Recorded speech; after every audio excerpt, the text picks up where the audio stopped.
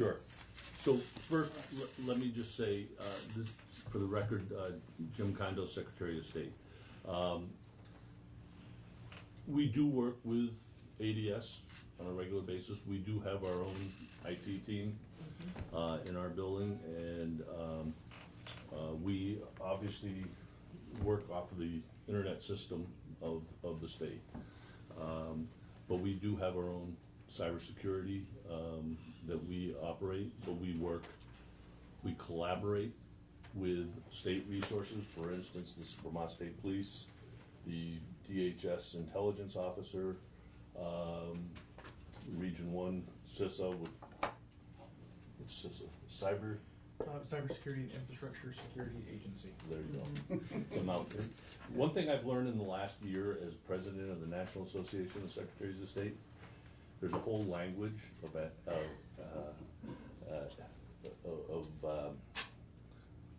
short words, acronyms. Thanks. And it's amazing to me to hear what they have to, how they talk.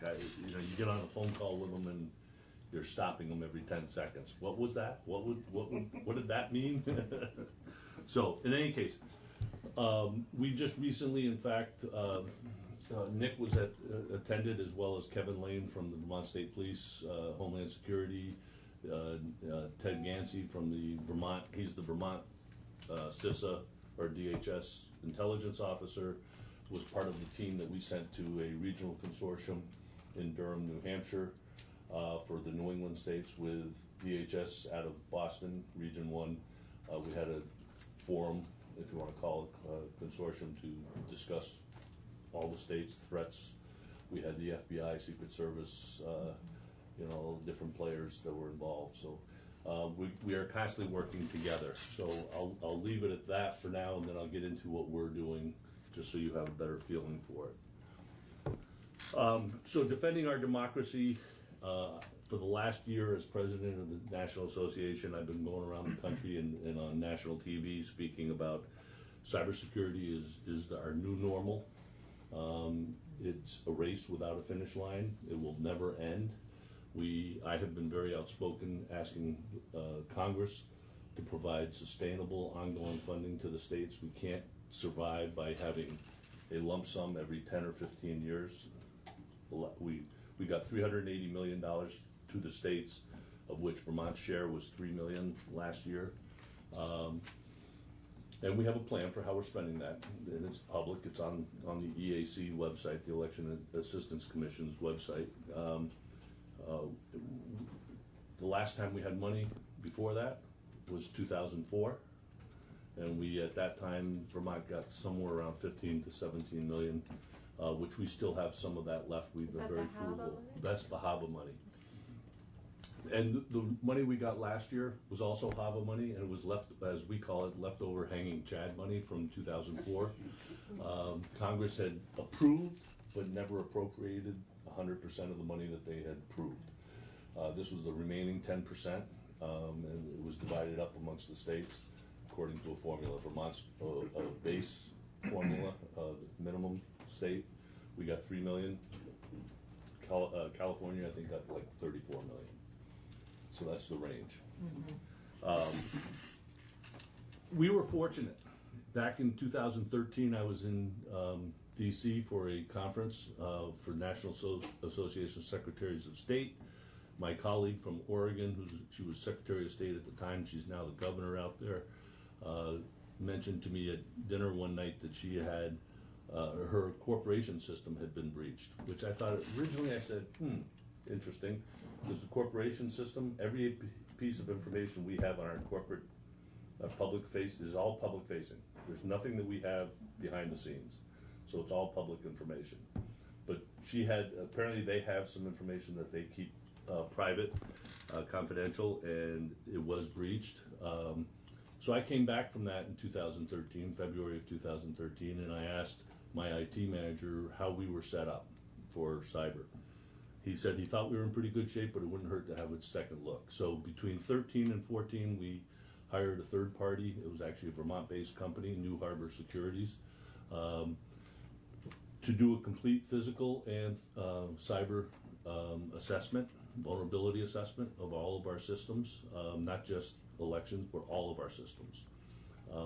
That was completed in 14, and we asked them as part of that to give us a high, medium, and low priority of things to take care of, and an approximate cost to do it. We have knocked off all those things. In 2016, this was when the world of Secretaries of State changed. August of 2016, we were called to a phone call with Secretary Jay Johnson from the DHS to tell us that there were states that had been attacked, not breached, attacked. It was later found out that only one state was actually breached. For the record, Vermont was not one of the 21 states, and we certainly were not the state that was breached. That state was Illinois, and what happened was the Russians got into their voter registration database. Didn't do anything, just put the signs were there that they were in. The one thing that I think happened in 2016 that didn't get a lot of play, and this is what I've been harping about with the press, is the fact that, yes, one state was breached, 20 states defended, and defended well, which means we were doing our jobs. As I said, Vermont was way ahead of the game. We are considered one of the leaders in the country on cybersecurity with our election system. In 2018, as I said, we had the $3 million. We have a robust suite of defenses. If we were to tell you everything, we might as well email the presentation over to the Kremlin. I can certainly go into some broad discussion about what we do, and I will, but I'm going to reserve that till the end. We have, again, we have a new election management system that was implemented in 2015. We call it VEMS, Vermont Election Management System. Because it's a new system, it was actually came with added security, and we had already built in cybersecurity requirements into our RFP. We monitor our systems on a daily basis.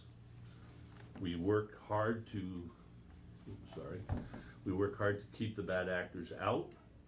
And please keep in mind, when we talk about bad actors trying to get into your system, they're not necessarily trying to get into just your system.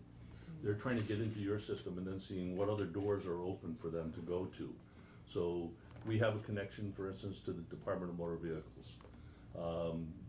They could try to get into our system, so that, and when they get in there, to see, oh, if we can go over here to the Motor Vehicle Department or over to the Tax Department. And that's the issue I think that Secretary Quinn and Nick Anderson have to fight all the time with all the different agencies is the bad guys are trying to get wherever they can. They're looking for vulnerabilities, they're looking for weaknesses. We contracted starting in 2016 prior to the 16 election with DHS. I shouldn't say contracted, it wasn't really a contract. They do it on a regular basis, weekly. Cyberscan, they look to see if we have any vulnerabilities that have opened up in the last week. So we do that on a weekly basis, and we get a report. With Homeland Security? With Homeland Security. Is this like a hygiene report? Yeah. Same thing? Yeah. Same thing. We have what's called an Albert monitor. The state actually has 2 of them. We also signed up so that we could get our own, which basically monitors internet traffic coming into your system. And it takes it in real time, sends it back to the Center for Internet Security, which is under contract to the Department of Homeland Security. They can tell us within 10 or 15 minutes if we're being attacked or not.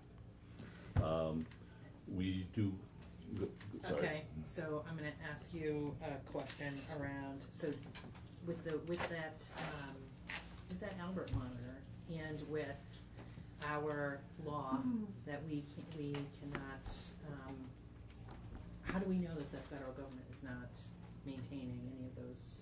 There's no confidential information, it's IP addresses that are going back and forth. Okay. So, and I'll get into a little bit more on another piece of that. This is not going in and actually seeing our confidential information. We do annual penetration testing where we hire a firm, and as I'm not sure whether Nick Anderson had said anything about it, but we always hire a different firm each time to actually do, try to penetrate our system. And the reason we hire a different firm each time is so we have a different set of eyes on it. So we're not just getting one set of eyes that has one method of operation and that's all they do. We hire a different set to see if we could find anything. That's on top of the cyber scan, which is looking. And by the way, the cyber hygiene scan, essentially what it is like a burglar walking up to your house in the middle of the night, trying the doorknob, looking in the windows to see what's there. I mean, that's what they're trying to do. The cyber scan is taking a look to see if there are any doors that are left open. We enacted, as part of the money that we got last year, we enacted two-factor authentication for any individual that has to get into the Vermont election management system. That means town clerks and any of their people. So if they have access to the system, to the management system, they have to go through a two-factor authentication. We also did it for our own staff.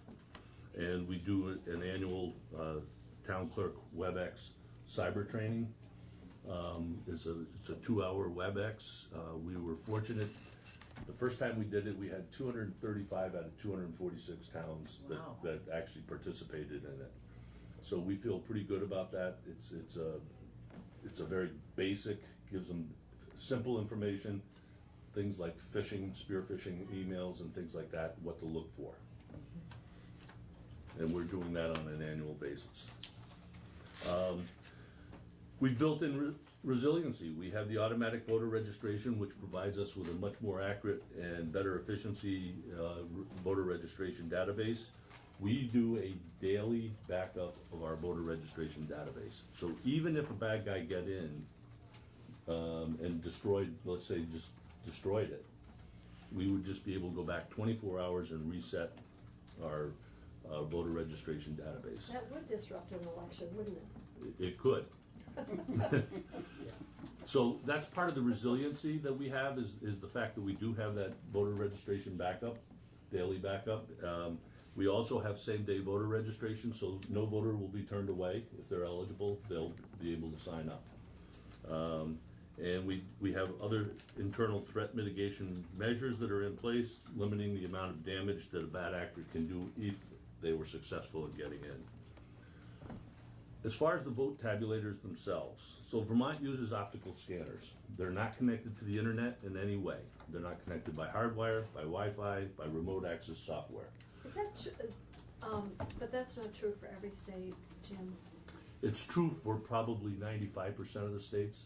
Okay. There are some states that actually link, you know, if you have several of these at a polling place, they might link them together to get one set of numbers at the end of the night.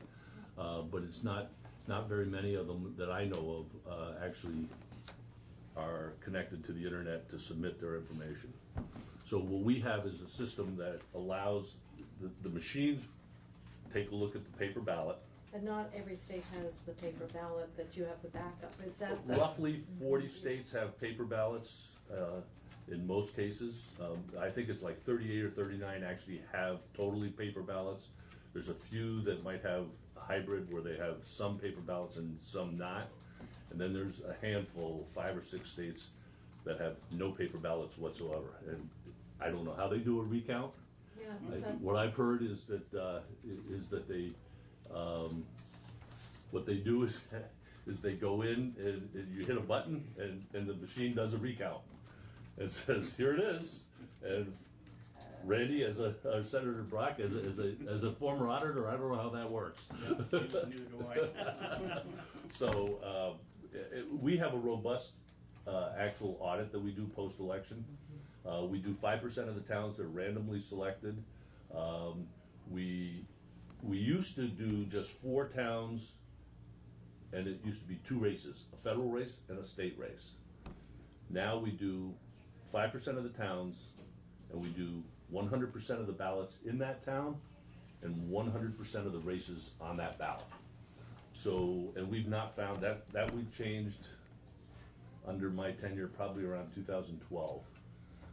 But we have not changed, we have not seen any discrepancy whatsoever. We also have recounts that occur throughout the state, although I think there was one kind of infamous one, I think, 2 years ago, in Orange.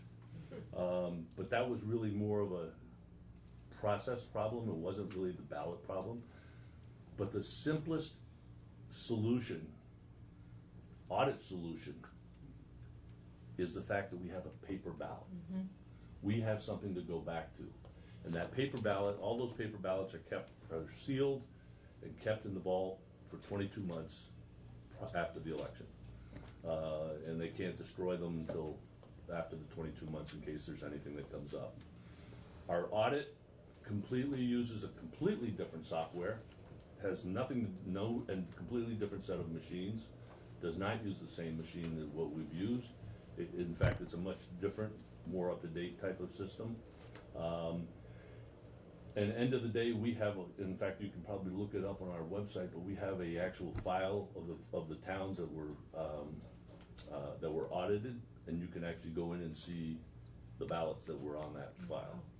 So it's really a robust audit procedure that we have. And we've actually, when I first took office, there were no rules around this. It was just saying the Secretary of State will conduct audits. The Secretary of State will pick the machine for vote tabulation. And what we have done since then is put rules in place that actually have criteria that can be measured. So we have looked at that completely. And I also want to talk about vote tabulators, because we do not have 100% coverage of vote tabulators in this state. The vote tabulators, which again are optical scanners, they don't do anything but just scan the ballot. We only have about 54% of the towns that actually use vote tabulators, but they represent 80% of the vote. If you want more firm numbers, I can tell you that it's about 135 towns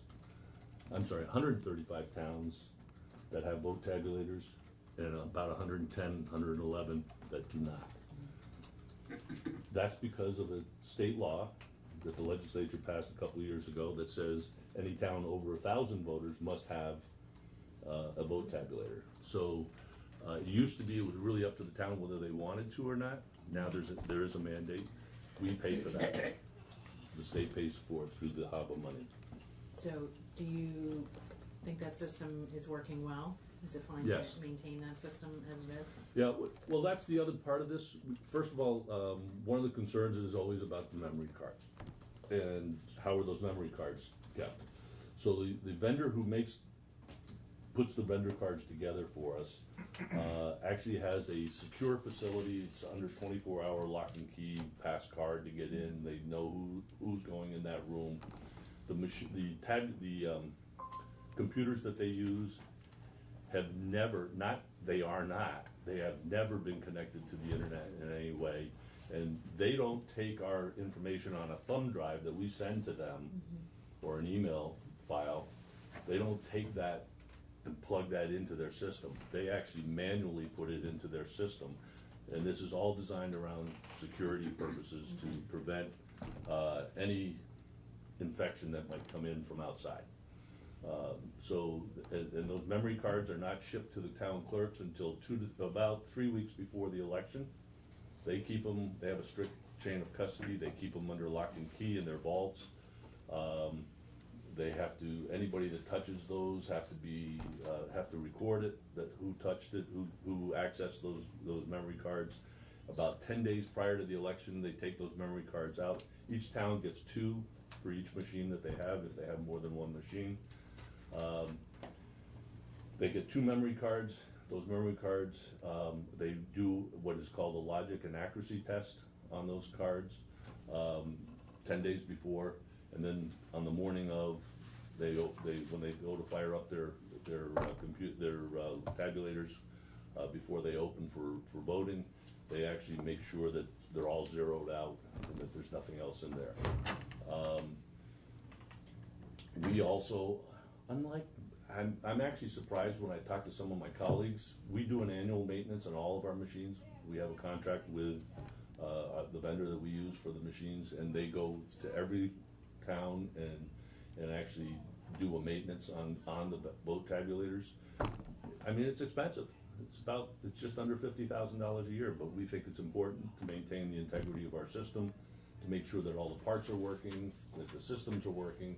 And on election day, we have, I think it's 5 people, including one of the 5 will be at our office, that are monitoring.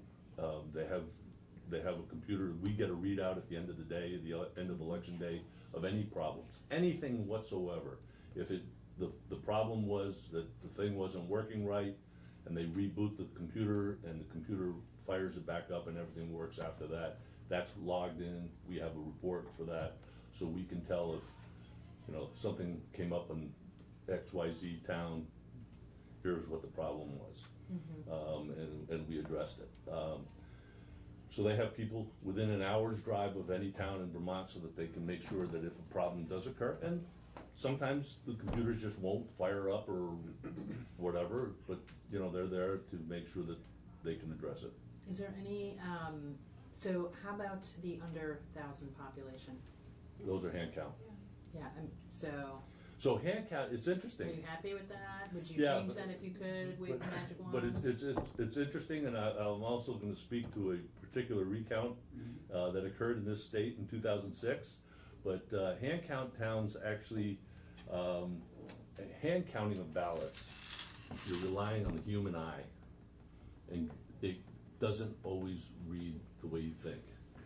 And I'll give you an example, if you don't mind, Senator. No, absolutely. 2006, incumbent state auditor Randy Bratt, on election night, won his race by about 180 votes, I think. 134 votes. 134 votes. You remember exactly. Oh, The Tom Salmon was the Democratic challenger. He asked for a recount. Following that recount, it had flipped almost exactly. 102. And almost exactly. And he ended up, Tom Salmon won that race.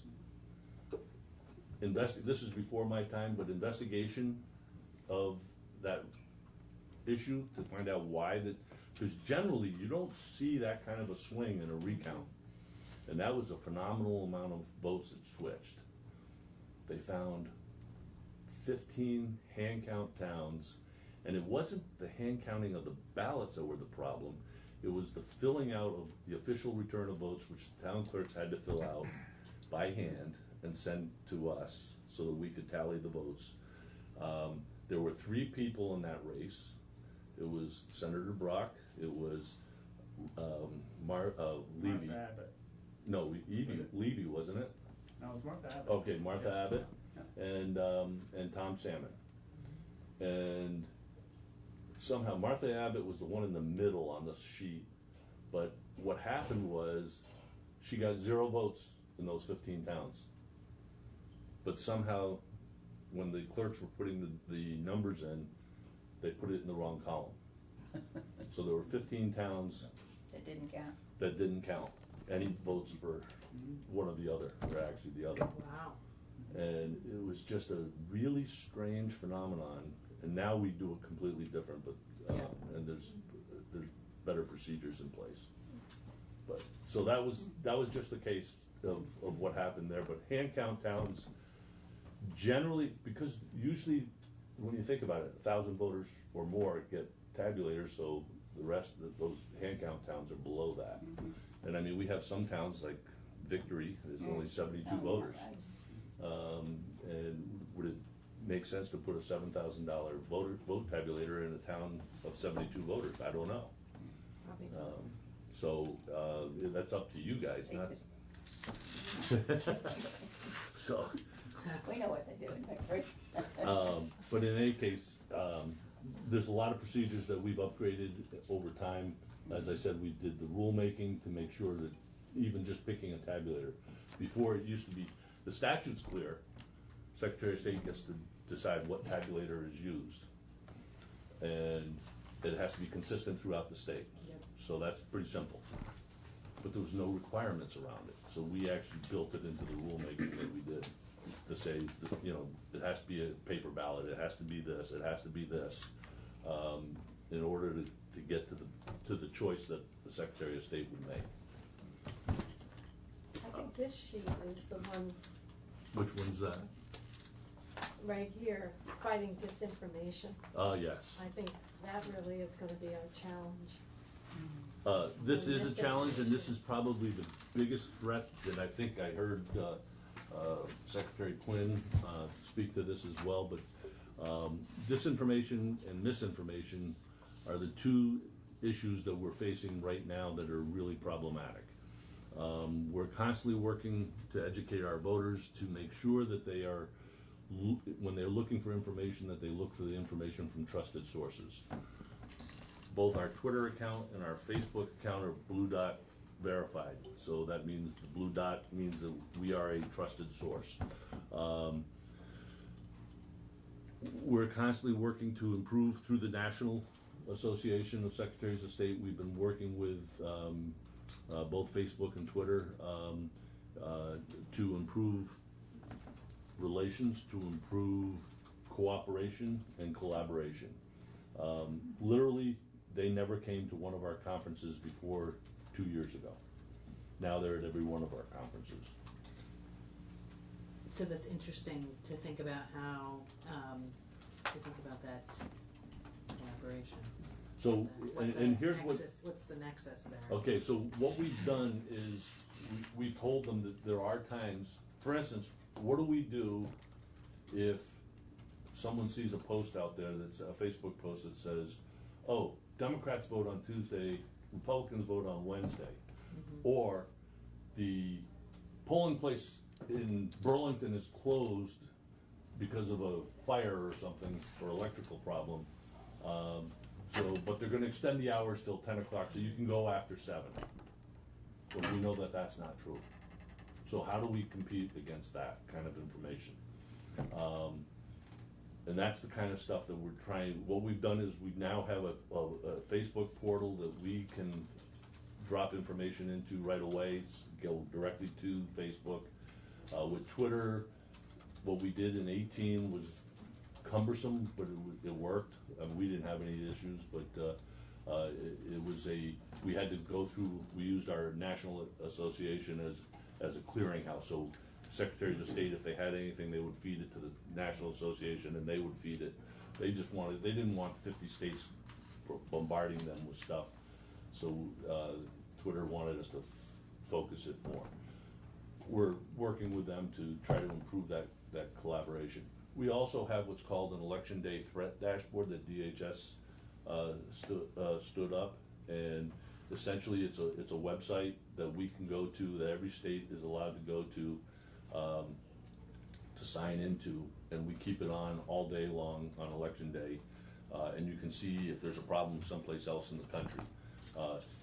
If I had one thing to say, what's different since 2016, besides our own internal focus, it's communication between the states, between our federal, state, and local partners, and that has improved tremendously. Okay. So how are you feeling going in? We feel very confident about where we are. As I said, we're considered one of the leaders in the state. I've been all over the country speaking about cybersecurity and elections, about some of the best practices that I see. We work with all of our partners. We can't do this alone. No state can do. You give them a list of all your contacts, and they'll send an email to those people to see if they can get in through them.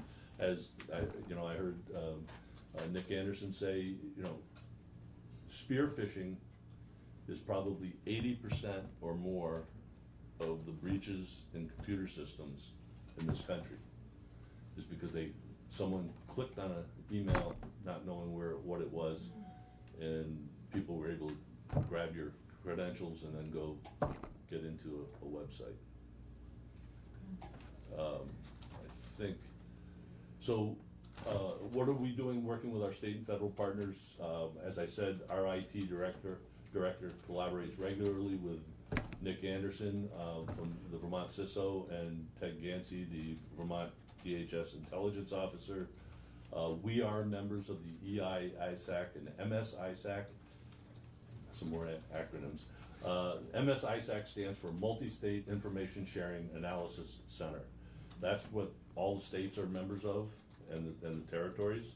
The EI-ISAC is Election Infrastructure ISAC, Information Sharing Analysis Center. It was the fastest, the EI-ISAC was the fastest startup of an ISAC that they've had in their history.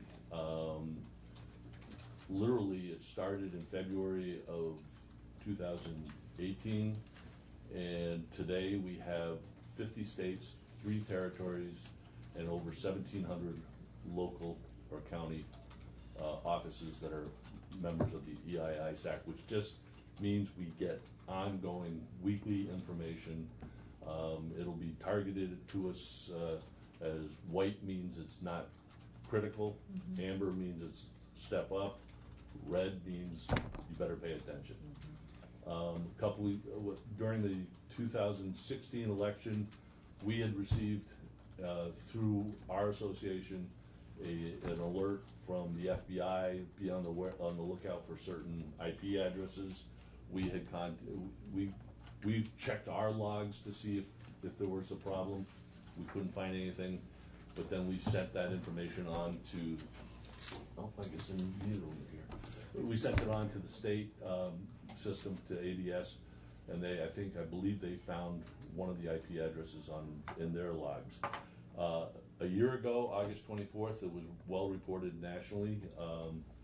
My IT manager came to me and said, I was checking our web application firewalls log information this morning, and I found several entries, and the information we get will actually list country of origin, and it was Russian Federation and Ukraine. He says, what do you want me to do with it? I said, you send it over to ADS, you send it to your contacts at the MS-ISAC, which is the Center for Internet Security, for their review, and I'll call Department of Homeland Security and let them know about it.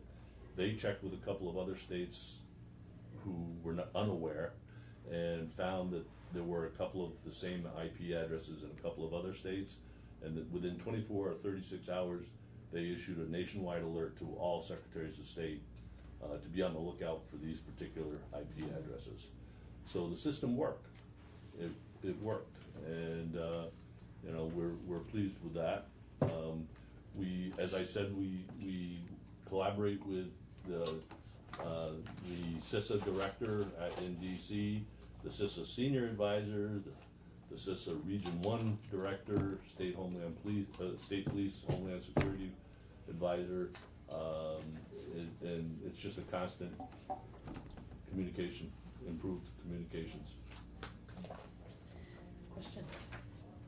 In terms of potential penetration of election systems generally, IP addresses might be one thing to look at, but are there any information or experience or discussion points with others regarding, in effect, phished IP addresses that look like they're coming from someplace, but actually are coming from someplace else? They're masked. They're masked. Yeah, I mean, that's always the threat. We have to be aware of that, and our web application firewalls will not recognize that when it comes through. It just recognizes here's an IP address coming through. Yeah. But that's where the information level sharing with others, including the Center for Internet Security, is helpful, because they can look at those and see. I've been to their facility in East Greenbush, New York, and they have a huge TV screen, if you want to call it, and it's a map of the world. And what you see is these lines going like this all day long, and they'll be in green, yellow, and red. Green is good, it's a known IP address. Yellow is iffy, and red is we're being attacked. But what you also see is a red line that might come from Ukraine goes to Houston, Texas. And then from Houston, Texas, it goes a green line over to Washington DC. It goes green line? Oh, interesting. Because they're what they're doing is they're hopping from Right. one server to another to get to where they are. They're masking their IP address. So these are things that we have to keep aware of, and we have to just be aware. And that's the kind of stuff we tell our town clerks, because frankly, the opportunity for the vulnerability is really at the town clerk level. I mean, you know, obviously, if you have a computer, whether it's this, or a PC, a computer is a computer. It's capable of being hacked. The question is, are you putting the defenses in place? Are the defenses robust enough to defend? And that's why it's an ongoing. It needs to be sustainable and ongoing. Our collaboration with each other, but also with you know, funding the situations that need to be that are required to defend. We're constantly looking at how we can upgrade. We rely on the experts. We're not the experts, but we rely on the experts. My IT director is a former intelligence officer with the military, so he has some background. So let me ask you a question. With regard to your cybersecurity efforts, is there another committee in the legislature that you regularly report to about your progress or actions in that regard? Well, I guess the only other committee would probably be GovOps, and it's so. it's more of a 30,000-foot level. Okay. And we don't get into a lot of detail with them on. I might give them the same presentation that I gave to you, but if they want, you know, what are the actual things, I have it on a piece of paper, but you know, I'm going to be very careful about the information that we put out there. We had a reporter that contacted me. He said, you keep mentioning penetration tests that you've had. I assume you got a report, and I said yes. And he said, can I have copies of the report? And I said no. And he said, why not? He said, the public has a right to know. And I said, I agree that the public has a right to know. They have the right to know enough information to know what's going on, but they don't have a right to know all the detail on this particular instance. And there's an exemption for that in state law. And he kept pressing me, and he sent me a FOIA and Freedom of Information Act letter, and I said no. And my response was, if I gave you the report, I might as well just put it in an envelope and fill out the envelope and say Kremlin and just send it to them. Yeah. And you know, we're not going to make it easy for our bad actors to get at this stuff, but we want to assure people that we're doing the right thing. That line is very interesting to me too. How do we maintain it appropriately? You know, as I'm sure it is to you as well. Do we have other questions for the Secretary? Thank you very much. You're welcome. Appreciate it. An update as to where we are, what other fields and so on are to be added to it. You know, one of the things that in the Secretary of State's discussion, I don't know if you were in, John, they were talking about, among other things, looking at traffic coming in from Russia, the Ukraine, and so on that might be suspicious in nature. But it occurs to me, isn't a lot of that traffic actually masked?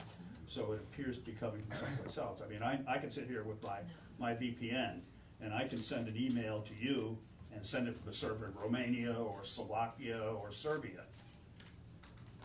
And I mean, that's common software that's easily available.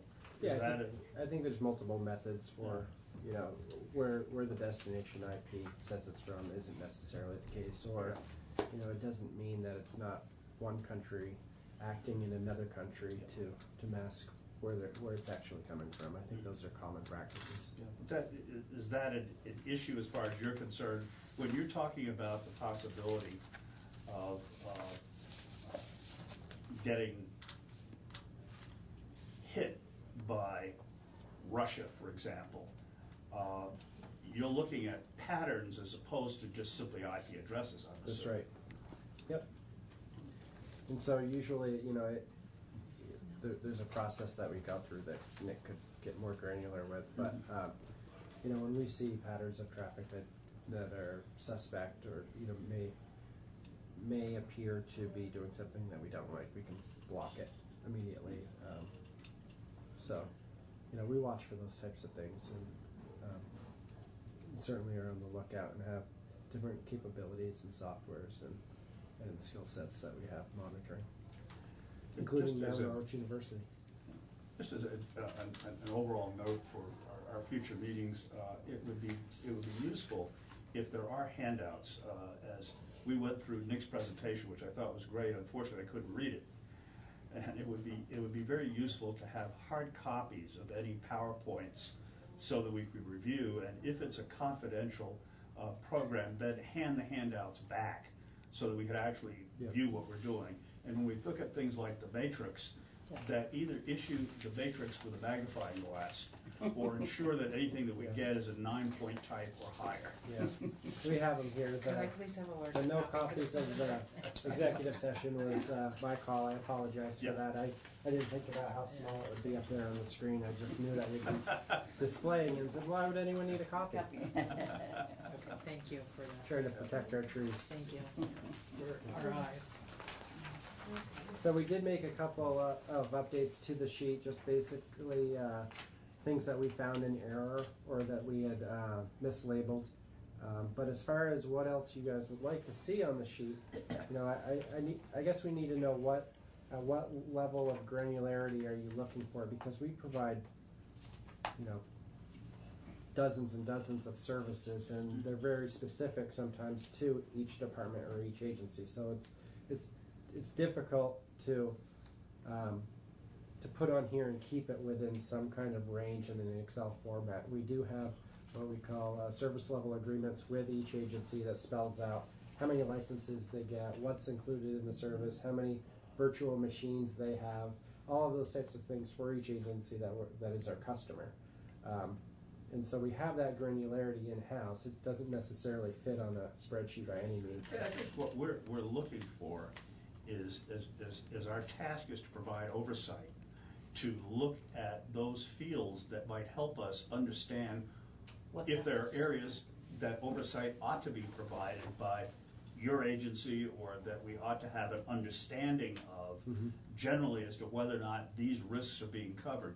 That is what we're looking for in the sheet. We're trying to assess risk, and we're trying to assess what things we should be doing better or differently, or that we're not doing at all. Okay. I think the other thing that we're looking for is something that may be qualitative. And by that, the red, yellow, green is always useful, and there is your assessment of areas or departments of government or agencies of government that we should focus on because there are priority vulnerabilities that are not yet addressed or not being addressed properly or sufficiently. That's what I'm looking for. And I'm sure other members may have other things that they're looking I hear you. So on this spreadsheet, I would say that project management services should be included, because there's, you know, projects range from anywhere from a couple $1,000s to $100 million. So I think that would be worthwhile to put on here. We did recently build a Power BI dashboard, which is a dashboard that'll give a lot of our KPIs and metrics, and we did this, and it's available to all of the public. And this does everything from staffing to threats, service level agreements, grades that we get from each agency, and as you can see, you know, at the bottom here, number of IT projects, healthy IT projects, and so there's quite a bit of information that we're trying to display right on our website in real time, and we're updating this on a regular basis. And you know, one thing I would say is the overall grade is something that we focused on a lot from our supporting agencies. I think that's really important to us, but it's really important to me on making sure that I understand whether or not we're improving the service that we're offering to the agencies that we support, or whether we're reducing that. With a new agency, I think that's extremely important to monitor that. So that grade is from your customers? And that grade is from our customers through surveys that we do, based on a wide variety of questions. Before, in the old DII model, it was when you submit a help desk ticket, it may kick you a survey that says, "How was my service?" And what we found was we were running at like 97%, satisfaction, and I just didn't believe that to be true. That's just way too high for a. Well, but you solved those particular help tickets. Yeah, and just based on the questions, and so we've asked a lot more questions in a lot of different ways, and come up with a formula that gives us a wide range of grades here, as you can see, from B's to C pluses, and we want to be transparent and monitor those over time so we can track how we're doing. It'll take a while to really see a trend, but we're watchful of it, and my entire executive staff is monitoring this on a regular basis. So what's interesting to me here when I look at this sheet and cybersecurity, it's just thinking about and understanding how these other branches of government. So I mean, it seems clear to me we need to have judiciary, legislature, talk with the treasurer, attorney general. Mm-hmm.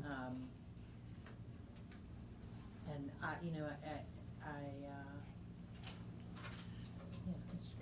it's interesting to me to think about. I don't know enough about whether or not that is appropriate, if that's better or worse, more risk, less risk.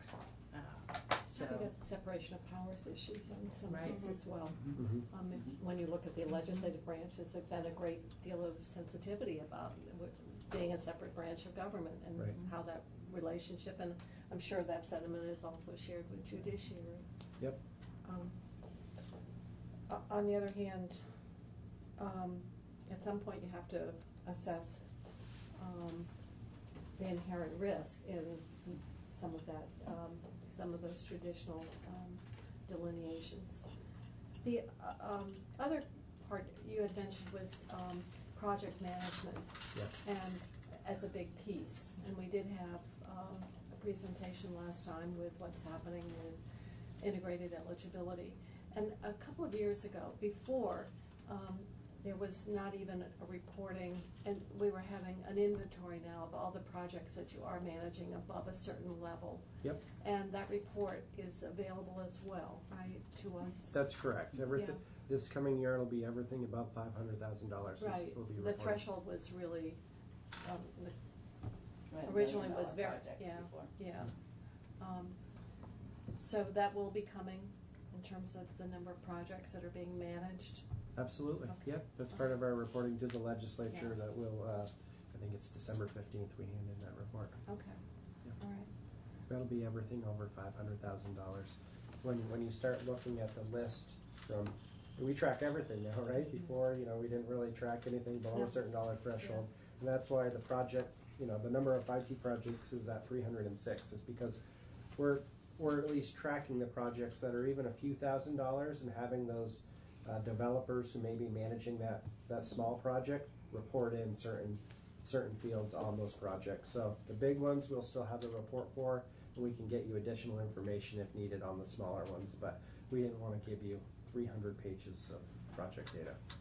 I think that's wise, because it wouldn't be read, Right. Right. frankly. Well, maybe by Marty.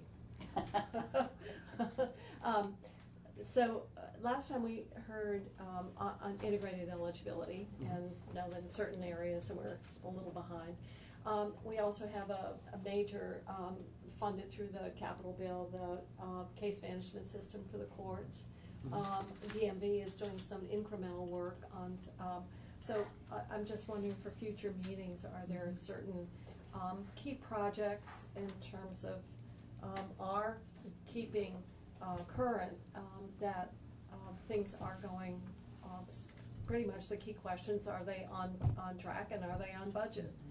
And I don't know whether there's certain ones that we might want to get an update on, but. I think that's absolutely a great question, Senator. We have two tentatively slated to hear from in August. One would be just a brief update, I think, on the vision system, and then also we were scheduled, I think, to hear back from integrated eligibility, just to continue to hear. We had asked them when would be appropriate. Are there others that are at the top, a big cost, specifically funded? Some of the smaller ones are we should just hear done from- through Yeah, there's- just operating budgets, but, you know, are there any that, There- are at the top of that list? I don't know, I don't wanna sort, you know, like the court, the case Or Dan. management. Yeah. There's- So there's- we don't go you know, through ADS for the case management system. For project management. For project management, oh, you don't, okay, all right, so, but other areas of Yeah, project management? we can certainly recommend some. The JFO and your consultant, Dan Smith, track a list of projects Yeah. that they've worked with the legislature on, I'm assuming, to deem which ones they feel they should be tracking. And I think there's 5 or 6 on the list, including the progress of ADS. Yeah. But if there's, I can certainly make recommendations of additional ones that I'm watching closely, whether because of I their think it would status be- or because of the dollar You amount. talk, or maybe public- Catherine can talk to Dan and, Yeah, I think we would be happy to hear that. You know, I wonder if we should hear about the court system, because I think it would be great to actually also hear about, Yeah, we'd be happy to. Cybersecurity. We gave several presentations during the session Mhm. to various committees, and we can certainly update Okay. them. Okay, that'd be great. Do we have other questions for Secretary Quinn on this sheet?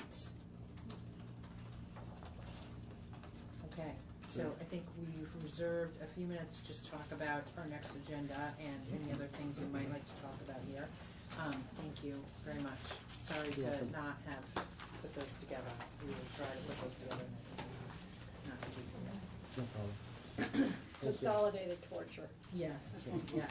It's only once a month, it's okay. So a couple of items that we definitely do have, we definitely have integrated eligibility, another update from them. And they were here for about, what, were they here for 30 minutes last time? Yeah, at least. That's chaos, man. Yeah. You know, I would find, I made the mistake of pushing print and got all 47 slides or whatever it was. I think it's, for time efficiency, I really would like to boil it down to what are the key pieces of Yeah. work? What is that time frame to have them completed? How we're tracking and expenditure. To me, that whole descriptive, maybe it's because we've had so many some of us have had so many presentations, but I would really like to have more succinct presentations to help us just answer those key questions about the project progress, where we're not meeting the time frame, where something seems to be over budgeted, and so I don't know how to communicate that, but yes, Dan. Dan Smith, the JFO IT consultant. I spoke with Cass Madison after that last meeting and talked about the strengths and the weaknesses of her presentation. Okay. And we agreed that the next one will have a one-page summary to start out. Which is what I Exactly, wanted, was to yes. distill for me, what are the key areas Yes. that we need to be tracking. So prior to her next presentation, she's going to run the draft through me. Okay. And I will look at it. in Okay, that- thank you, Dan. I talked to Dan afterwards saying, it's hard to communicate. More is not necessarily Right. better. Right. Or Yeah. more is good if you want to obfuscate things. Right.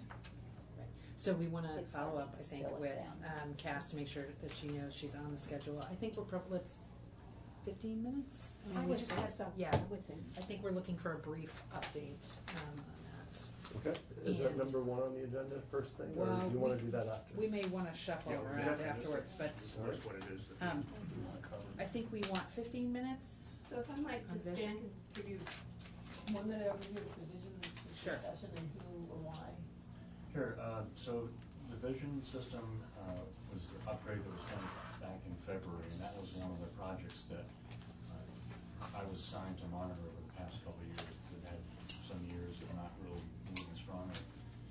So that project finished, and it was a success in the sense that it finished on time, on budget, the objectives were met. There were some areas that may not have been as successful as they liked. They did a customer survey after the completion and said, how did this work for you, the users?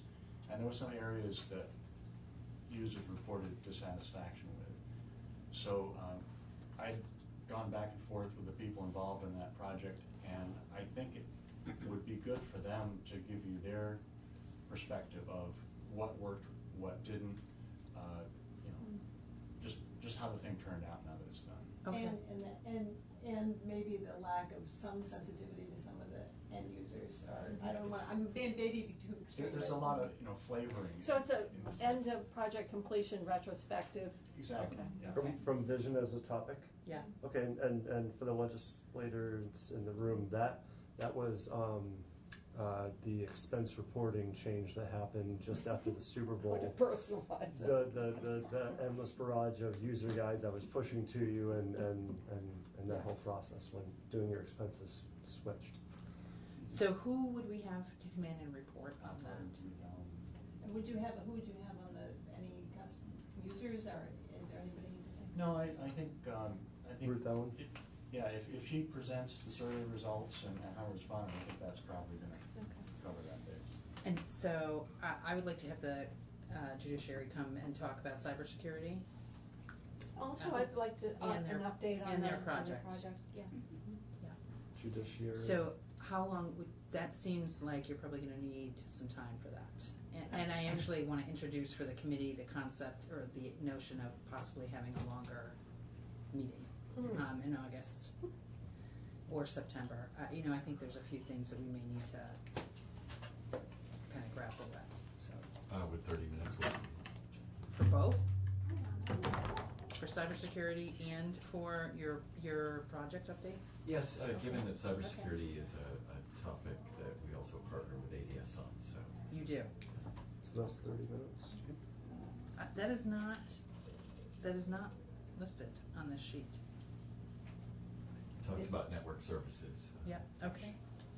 Okay, So so that would be, Perimeter, we monitor our perimeter firewall, which I think is what Jeff may be alluding to, but okay. as far as websites, web services, if they're outside of VIC, we wouldn't do those, so I guess you could call it a partial. So, for me, it would be helpful if ADS was also here, so that we could understand, We is will. that, okay, great. So, let's plan for that then. And then,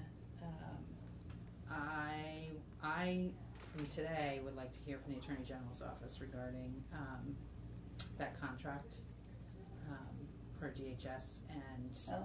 the security, monitors information. I think that's, I don't know how the committee feels about that. No, about not releasing, giving information To the federal government. To the federal government, Right. yeah. And since they're going to be here, it would be good to speak with them also about cybersecurity, if possible.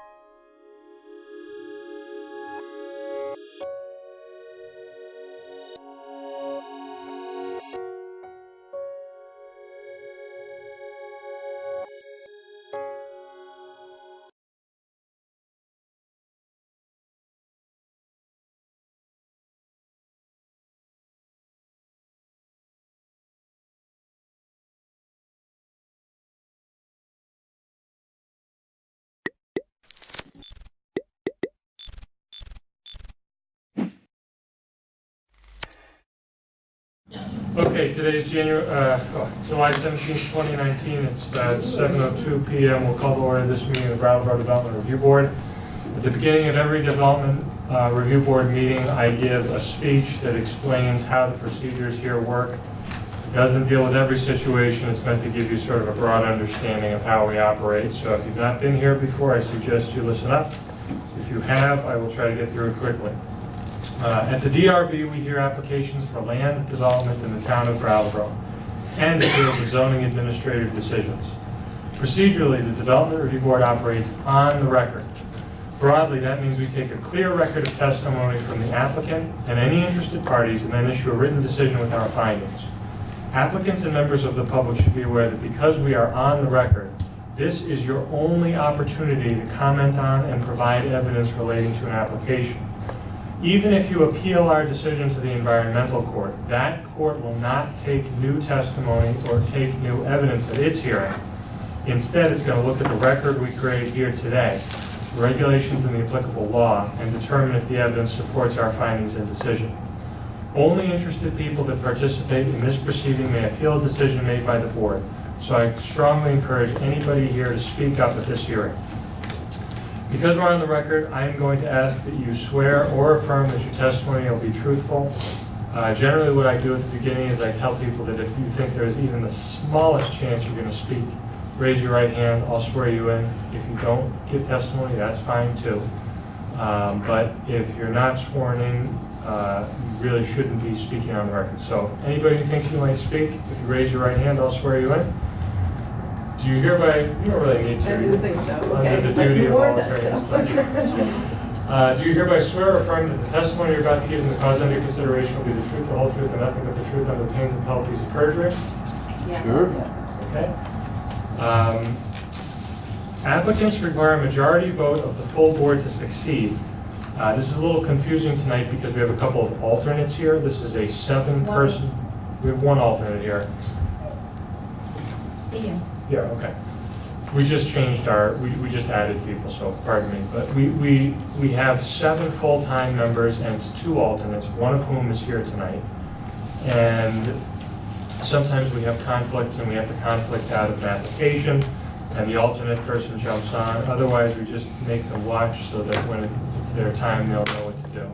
Sorry. And so that means the amount of votes an applicant needs to pass is 4 votes out of 7. 7 of us will be appointed to hear each individual application, only 4 of those people to agree with you to get what you want, generally speaking. If we didn't have a full board present, we generally consider requests to continue, but obviously that's not an issue tonight, thank goodness. This is the first time we've had more than a full board in quite some time, actually. After taking testimony and evidence, we will close the public hearing and we may vote on your application. The board will issue a written decision within 45 days of the close of the hearing. While we may vote on the application at the hearing, it is our written decision that controls the timeline for an appeal. It should be noted that the town of Brattleboro is a party with an interest in land development applications. The town has no special status before this board. Documents provided to our board by the town planning department, town attorney, or really any representative from any town department are considered in exactly the same way and hold the same weight as information from the applicant and any interested parties who come here and offer evidence. First of all, can I have confirmation that our meeting's been properly warned? Yes, it is. And can we approve the minutes from our meeting on June 17th, 2019? So moved. So moved. Second. Second? Give me a second, though. Any discussion? Hearing none, all those in favor? Aye. Any opposed? Passes 7-0. Does anybody have any disclosures of conflicts of interest or any ex parte communications? I'm simply going to note that sometimes my office has cases with Ms. Rowell, and I don't think I have any matters going with you at the moment. And I'm not even sure it would be a conflict of interest because usually we're working against each other if we have something going on together. But in any event, I don't view the fact that occasionally we work together as a conflict of interest. If anybody finds that concerning, now is the time to say something. No other conflicts? Okay. So the first application on our list is 2019-11, which was originally heard 2 meetings ago, and I was not present for the May meeting. Ms. Hasegawa was chair there, so I'm going to yield the chair to address that application briefly. Okay, for people who don't remember or people who are new, this was the case of Ivy Lane, where the plaintiff or the applicant was keeping sheep, goats, and chickens. And we did a site visit. And if I can summarize the site visit a little bit, and maybe Ian will jump in. We found that it was near a wetland, and it was sloping kind of down toward it in some places. You agree, Eric? Yeah. And I don't think there was enough room there to build a berm to contain any runoff. And Ian is the one that walked the neighboring pasture that she also owns, and he said it was wet. The way I would describe it is Ivy Lane is off of Greenleaf Street. It's a short, relatively short dead-end street. And the property that we looked at had quite a bit of it fenced off for the sheep. It sort of went up against a hill and some trees, and then their not fenced off area was very, very wet. And then sort of had some, I think, fruit trees kind of at the border of the next property. Can you and Eric remind me of what you saw in terms of the concern about runoff? I'm trying to remember how it was set up. I remember we sort of stepped over a bridge to get to the sheep area. That whole place was wet. Okay, that's the wetness you're talking I mean, about. I don't want to speak for Eric, but I was there too, and I remember Yeah, it was wet land. okay. All right. I felt that the sheep area was relatively dry, and that most of that wetness came from the... This is the Greenleaf Street, right? No, yes, right off. Off of Greenleaf Street, Yeah, okay. yeah. And so I perceived as most of the wetness coming from the land that the sheep weren't on, or the part of the parcel that the sheep weren't on. So that was my recollection of quite a bit undeveloped. Is somebody here to speak about this property? Go to the mic. Are you here for Ms. Nitzer? Sorry? Are you here for the applicant, or are you a neighbor? I'm kind of a neighbor. I mean, I live up on Country Hill, Okay. which is the next street up that goes around. Yeah. So, The lasso. so The lasso. It looks like a lasso. my ears are blocked. I went swimming earlier today, so Don't I worry, don't worry. apologize. But It's shaped like a lasso. yes. Yeah. Long-time listener, first-time caller. Yeah. So, anyway, Go ahead, I'm Can you sorry. identify yourself and, okay, Kevin Mills. I live up on, like I said, Country Hill, which goes up around. I just have a couple of concerns, and I have been down to the property in question probably a half a dozen times trying to talk to somebody about what their plans might be, but every time I've gone down there, nobody was there. So I mean, people have a busy life, I understand that, but I just worry that it's a slippery slope that we're going on, because we do have town ordinances in a place for a reason. And I get chickens. I mean, I got no problem with chickens or eggs.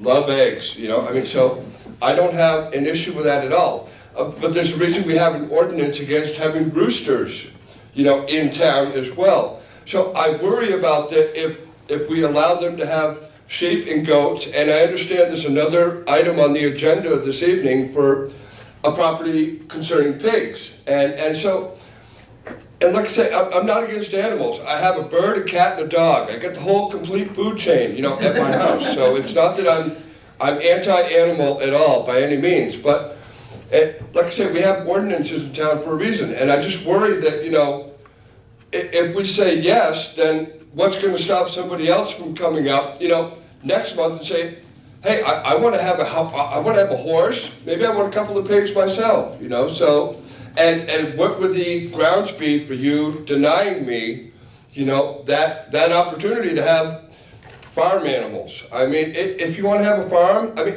I get that, but there's a lot of property around Brattleboro for sale, and you know, that's the place where the animals should be, and that's where they should be, you know, the happiest, you know. And like I said, I'm not against animals whatsoever. I just worry about setting a bad precedent, and that there's ordinances, on the books for a reason. So that, I just said my 2 cents worth, but thank you. Thank you very much. So, since the applicant is not here, can I have a motion that we go into a brief deliberative session? Could I ask the gentleman who just spoke? Yes. If he could, do you mind coming back up? I have one question for you. Oh, no, it's like getting called to the principal's No, office. no. Okay. Think of us as trying to gather information. You had just used the phrase you had a couple of concerns, you would hope to go down and talk to them. Absolutely, yeah. Do you want to state what your concerns are here on the public record? My concerns would be like, who would be taking care of the animals? Okay. Like I said, I went down 6 times Yeah. at different times during the day. I saw the chickens in a very small, I would have loved to see the chickens walking around, to be honest with you. But I also worry about, the predators that might come around. We do have a family of foxes, or foxeye, whatever it is. I mean, foxes. There's obviously a mom and a dad fox that are coming around to feed their kids. And I'm just worried about the other predators that might come around, which is what they're experiencing on Chestnut Street, now. And like I said, I've got the utmost respect for all animals, and I want to honor all the animals, but I'm not going to blame the animals if somebody comes up and wants to eat, their animals. But I don't want to see that happen, And like I said, there's ordinances in town for a reason. I mean, and I would think your duty would be to enforce those ordinances, which means that, we don't allow farm animals. I mean, they're not service sheep, they're not service goats. I mean, and even that would be a bit of a stretch, but, but I just worry that, if you say yes to them, you won't be able to say no to somebody else. Because, like I say, I love bacon, so maybe I want to have a couple of pigs. And what would be your basis for denying me the permit for having farm animals if you allow somebody else to have farm animals in town? That's all I'm saying. Thank you for clarifying. I will make a motion that we enter deliberative session to discuss this. Second. All in favor of? Aye. Aye. So we'll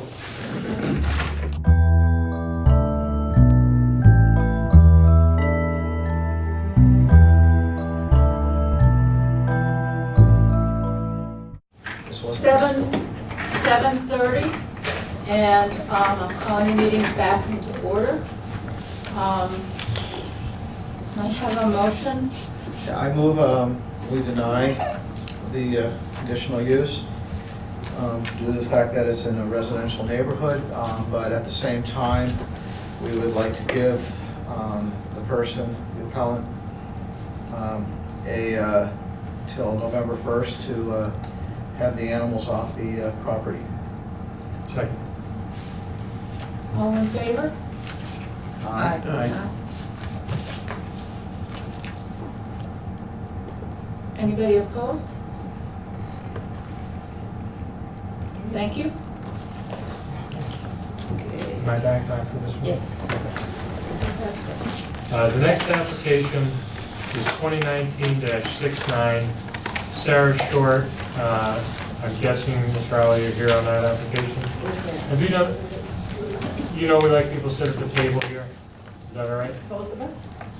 Whatever you want to do. Whoever's going to tell us about the project, if you could sit there with the microphone so that it I'm going projects to to the ask people you watching. questions.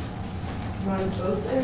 Yeah. Probably a good idea. Probably a good idea. Could I ask the chair a question? Because I'm a layperson and not a Yeah. lawyer. Why did the lawyer not swear in? Is she bound by some other? We're always under oath when we're making representations before any judicial tribunal. Okay, and so because we're a quasi-judicial, Yeah, I mean, there are situations like, it's pretty rare where a judge will put a lawyer under oath, but that means that the judge suspects the lawyer is doing something really bad. okay. Again, you told me if I joined this board, I'd learn a lot, so I had to ask this question. Also, there were times I'd see that Craig would come in and not be representing anyone, but he would take the oath because he's here, so. Okay. Yeah, that was really, in his individual Yeah, capacity, that's great. kind of a different Yeah. thing. No, please, yes, sorry. Sorry. Discussing the finer points. You learned a lot. Legalese is. Thank you.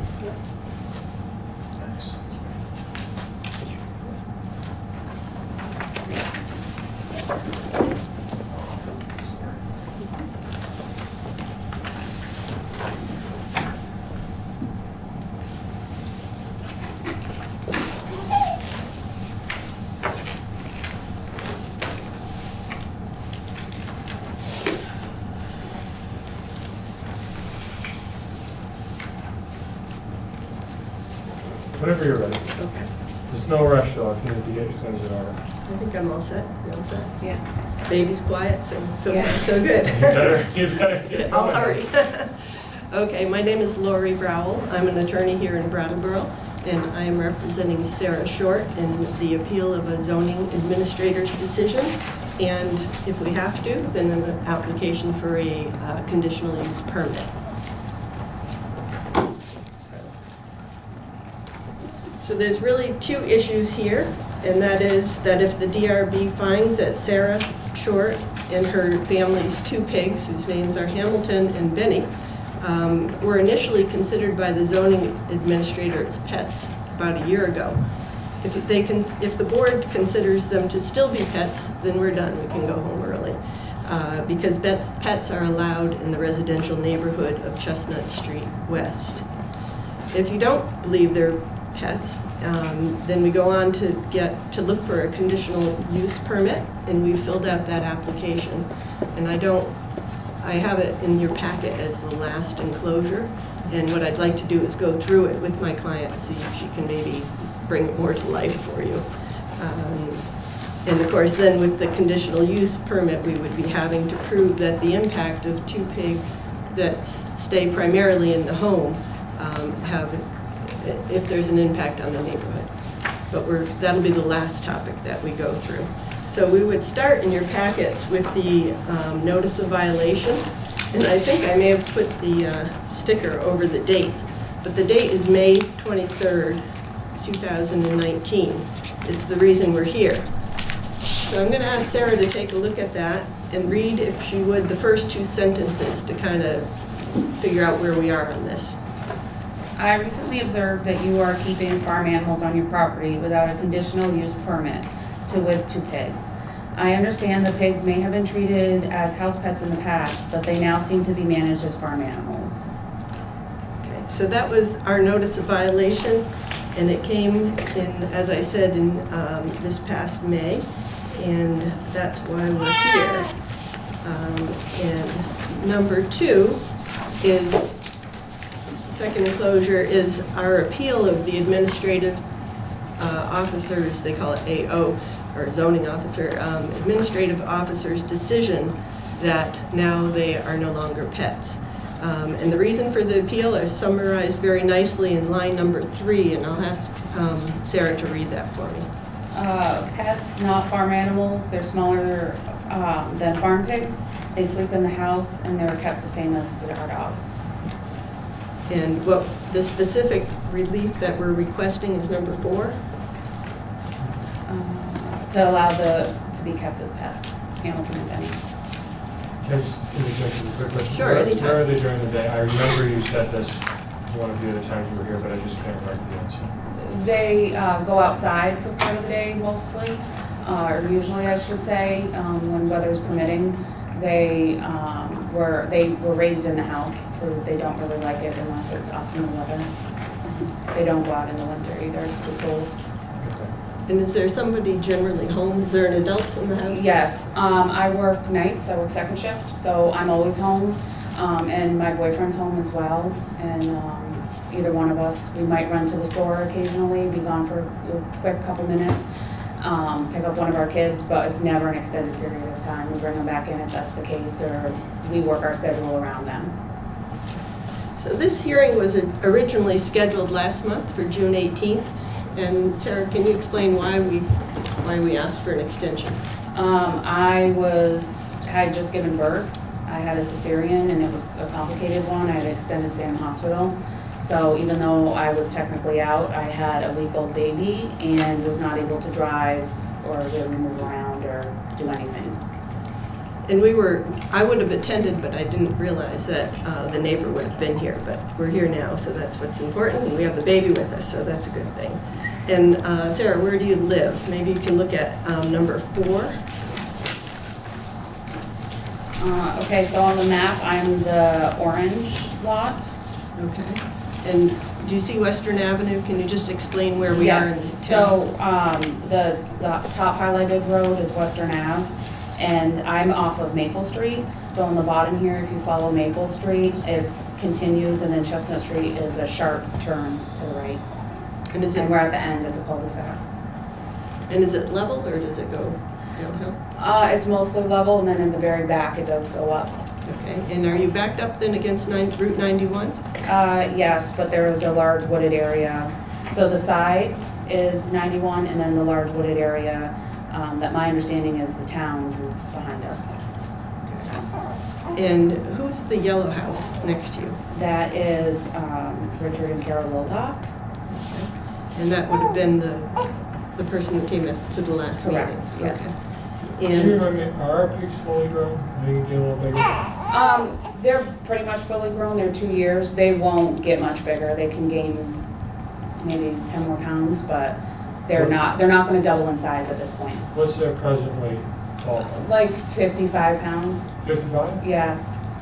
Could you make Not a, very big pig. No. could I ask a question, Mr. Chair? Yeah. How would you, I'm a visual person, could you make a rough estimate of if your pig Yeah. was standing on the table and Yeah, what so shape or they're size it standing on would the be? table. Yeah, we're standing on the table. They're probably about this tall. Okay. Their back, and then maybe this long. Okay. They're not big at all. What was the genetics on that? Did you meet the parents? I did. So, yeah, where I bought them offline, off a pig breeder, and so I was able to go to her house and meet the pigs as well.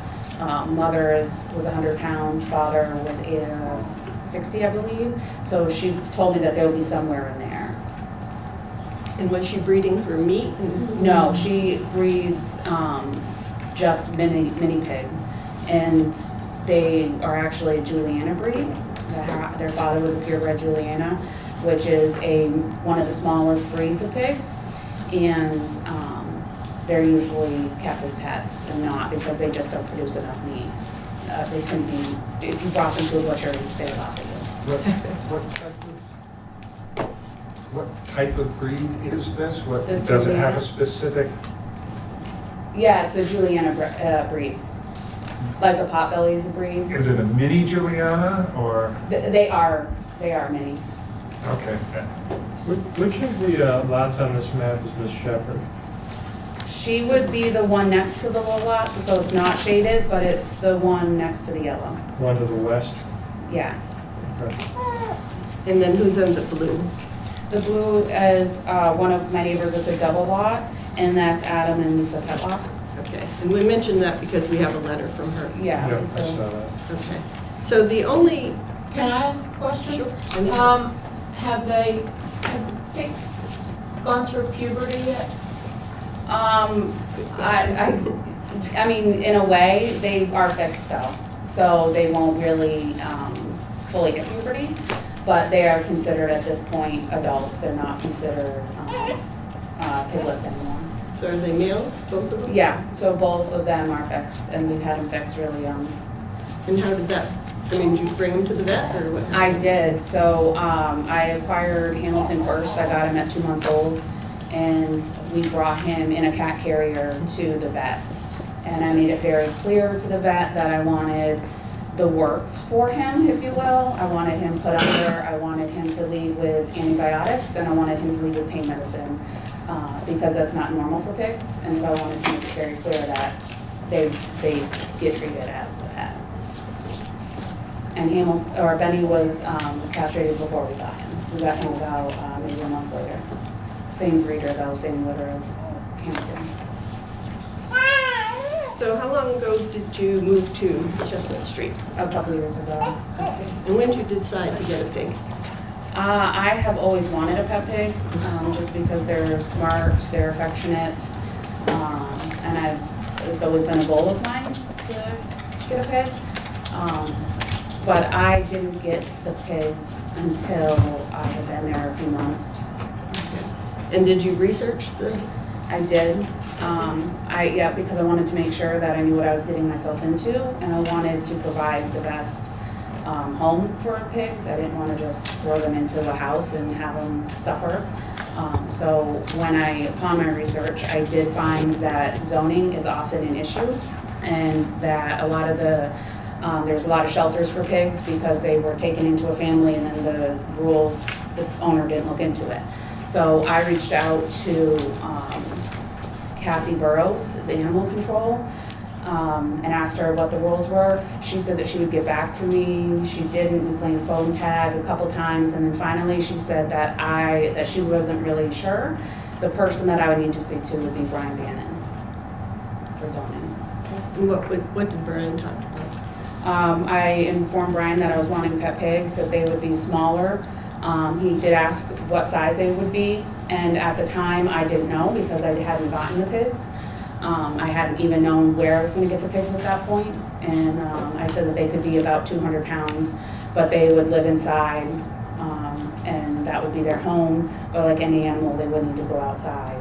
And he said as long as they were treated like an animal in our house, that would be fine. We couldn't leave them outside for extended periods of time.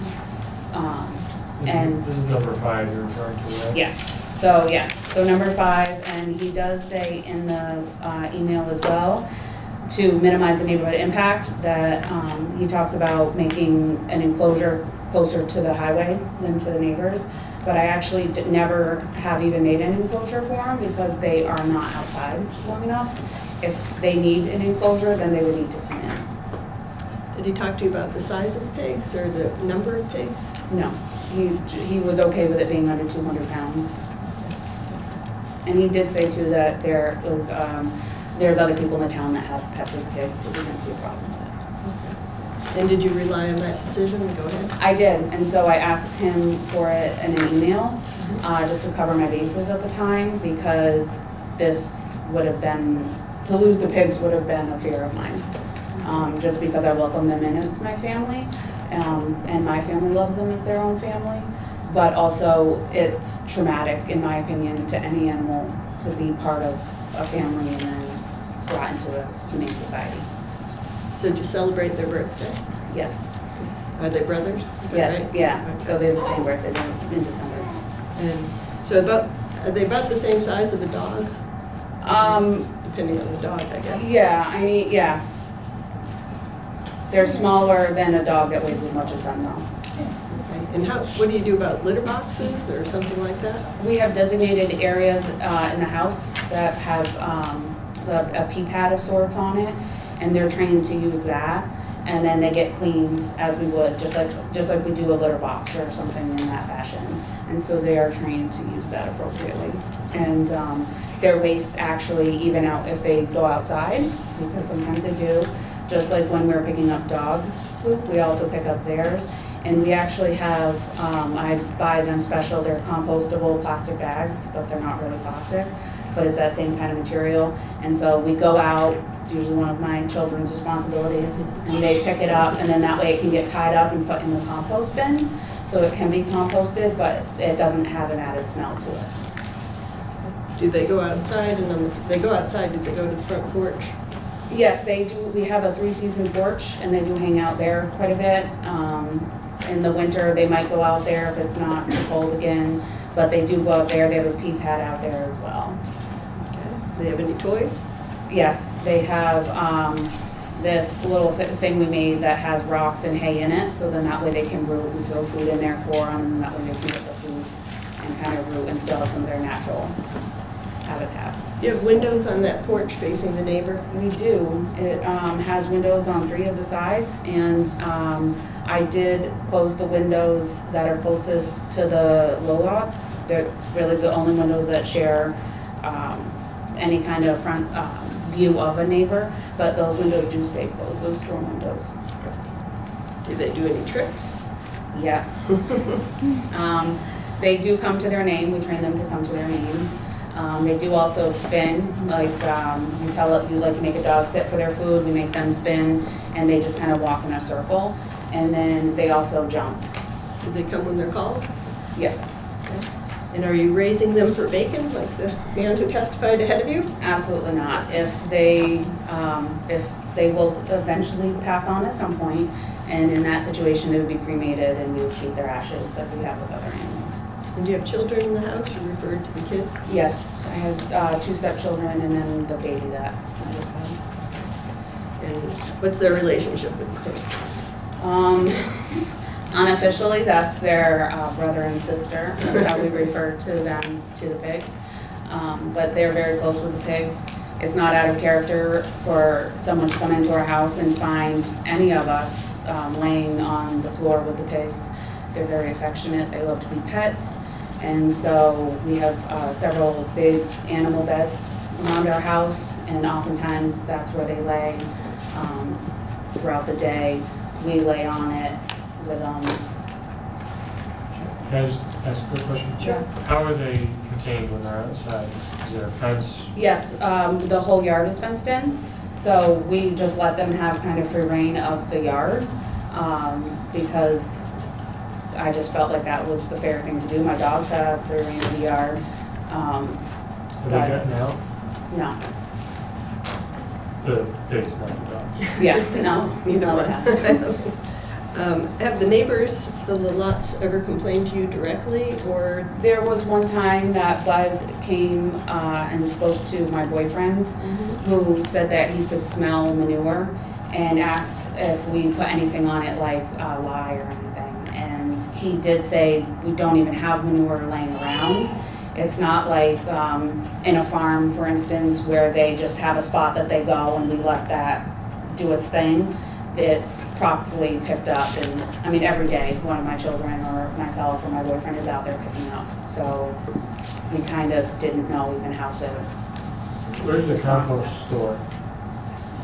We have a compost for the animals that's on the side of the house. So if it's closer to our door, but it's not. It's on the other side of the house. It's not on the side where the neighbors are. It's on the I-91 side? Yeah. And we have a food compost that's there as well. Okay. And did you work with Brian on the composting for the chickens? Yes. So that's number 6, I think. Yes, so for number 6, we did get an email from Ryan about the chicken shavings, or well, the chicken poop being burned. And I did explain to him that we're not really burning the poop, we're burning, because when the chickens roost at night, that's where they do most of their business. They don't hang out in the coop, they just lay eggs in there. So we were burning the wood shavings, but I could figure that maybe one of the chickens stepped in their own poop, walked over, and so maybe it did smell in a way that we hadn't considered, and so we did shut it down and we stopped doing it altogether. And we did get actually another compost bin specifically for the chickens. So you had one visit from the Lalots. Yeah. That they complained. And then you spoke to Brian off and on about chicken waste? Yeah, and those are the emails. Those are the only communications that I had. Can I just go back to the email from Brian? You didn't have the pigs yet. Correct. You asked him ahead of time. He said, yes, it's okay as long as it's a pet and it's not dangerous or hazardous. Correct. Keep them in the house, et cetera, et cetera. Yes. And then you got the pigs? Right, so then I even started the search. I had only gone to a couple, there's one in Methuen that takes shelter pigs, because I at the time was thinking of adopting a pig. And I didn't even know what avenue I was going to get a pig at that point. So once I got the green light, that was when I buckled down and figured it out. Did you pay money for the pigs? Yeah, I paid $300 each. You don't have to say how much, I just wanted to know. Yes. When did the pigs join the household? The date? Roughly. Or the month and year, perhaps. It was Christmas, so it was December, not last year, but the year before, so 2016? 17. And they were born in September of that year. So it's just a month or so after this email. Yeah. Lori, would you indulge me to see if any members of the public are here to speak adverse to the application? Oh, I'm just curious, because I think everybody's here is for it. everybody in the front row is with us. I know that, I see Mr. Mills in the back. Yeah. Did you want to speak about, don't worry, I'm not calling you to the microphone. I just wanted to know if you wanted to speak about this application. I always like to know if there's public comment, but there's no obligation. Well, I don't mind. I like bacon, so I'm okay with it. You realize that's not what we're talking about, right? It just, to me, it sounds like it was a pretty well rehearsed back and forth here. And like I said, if you had gotten permission ahead of time to get the pigs, then it doesn't sound like you'd be in the situation you're in right now. I mean, that's why we have ordinances, and I know Buddy Lalott was here before, and congratulations. I mean, great job.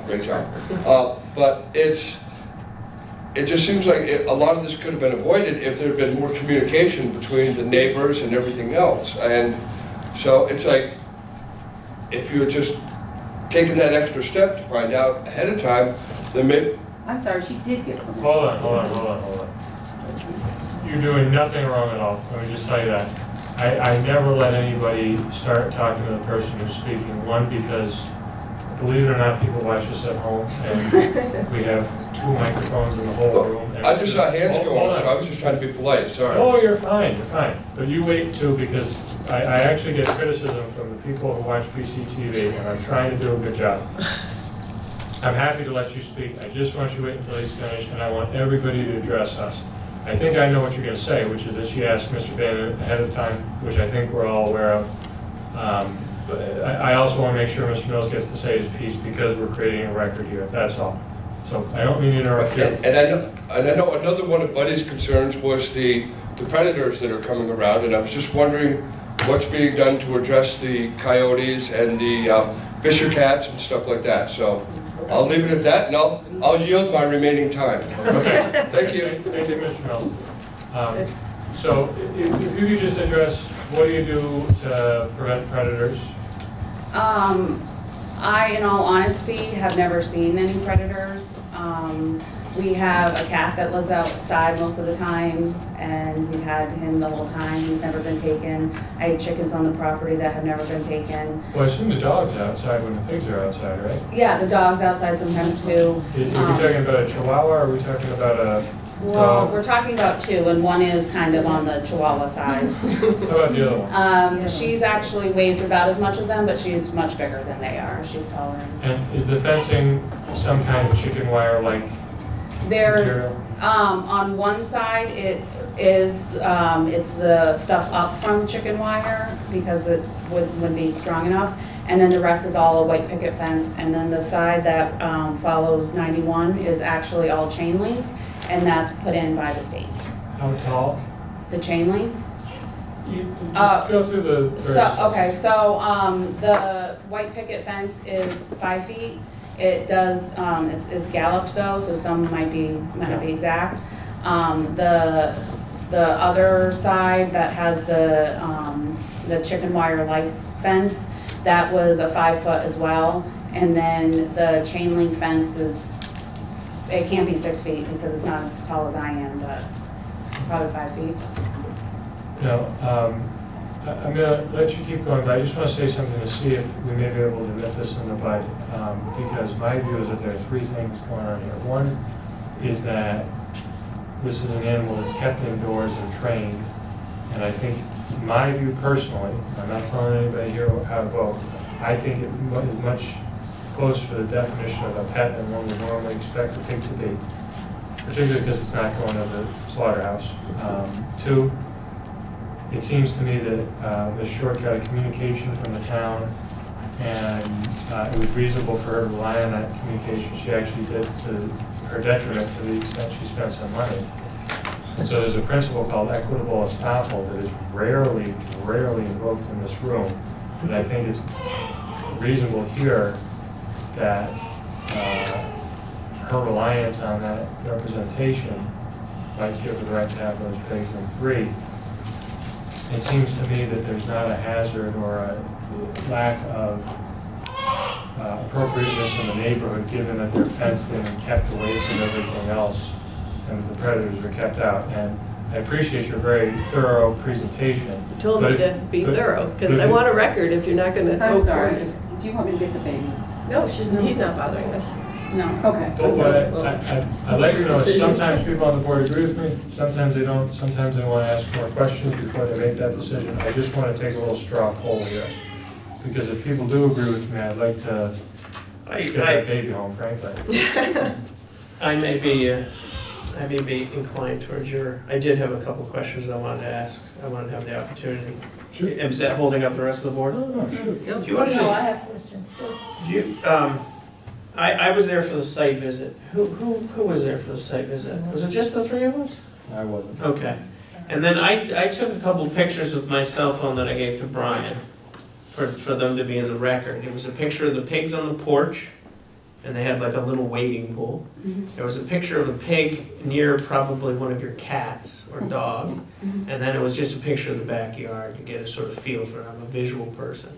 But if you could help me just name the pets you have in the house. You've got these Benny and Hamilton pigs. Yeah. But you've got, I was introduced, there was one dog that was very charming. I just want to get clear to where these Benny and Hamilton fit in with all these other animals. So that dog that you're referring to is Gizzy. Yeah. Then we have a dog that actually wasn't there. My daughter was walking her, and that is Kendall. Okay. And we have cats as well. And the cats have names? Yes. Or they wish to remain anonymous. I know how cats can be. No, we just grouped them together. How many cats would that be? We do have 6. Okay. Do you want their names? No. Okay. And then I've noticed that, and I guess this is what's the name again? Lori. Lori. I guess your number 12 document, which is, I guess, Colleen Shepherd. Yes. And I noticed, I'm presuming you made a few check marks, perhaps? Yes, I did. And that's your underlining? Yes, probably, yes. Yeah.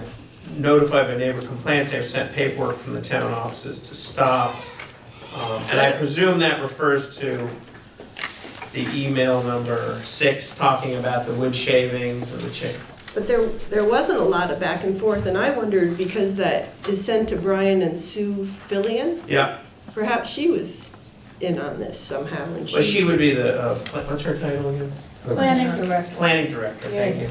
Anyway, I just want to make, to be understand, this, in a certain sense, this bedding conversation actually has, as far as I can determine, nothing to do with the pigs.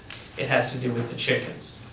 Yes. And that it looks like, if one would read this, that you had a complaint from a neighbor, there was some discussion back and forth, and ideally, I'm presuming since there isn't more documentation, that complaint was dealt with in a way that hopefully was adequate for the neighbor. Is that a reading that I get? That from was this? my understanding. Okay. I hadn't heard anything else. So. I just wanted to clarify that, because what I was looking at is to say, you've been thorough, you put these documents, but as far as I can understand, that complaint was about the way the chicken manure was handled. I was just trying to show she's very conscientious. Okay. And I've heard James Valenti, I've heard the chair explain that you have to make a thorough record or you can't go take the next step. Yeah, I wanted to understand how those, I would read, I'm sharing with you how I'm interpreting those documents. That there was a complaint, there's an email chain, and it seems that particular thing actually has, as far as I can read, nothing to do with the pigs. It has to do with the chickens, which we're clear, in a residential neighborhood, they are allowed.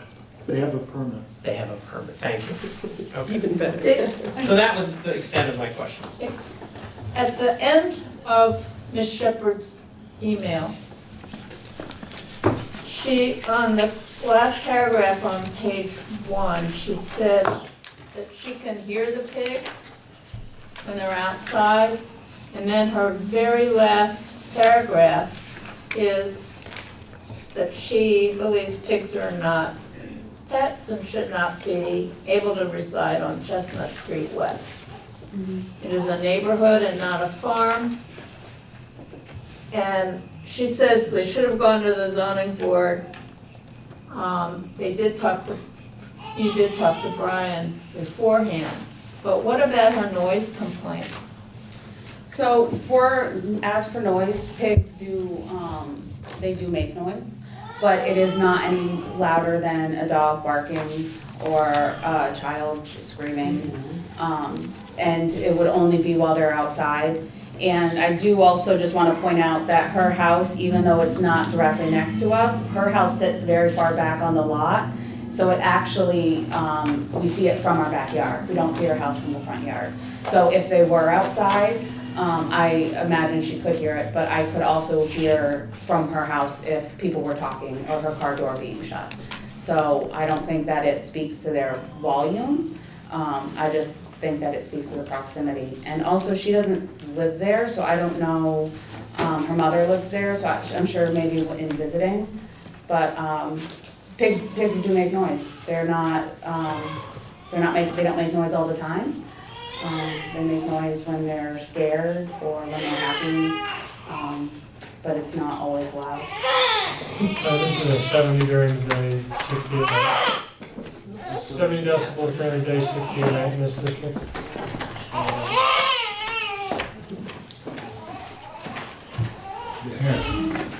But, he knows.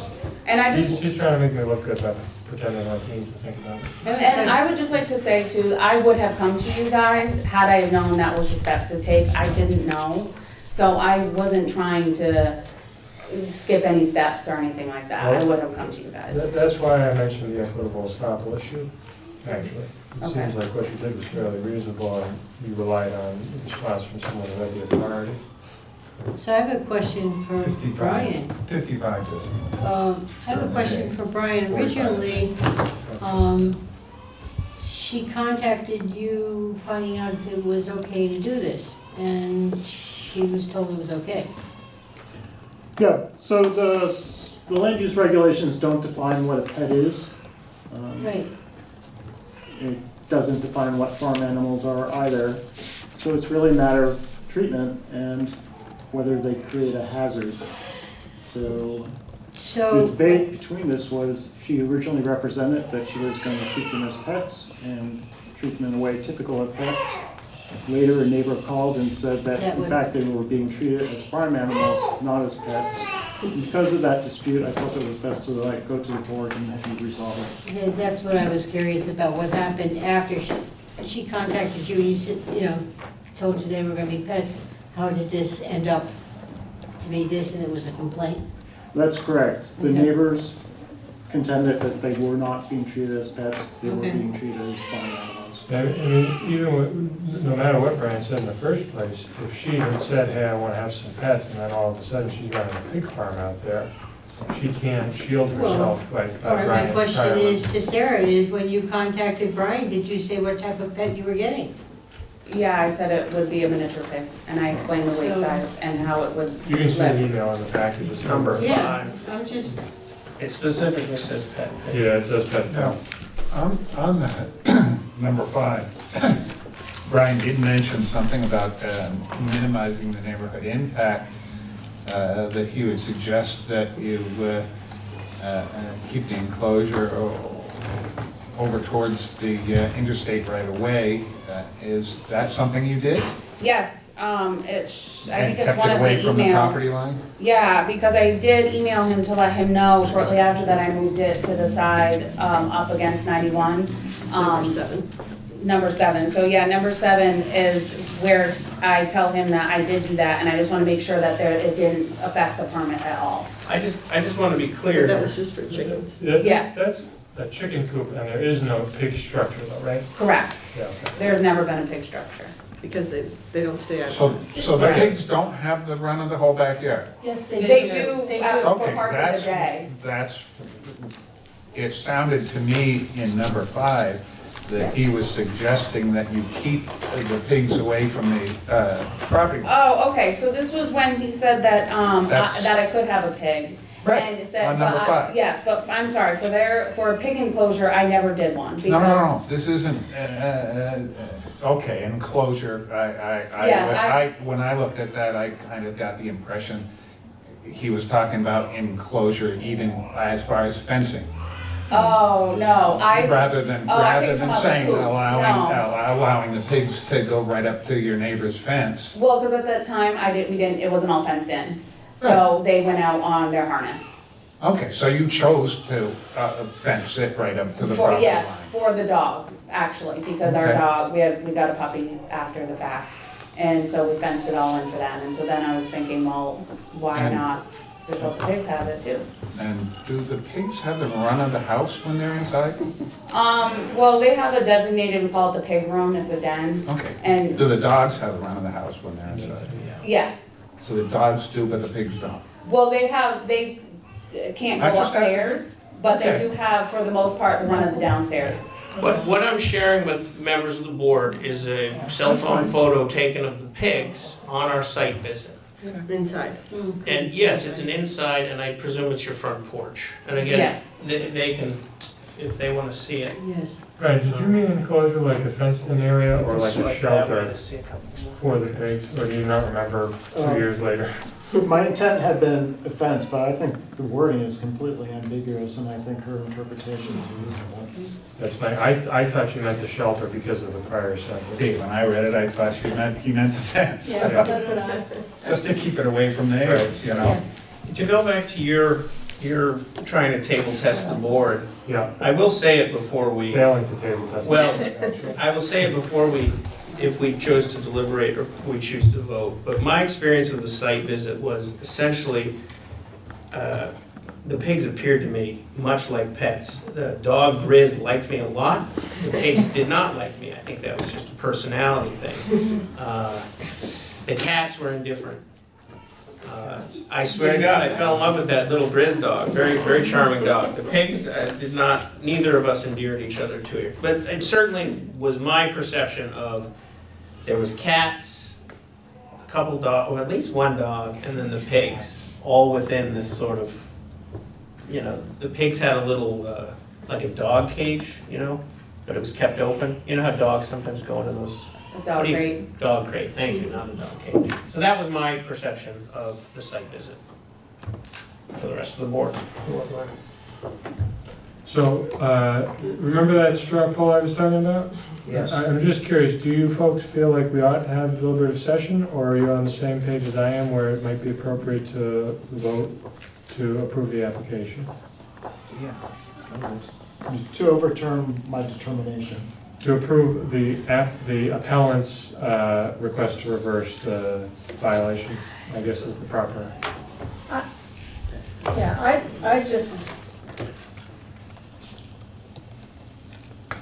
I understand the neighbor's concerns. And if I were gonna vote to allow you to keep them, I think you should fence off an area closer to 91 where the pigs are, which is Well, away We from can't the do neighbor. it, we can't do it because it's not a permit application. Oh. So we can't have, Conditions. right, we have to either say violation or no violation. Although I think that's a useful suggestion that, it would make your decision easier, but we can't, we don't have the authority in this. I mean, the reason I'm doing it this way is because if we take away the equitable estoppel issue, the question is, has the neighbor proved that they're livestock, or has she proved that they're pets? Who's got the stronger evidence? To me, I think there's more evidence that they're pets than livestock, and that's why I think it's appropriate to overturn Brian, even though I hate to do it, because he's usually spot on. But I mean, the neighbor says they're livestock, but besides the conclusory statement that they're being treated by livestock, we've not been offered photographs, video, corroborating witnesses saying, yeah, it smells like manure all the time, or she's grazing them, or we see the slaughterhouse truck pull up. I mean, there's really no evidence other than somebody who has said, yeah, they're not being treated as pets. And I think the evidence in favor of them being treated as pets is really quite substantial. I don't actually think it's a very close question. Yeah, and plus they keep it in the house during the winter. I mean, they don't go outside. Yeah, you don't see I'm much sure your dogs livestock. go out in wintertime, but the pigs don't. Yeah, they have to go outside, they don't like, the dogs don't like to go outside Right. either, but the pigs just stay Right. inside.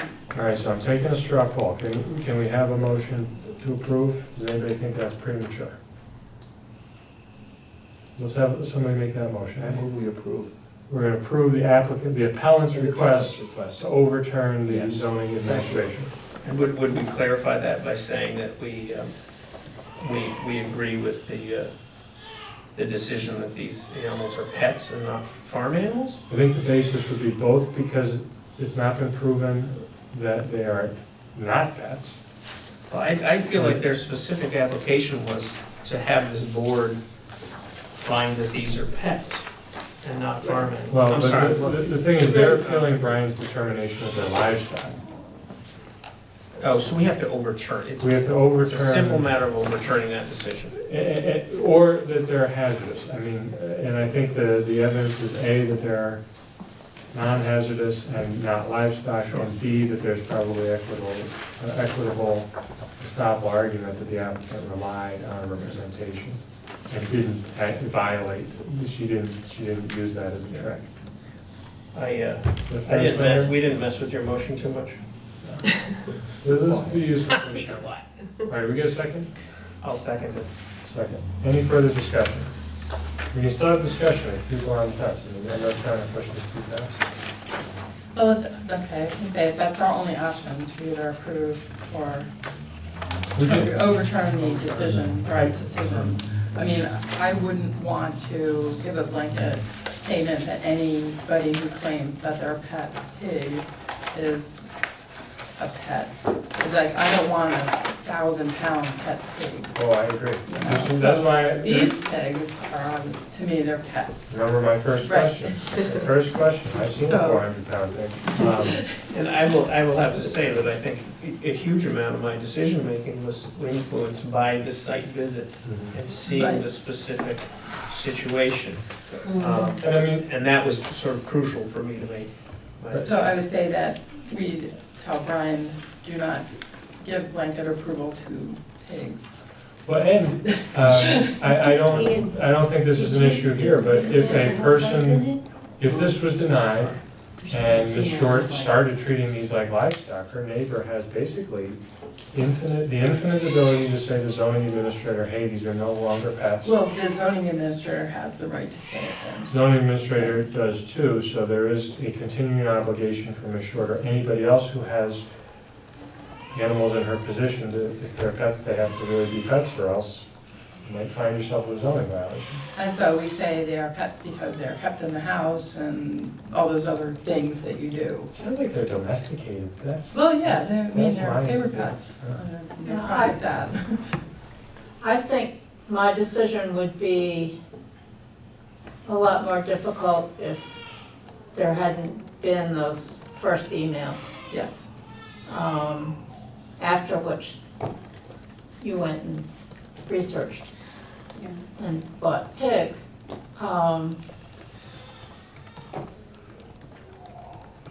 So I think given that fact, we have to approve them as pets. No, I actually researched it and considered getting a pet pig at one point in time. Oh, really? You And, should. decided against it because they're probably smarter than I am. They are pretty smart. Okay, so we got a motion pending. Is there any further discussion? I'm just gonna double check that there's no further public comment. Hearing none, all those in favor? Aye. Any opposed? Passes 7-0. Thank you. Thank you very much.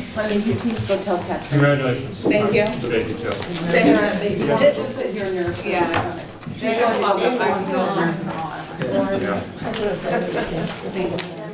Okay, folks, application 2019-75, we have a motion to continue.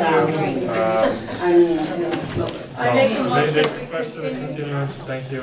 I second. Continue, second. Any discussion?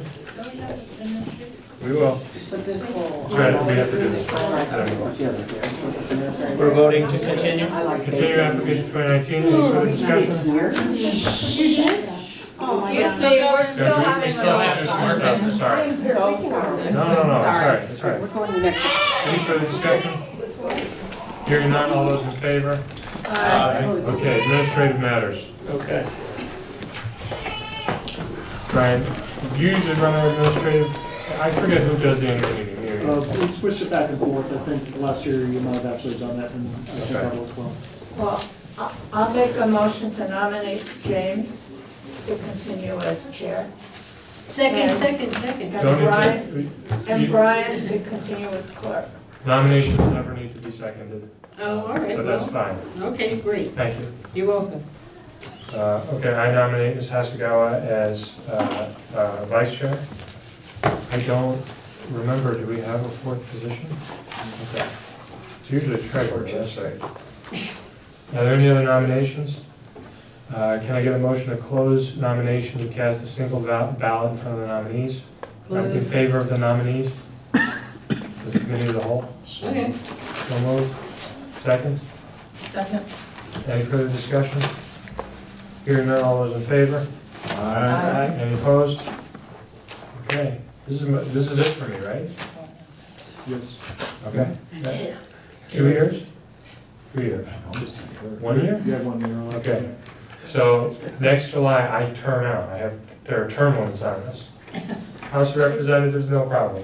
Brattleboro, DRB, you go. That's right. It's It's 9 total, I know It's that. 9 years. I can't believe I've been on this board for 9 years, but But you can go off and then come back. yes, that has been done. There's a workaround. You get Miskovich back? You could talk to him. I have talked to him, he says no. I know, he says. Well, you gotta learn Russian. If you're interested in perhaps being my successor next year, participate in the coming year, there'll probably be an application where neither of us can share it. That happens every so often. And so think about it if you want to and tell us. Every year in July, the chair is obligated to take the board out, and so I'm going to do that, which is part of the reason. I don't usually push things forward this forcefully, but tonight I want to. So where do you guys want to go? I'll buy a beer, soda, club soda. It's up to you. We're on the record, so. I'd like duo, because they don't have a TV. Okay, duo, no TV. Sounds good? You know? The lounge. Yeah, the The lounge. lounge. You like the lounge? You would prefer that you properly refer to that business. What? What did You- No, I you're like correct. Kip. I agree. I'm He sorry. said duos, I said the lounge. Wait, They're together. Kip's No. got there for his TV, but We're on- it's we're on all, the same it's page. cash only. Do we have any further business to do? No, you guys asked me to research the term limit, and it is Oh. in fact in the town charter. Could I just ask a question? Brian, am I still on this board? There was some email. Yes, you have been reappointed. I was reappointed, okay. Yes. You would have let me know before the meeting. Okay, motion to adjourn? Second. Any discussion? Hearing none, all those in favor? Aye. Opposed? I'll see you folks at duo. The lounge.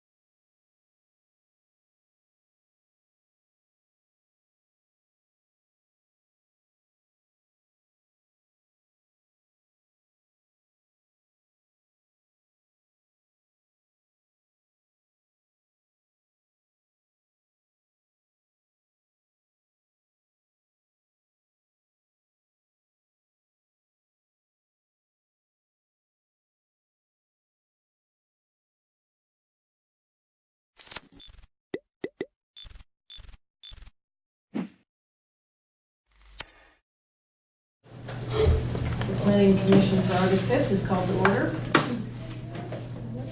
I can't seem to get online, which is not good because my agenda's. Are you usually online here? I have cell yes. signal. Well, Brooks Public. I thought I was online before. You have to click on it and then hit accept every time. Oh, okay. So there may be like a little action thing. Accept. All right, so we know the first thing is. You have to leave the door open. Yeah, I'm just gonna leave it open a Okay. little though. What is the first thing? Announcements. Are there announcements?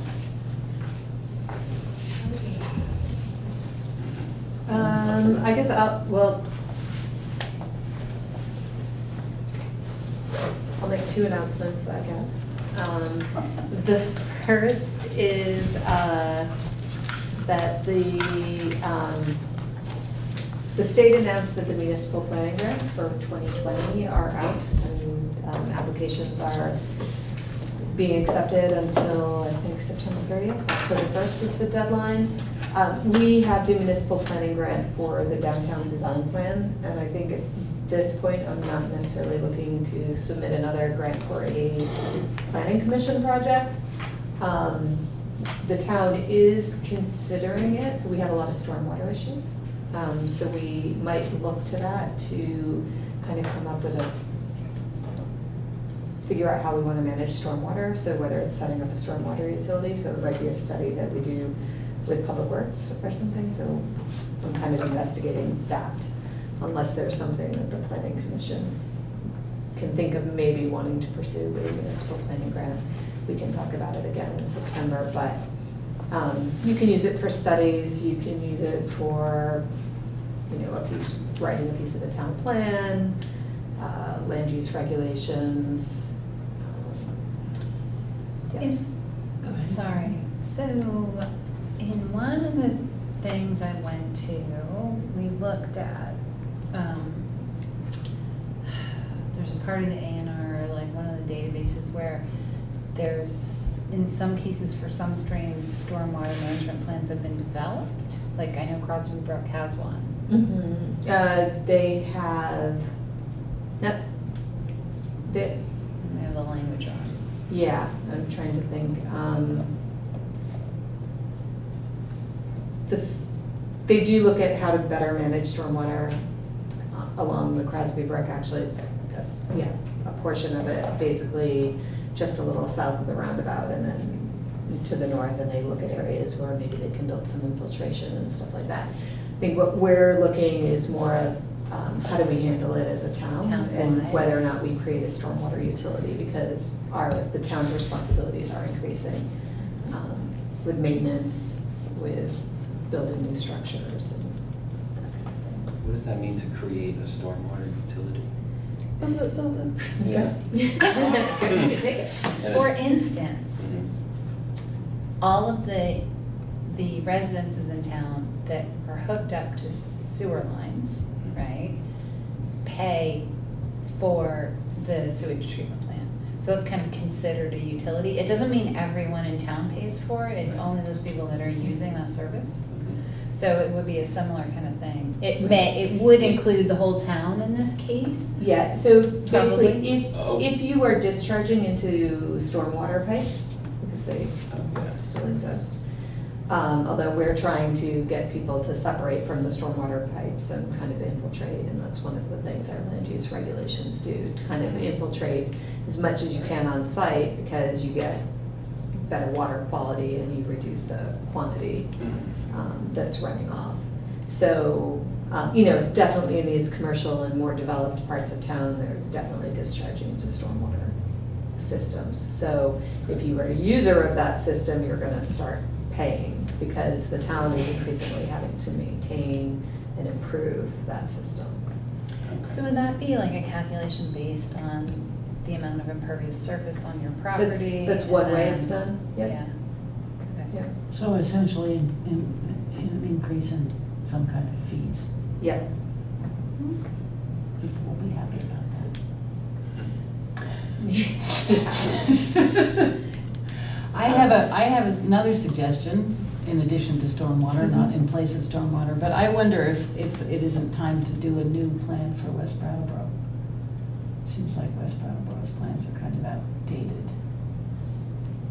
And I should do my homework before I suggest that, so before you think I can look at the plans currently there, but it just seems like there's a lot of like. Yeah, West Brattleboro's plan was last done in 2008, 2007, 2008. It was kind of a lot of visual preference surveying and. Yeah, I mean, it could probably. It seems like it could use, I mean, maybe not, I mean, I think something like what we're doing with the community process for the master plan could serve the community of West Brattleboro quite well. I don't know how many people in West Brattleboro are paying attention to the master plan, but I think we might get more if we were doing something that was focused on. West Brattleboro. Yeah, on that section between Chelsea and the Mamas, whatever Mama says. Okay, I mean, Let us know before the next meeting. Oh, yeah. Yeah, I mean, I'm open to whatever. I don't know, regardless of what the project is, I don't know how competitive Brattleboro will be.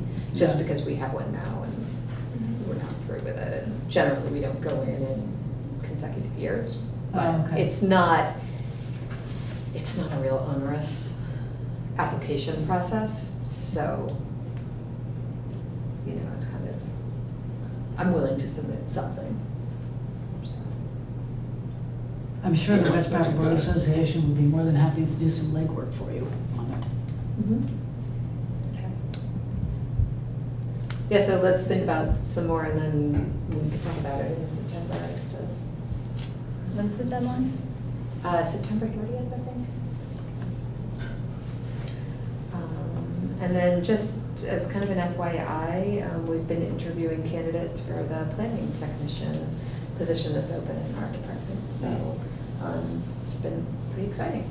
So we have a good group of candidates. So I think we have one more interview this week and then maybe we'll have some finalists back. So like a couple of weeks, probably. Yeah. 2-3 weeks or something. Yeah, I mean, before an announcement, depending on who the candidate is. And that's like an expansion of Rita's job? Yeah, so Rita was just clerical. She had GIS skills, so she could, she could do a map and. What's JS skills? GIS. Oh, GIS skills, okay. This position is kind of geared to somebody maybe just coming out of college with a planning, geography, or associated field degree. So hopefully they'll be kind of doing some of the zoning aspects and some of the planning aspects. So you guys will definitely meet the person, whether they come to every planning commission meeting. I don't know. They'll definitely be helping out with research. So cool. It's good. Yeah, I'm excited. Great. Can you fill us in on what's been happening with the master plan? Yes. So right now we're kind of in that in-between time where on the Better Block Challenge. So I have received 2 applications. They're due on the 12th, which is next Monday. Yeah. So I had talked with several people who have an interest, so I'm expecting to see some more. Okay. So yeah, that's where we're at with that right now. We have a meeting on the 14th. I know at the time there were a quorum of people who said they could come, so it's Wednesday, the 14th, to pick the winning. Can everybody but me go? People don't remember. What's it? I remember the 12th is our 12th is the deadline, the 14th would be the meeting. Yeah, I can't go on the 14th likely. We can move. Yeah. I mean, I'm okay with moving the meeting time if we want to do it something during the day, if the evening doesn't work, or we can also do call-in or whatever. If some of you may have said you couldn't come, and so maybe it was. I think I said I could, but now I remember that it's my goddaughter's birthday. I can do the 14th. You can do the 14th. I mean, I don't think that this will, I'll get you the applications on the 12th, the close of day, and we'll get together and discuss it. Don't expect it will necessarily be easy, but. Okay. I will check and make sure that I can get a quorum. Okay. Or did we talk about a subcommittee? I don't think we did talk about it, subcommittee. I think we talked about well, I think we had talked about getting some kind of list of the tasks that we were gonna be asked to do and then have people sign up for them, and I don't think that ever happened. Okay. So I think the way we left it was as long as we had enough people on each task, then it was gonna be fine. Sounds right. Okay. So we're ready for public comments? Hearing none, we'll move on to the organizational meeting. So we need to elect chair, vice chair, and clerk, review the bylaws, and open meeting law. Nominations for chair. I nominate Felicity for chair. Can you get a second? I'll second that. Okay, I'm happy to do that. Okay. Do we want any other nominations? Were those positions filled in previous years? Yeah, I think I'm vice chair. And Yeah. then clerk? I Or- think I'm clerk. Yeah, so So I nominate Kathy as vice chair. can I second it or no? Thompson? Yeah, absolutely. Okay. I'll second that. Okay, I mean, I think we're gonna vote the slate, so we might as well Well, nominate the next person as clerk. I'll nominate Kate as chair. I'm gonna now, as clerk. And nominate Tom as clerk? I'm gonna nominate Tom as clerk. Oh, I deny. You do not. You don't have to respectfully You don't have to do You don't have to anything. I know, but. Easiest job. You decline? Yeah, I do decline. That's them. I'll accept. Okay. Okay, is there a So second? I'll Okay. second. Okay. No, I nominate her, can't so second. I'll Thomas is second. second. Okay, so Okay, second. is everybody okay moving the slate? Yes, ma'am. All Yes, right. Madam Chair. All those in favor of the slate as identified? Aye. Okay. Unanimous. Anyone opposed? Everybody abstaining? No. Okay. Congratulations. Congratulations, all. Did everybody get a chance to run through the bylaws? You probably didn't I because sprinted through them. I just put them on the drive today. I was like, ooh, they're right there. I looked at Let's them. just have a minute to peruse these. Yeah, I actually had one question. It was on number 6, capital budget. Prepare and present to the select board a recommended annual capital budget and future capital program for a period of not less than 5 years as set forth in 24 VSA under section 4.4. Section 4. Or numbers. Yeah, section 4, number 6, powers and duties. Okay. Well, there is a capital budget that kind of gets dealt with by like you and Peter, right? I mean, there is a capital There budget is that a- are presented to the. Are we required by law to have some All no's these in things that? are things that we No. may do. Yeah, it's, Oh, there's okay. statutory responsibilities, or the planning commission is enabled to do. Okay. Brattleboro's capital budgeting project, our process doesn't include the planning commission. I was involved in New Hampshire where it was within the planning board's purview, and it was a very, very different process than what this town uses, and my understanding of how most Vermont towns do it, so it's enabled, it's just. Okay. Yeah, it says the commission may, under that title, 24 Yeah. VSA. So, since it's taken care of by town staff, it seems like. We're okay with that. Yeah,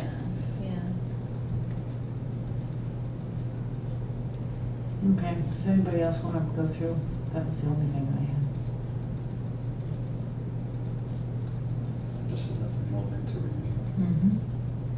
Take your time.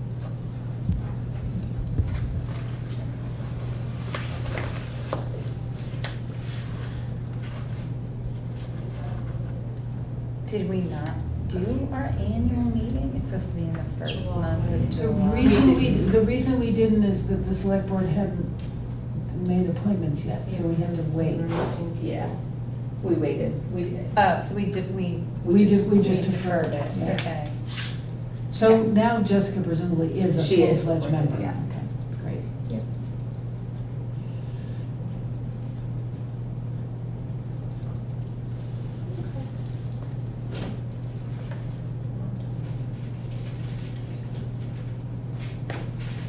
Is quorum defined somewhere? Yes. A Section majority of nine, the voting. yeah. Oh, okay, Yeah. okay, I'm looking right at it and not copy. Might have been the meeting, I just had it to people's mind. And did you put open meeting law in there? Where? Into the drive? Section 8. Oh, the drive. Because we're supposed to review open meeting law too. I did not put any materials in, I can, Okay. after the fact. But does open meeting law, remember, that's a fairly large law, right? It is, I just go over a couple salient points, as it pertains to the planning commission. I can stick these materials in. Is this conflict of interest policy taken out of the town? What's our ruling document from the town? The charter? Don't believe so. It's very similar to the language in the town charter, which Is I it? worked on with Bob. 'Cause I Is was- it? It may Yeah. be. It's been around for a while. I'm good with it. So it's possible for a while. One thing to think about, I don't have it memorized, but I remember with reading the Wyndham Regional Commission definition of planning, of conflict of interest, it addresses it in a sort of way of like, if the potential financial or maybe other interest is no more or greater or different than what a regular person outside the commission of that population or neighborhood or demographic would benefit, then it's not a conflict of interest for that commissioner. Like if you're advocating for something for your town, and it's gonna, if I am, and it's gonna result in my property tax being decreased by half, but if that affects everyone in the town the same, then it's not a Yeah. conflict of interest for me to vote on it. But if it only really benefits me, or like my family, or like a little subset maybe. I don't know about subset, but if I'm part of a larger group that I'm representing, you could say it's a conflict of interest because it benefits me, but not if I'm part of a larger group. But ours doesn't say that, but the Exactly. WRC Yeah. says it, huh? The Well, WRC's does. we don't need to take any action on this if we're not changing it. We can always bring up the bylaws at any point, so I can bring in the WRC's conflict of interest and see if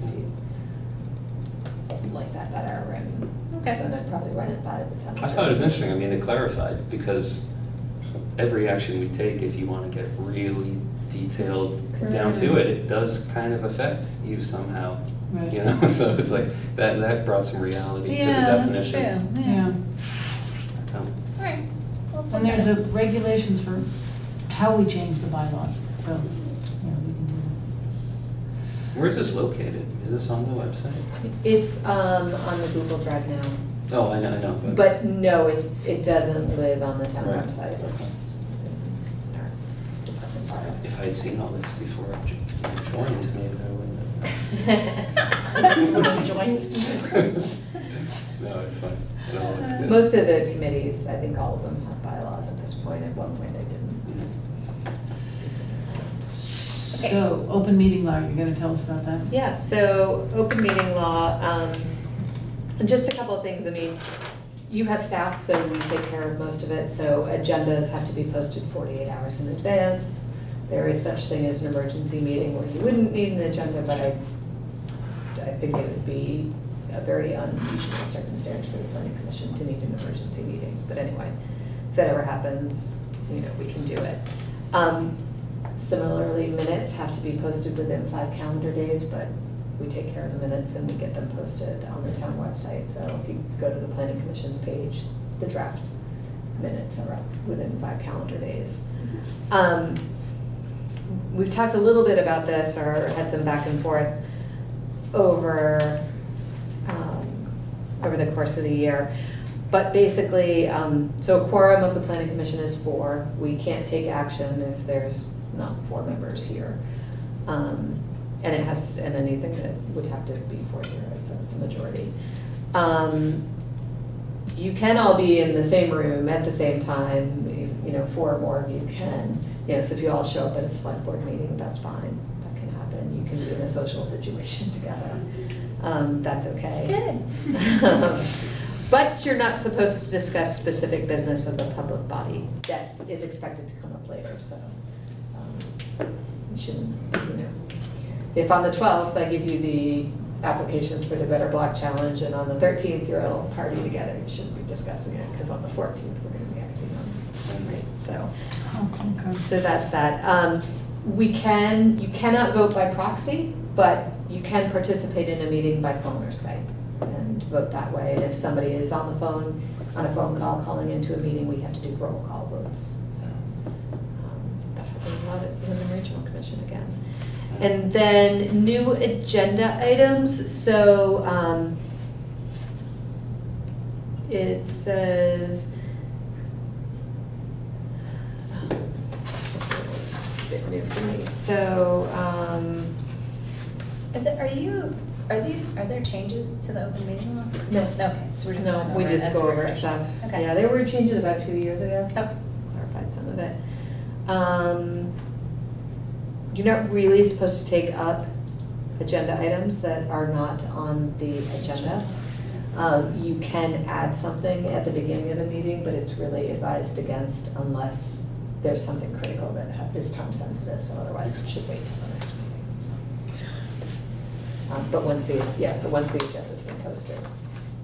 But sometimes we post agendas, usually we try to do it 6 days out, so if something came up, you get the agenda and you're like, I don't see this on there, you could always get back to me and I can amend Still the be agenda. 48 hours before.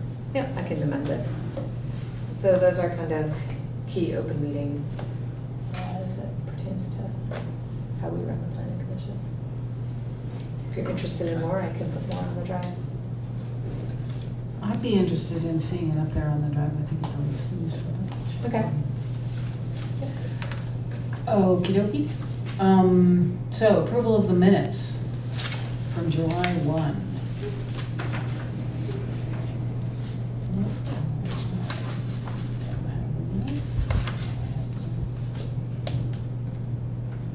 You already read them, Tom? Yeah, me too. I like it too. I shouldn't have to say things in 2 places though. I like it so much.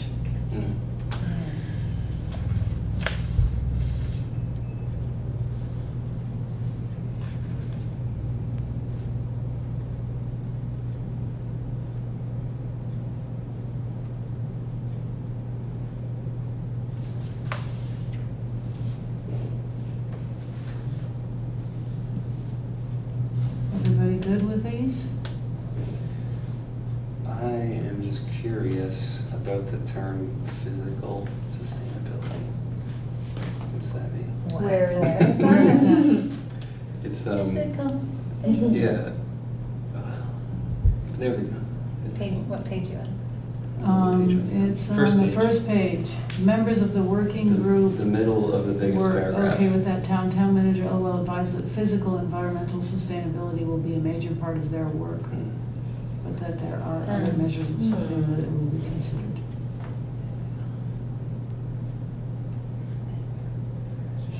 When we were having this. Do not know. Oh, I okay. Is that fiscal? Yeah, I Fiscal? don't know. Fiscal. Fiscal? Fiscal. Yeah. It's probably Oh. fiscal.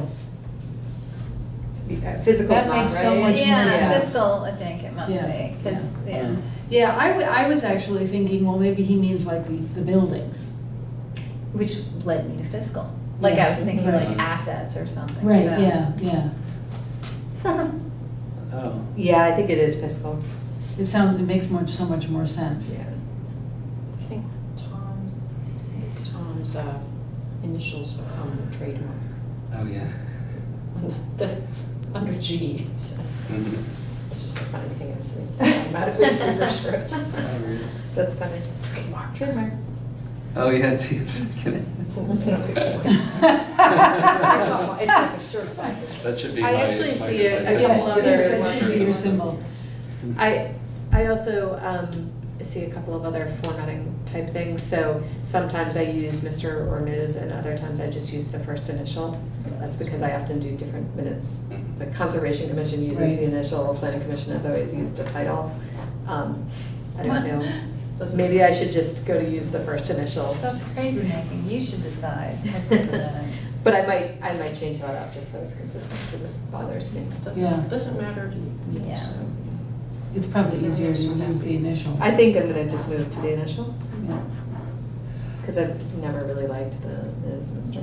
Yeah, and as And we it move didn't- into our more Exactly. progressive That's right. future, that should probably fall away. Right, indeed. All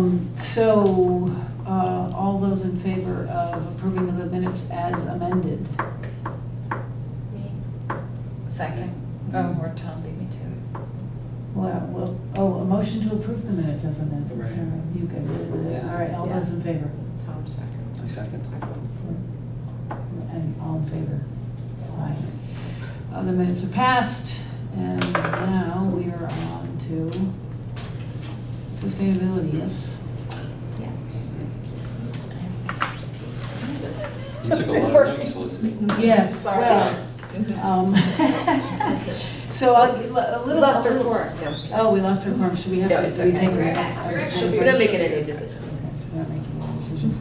So I'll just explain why I did that. In paying attention to the conversations after the select board meeting where the Yes. sustainability position was discussed and then a vote was postponed because there were only 4 people there and they were split to 2.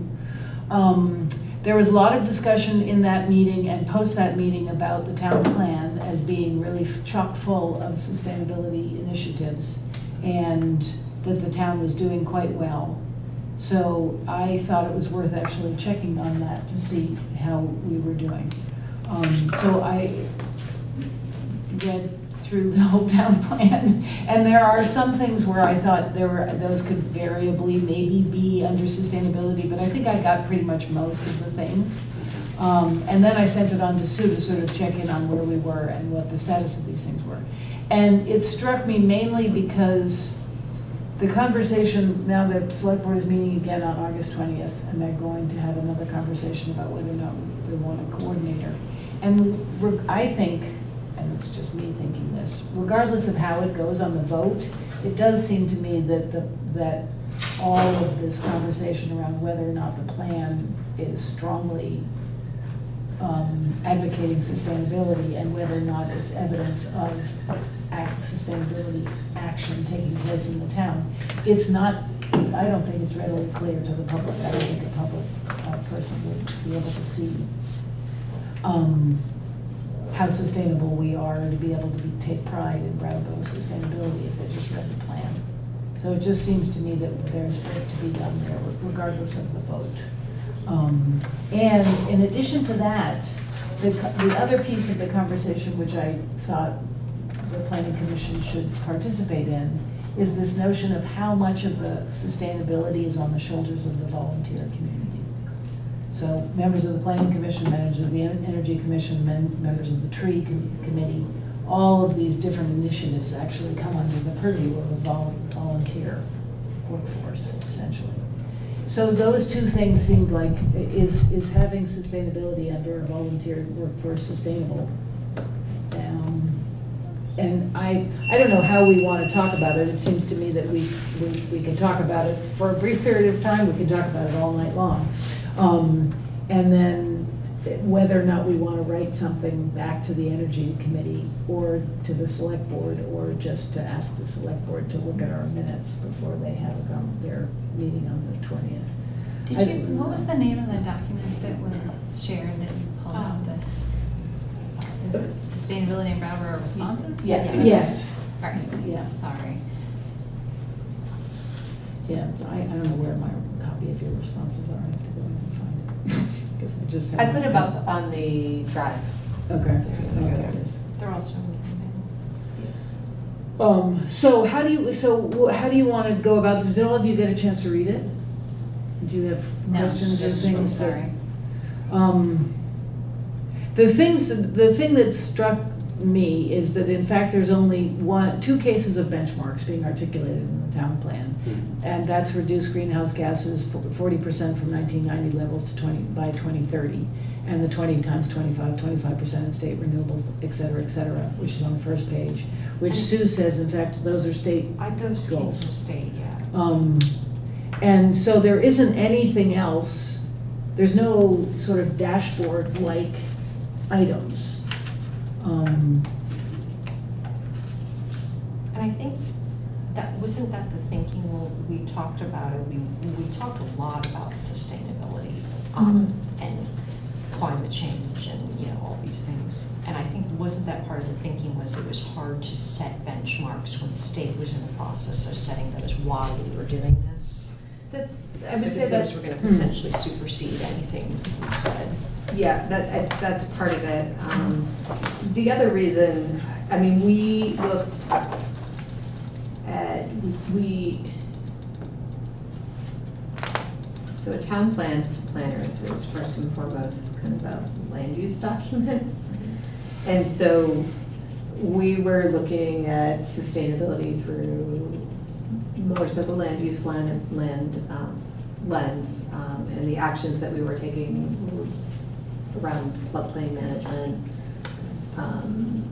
around, and then the other areas it would hit on, obviously transportation, energy was benchmarking because that was that work had kind of started out there in the scientific community and, within the state and in other organizations. And we had some data that we could look at. But we didn't, because it's, used as a regulatory document, we were trying to be visionary, but not going out too far because it gets used in Act 250. So what good does a town plan that says we're gonna conserve, I don't know, X number of acres? That serves no use in an Act 250 setting, or so we were trying to be clear with what our intents were, because you use this document to then justify your land use regulations, and so we weren't trying to have benchmarks for everything. We were trying to have measurable goals, but we weren't thinking benchmarking. So is the town plan the best document to be using to try to be understanding how sustainable we are? And yeah, maybe some people get confused about what the town plan is. I mean, maybe it should be called Act 250 compliance document.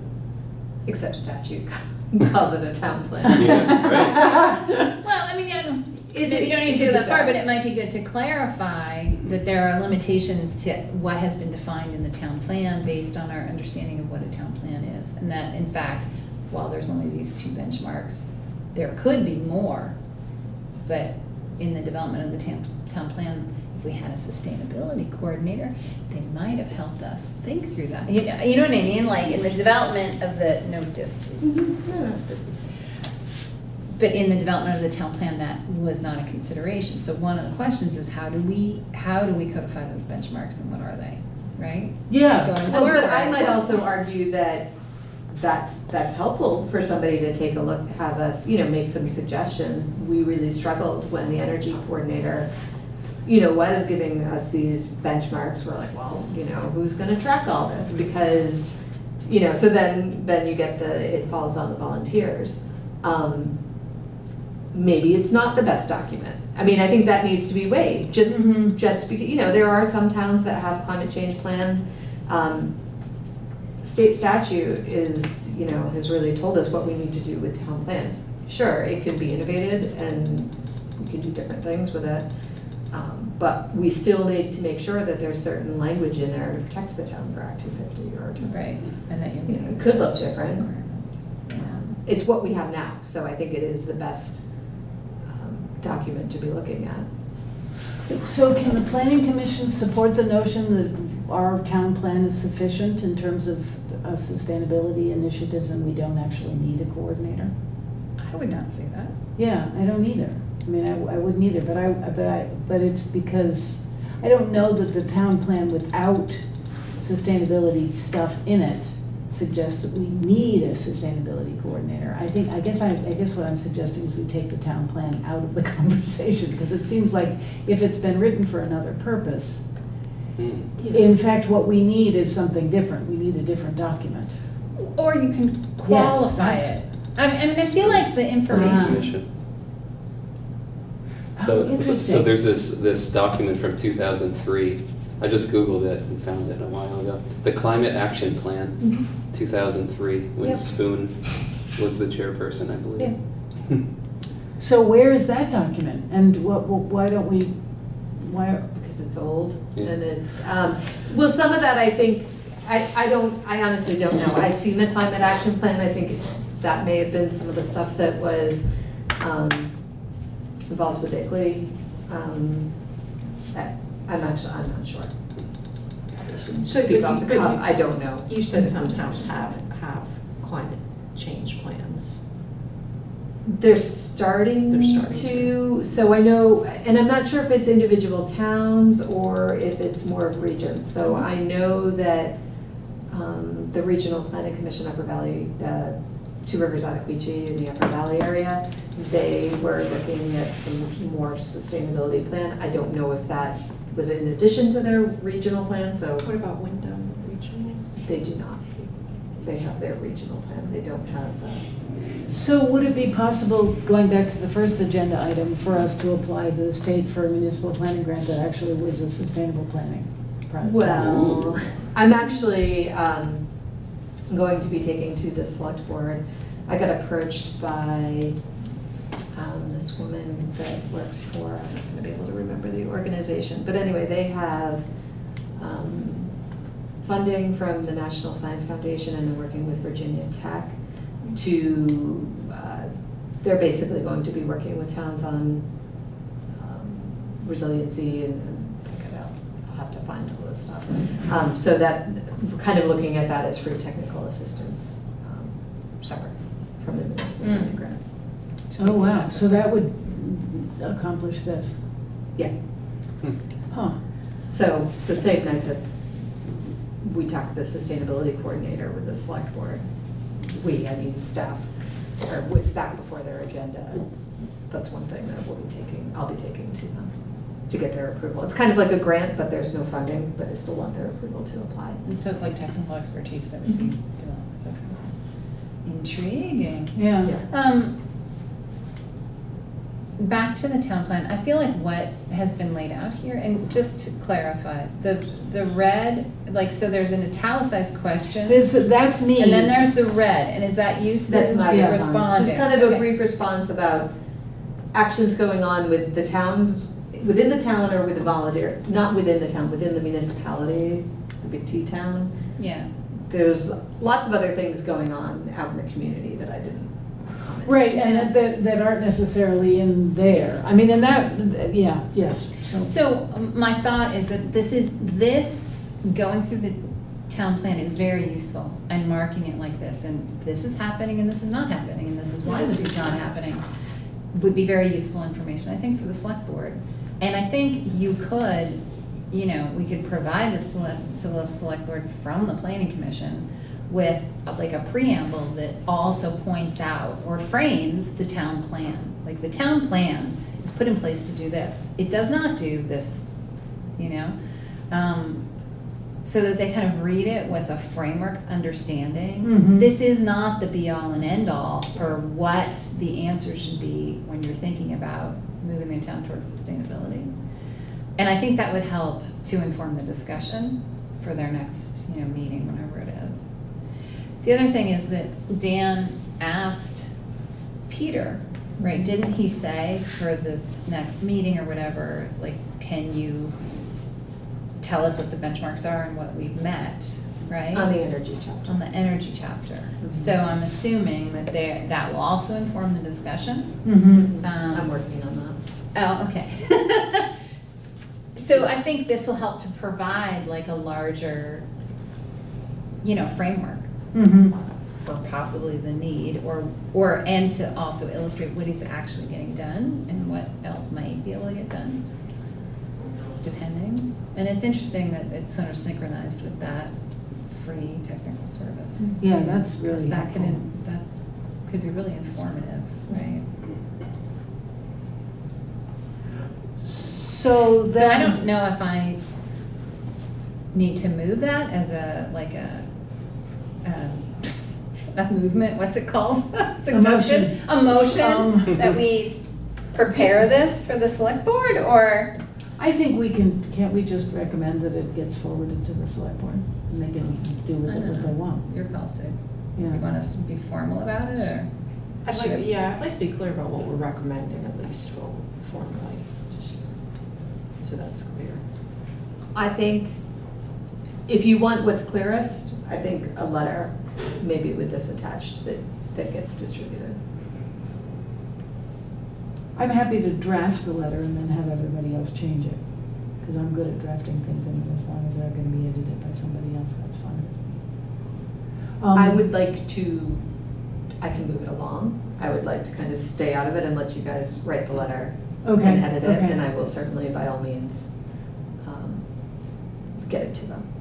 Yeah, I think, I mean, we voted anonymously, unanimously, to support the definition of the sustainability coordinator. But I think the sort of, the piece that's missing for me in this whole conversation is what else you could do with $100,000.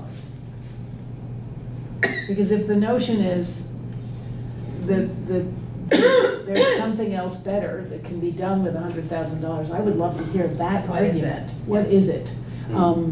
Which was part of why I was going through this, because I thought, well, maybe if there's one sort of glaring thing, that if we could just take a chunk of money and push it forward with this, then that would be great.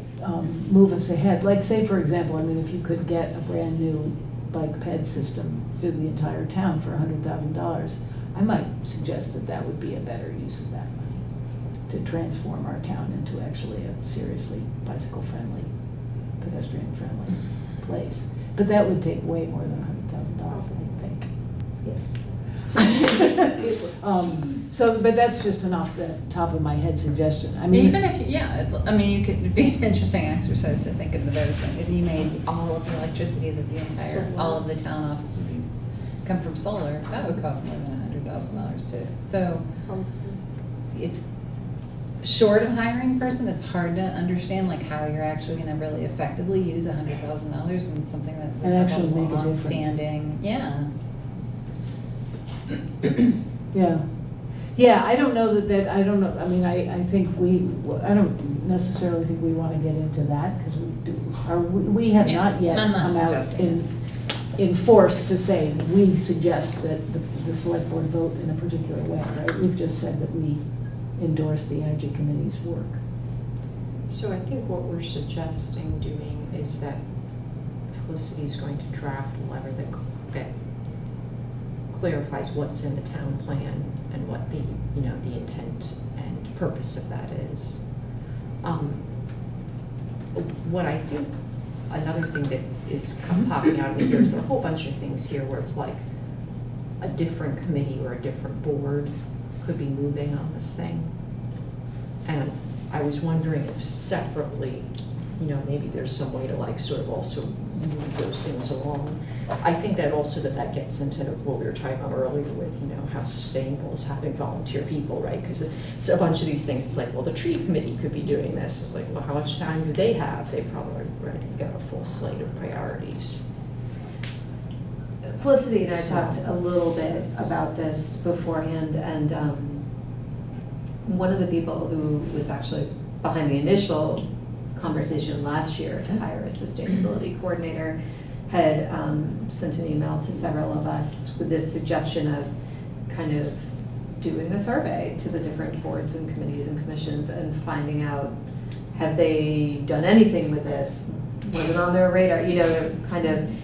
He basically took the matrix at the end and added a couple of other check boxes. I thought that separate from the conversation of a sustainability coordinator, and that's clearly not something that could be done by the next time it's gonna be discussed with the select board.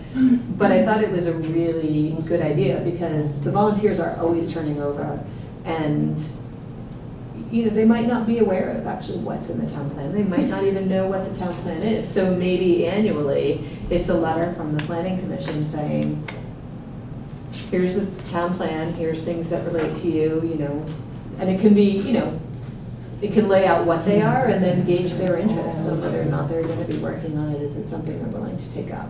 So I thought that that was a really good idea, and separate from anything that happens with a sustainability coordinator. Yeah, that's a good idea. You know, maybe with the annual open meeting training and stuff, they get this letter from the planning commission that's like, by the way, here are the things yeah, we- this is here's what what the currently town plan exists. says that is important to the town. Yeah. Keep it on your radar, let us know. Have you done some of this? Are you intending to do any of it? Are you, no way? I think that's a good suggestion. So then that would be something that we would have to prepare, i.e. you would have to prepare. But, you know, if we want the town plan to be implemented, I think it's a good thing to do. I mean, again, it gets to the question of the volunteers and working on them, but. Well, but it also, it's a different way to meet, I think I think one of the needs Felicity was looking at when she started this exercise, which is, you know, how are we measuring up to the things we said we were going to do? So if we're not, if it's hard to set benchmarks and try to use those, then a way we could be measuring that is through this process to, you know, send to the different committees, here are the things we've earmarked for you, and checking in, how's it going with those, you know, have they moved, where have you gone with them? So that is a way also of measuring by tracking them.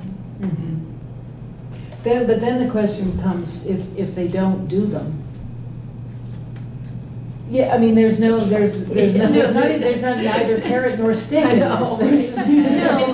I think there's both, but it's more subtle, right? So it's like a reminder, and if you haven't done it, there's a bit of like stick in the, oh, we didn't know maybe we should work on that, right? And if you have done it, it's like, oh, we did that, good. You know, so I think the carrot and stick is there kind of inherently, and probably don't need to worry about it. And if they don't, and if they haven't had perspective. time to do it, then it becomes a question of, you know, what were the priorities, you know, what are the priorities? Yeah. And if there's an issue with bandwidth, then that, you know, it's become something that gets surfaced. But I That's also a think it's service, if really. nothing's being done, okay, for example, natural resource inventory. That's been in there since 2012. Conservation Commission hasn't taken that up. Other towns, the volunteer boards have. You know, so then maybe that's something, if everybody feels strongly about, then we look for a grant to do that kind of work, because Oh. you can't be getting, you know. So it is good for staff to know what is and what isn't getting done. We tried not to have this long laundry list of actions, because realizing that it is on volunteers. But some of it, you know, is then, well, maybe we need to look for grant funding if it's a project. Sometimes it's just, these are things we're gonna do to keep this policy going, and. I think it's good to know. I'm not scared of seeing a long list of things we haven't gotten to.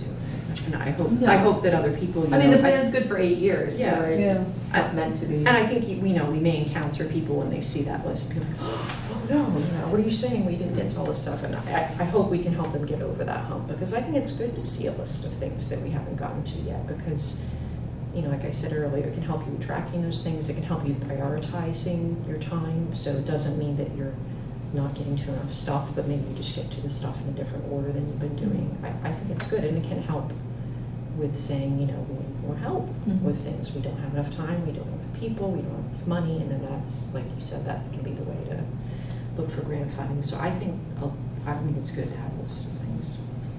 And, you know, hopefully we can help folks feel comfortable with that. And maybe it gets back to Tom's initial idea, I think back from January or February, of, you know, reaching out and seeing what our board's doing. Maybe that might be more time consuming on our part, so we can just start with a letter and the survey, and then always leave it at, hey, would you like one of us to come talk to you? That could be a question. Yeah. But so in the conversation the select board's gonna have, is it acceptable to sort of say that many of the sustainability initiatives in the town are in the laps of the volunteer members of the town? I mean, that seems like a town-wide conversation. The town should actually weigh in on that. Like, are we comfortable with that?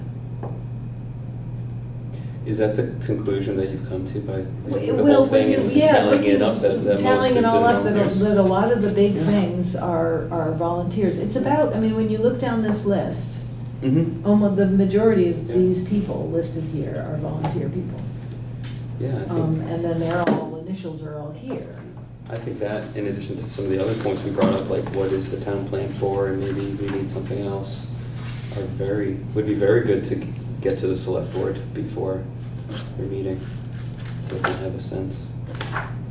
I mean, I also think it seems like a useful thing for the Energy Committee. I mean, I get the feeling that the Energy Committee is arguing, in part, that a committee isn't sufficient when they're asking for a staff position.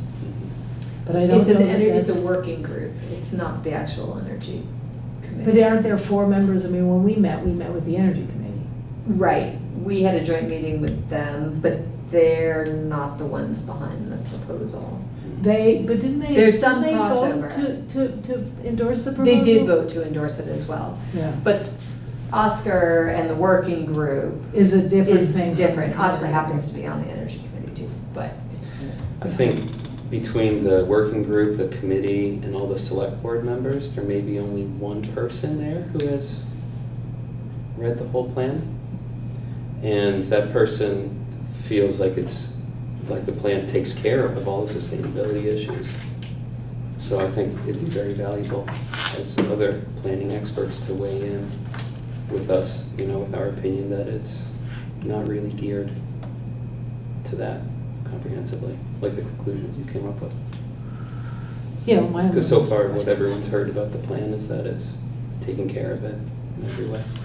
Yeah, well, it was that goaded me on to read Right. page by page. Yeah. So if you draft something and we review it, is that going to be an open meeting Can we issue do that? in between now and then? The 20th select board meeting? If you do, can we do something like that by email? Or maybe only 2 of us will, in addition to Felicity, because that'll be 3 total. What's our quorum for? So we can have up to 3 without it being on quorum? Do you think you could have it done before the 14th and Oh. whatever Yeah, I meeting? can do I that. mean, Sure, I know sure, you sure. might not be here, but I'd be much more comfortable having it being Yeah. discussed Yeah. in that setting. I don't, Yeah. Is that a warned meeting, the meeting It on the will be a 14th? warned Okay, sure, And yeah, I then can we have- totally have it done. Well, by then. so 14th or another day. or depending on wherever we when get that. we can get Yeah. a When we quorum. can get a quorum. Okay. Yeah, I can get it to you by the 12th, so when you send out the Yep. applicants with the proposals. you Yeah, I can send that out as well. I asked a question, this probably was a question for you, Felicity.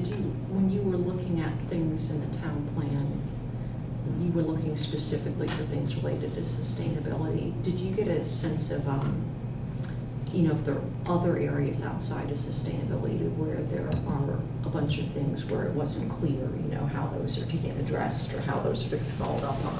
I'm sort of wondering if there's like more forest here. Yeah, outside I mean, of the trees. as I was going through it, I was realizing it was taking me a long time, so I started just paying attention to Yeah. anything that I could generally speak toward as being connected with sustainability, as it's been described in the public process. So I didn't really pay attention to the other things. I'm just wondering if, if it's worth even considering a broader exercise of looking at the town plan for other things, that are maybe getting missed, whether just like a handoff could be made or something to get it on the radar of who really needs to be looking at it. But it seems like this thing could be this is the town plan implementation matrix. It seems like it could be really more better used. I mean, at this point, it's just a table that has check marks in it, and you don't really know what the check marks mean. So, and then it says things like long, short, ongoing, that I think you could do a lot better with that. But it's a lot to do.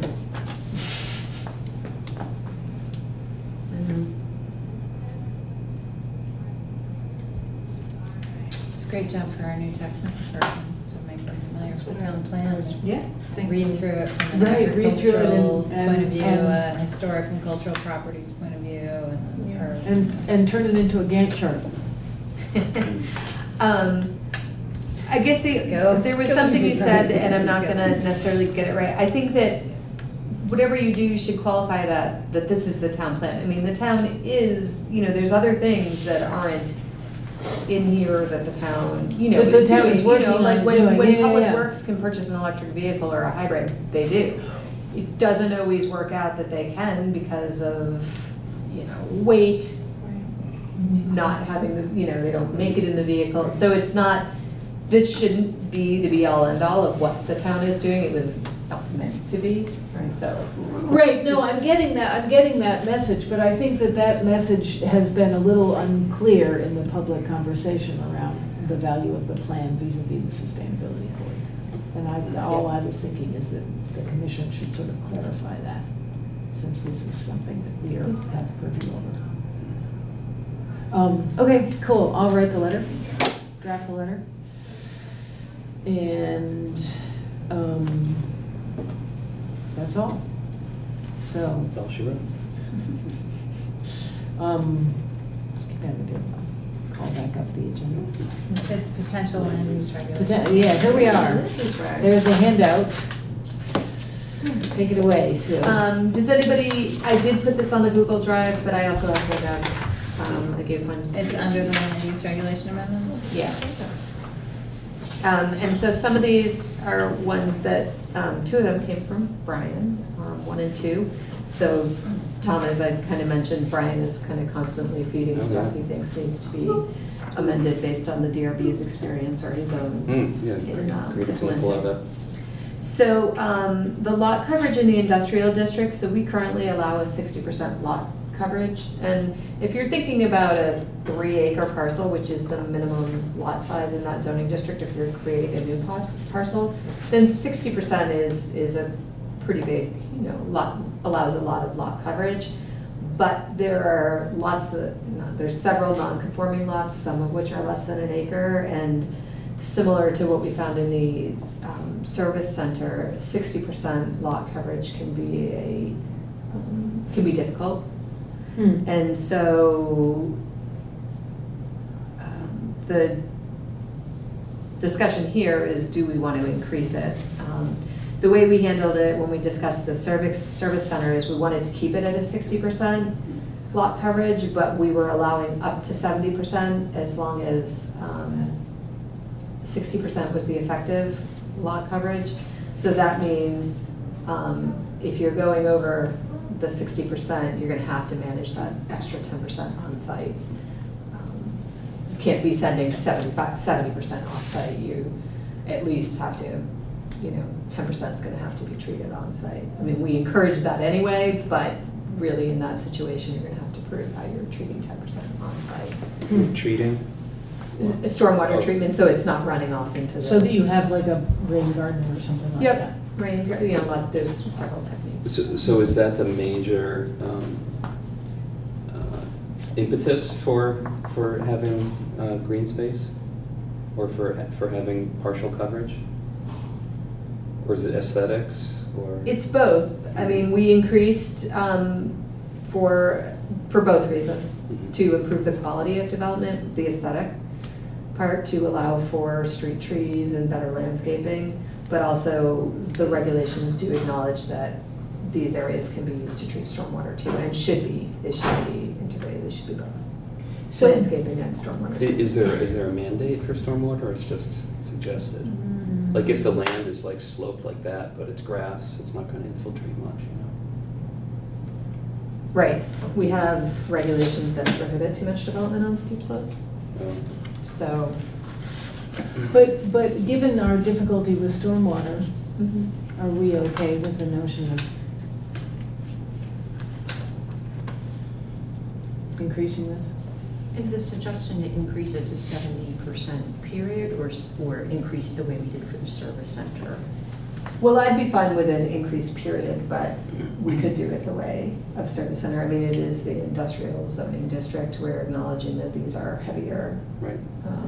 Yeah, and land uses. And looking at them. Sometimes there's difficulty with infiltration in industrial areas because there's contamination. Some people we don't. Yeah, at least in the ones up by Ferry Road, from the Rotary to Ferry Road, that industrial area. Whereas I assume Exit 1 Industrial Park might be kind of a newer one. Yep. So that one looks like it has more green space, but the one, the first one I said, some of those lots are like 100%. Yeah. But it's not gonna affect them because they're already built, so this I would know, be. I know, but I'm just saying, like, we only have a certain amount of industrial zoning. We do. And I mean, it's always not- a challenge when we yeah. find an industrial use and we're trying to find a parcel that they can go to. Yeah. We don't have a lot of developable industrial land. Right, in the and so in that line of thought, I'd say maybe make it 100%. Oh. In the industrial zone, we can always shrink the industrial zone. But I I mean, don't it think seems odd to like zone something industrial and then say you can't use all of it. You can use it, you just have to deal with your You stormwater. just have to have a creative, I mean, there are plenty of creative design solutions that you can use to have pervious surfaces and also usable industrial space. You just have to be creative. They're just requiring that you, we are just requiring that you be cognizant of the environment, which I think we should always be. Yeah. It's kind of But, like more important in the industrial spaces that they're dealing with. Yeah, I treating think the that way stormwater too. on their site, Yeah. you know? It's like, just because of the nature of the work often, so. I mean, any larger lot is gonna need a state stormwater permit, and there's no way they would allow it to be impervious anyway. It couldn't be 100% impervious and meet their. Is there a state standard that, are we being more stringent than what a state requirement would be? There is not a state standard. And so does an impervious parking lot count towards the coverage or not? Yes. Does Impervious, yes. Yes, it does. It does. Mhm. I mean, right here in the industrial, anyway, I'm getting maybe a separate topic, but, I mean, But well, even- the industrial zone goes right along the river. You know where the boat ramp is? Mhm. That's zoned industrial. Yeah, but even those lots, like CNS, Yeah. they have to manage their stormwater. They have big detention ponds. They've been whacked by the state with fines and stuff because Yeah. they weren't doing what they were supposed to. I mean.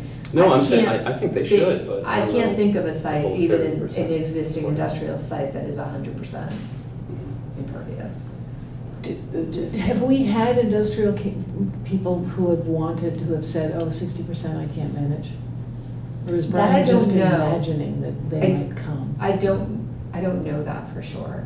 I don't know if he's had conversations and it was 60 and they were like, I mean, we definitely did at the service center. We've had lots of conversations in that service center, particularly with the Friendlies and some of the fast foods, McDonald's when they redeveloped. And we've had those conversations, but. So even if you have a 3-acre lot, this new change would mean that you could take 70% of it. Mhm. And that's gonna be your building, your parking lots. Right.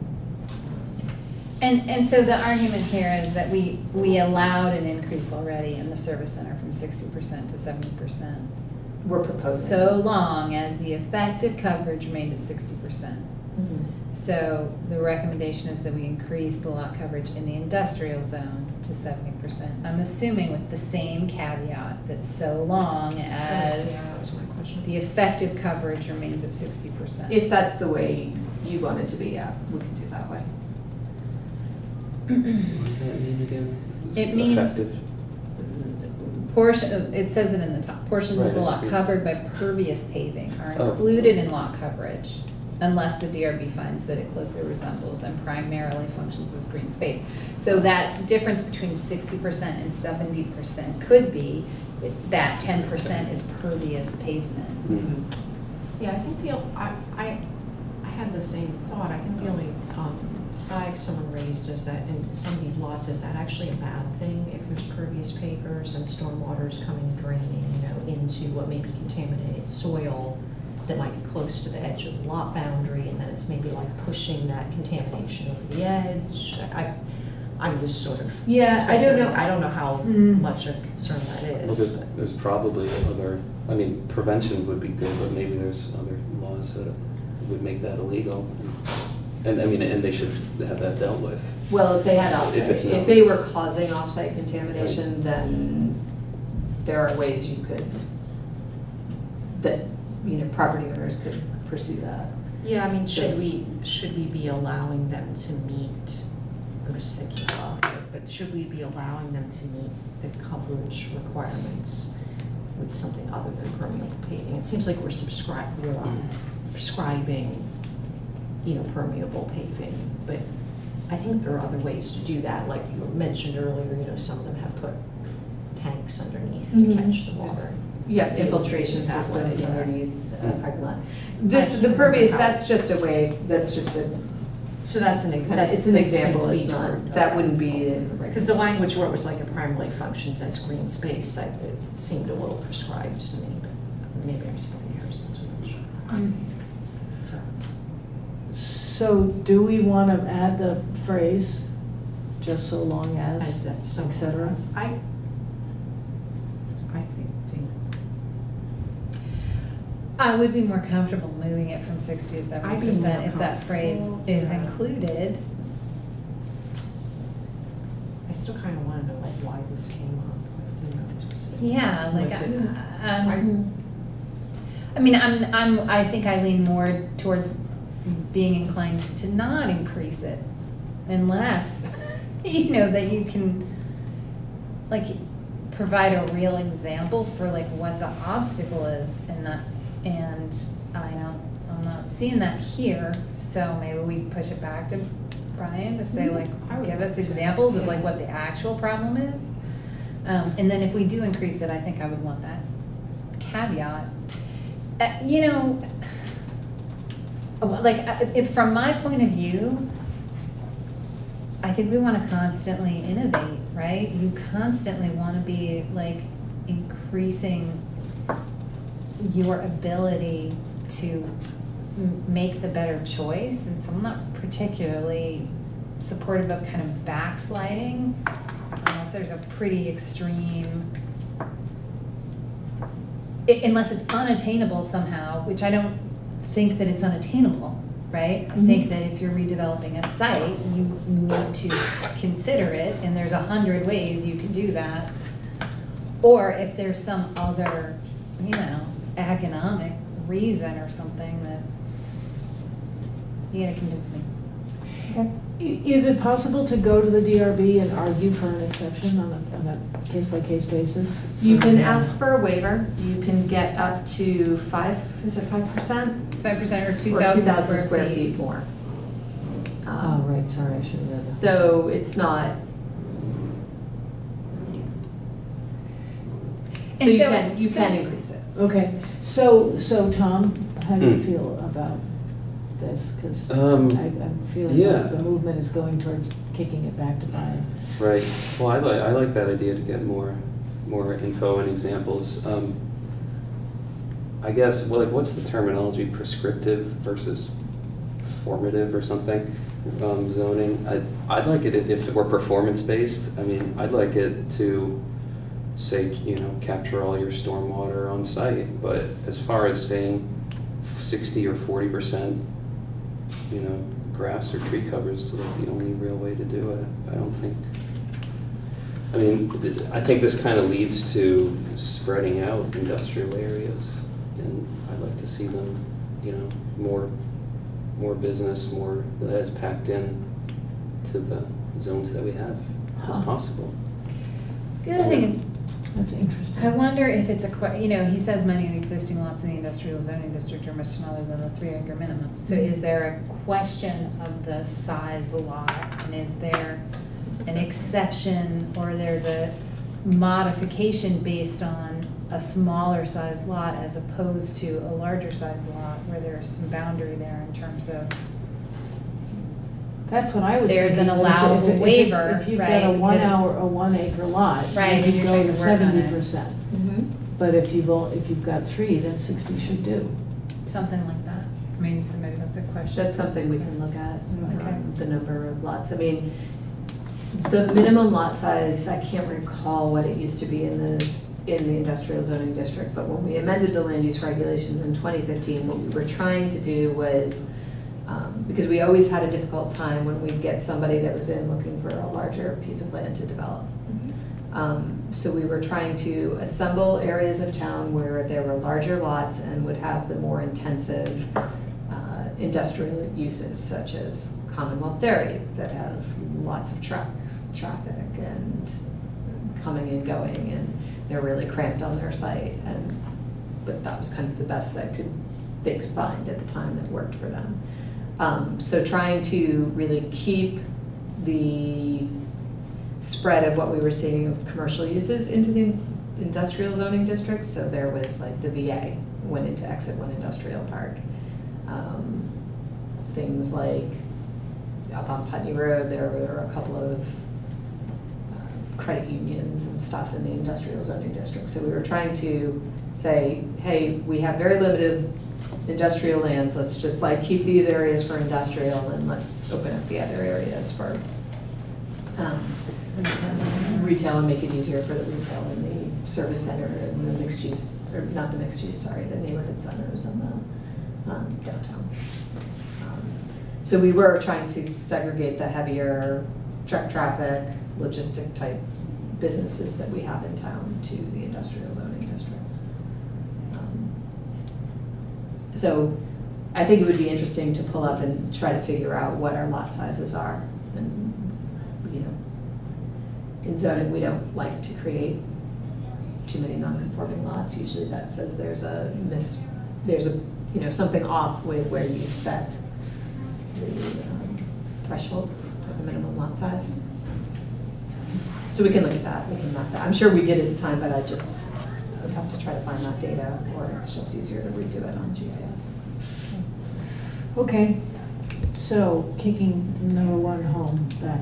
Can I just bring up an idea while we're on industrial? Mm-hmm. A lot of the industrial zone borders the Connecticut River. It does. And in some of the case by the Ferry Road boat ramp, it's not even a current industrial use.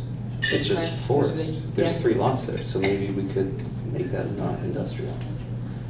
Rezone it, so that way industry is not possible there, bordering That's the like a river. New England, old town sort of legacy where, you know, people built industry on moving water bodies in order to power things and in order to get goods in and out easily, and then they dumped stuff on the site. Yeah, right, yeah, there's a history And of it. So is are are those brownfield It's pretty, sites? No, not the ones he's looking at. I'm not sure what the ones he's I'm specifically familiar looking with at, the but ones there are he's some that looking are at. pretty contaminated, whether they're on a brownfield list or not. I know they've come up. Some of that property actually has been, we've had some inquiries, at least on one of the properties, and had to do with non-industrial type uses. Could you do this? Could you do that? So I know what you're talking about, and I'm happy to bring it back and look at it. What I would say is access to those properties is through Old Ferry Road, or maybe through where Longfall Paper is. I'm not exactly sure where the access would be.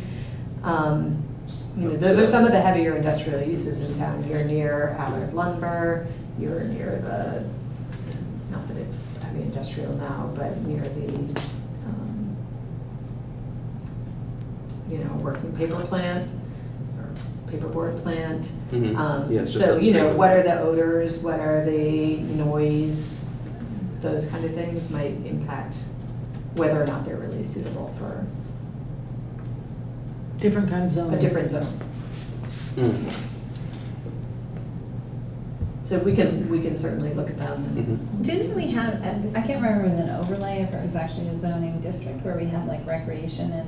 Yep, we have a zoning district. It's a zoning Waterfront. district, right? So would it make sense to put those in that zoning district instead? It may, again, it's the, you know, we tried to go industrial with industrial, and you're kind of carving out something in the middle of it, and what are the impacts of the industrial on those maybe there's not much of an impact, but.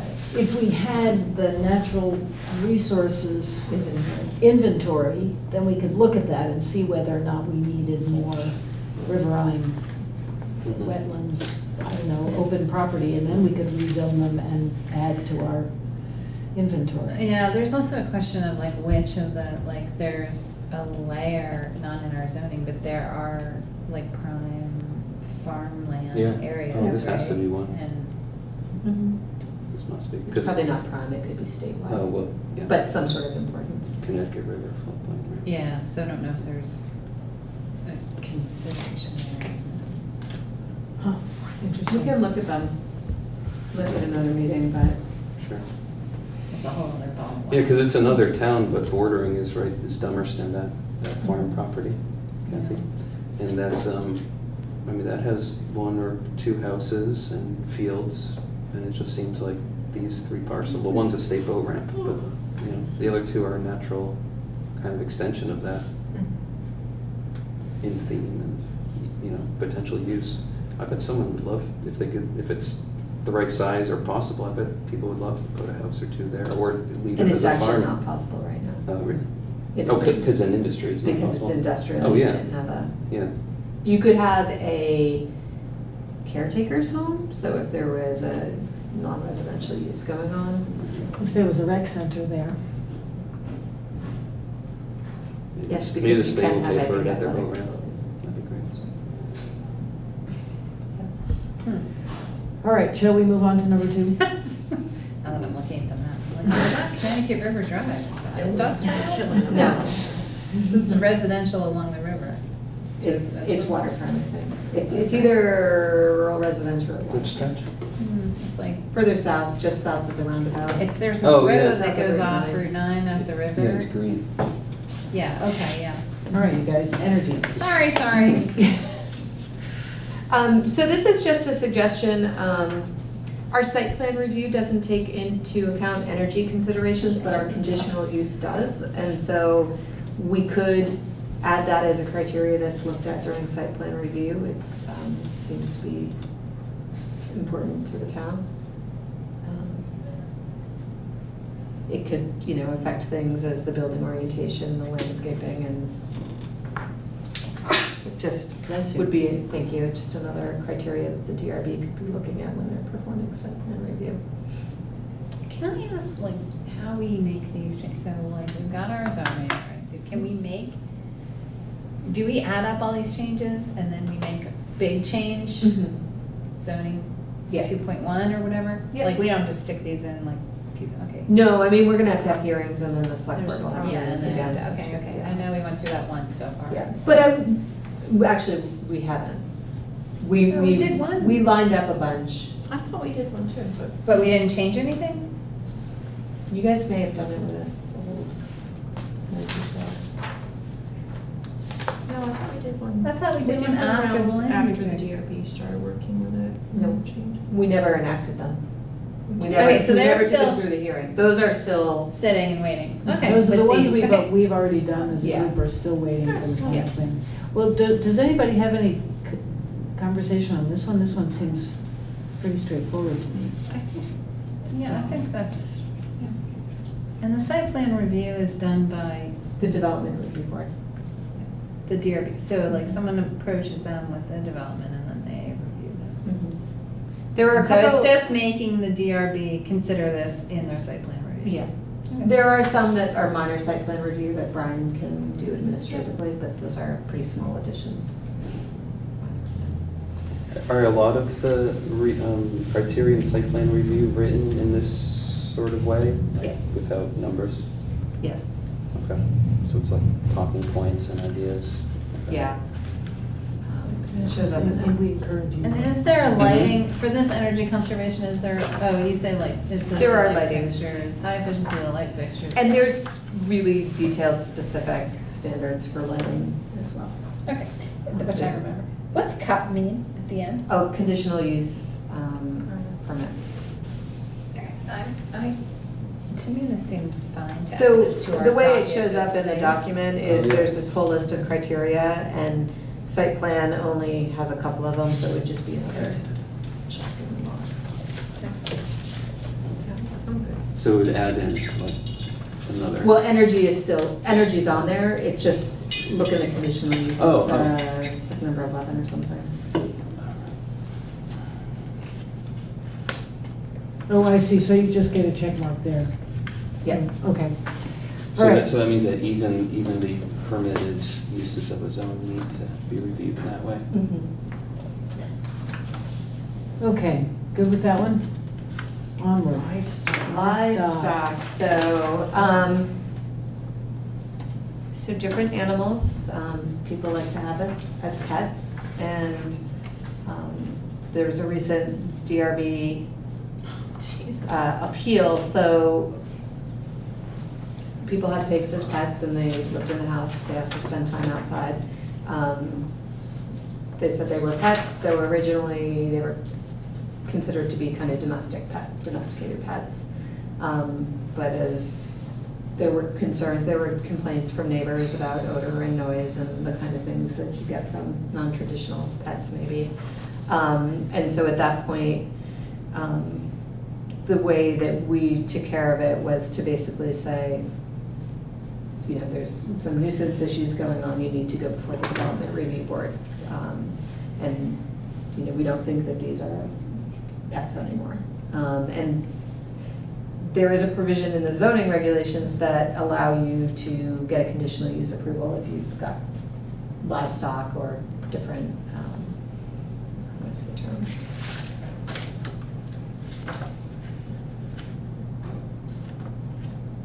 Anyway, we had no definition of livestock. So the whole thing centered on our pigs livestock, our pigs not livestock. Anyway, the DRB upheld that the people could keep their pigs. But staff remains concerned that there can still be noise and odor issues with, you know, any non-domesticated pet, you know, outside of cats and dogs and birds and whatever, the traditional pets. So we came across the definition of livestock in state statute that we would like to add, so that if somebody comes and wants a RIA, which has happened in the past, they get conditional use review. If somebody wants to have a pig, and you know, it's great if they live in the house, but they're also going to be outside and have, you know, so we'd like conditional use approval. We think it's the most fair because neighbors will get a chance to come and express their concerns or express their support, and we can solve issues. So I would make a suggestion, change horses to equine, so that you don't get donkeys and zebras, which should come up in other towns. And ponies. So I would say equine, so that would cover the whole family. And just out of curiosity, what is cervidae, bratites, camelids? They are deciduous Deer, cervidae, or so elk, moose, Okay, deer, and then ratite. Ratites are the big birds. Like Leopards are the ostriches and. And the camelids is like your. Or camels and alpacas. The glossary section is going to be expanded. I had the same question. Yeah, and I would agree with Kate, like, we should say. My only equine. thing with changing it to horses, Changing it from horses to equines. yeah, is that is this definition out of the statute. And so if we're changing, it's not a So we're gonna direct. say, what about my donkey? Well, we'll just Can get you rid of say the a thing at as, the end? we'll get rid of the as defined, and we'll just say cattle. Oh, I find. I'm not trying to be like too much pain in the butt, I just, you know. No, you're right, well, it's the same thing. Yeah, no, I mean, Someone else might. I think you're right. I mean, it's all a potential loophole that would be a. And then the other question I had is I was trying to understand, it says conditional use review of pigs would be required. Why just pigs? Could we just say conditional? I'm just conditional following use it up as of- this is the trigger that we had, but no, I And mean, so- it would be any of these. So any of prior these I could conditions. apply for conditional use. So the thing I was thinking of earlier was if I have a miniature horse, I don't want to scare anybody, who lives in my neighborhood, because that'd be crazy. But if I had a miniature horse, they can be under 30 inches at the shoulder, so they can be quite small. People house train them. This came up in Springfield, Vermont, right as I was moving away, and I don't know how it got resolved, but someone had a miniature horse on, I think it was like Summer Street or South Street, which is a pretty downtown street, and wanted be able to keep it as a pet. So it sounds like if somebody were in that situation, they had a miniature horse or anything on this list, they could apply Yeah. for conditional And- use. It gives the neighbors an opportunity to chime in like how they feel Yeah, about and really that was always here, it was under other livestock and wild animals, and it's saying you could go for conditional use. The problem is we We didn't have a didn't define. definition of livestock, and so when people said these are pets, not livestock, there is, there are plenty of pigs as pets, that's totally valid. And so the initial thing was, okay, it's a pet, you don't need a permit. But then when you start getting complaints, then So- it's like, well, so- so I just want to Yeah. prevent that from happening in the future. I think it's better process. It's not a typical pet. Is Might be an there acceptable any pet. argument for defining what is a list of pets, so it's a white list, not a black list? Do you know what I'm saying when I say that? Yeah, Be but I open-minded don't instead of know restrictive. what that would have. I'm just wondering, is there any state statute that defines these are the things that are pets to No. define? Because that almost seems Don't believe easier, so. just to define these are pets, anything not on this list, you have to get a conditional review. I don't Oh, that's an interesting If it approach. was, I mean, I think I've seen dogs, cats, and ferrets. Or, it could become a long list, snakes. Could be, lizards, yeah, snakes birds. and birds and rats. rabbits Guinea fit in pigs this. and rabbits. Yeah, rabbits. Well, they don't fall under this They'd be livestock, so agricultural. rabbits would be Pets, a pet. you can have 25 of them. Breeding them for meat. Yeah, and chickens aren't on here. Chickens are already, you need a permit, if you're gonna have chicken, and there's some, specific thing there's some about chickens. specific things about where the. And I think the um, state did too, like they had a specific interest in chickens. I remember right. I'm curious how the conditional use review goes, like if a neighbor complains without, it's all subjective, right? But I'll just say, if a neighbor complains without basis, how is that followed up? Who overrules who? Neighbor Or complains about basis. yeah, I mean, Well, if there's 5 neighbors who support this pig and 4 who don't, does it go through, or if does one loud No, because the person neighbors don't complain? vote, I mean, it would be the DRB. Yeah, no, the DRB is strictly looking at They take- the evidence they yeah. have, I mean, no, they'll take evidence from the Right. butters, they don't, Oh, yeah, what so weight there's- they wanna give it I is up to them. Okay. I'd almost like to, this isn't like an idea for action or anything, it's something to think about. I'd almost like to not see, if we're going to give all these sorts of animals sort of, for lack of a better phrase, guilty until proven innocent, I'd almost like to see that for dogs too. Or not for pigs, because dogs that are pets often are just barking incessantly. In close neighborhoods.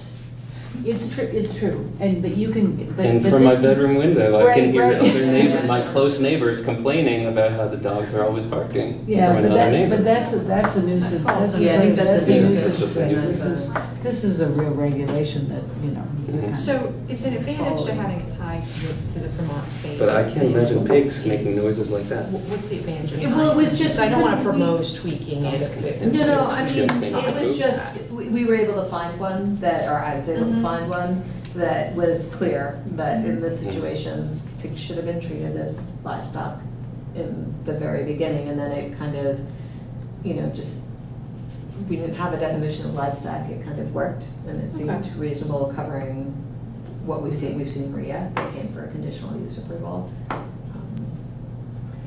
Yeah, I think one of the things that needs to be done, probably not now, is the notion of numbers, right? Or the notion of care, but that seems to me to be a civility issue. So that if somebody Yeah. has like 50 dogs. 50 dogs, or, if you have one pig who lives in your house and sometimes goes and does something out in the yard, that's probably not a problem. Mhm. But if you have 10 pigs that go in and out of the house, that becomes a problem. But anyway, I think we should move on to housing density. Are we all in agreement that this seems acceptable? Do we want to change horses to I equine? think it's or- acceptable the way it is. I'm okay to put it to equine, I think that makes sense, like if it covers the donkeys and other things. And I think it's acceptable, and we can all think, I can think of lots of like, here's some way somebody could worm in around this, but, and maybe they'll come up and maybe they won't, but we'll address something they do, so,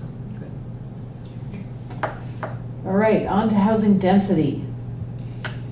Okay, so we had talked in late December, I've been concerned that we have too many controls on,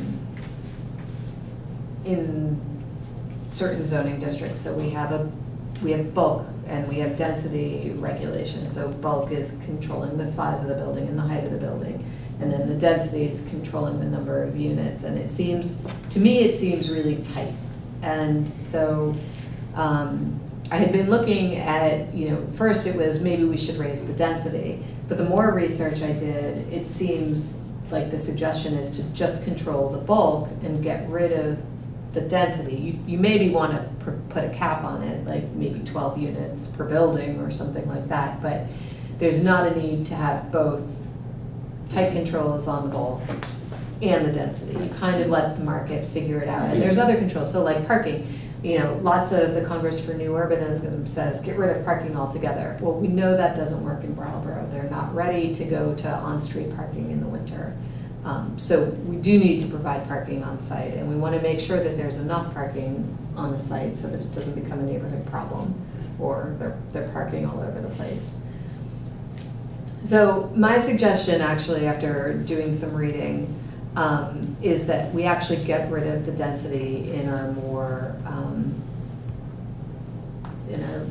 developed parts of town. So that would be the urban center. We had no residential density in the urban center, but we did have floor area ratio for non-residential or for mixed use.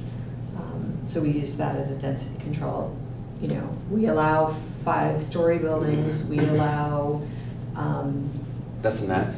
That's the max, is 5 stories. I think you can get up to 1 story more with a waiver. And if the fire that's due to fire.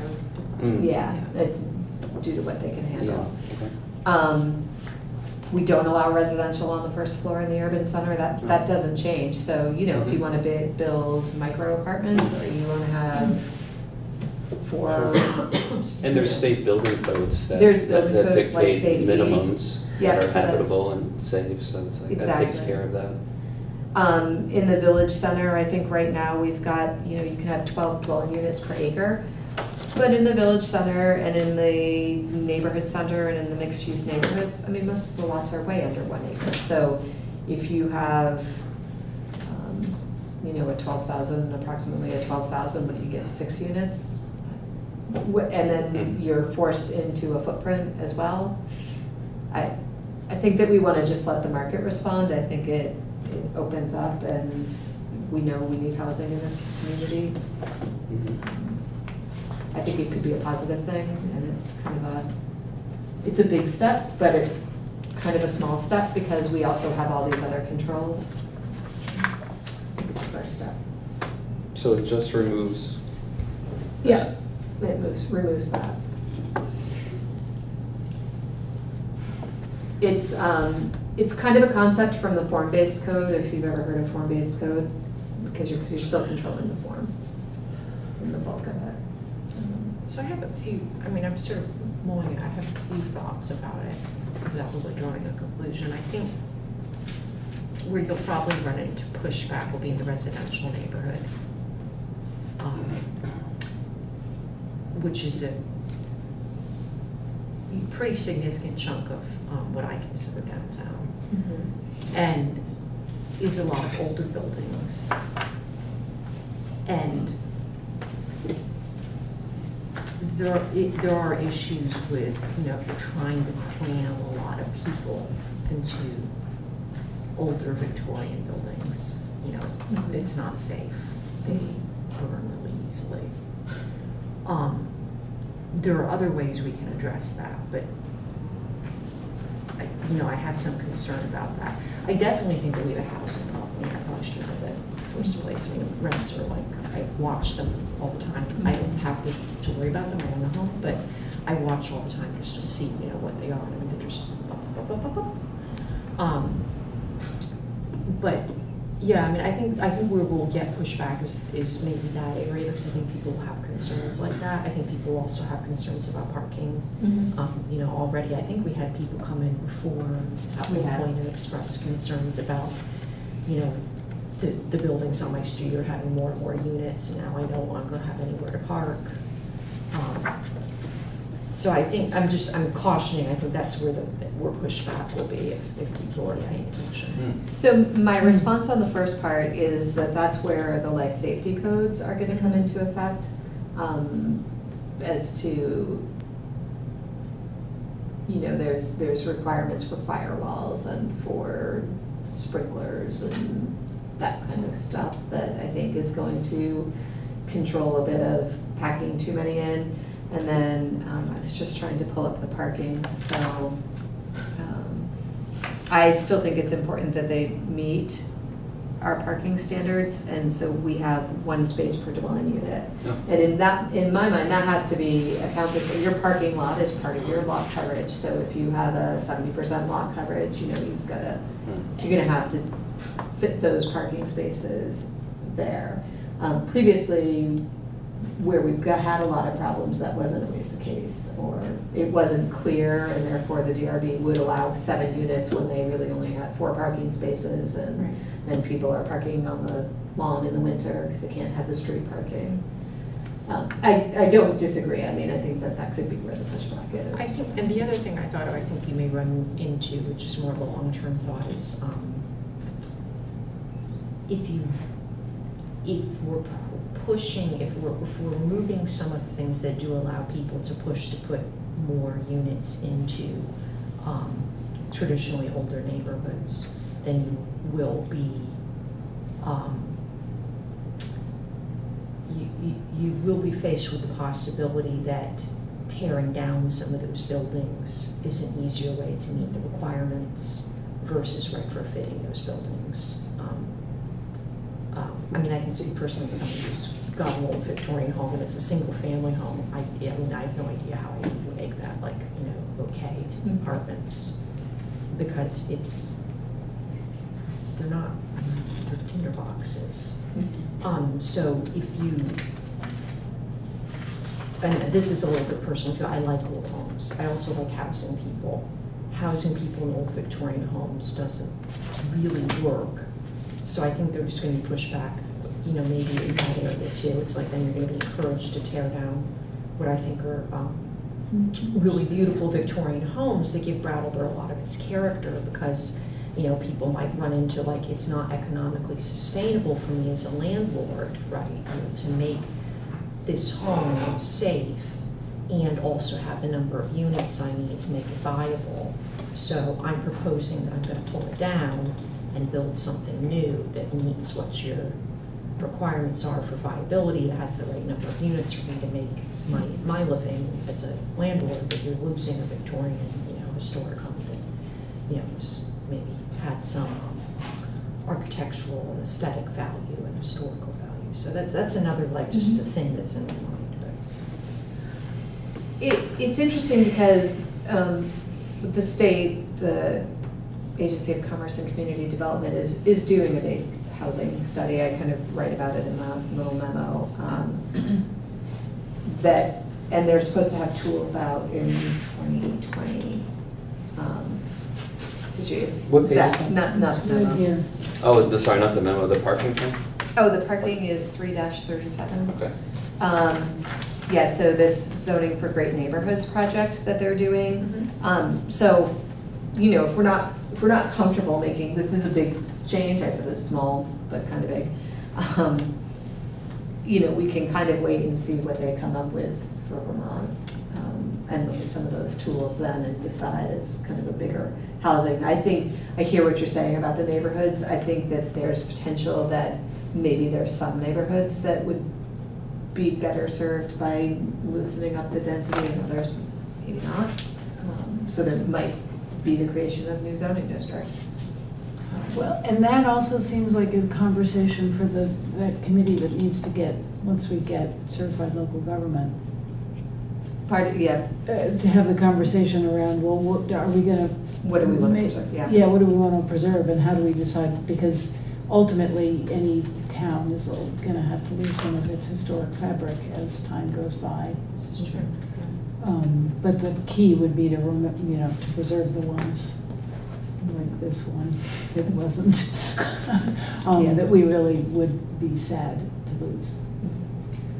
Regarding parking, is there like something like the Brooks House, which doesn't have parking? Where is like an exemption for that written, or is it just?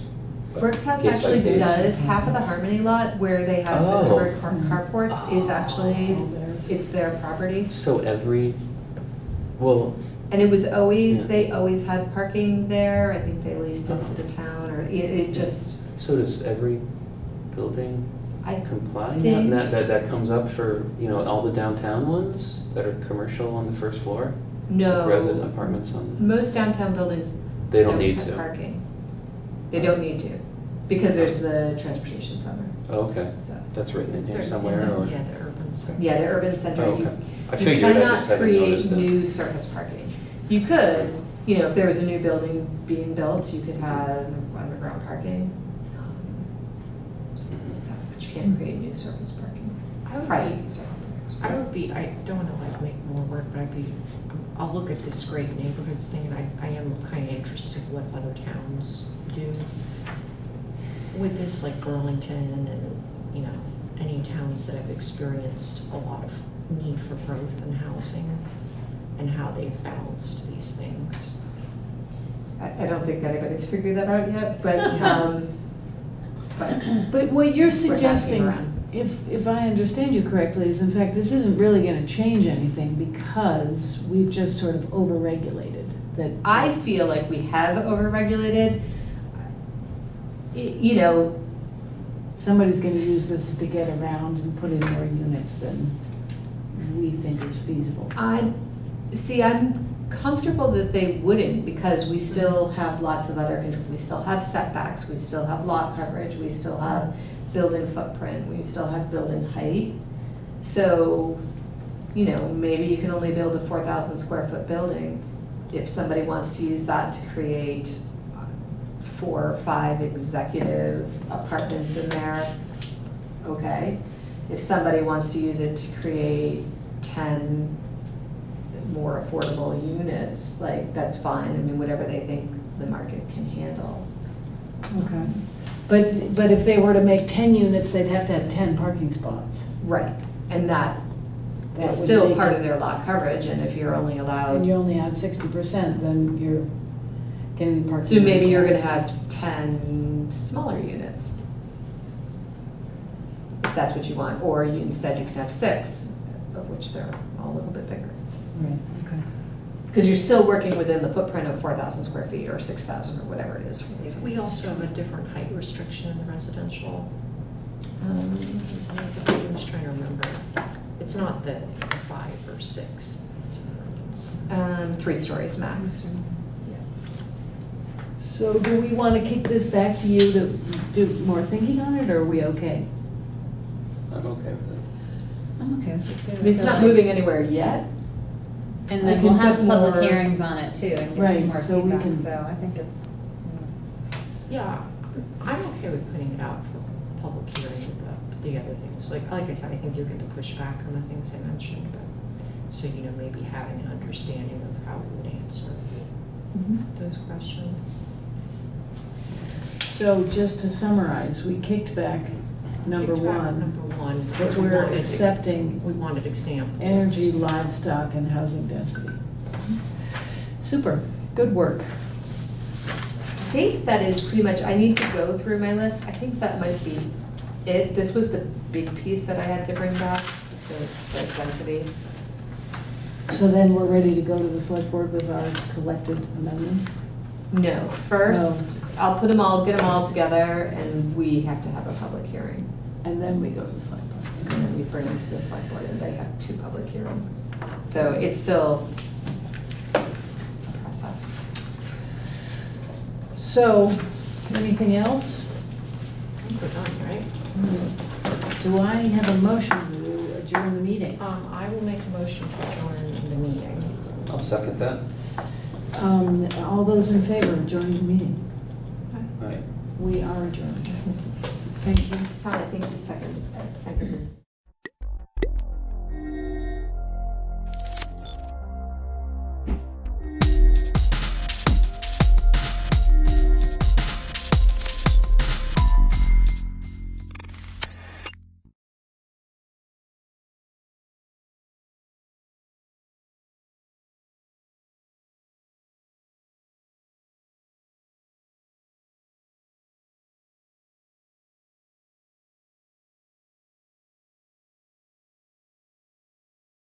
I want to point out that the sun shines down its power to all the world and makes the wind blow strong as it will. I want to hope gentle rains can fall upon the land so lovely earth can stay lovely still.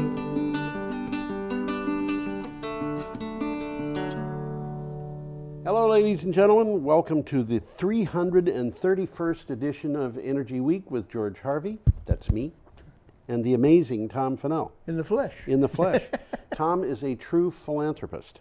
And I won't go through all the wonderful things he's done because it would embarrass him. But it's true. He does some pretty nice things for people. And I want to start out with our commercial. Yeah. Yeah. Okay. We got a donation from Colorado. You told me that. And this was Garrett, Dr.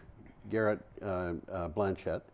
And I sent him an email, and I said in the email, thank you very much. Are you related to Sylvia Blanchett, who lives here in Brattleboro, and whose husband, Tomas Fricke, has been on this show. He came from Indonesia, you remember, and was talking about... Yeah. I remember him. Anyway... He's not an Indonesian, though. No, he's not. He's German and American. But Dr. Blanchett sent me an email back and said, I didn't know you knew my sister. That's not exactly what happened, but it was close. Anyway, what we are doing here is we're trying to support BCTV, because without BCTV, we're not going to have a show. And BCTV has asked us to come up with $480 a year to keep the show going, because they have got a bit of funding pulled out from under them by the Trump administration. And, well, he had to justify a tax cut, so got to get that money from somewhere. You know, what I'm reading is we're heading into a recession.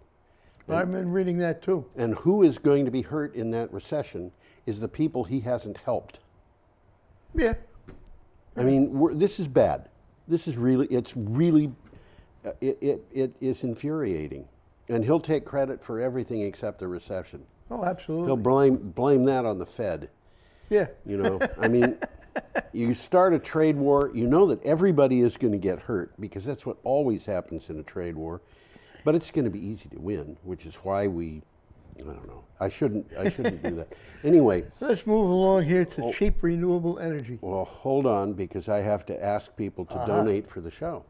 Well, that's what the commercial is, isn't it? Yeah, that's right. You go to BrattleboroTV.org, and on the front page there, I think it's at the bottom of the page, kind of in the middle, is the thing that says support local programming. If you click on that, it'll take you to a place where you can make a donation to BCTV using Master. So you can do it electronically instead of writing and absolutely, and you can do it by PayPal, you can do it by credit card. But when you make the donation, when you figure out the amount, right below the amount entry box is another thing that says something about instructions. And if you put in there that this is for Energy Week, it will be credited to the $480 that we need. That'd be helpful. And we've got a little more than half of that money donated so far. Well, we're moving along. Yeah, we are. And I'm going to continue this commercial until that's made up, and then I'm going to continue it anyway, because BCTV needs more than $480 by far. And without it, we're not going to have the show. And the fact of the matter is, we may not have BCTV. Yeah, and there's other towns as well. Every public access station probably in the country has the same problem. They all need donations. So if you don't want to donate to us, you can donate to BCTV. You can donate to whoever your local station is. Keep it going. Anyway, should we start the I regular think we stuff? ought to start, yep. Tom doesn't like commercials. Every day I get up and I start looking at the news and do web searches and things like that for items relating to energy and climate change. And the articles that I find that I think are interesting, I put together for each one a 50 to 55 word synopsis, roughly, with a link to the original article, possibly a photograph from the original article, possibly from Wikimedia Commons or something. Yep. Have a really good photograph today. It'll be a next week's show. Ah. Greta Thunberg is on that Oh. yacht coming across the Yes, country. yes, yes, I've And been we reading have about it. got a picture of that yacht that really shows you what it is. It's pretty primitive. Man. This is not a luxury yacht. No, the toilet consists of a bucket. That's pretty primitive. My guess is that she's not going to be taking any showers coming across that ocean. It's going to be I 2 didn't weeks think there was in any. a racing yacht. This thing Yeah. looks like it would just fall over. It's so narrow. Well, it's certainly not a luxury liner. Not a luxury liner, and it is crossing the Atlantic Ocean from east to west, which is slowways, during hurricane season. So Well, she didn't want to use energy. she didn't want to use energy, and she said a passenger ship is as bad as an airplane, which it apparently is. So anyway, I get those, I put them together, I put them at my blog, which is geoharvey.com, geoharvey.com. And if you hear us talk about an article that you want to read, you can go to that blog, geoharvey.com, and you can click on the date, because we're going to try to keep you apprised of the date as we go through this. And it's at that point, it's pretty easy to find the given article. Well, some of them are worth finding. Yeah, absolutely. Some of them, I'll try to call your attention to some of the better We've got ones. a very important one We've coming got some up. good ones coming up this We week. do Yep. indeed. So let's And, move along here. Let's do that. Okay, our first item is from phys.org. Phys is P-H-Y-S. And we have a very dull picture here of Let's see if I can't get the picture of up. a hydrogen bottle. Okay. There we go. There we Bon go. Jove. A hydrogen tank. Isn't that exciting? Aha. It's, I don't think we're going to wind up going into a hydrogen economy, but the thing about hydrogen, when you burn it, it just gives you water. Yeah. You can't do much better than that when it comes to climate emissions. I mean, the people who want to complain about how we calculate greenhouse gas emissions, I've heard, they get their information from Breitbart or Heritage Foundation. They say water is worse than carbon dioxide as a Well, technically it is, but it falls out of the sky. Yeah. I mean, the amount of water in the sky is a constant. So you put more water in, it just falls out. What do you have for a title? Cheap renewable energy. Cracking the photosynthetic process that enables plants to split water. This is important. Yeah. This could have earth-shattering consequences. Yeah. Scientists have identified an important photosynthetic process that enables plants to split water and powers all plant life on Earth. The process could make possible a limitless supply of cheap, renewable fuel. And I want to point out, you get this limitless supply story about nuclear fusion. Yeah. It's not a limitless supply. Well, you still got to deal with all of that byproduct. You got to. The problem with nuclear It's got a half-life of hundreds of years or thousands in some cases. The nuclear fusion thing, which Yeah. is the business of taking hydrogen atoms and smashing them together. They've been working on that as long as I've been alive, I think. I think so. The problem with that is it isn't from water.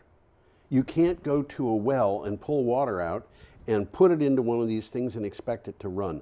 It's got to be half deuterium oxide, which is about, I don't know, 1/6% of the water. Heavy hydrogen. Right, and half tritium oxide, Which is heavier hydrogen. Yeah, and that doesn't It's not common. doesn't even occur in nature. It does, but in amounts so small that you couldn't take it from nature. You have to make it. And what do you do to make it? You make it in a nuclear reactor. Okay. Well, this process so far is not solved. And it's an interesting statistic. Enough sunlight hits the Earth in a single hour to power all human activity for a year. For a year, So yeah. there's an opportunity there. Well, there's huge opportunity. Huge opportunity. One of the things that's interesting about this is that if you can split up water, which there are ways of doing this that are sort of in the ballpark of being economically feasible, and people are working on those. If you split up the water, you get oxygen, which I don't think is going to be a problem putting that into the atmosphere, and hydrogen. And the hydrogen burns, and when it does, it takes the oxygen that you put in out, and it puts water in. And you know, this is not a serious problem. I don't think so. But and they will get it. You know, they'll probably wind up within not very many years having half a dozen ways to do this. But it's a fuel that you could actually build internal combustion machines and turbines and things like that would do this. Well, as I've said before, there's a lot of very smart people working on these Absolutely. things. And somebody's going to hit it, and they're going to hit it right on the head. Absolutely. So Absolutely. let's move along here. Innovative Reports has this one. What do you have for a title? Global good Renewable Energy Market 2018 by top manufacturers with productions and forecasts to 2025. Yeah, the global renewable energy market is projected to reach $2,152.9 billion, or to put that a different way, $2.1529 trillion by 2025, and is expected to grow at 4.9% during the forecast period 2018 through 2025, according to a report produced by Big Market Research. Well, if you like statistics and stuff, this is one of the ones to look up. There are people in this world who just yeah. love looking at numbers. Oh, yeah. This is an extensive analysis of key drivers, opportunities, key segments, regions, and major manufacturers. I mean, this is very informative and educational and boring. And boring. However, we're going to get an article a little later in this show that talks about this kind of the same thing, but from a very different point of view. And we'll get to it. We will. That's the one from the bank, BNP Paribas. Yeah, yep. You know, that actually is pretty interesting. I want to show you a picture. Yeah, we got a nice picture coming up. This is a very, very happy pig. I was thinking the same thing. Look at the smile on that Yeah, guy. he's a happy and pig. He's sniffing the air. He must smell something that just smells so good. Maybe there's truffles in the field next over. Well, the stuff that pigs seem to think smell good don't always smell good to us. Well, let's see now. Come on, here we go. Smithfield Foods completes a manure to energy project. U.S. pork processor Smithfield Foods completed a major manure to energy project in Missouri. The firm has built a pipeline from one of its pig farms in the state to the natural gas main line. It sends low-pressure natural gas to the pipeline for the city of Milan. And this is from Bioenergy Insight magazine. Well, this is part of Smithfield's plans to utilize all the manure that they generate, which is significant. This is a really big, you know, if you look at the history of pig farms and manure, I had a friend of mine gave me a book called Garbage. Uh-huh. And it was one of the best books I've ever read. And it was, you know, it had, what do you do when you've got 60,000 pigs and you've got to get rid of all the refuse that they create? Find somebody else to do it. Well, they had what are called ponds. Yeah. And the stuff just goes into a pond where it sits there and decomposes. And of course, that's going to produce all kinds of methane going off into the atmosphere, and it smells bad, and you know, none of that is necessary. When I was a kid, the area around what's now the big stadium in New Jersey was all pig farms. Yeah. And you drive through there on Route 17, and it stunk. Yeah. It really stunk. Yep. I had an ancestor who owned some of that land. Uh-huh. And in the late 19th century, he just decided he didn't want to pay taxes on it anymore. So he let it go. Huh. Yeah. How about that? If he should have been paying taxes. Well, if if the family paid taxes on that land for 70 years, we might have had something that was worth a little, probably less than the taxes that were paid. Okay. This is interesting to me in part because it talks about taking biodigesters and diverting the output of the gas from the biodigesters into the natural gas pipelines that we've got. Makes a lot of sense to me. Yeah. And it happens locally, so, you know, you could... Well, it's happening right here in Vermont. We got cow power. Yeah, absolutely. Okay, we're up to Friday, August 8th. I should have mentioned that those first three articles were all on August 8th. We're up to Friday, August 9th, or either that or I'm using a calendar from a different year. Okay, we've got an item from CNN. It is from CNN. You know, CNN usually has some pretty good stuff worth watching. You always say that. You know, they do. They do. But in this case, they got a 4-minute video. Yeah. And it's about Maersk being carbon neutral. Maersk's the shipping outfit. Yep. Well, and that's what it says. The shipping industry must go carbon neutral to survive. To survive. And that's important. A report from Maritime Strategies International, which obviously is interested in this, predicts the value of all world's oil tankers will enter a period of dramatic decline from 2025 onward due to a dramatic collapse in the demand for oil and coal. That's interesting. That's very the interesting. Ships built in 2015 may not be worth more than scrap metal prices in just 10 years' time. Wow. Yeah, this is the kind of thing that I think the shipping industry people, some of the people in that industry are probably looking at this and saying, we've got to do some thinking here. Well, there's a couple of takeaways here. Yep. Freighters carry 10 billion tons of cargo every year. Mm-hmm. Okay? Fossil fuels power this industry. Yeah. Okay. And by the way, they're very, very, very dirty. Yes, they are. They use the awful. crummiest oil they can get. They do, and because they can get away with it. And I read a thing where they were talking about the number of tractor trailers that were the equivalent of one of these ships going a certain distance. That's a lot. It's like 150,000 tractor trailers. Wow. You know, it's unbelievable. Well, it accounts for 2 to 3% of global carbon emissions. Right. So that's significant. Right. And what the article is saying, we need to decarbonize this global shipping industry. Now. The shipping industry must shift investments to zero emissions ships. And I've seen some rebirth of sailing ships. Yes. You know, Greta why Thunberg not? is doing it. We're talking big tankers. I know that. You know? I know. The wind blows for nothing, guys. A big tanker to carry the oil nobody's going to buy. But it's going to be powered by wind, so don't worry about it, because moving it'll be free. And there's a secondary part of it. It also means weaning the oil, gas, and coal sectors off $4.7 trillion worth of subsidies. Now this and also that stinks. Yeah. They don't need subsidies. Yeah.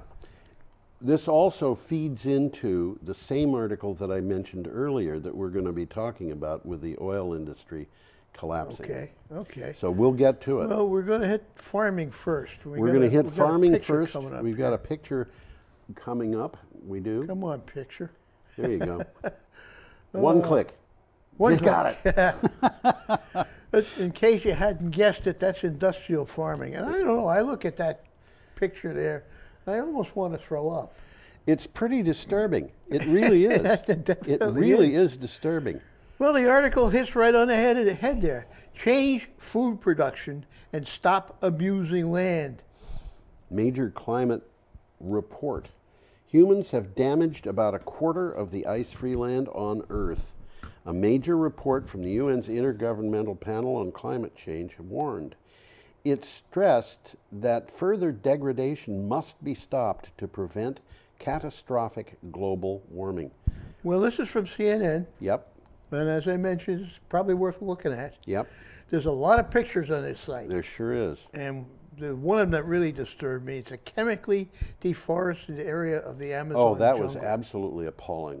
Oh my God! Wow. Just you appalling. think this one's bad? Well, in that particular one, just so people understand what it is, they didn't want to deforest. It was just that something got loose, and got into the water and it killed the forest. And Oh, it is that what happened? Yeah, Yeah. and I mean, this is one in which there's like ponds and river and all that Yeah, stuff, and it's all red. Yeah, yeah. Well, those forests were killed. I think it was it was kind of like those coal ash dam breaks that we've had happen in the United States. We've talked but about it's that. industrial waste that is just getting into the Amazon River basin, and it's terrible. And the Amazon is, I guess, the last large sink for CO2 left on Earth. Well, we have to do something about that. Well, that's because- exactly what they're saying. Yeah. I got a quick takeaway here. Okay. Land degradation. Land degradation. I don't know how to spell that word. Including deforestation, Yeah. produced almost a quarter of the world's greenhouse gas emissions. When land is degraded, it reduces the soil's ability to take up carbon, and this exacerbates climate change. Yep. In turn, climate change exacerbates land degradation, Yeah. and so on, and so on, and Now, so on. You know what this makes me think is there's kids in high school today who are looking at going into college, and there's various things that they can study in college, major in college. Yeah. Some of them are going to go into biology, and they're going to go into forestry, and they're going to have a program in forestry coming along, which is going to be forest restoration. And it's going to be things like even building forests on deserts. They're going to start doing that. I feel pretty sure. Well, I think I wouldn't bet against it. I think there's a great potential there. And when it happens, there's going to be a demand for people who are trained in forestry, and specifically in forest restoration or forest building. It's an interesting thought. So there's kids out there who have got a future that they can. There's a future there. Yeah, there is. Okay, we've got an item here from Clean Technica. Another good site. Energy Innovation Report claims fuel economy rollback will cost Americans big bucks. Now, this is the Trump rollback. Yes, we're still at August 9th. Energy Innovation studied the financial and environmental impacts of the Trump emissions rollbacks for automobiles. It concluded in a report that the administration's plan will cost consumers billions of dollars while adding significantly to carbon emissions. Well, the takeaway from the article is the federal government is committed to blowing up the deal made by the previous administration with automakers. Yes. And we talked about that on the Yes, show. we have. The economic impacts to consumers will grow over time as significant fuel savings come with stronger standards. Yeah. Okay, this is that sentence is opposing what Trump is doing. Yes. The current administration is laying bare its deep commitment to the fossil fuel industry at the expense of its own citizens. Now, this is important. They're committed to the fossil fuels industry. Look at what happened with the coal industry, that Trump digs coal. When was the last time you heard Trump say that?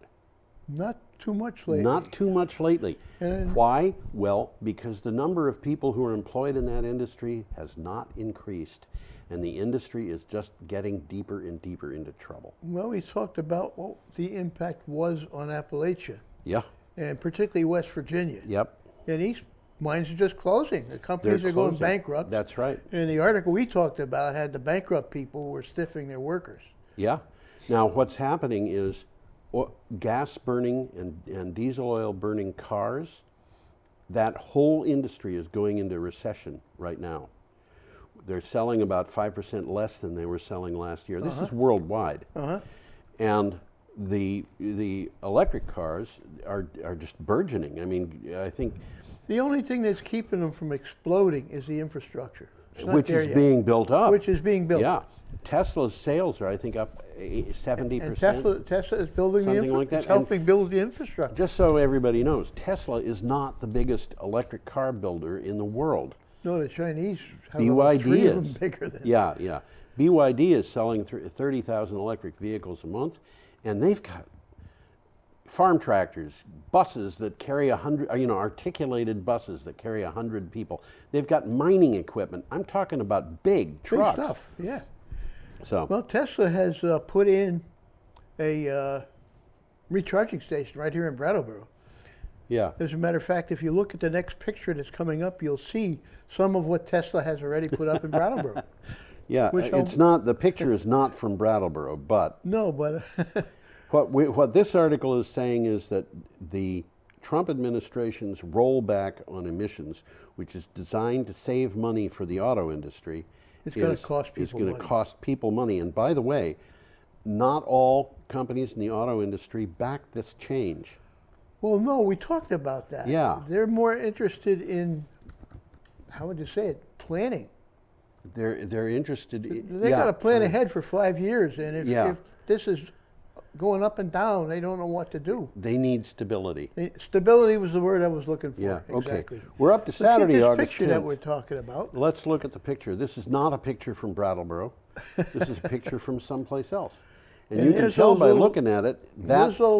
There's those little recharging stations in the background that Brattleboro has now. And the image on the hood of the car and on the window is a reflection of a palm tree. So I think this is probably from someplace... yes, it is. It's a palm tree, isn't it? A little farther south than Brattleboro.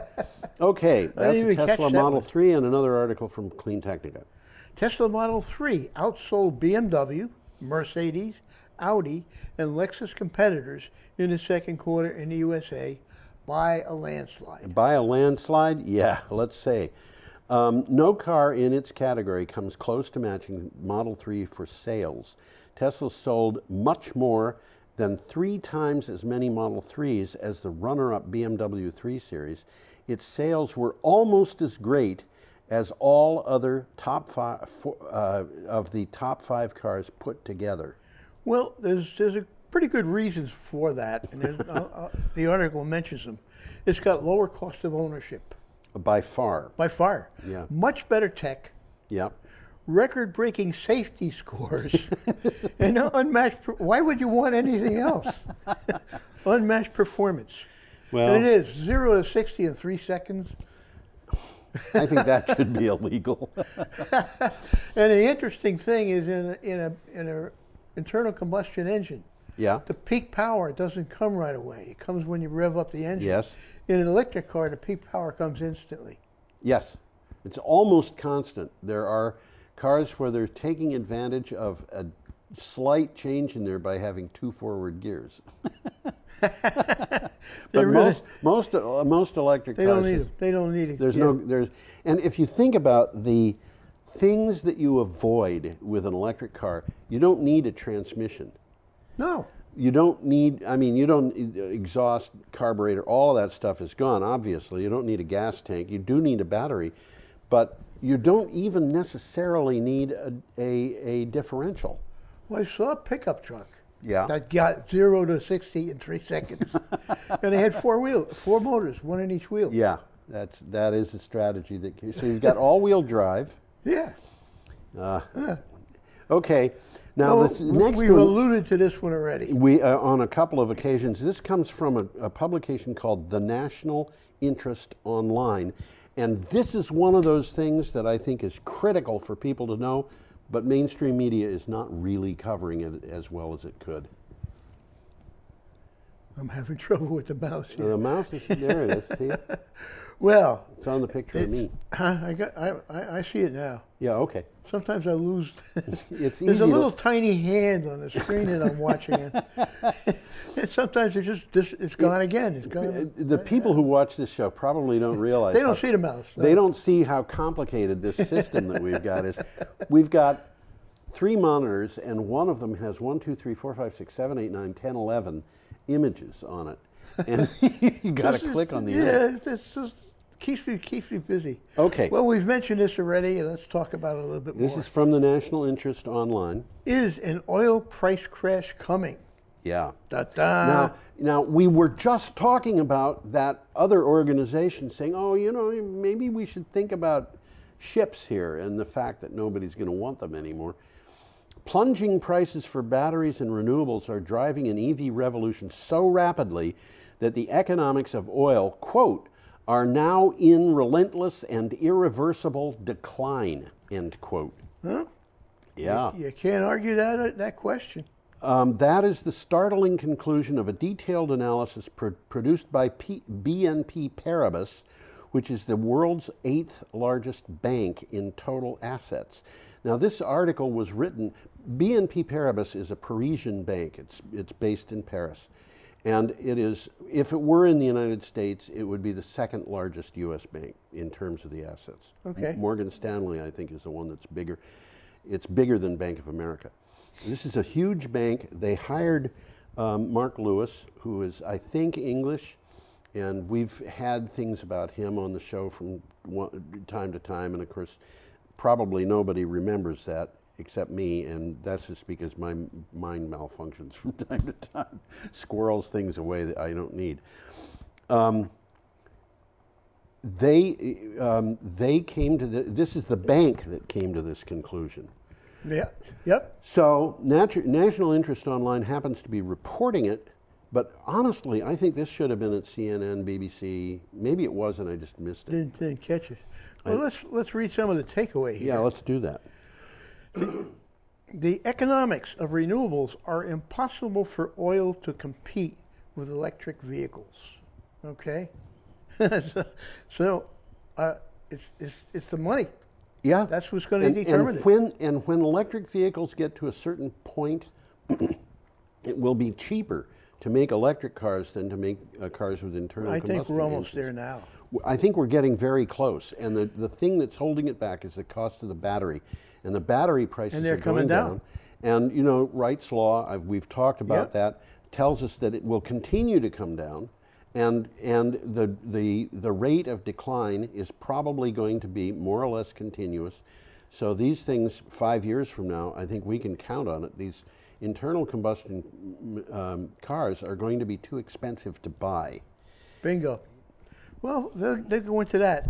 Electric vehicles will be, very shortly, superior to gasoline-powered cars in every respect. In every respect. Vastly more efficient. Solar and wind power and batteries have seen staggering price drops in the past decade. Yep. And if you watch this show, you know that, because Yeah. we've been talking about it. Yep. And are projected to see equally big drops in the coming years. Yes. So it isn't over yet. It's still dropping. Not over. The cost of running EVs is dropping so rapidly. The only way gasoline cars can compete is if the price of oil were to drop to $11 to $12 a barrel. Just think about that for a minute. I mean, what's it's selling for what, $30 now, and that's low. I think it's more than 30. It could very well be. But there's a point at which No, shale oil. it says here it's over 50. Yeah, there's a point at which shale oil is not. You can't extract it and make money below that amount, and that amount is in excess of $50 a barrel. So they're losing money on shale oil right now. And of course, if the oil industry goes south, the fracking industry is going to go south with it, and because they're so closely interrelated. Well, the other thing about the fracking industry is they're not realizing the amount of oil that they anticipated. Yeah, and what's happening here is if the price of oil goes down that far, which it will have to do for the business to stay in business, all of the oil companies that can't compete at that level will go under. Yeah. And their assets will have no value. Yeah. And what will happen at that point is the people who are transporting, the people who are processing, you know, the cracking and all the rest of that stuff. There's a whole chain that's going to suffer. Whole chain. And what they have to do, they have fixed costs, their marginal costs. They have to cover those costs with the smaller amount of oil that they're processing. And the only way they can do that is by jacking up the price really, really high. So you can have a situation where this is a lose-lose situation. Yeah, isn't you've got low price at the wellhead, and the people who are doing the wells are really suffering, and you've got high prices, very likely, for the people who pay at the pump, and the guys in the middle aren't making any money. Uh-oh. Uh-oh. So what do? Well, you try to get as fast as you can into having electric vehicles, electric infrastructure, electric generating, wind, solar, hydro, whatever it is you've got there, in order to be able to continue operating. And what have we got right now in this country? We've got a government that wants to resist that process. Well, they are doing you-know-what into the wind. Yes. That's right. Okay, should we Let's go on? move along. We got another nice picture coming We have up. a nice picture and a distressing this is a article. Nice picture. This is a nice picture. Isn't Come it? on, picture. Here we go. One click. There you By go. jolly. Why don't you show people the 2-click thing, just for the fun of it? Do 2 clicks. 2 clicks quick. There you go. That's the problem we had last week. Now we know how. Now we know why. Why? Okay. So That's a nice picture. That's the Gulf of Mexico. It is, and it's kind of the source of the Gulf Stream, which is what we're going to be talking about in an article from phys.org, which is distressing. The Gulf Stream is slowing down. We've mentioned this already on the show. We have, yeah. That could mean rising seas in a hotter Florida. Yeah. And it's because this article came from Florida. Yes. The Gulf Stream, the warm current that brings the east coast of Florida the mixed blessings of abundant swordfish, mild winters, and stronger hurricanes, may be weakening because of climate change. It has reached its weakest point in 1,600 years. Well, what the article adds on to that, and we've talked about this on the show, but I'll repeat it. The Gulf Stream forms part of a clockwise system of currents that transports warm water from the tropics up the east coast and across the Atlantic toward northwestern Europe. Mm-hmm. That's why England, which is much farther north than New York, England is actually warmer than New York. In the winter. Well, all year round, no, I guess. not really. Well, definitely in the winter. Not in the summer. Not in the summer. Not in the summer. Okay. I lived in the southwest of England. It And didn't get that hot. The house that I lived in, which had no air conditioning, because it didn't need it, the temperature in the house never went above 63 degrees all summer. No kidding. Yeah. Wow. It's very cool in the there's nowhere near the difference that we have between summer and winter. Well, there's more to what I was saying about the Gulf Stream here. Yeah. In the frigid climate near Greenland, the water cools, sinks, and flows south again, rolling through the deep ocean toward the tropics. Yeah. So it's a continual stream. So climate change will lead to a slower Gulf Stream in the future. Right. And they go into the possible effects of that. Yeah. And none of them are good. None of them are good. Yeah. Okay, we're up to Sunday, August 11th, with an item from Smart Energy. It is that, from South Africa. Yeah. Solar energy market to grow at over 35%. A research report published by market research and strategy consulting firm Global Market Insights, Inc. projects that the solar energy storage market will surpass an annual installation of 3 gigawatts by 2025. One of the forces adding to this growth is the advent of EVs. Well, yes. And from the article, scalability and suitability for large-scale applications are driving the flow battery-aided solar energy storage market growth. Yeah. And we've talked about that here, too. We have indeed. There are people making innovations in batteries. Right. And they're getting cheaper. Yep. And, well, we got another picture coming up. We do Let's indeed. get This that is a one. weird picture. It's a very strange picture. It is a weird picture. This came from Wikimedia Commons. I wanted to find a picture for this article, and I looked for pictures relating to permafrost melt. And that is an effect of permafrost melt.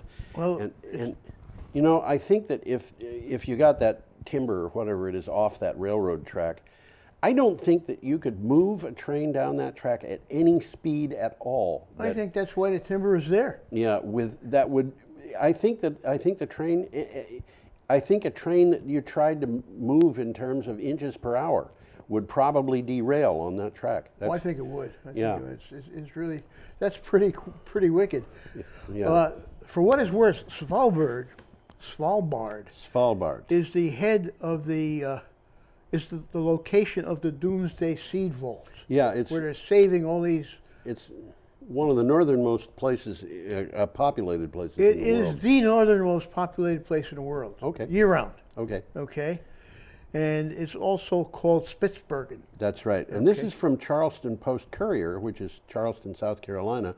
And what's the connection? I don't know. But well, as the world gets hotter, yeah, environmental consequences get worse. In this particular case, the permafrost, which melting. is supposed to be permanent, yes, that's is why melting. it's called permafrost. Now, and it's not just in Svalbard, it's happening in Alaska. Everywhere. July, this is mind-boggling. July was the 415th consecutive month with above 20th century average temperatures That's worldwide. 35 years, baby. Yeah. The 5 warmest years on record were 2014 to 18. 2014, 2015, 2016, 2017, 2018. And somebody at the Heritage Foundation or Breitbart is going to tell you that that's phony information. This year is on track to be one of them. This year is on track to replace one of those 5. Things are heating up, and as they do, the destruction to our environment and economy only gets worse. And I want to point out something here, Tom. They say, you know, what's the big deal? You know, 3 degrees Celsius? What's the big deal? That's nothing. That's nothing. 3 degrees Celsius is the difference between Greenland being ice and Greenland being water. Yeah? And that's not nothing. Well, as we've mentioned, if ice melts on the ocean, it doesn't raise the ocean level. But Greenland... if ice melts on the land, such as Greenland, it does raise the ocean level. And it could raise it a lot. And Greenland, I mean, the ocean also is warming up at that 3 degrees. And that means the ocean is expanding because it's getting warmer. We've got a serious problem here, and we've got people who want to argue that it doesn't exist. Well, future warming will largely be determined by how quickly our economy transitions from fossil fuels and replaces them with renewable energy. And how quickly we get very proactive about extracting carbon dioxide from the atmosphere. 5 years ago, I felt like we had all the science to do it.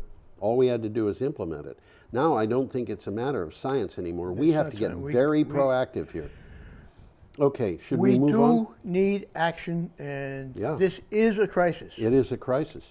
Okay, we've got an item here from the Charlotte Observer. We do. Why some energy refund checks are not worth the postage. Oh, this is so infuriating. Since 2008, South Carolina household electric company customers have paid, on average, $1,565 extra to finance 2 reactors at the VC Summer Nuclear Station. The reactors were not built, they were canceled. So the customers are getting refund checks. Some of the checks were for as little as 4 cents. Not worth the postage. The project was terminated in July 2017. The problem is the postage is too cheap to meter. After years of budget overruns and construction delays, they threw in the towel. Yeah. Okay, as it turns out, $60 million spread among 1 million people isn't that much money for most customers. It's not. And that's what's happening. Yeah, they're getting $60 on average for their $1,500 and whatever dollars. Okay, we're up to Monday, August 12th. And we got a We picture have a picture here of just another coal-burning power plant. Let's see if I can get the picture up. Yeah, there it is. Golly, I think I did. And we have an item from ThomasNet News. I don't know them. Yeah, well, I see them fairly frequently. I don't use their. I think they're, well, doesn't matter. I think they do, like, yeah. Well, as you may have guessed, that is a picture of a coal-burning plant. Yeah. And pollution rising from the stacks and water rising from the cooling towers. The cooling towers are the fat ones, the stacks are the skinny tall ones. And the reason why the smoke coming out of the stacks is black on the bottom is because it's smoke. And the stuff coming from the fat things is just water vapor condensing in the air. So, over 50 coal power plants are closing each year. And we continually are referring to this. It's going on and on and on. And Donald Trump said he digs coal, and he hasn't stopped it. So now I think, you know, he can't stop it. He knows it, so he doesn't dig coal anymore. Power companies are forecasting to retire coal facilities that currently offer about 17 gigawatts of capacity by 2025. Shuttering these plants is a complex multi-year process that includes decommissioning, remediation, and redevelopment. Last year, 13 gigawatts of coal burning capacity was shut down. That is the equivalent of about 20 of the Vermont Yankee. Well, what the article says, approximately 550 coal-fired power plants were retired since 2010. Yeah. The reasons included flat demand and increased competition from natural gas and renewable energy. And of course, what happened was all of this got blamed on Barack Obama. Yeah. You know. Well, it's easy to blame. It's easy to blame. It's hard to act though, and you know, we haven't seen great numbers of coal miners rehired, and in fact, Well, we've been talking about we're going to that. have not. West Virginia's in bad shape now. Yeah, and with our next two items are both about coal. Let's do them. The first one Okay. is from The Guardian. Australia, coal use is an existential threat to the Pacific Islands, according to the Fiji Prime Minister. The Prime Minister of Fiji has warned Australia to reduce coal emissions and do more to combat climate change as regional leaders prepare to gather in Tuvalu ahead of the Pacific Islands Forum this week. He referred to the emissions as quote, an existential threat, end quote, facing Pacific nations. Now, we have another item on this? We do, but let's touch base with, let's do that. What's going on here.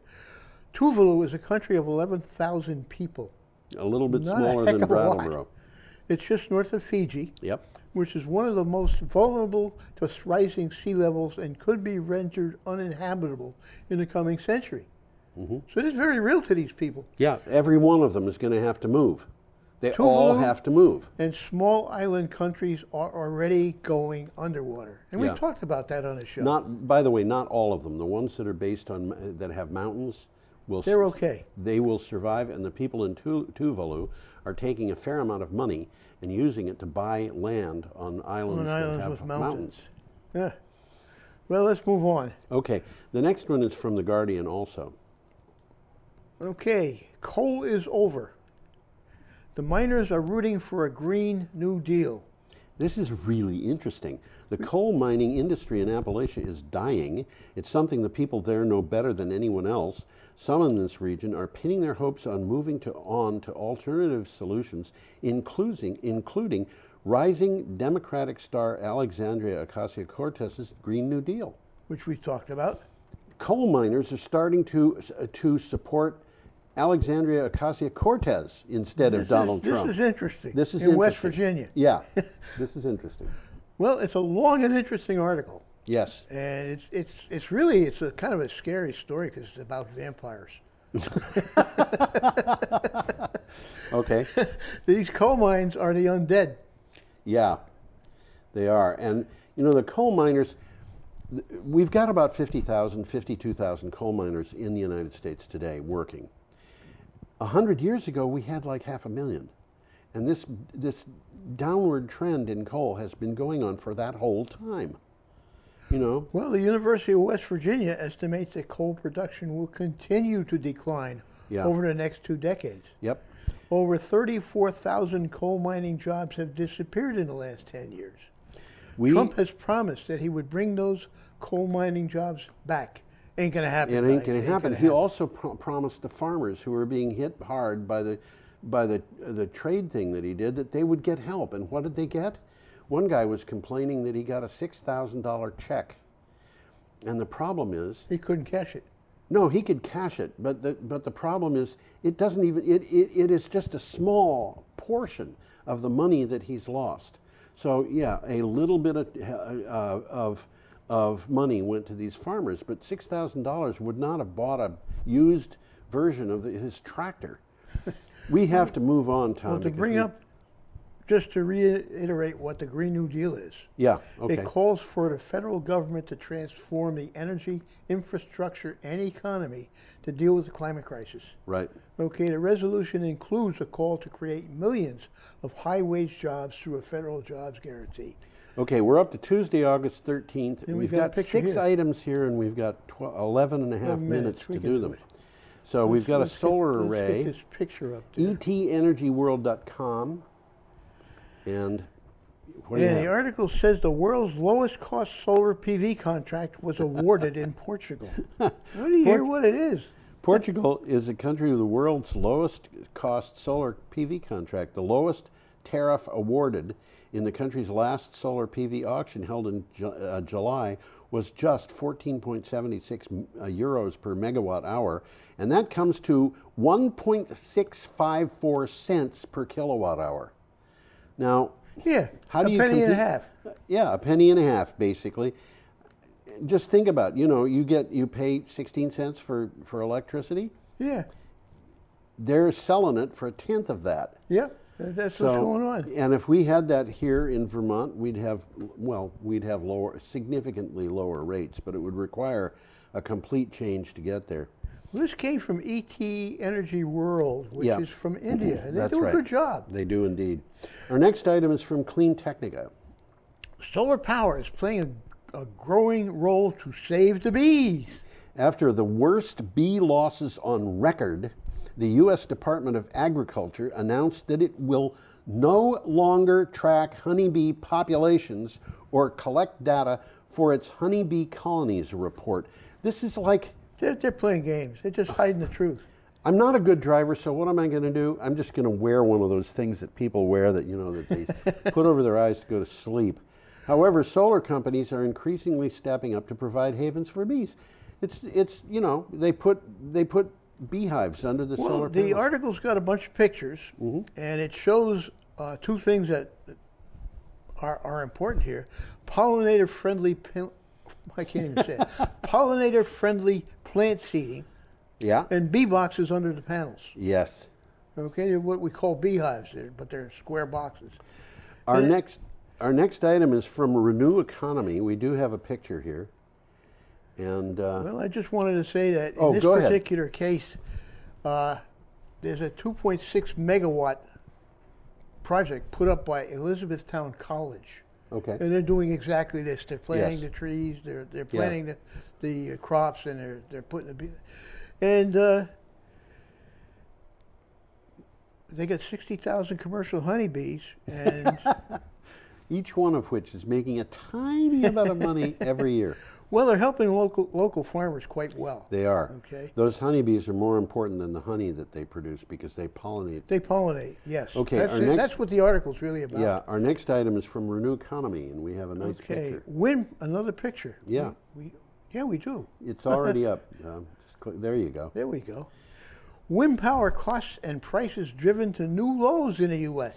Wind power is enjoying a prime period in the United States with record low technology costs, spurring strong investment as local production of the components, and this is important, local production of the components helps projects avoid the worst impacts of Trump's trade war with China that has hit the solar market hard.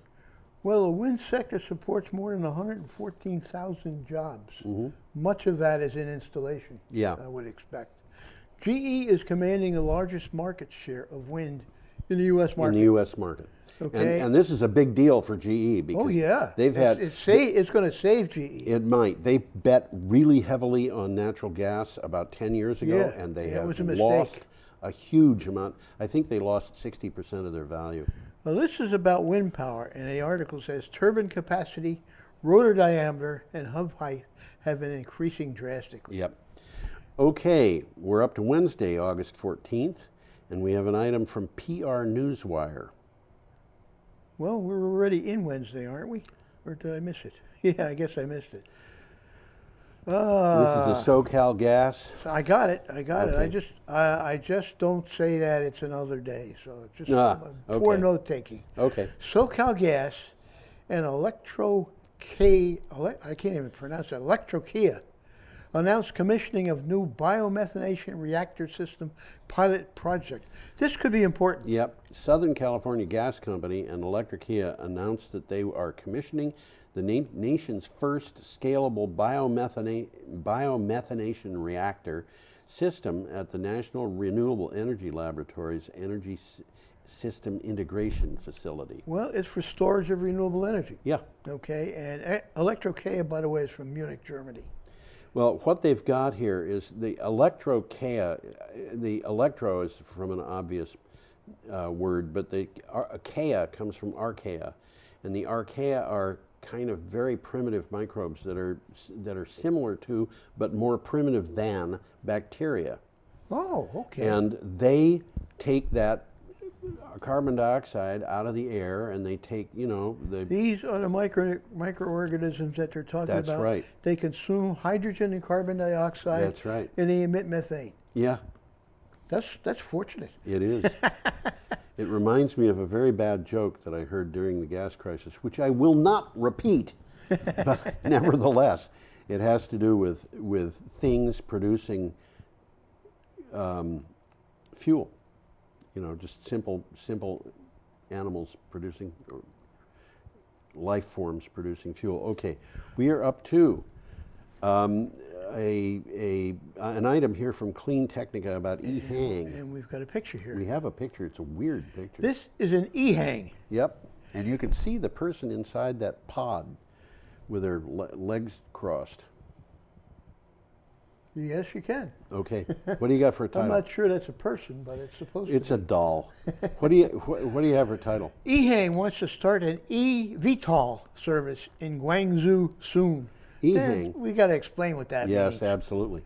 e-hang, which is a company, will build a fleet of autonomous passenger air taxis and low-altitude freight aircraft, possibly making it the world's first operational urban air mobility company. The government of China has sanctioned the company, and the city of Guangzhou is hosting the pilot program. Basically, this is autonomous, which means you don't need a driver. You just say, I need a helicopter ride. Well, helicopter. you got what's basically a laptop sitting in front of you. Yeah. I guess it's on a dashboard, but you Yeah. just push a button, and it takes you where you want to go. Yeah, and these things are not cheap. This is an interesting website. It is. It starts off with a 7-minute video. Yes. Which is in Chinese. But So you you can don't enjoy the understand what pictures. they're saying. You can see the pictures, and it shows Yes. you what this thing can do, and it blows your mind. It's absolutely mind-blowing, and you know, companies are getting into this kind of thing. A lot of companies are getting into this. This is something that, you know, This is the future. Yeah, my father had this vision when he was a kid in 1922. You know, of I'm gonna put things it back flying up. around, things flying around the countryside, and you This know, is the future. This is the future, and the vision of the young child in 1922 is coming to pass 100 years later. Okay, our last item is from CNN. Well, we got to hurry. We got 3 minutes left. Oh, we've got plenty of time. States sue to block EPA's coal power plant emissions rollback. A coalition of states and cities will ask a federal court to block the Trump administration's overhaul of regulations on emissions from coal-powered plants. The so-called Affordable Clean Energy Plan shifts regulatory authority to the states and offers hope to the struggling coal industry. It offers hope, but is it a realistic hope? I don't think that the industries, there's no way this industry is going to be able to survive We haven't regardless. heard the end of this. This is No, we haven't, but you know, this is like, I don't know. There's a video on this system. It's a CNN article. Yeah. Iowa farmers are letting their fields go wild on purpose. Yes. And cornfields and other farm fields constitute a good carbon sink. Yes. And you know, basically what's happening here is that the Trump administration still is trying to keep the coal burning power plants open, so the coal miners are going to have jobs in the future. It ain't going to happen. It ain't going to happen. You know, this thing came up, next thing I see, and it didn't make it into this week's television show, but it you know, came up anyway, was Donald Trump, his administration wants to keep the coal miners going, and what's the next thing that happens? A company says, well, we're closing this coal plant, which we were planning on closing early, but we're going to close it 2 years earlier than that. Because they ain't making money. They're not making money, yes. And you know, this is a matter of how do you keep ancient technology going? I mean, if you had a coal mine, a coal burning power plant is like a car, all right? You have a coal burning power plant that was built in 1969, it's 50 years old. And in the past, a utility would try to keep that open. Yep. If they're making money on it, they would. Absolutely. If you have a car that was made in 1969, are you going to drive it to work every day? Probably not. And the reason Probably is because not. it's getting old, and these coal burning power plants are getting old. Yeah. They have to be replaced. Natural gas has to be replaced. this year, not this month, but last month, the amount of fossil fuels infrastructure that was being closed, according to Federal Energy Regulatory Commission, was almost exactly the same amount as the amount that they expected to be opened. Well, this is all about politics. Well, this is about economics. Well, yeah, ultimately it's about economics, but in the short run, it's politics. Time to go, Tom. I think it is. Why don't you put I'm us up and gonna we'll see if wave I can't goodbye. put us up here. I'll put the "Have a perfectly lovely week" sign up. Okay, guys. See you next Y'all time. come back and see us now, you hear? Yes.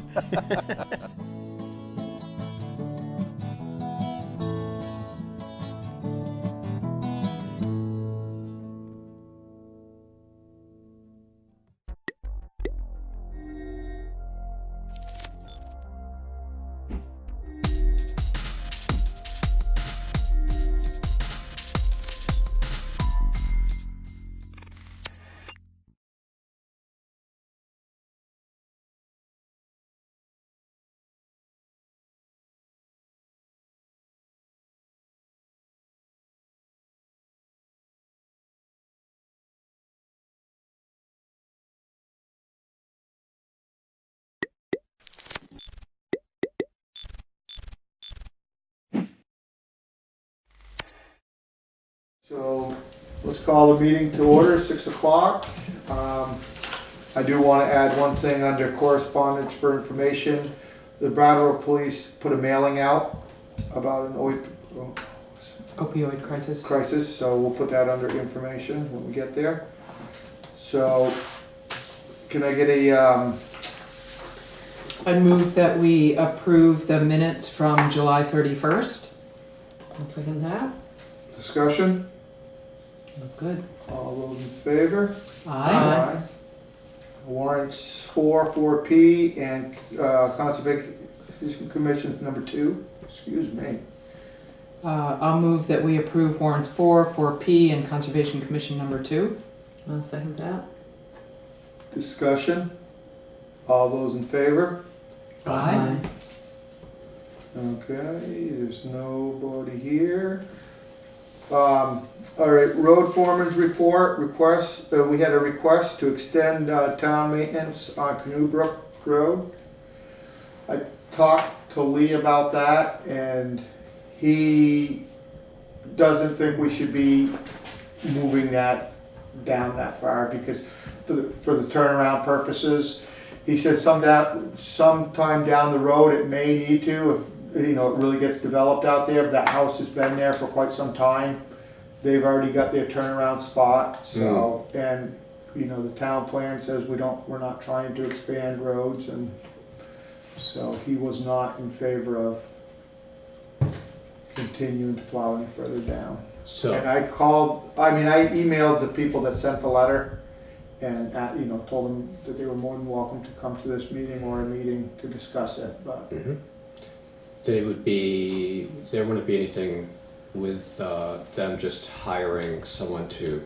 Oh, they can do that. That's what they'd have to do. Yeah. Okay. Yeah. Any of the roads that we stop at can be continued to be plowed, so they can plow it themselves. They haven't purchased the property yet. They were just wondering. Inquiring. Yeah. Right. Okay. Okay. Correspondence for information. Joan, do you want to bring that? Yeah, so I just wanted to bring it to the attention of Dummerston residents that all Brattleboro residents got this letter from Michael Fitzgerald, the chief of police in Brattleboro. And because Dummerston residents are in Brattleboro a lot, and we're all aware, I believe, of the opioid crisis in town, that there is now Project CARE. And if you go to the Brattleboro Police Department website, you can download a PDF of this letter. I was very inspired by it. I feel like they're taking a very progressive approach. And it talks about a number of organizations that are working together, and I think the Brattleboro Police Department has really stepped forward, and it's pretty impressive. So I'd encourage people to go to the website and read that letter. Anything else in there that anybody would like to speak on? Okay. Correspondence for discussion and or action. Email from Dan Cray. We just actually interviewed Dan. We had an email from Rick Mills and about that commission, and he'll be coming to our next meeting. What I'd like to do is have a cutoff date for people to send in for the 28th of August, if you're interested in doing that, so we can interview people and then make our decision for the 11th. Hopefully people that are interested will be, consider going to one of their meetings. It's a great group of people. So I think we'll make our decision on September 11th.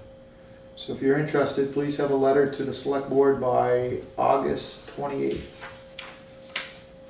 Okay. New business. Geraldine, would you like to? Right. So I would move that we recess as the select board and reconvene as the liquor control board. I'll second that. Discussion? All those in favor? Aye. Aye. Okay.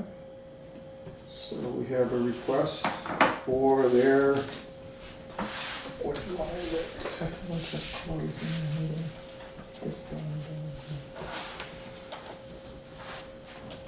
Adjourn. Yeah. Adjourn. Okay, so does anybody want to make a motion for the September, what is it? Campfires. September 7th? 7th, yes. Okay, I'll move that we approve the liquor catering license for Whetstone Brewery Campfires for September 7th. I'll second. Discussion on that? You want to read us anything on there that? It's from 1 p.m. to 8 p.m. Mm-hmm. They're approximate 600 to 800 people over the course of the day. And I believe this is their Bacon Fest. It doesn't say it on here, but by golly, I was down there and I saw that. And I said, I might even have to go. And is there anything about parking? That was the one thing. So that's, I'm glad you brought that up. I don't think it has to do with us giving them, the permit to do the liquor license. But Right. they did request that they had been parking at Renard's gravel pit, which is now the Dummerston Putney gravel pit. And they had asked, when I first got the first phone call, they had asked to use that as handicap parking. When I continued talking to the woman at Campfires, she explained to me it wasn't just handicap parking, it was half of their parking. Mm-hmm. And even sometimes more than half of their parking. So when we were at closing, I mentioned it to our attorney, who said it would probably be best if the towns just said, no, we're not going to allow anybody to be parking in the pit. And so I would say that we go with what the attorney said. I know Putney had already said they did not want anybody in the pit, so if one of the towns says no, it's no, but I think we should be on board with Putney. And I know at the last meeting we had talked about doing it because we thought it was just handicap parking, a few cars, but now it's quite a few cars. They said they do have barriers that they put down there, but I think So the concern is if someone got hurt, there would be legal ramifications. That's the concern? I don't even know if that's the concern. I think it's just a concern of, Well, there must be some risk, so I just well, I wondered mean, what I the risk imagine is. we'll have liability insurance through the Vermont Leagues of Cities and Towns. There is insurance there, but when I was talking to the woman, I did say that was one of our concerns, because at that point, we didn't even own the pit at the time, and then when we did own it, we still had to get Vermont Leagues of Cities and Towns, and that's when she told me, well, if one of our campers crosses over and comes onto your property and hurts themselves, same thing. I said, well, no, that's trespassing.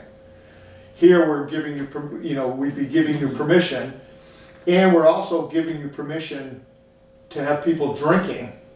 So you're giving, I just don't think it's, I mean, and the attorney just said he thought it would be just a clean, and it had, he didn't say liability or anything, he just said it would probably be in the best interest just to. So the other issue about parking in the past has been if they're parking some people across Route 5, we required that they have a policeman or sheriff, hire trained personnel for crossing. Right. So I don't, and again, we're approving their liquor license. We're not, I don't know what the relation is with parking, but. Yeah, this is a liquor license, and I don't think, I think the parking is a separate issue. I mean, I know the Walker Farm, they hire the sheriff's department and people aren't even crossing the road. When it's a busy time. Busy time, and I would say 600 to 800 people is a pretty busy time of. Yeah, I mean, it's over the course of 9 hours, so, it's not 6 or 8, it's not 800 people all at once. Right. It's coming and going, but maybe we take that up at a other part of the meeting and finish with this liquor. Right. Although in the past, we did, when we approved their It liquor was license. conditional upon yeah. parking. It was. Right. But they never actually had enough people, at one time. I know, it didn't, Right. I kind of felt badly that we required them to pay for the sheriff, because it wasn't really, but were there people parking across the street? Oh, yes. Yeah. There used to be people across the street. Yeah. So that was what it used to be, was a requirement with this? Yeah, we would put a condition on their liquor license, basically. So I would say we take a motion to put something on there then, that if they're gonna be parking across the street, that they have professional traffic control. That would be my suggestion. Let's see, it's September 7th, yeah, that would give them time if they want to come and. Yeah, they have another meeting that they could come to. They could come to the 28th and talk to us. Right, I invited him to tonight's meeting, and I did tell him that our next meeting would be the 28th, so. So does somebody want to amend or add that to the motion about parking? Yeah, Zeke made the motion. Oh, I think I just clarified it, didn't I? Okay, so the approval is subject to having the sheriff's department help with parking and crossing Route 5. Do you want to just say professional traffic control, and then does it have to be the sheriff? I don't know. Is there other professional state police? Traffic control? That would be This may be less expensive. They have sometimes had their own people. But that's not professional. I think there's a difference between traffic control and like the flaggers you see in construction zones. Who've had training. Yeah. I mean, even our road crew has had training. Right, but I don't know that they would go down and direct traffic. Right. And it is a state highway, so. Yeah. So the sheriff is the best. Okay, all right. Probably. Just wanted to check. Okay. So, all those in favor of the motion? Okay, did we get a second? I'll second it. Okay. Okay. Any more discussion? All those in favor? Aye. Okay. Carolyn? So I'd like to move that we adjourn as the Liquor Control Board and reconvene as the Select Board. I'll second that. Discussion?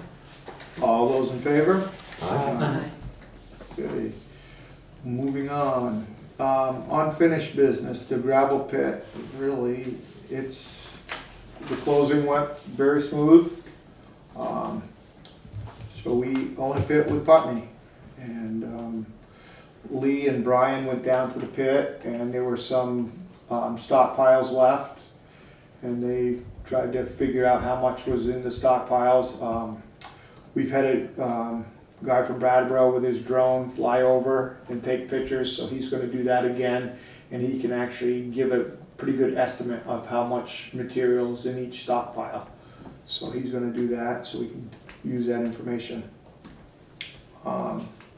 Other than that, I think that's about it with the pit for now, for this week. So, any other business anybody wants to bring up? Okay, motion to adjourn. I'll make a motion, we adjourn. Second that. Discussion, all those in favor? Aye. Perfect.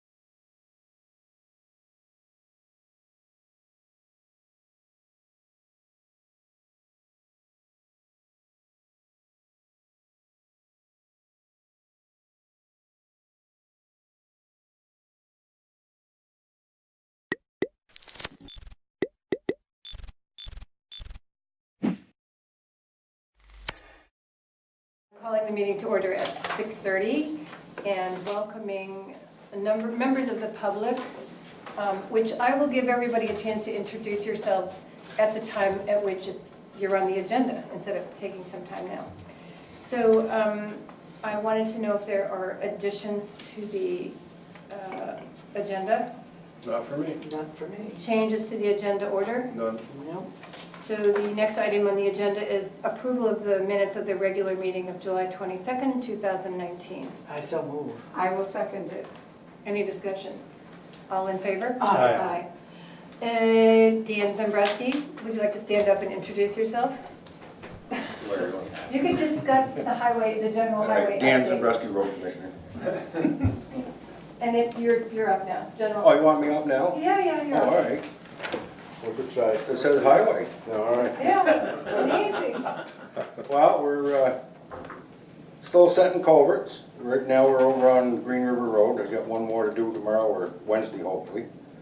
Then I got 5 to do on Hale Road. And then I have 1 to do on Gordon's Road. And that'll probably take care of my first batch of culverts that I ordered. We've been hauling some sand. I've noticed. Tomorrow I'm meeting with Basins on going over the paving. Which On the Guilford Center Road and the Hollow Road. We're gonna meet with them at 9. We have a new man starting on the 26th of August. His name is Chris Bishop. And he'll be starting, getting them broken in this winter. So he'll be on up to par when somebody leaves. So. Glad we found him. Yeah. Thank you. And we'll be grading the roads pretty quick, because school's gonna be starting. Yeah. And so so all the contracts, the grants that we have, all that work is going according Yep. to deadline? Yep, supposedly. Thanks. Carpenter looks great. Come out good. Boys did a good job on They it. did, very nice, it's a little wire. Even held up with one of the hard rains we had. It Right. one spot it kicked out a little bit, but it held up. But the new stone ditches seem to work well. Well, they do and sometimes they do and sometimes they don't. Well, Okay. And they're doing a good job, a great job of mowing along the roadside. Jimmy does it, he's doing a good job. Yeah. He's taking his time and getting it cut back, and the more he can cut with that machine, the less handwork we got to do, so. Yeah, it's been pretty impressive. Thank you, Dan. Yep. Next on our highway agenda is Alan Belleville is here. Alan Belleville, I'm just here to let the board know when I plan on retiring. And I'm gonna give you one more winter. Yay! Wait, the whole winter, Alan? I'm looking at the end of March. End of March. Official. It's on tape now. I may change my mind. I don't know. Depending on the winter or depending on No. something else? No. Winter doesn't bother me, so. You're doing okay otherwise? That's where I'm, yeah, that's where I'm at right now. Okay. I feel that's the lowest impact on the town would be in the spring. So, So we will have an opportunity at town meeting day to applaud you even If- more than we're going to applaud you if I'm tonight, there. right? if I'm there. There. You should be there, Alan. I think you need to be there. You're gonna skip the next mud season, is that what you're saying? That's what I'm skipping. Skipping out on mud season. Yeah, he's leaving it to me. My only question is who's taking over your route? We don't know yet. Oh, that's scary. We'll find out this winter. That's right. Okay. They're all gonna have to get a turn at it. Alan, thank you so much. You're welcome. We're reluctant but understanding. Oh, I've been lucky. So, town's been good to me. Great. Well, you've been an amazing Yeah. employee, and So, your effort, your work ethic, and the way you take care of this town, you know, roads and that all, everything, you know, is just outstanding, and it's much appreciated by well, everyone. thank you. I appreciate You that. are Alan, you retired the Viking Village, is that what it is? Right Out there? Right across the road. I've been out there. A couple months.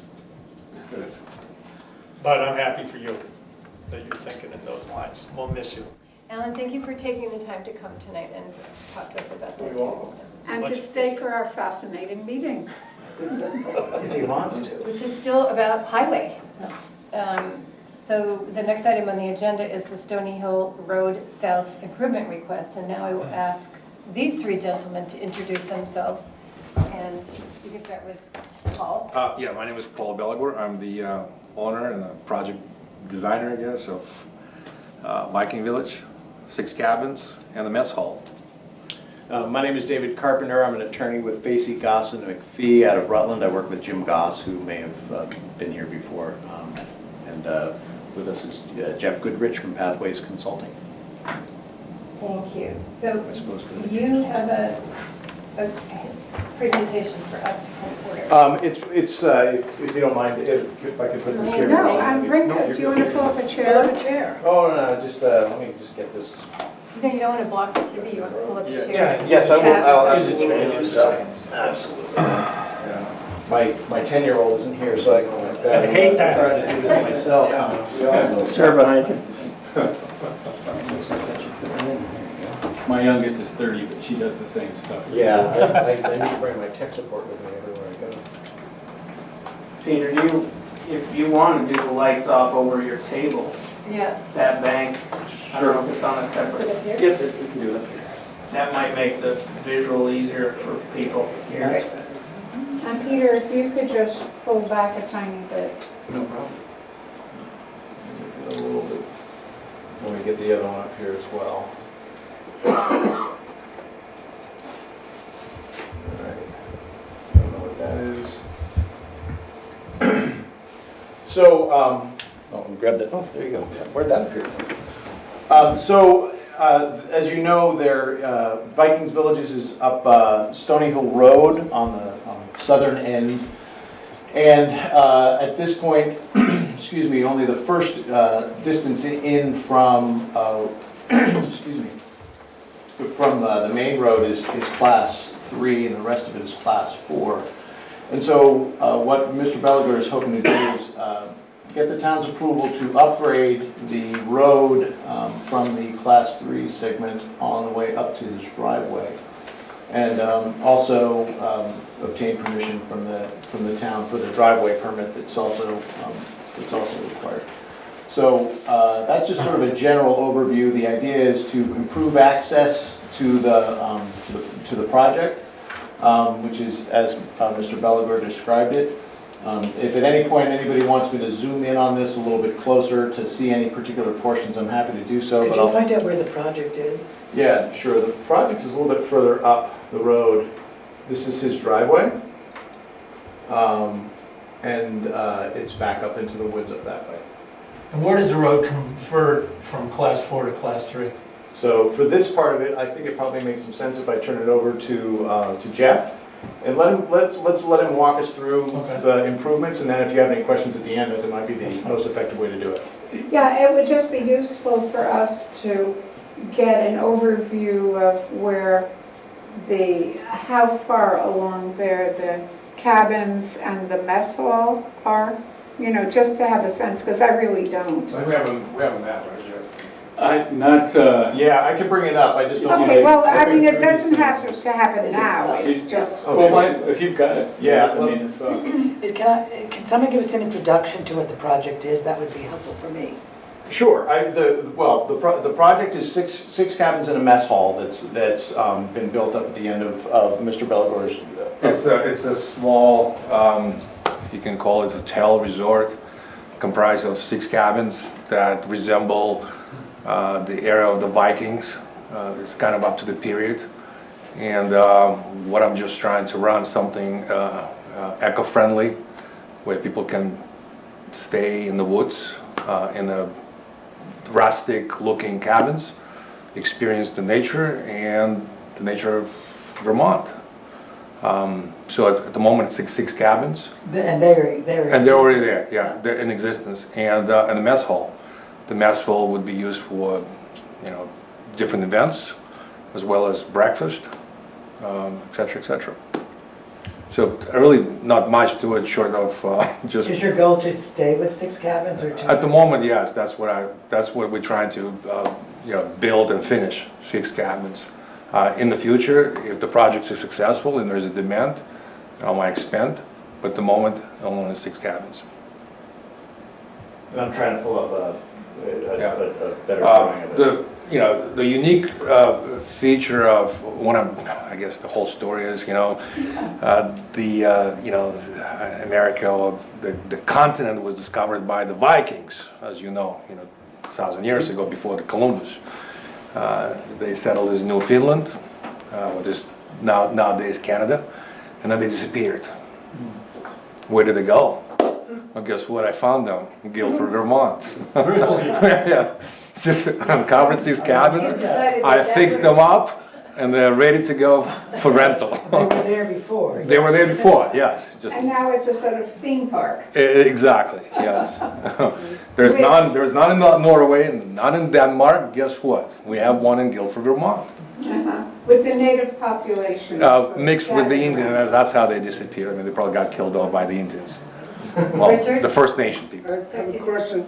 Did this require an Act 250 permit?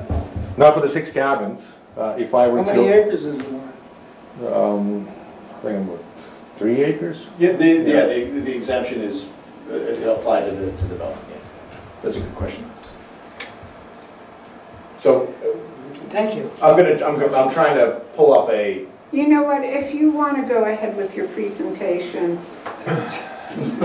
don't worry about the. Okay, well, if we do this, and then I can take a quick break and jump back to it if we want to go back to that.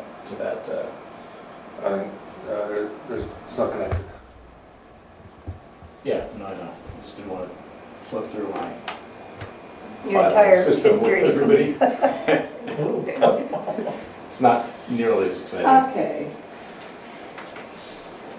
So there's Weatherhead Hollow Road there at the beginning. Yep, it's Leatherhead Hollow Road. So Dave, if you would, and I'll also add, my understanding when Paul asked us to come help, that Averill Engineering and McBean, I can't remember the McBean company's name, but they did get the Act 249 wastewater permits for the 6 cabins. So it has been, the site has been permitted for the 6 cabins with A&R. If you can, as you can see, Leatherhead Hollow Road, Stony Hill South here, there's an existing perennial stream in this corridor through a 48-inch culvert that's on the plan. One of our folks, we have about 25 folks, is a certified wetland scientist, took a look at wetlands in this area. We actually looked at LiDAR mapping off-state information to confirm details with 1-foot contours way beyond this.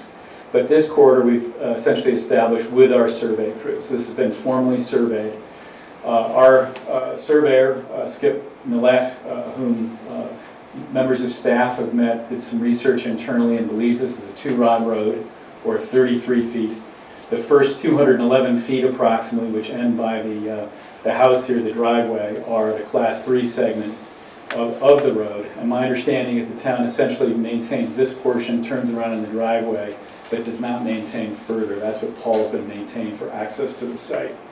So between these two sheets, and you don't have to flip yet, Dave, we're showing essentially, actually, if you don't mind, go to the next sheet just for the fun of it. Where Paul's driveway is today, comes off Stony Brook here, it's about 750 feet or so from Leatherhead Hollow Road into about this location. So we're talking about upgrading this existing road. It's I would say dirt, technical term, a mixture of materials, but it varies 10 to 12 feet.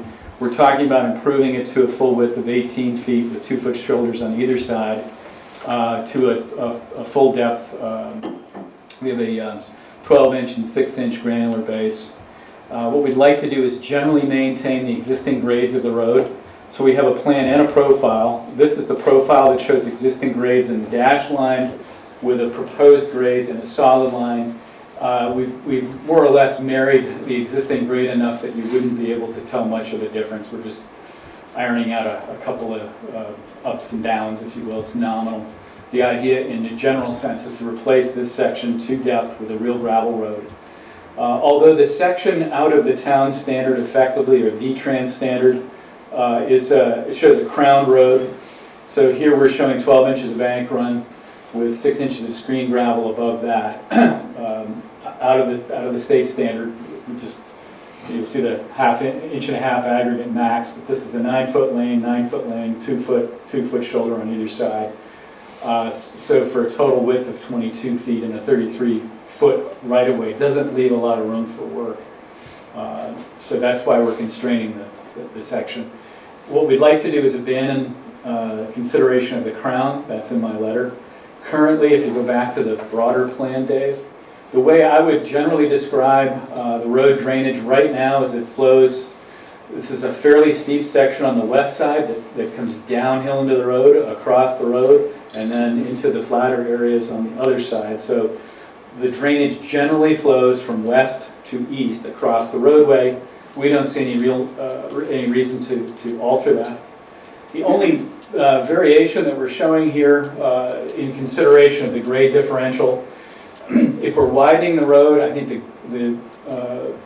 we're nearly, if you can go back to sheet 1, Dave, at the entrance. In this area, you can see the contours we're proposing, these new grade lines, the dark lines. They're essentially matching existing grades on both sides with very little fill.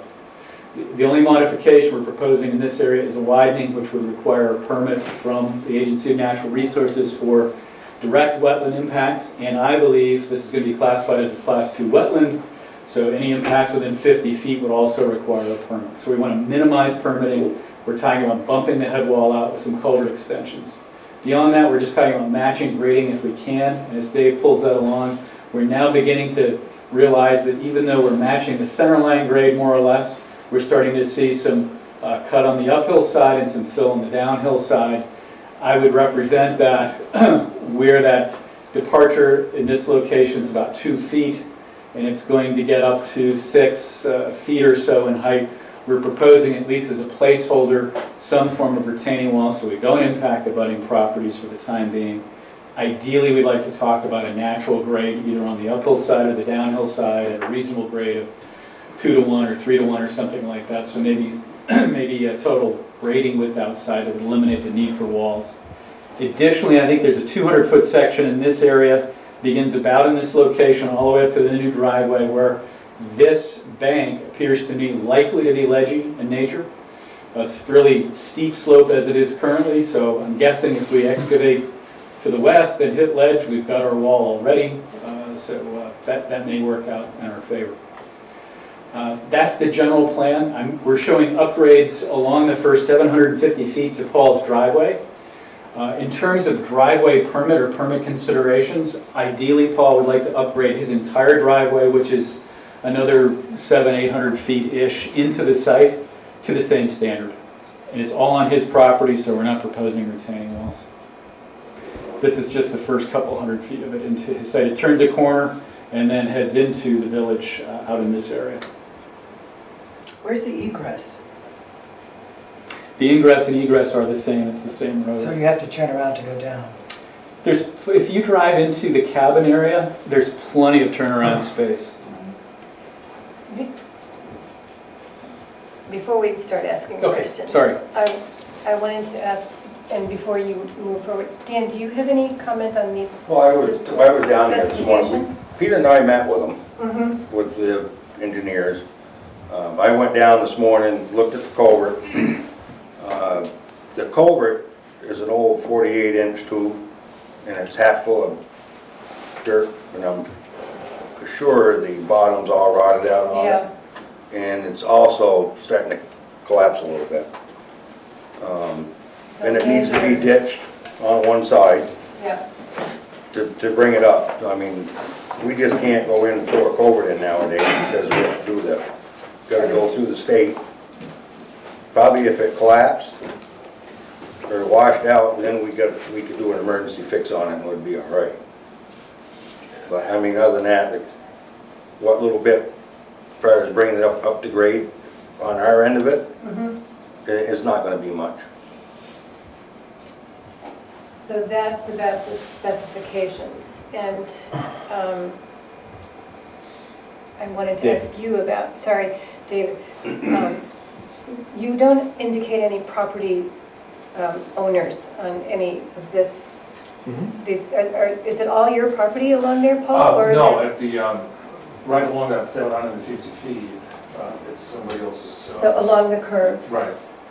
Yeah, this area here where it says building, that's the existing residence on that. I see. So there's an existing residence here. The outside hashed line on either side is what you're proposing, correct? Yes, so from a surveyor standpoint, what we did was measure the roadway. Having done a lot of these, we're saying the roadway establishes where the roadway is, so we're calling that center line, and then we're just moving it out. Okay. Now, I see there are stone walls on the right side as you make the bend and going up. Whose land are those stone walls on? So my understanding, Paul can give you the name, the person that owns this property owns both sides of the road. These are existing stone walls which are essentially around the lawn area. The lawn area is here into basically back in this area. But what you're proposing here would impact that property owner. What we're proposing here would not impact the property owner in terms of grading, because we're proposing retaining walls, but I'm hopeful that Paul can talk to the abutter so he can get temporary easements for the work to go outside the right-of-way to eliminate any need for walls. And drainage? The drainage, we're not proposing to change the drainage. Right now, it goes from west to east, and we don't want to modify the road to change that. Let me say it a different way. We're not proposing ditches to collect it and concentrate it. It doesn't exist today. No, I just know that we've had some property owners who have had issues with drainage from roads on their property, right? So we're not anticipating that it would change. No, what they want to do is, From- no, because there's, I'm just trying to think if there's any old culverts out there that was there a few years ago. I think there's one outward. On the class 4? On the class 4 out towards where you turn off to go to Paul's driveway. Yes. There's one tube there. But that one was been, if I remember right, it's probably been there for ages anyway, so. Dave, if you can go to the second sheet, we can show that. I think it's been replaced. There's a, what does that say graphically? Is it ADS? CMP. That's the old one that Dan's talking about, 15-inch CMP. So the question I have is, it's got corrugated metal on one side, and we saw the ADS N12 on the other, so it looks like somebody did a temporary. Well, when they first, years ago, whoever had that land before Paul got it, they went in there and logged. Okay. And what they did is, because they got log trucks and chip trailers in there, and they ended up building head walls on the culvert out on the other road, so they could make the turn coming in. So that's how them blocks got out there on the end of the road. Just to corroborate what Dan's saying, this I think is the old portion of the culvert, and somebody extended it all the way over on that side. What do you propose the retaining walls would be built from? Well, ideally they wouldn't, but if they're going to be built, I don't know how you build it other than that of concrete. You know, that would require probably a guide rail of some sort, but I think that'd be excessive, let's say, if you can't get a temporary easement. So. And they'd be permanent? This isn't just for construction? It would, to the extent he's unable, Paul is unable to get an agreement from his abutter to do grading on the abutting parcel, they would have to be permanent. So you're asking the town to grade, to upgrade 211 feet. And then permanent to upgrade. We will do the upgrade. We will pay for the upgrade. No, it's to upgrade from the, well, it's actually the whole 750 feet is going to require some level, and correct me if I'm wrong, the whole 750 feet from the beginning of the driveway here, or from the beginning of the roadway here. Right. Up the road, here's the match line of the other map, up to here, 750 feet. We're The first proposing 211 is already class. But you wanted it. We're proposing to box out all 750 feet with 18 inches of gravel and build it according to the town standard. So we'll excavate and put it back, excavate the 18-inch depth of whatever is there and replace it all with gravel to bring it up to the town standard. Sorry, so the class 3 and the class 4 Yes. road? So then you'd have a class 3 road going all the way up. All the way.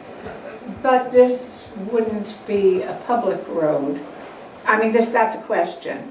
This is not, I mean, is your ultimate aim to have this be a road that the town maintains? No, ideally, if, you know, I would like to upgrade the road and then take it private if town would agree to that. So town would not have to maintain the road. That would be just like Belden Hill, South Belden Hill. That'd be the same.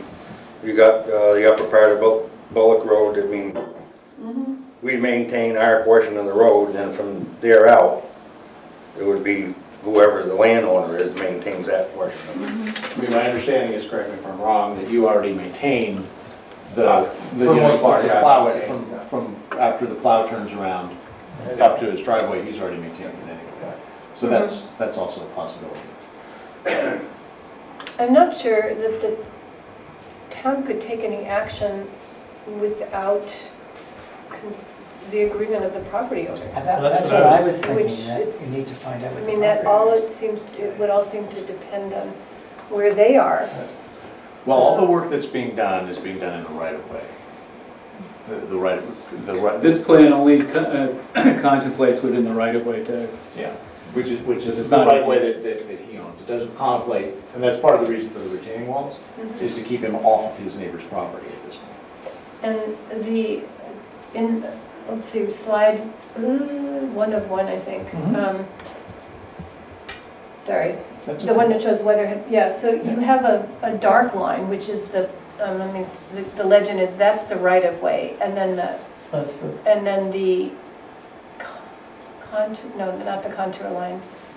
So And then you have a line beyond that. This dark line is, there is a concrete header on the 48-inch culvert that I don't think is in great shape, Dan. We would need to replace it. So that this essentially represents an extended head wall, which would also have to be, it's concrete today, we would replace it with a concrete head wall. And from the road into where we stop, that needs to be ditched, and actually it should be stone lined. ditch like we have According been, to according to our new. state standards. In all the years I've been here, I've never seen that culvert overflow. I mean, the culvert's been big enough, but now with all your new state rules, you know, we're going through it on Carpenter Hill, that they want bigger, you know, natural bottom culverts. Otherwise, if we could just go throw a culvert in there, we could throw a 5-footer in there, it'd be plenty big enough. We, town? Yes. Somebody who's modifying it, Yes, the town. the town. So if that culvert collapsed in the middle of the night, we'd have emergency repair first thing in the morning. Yeah.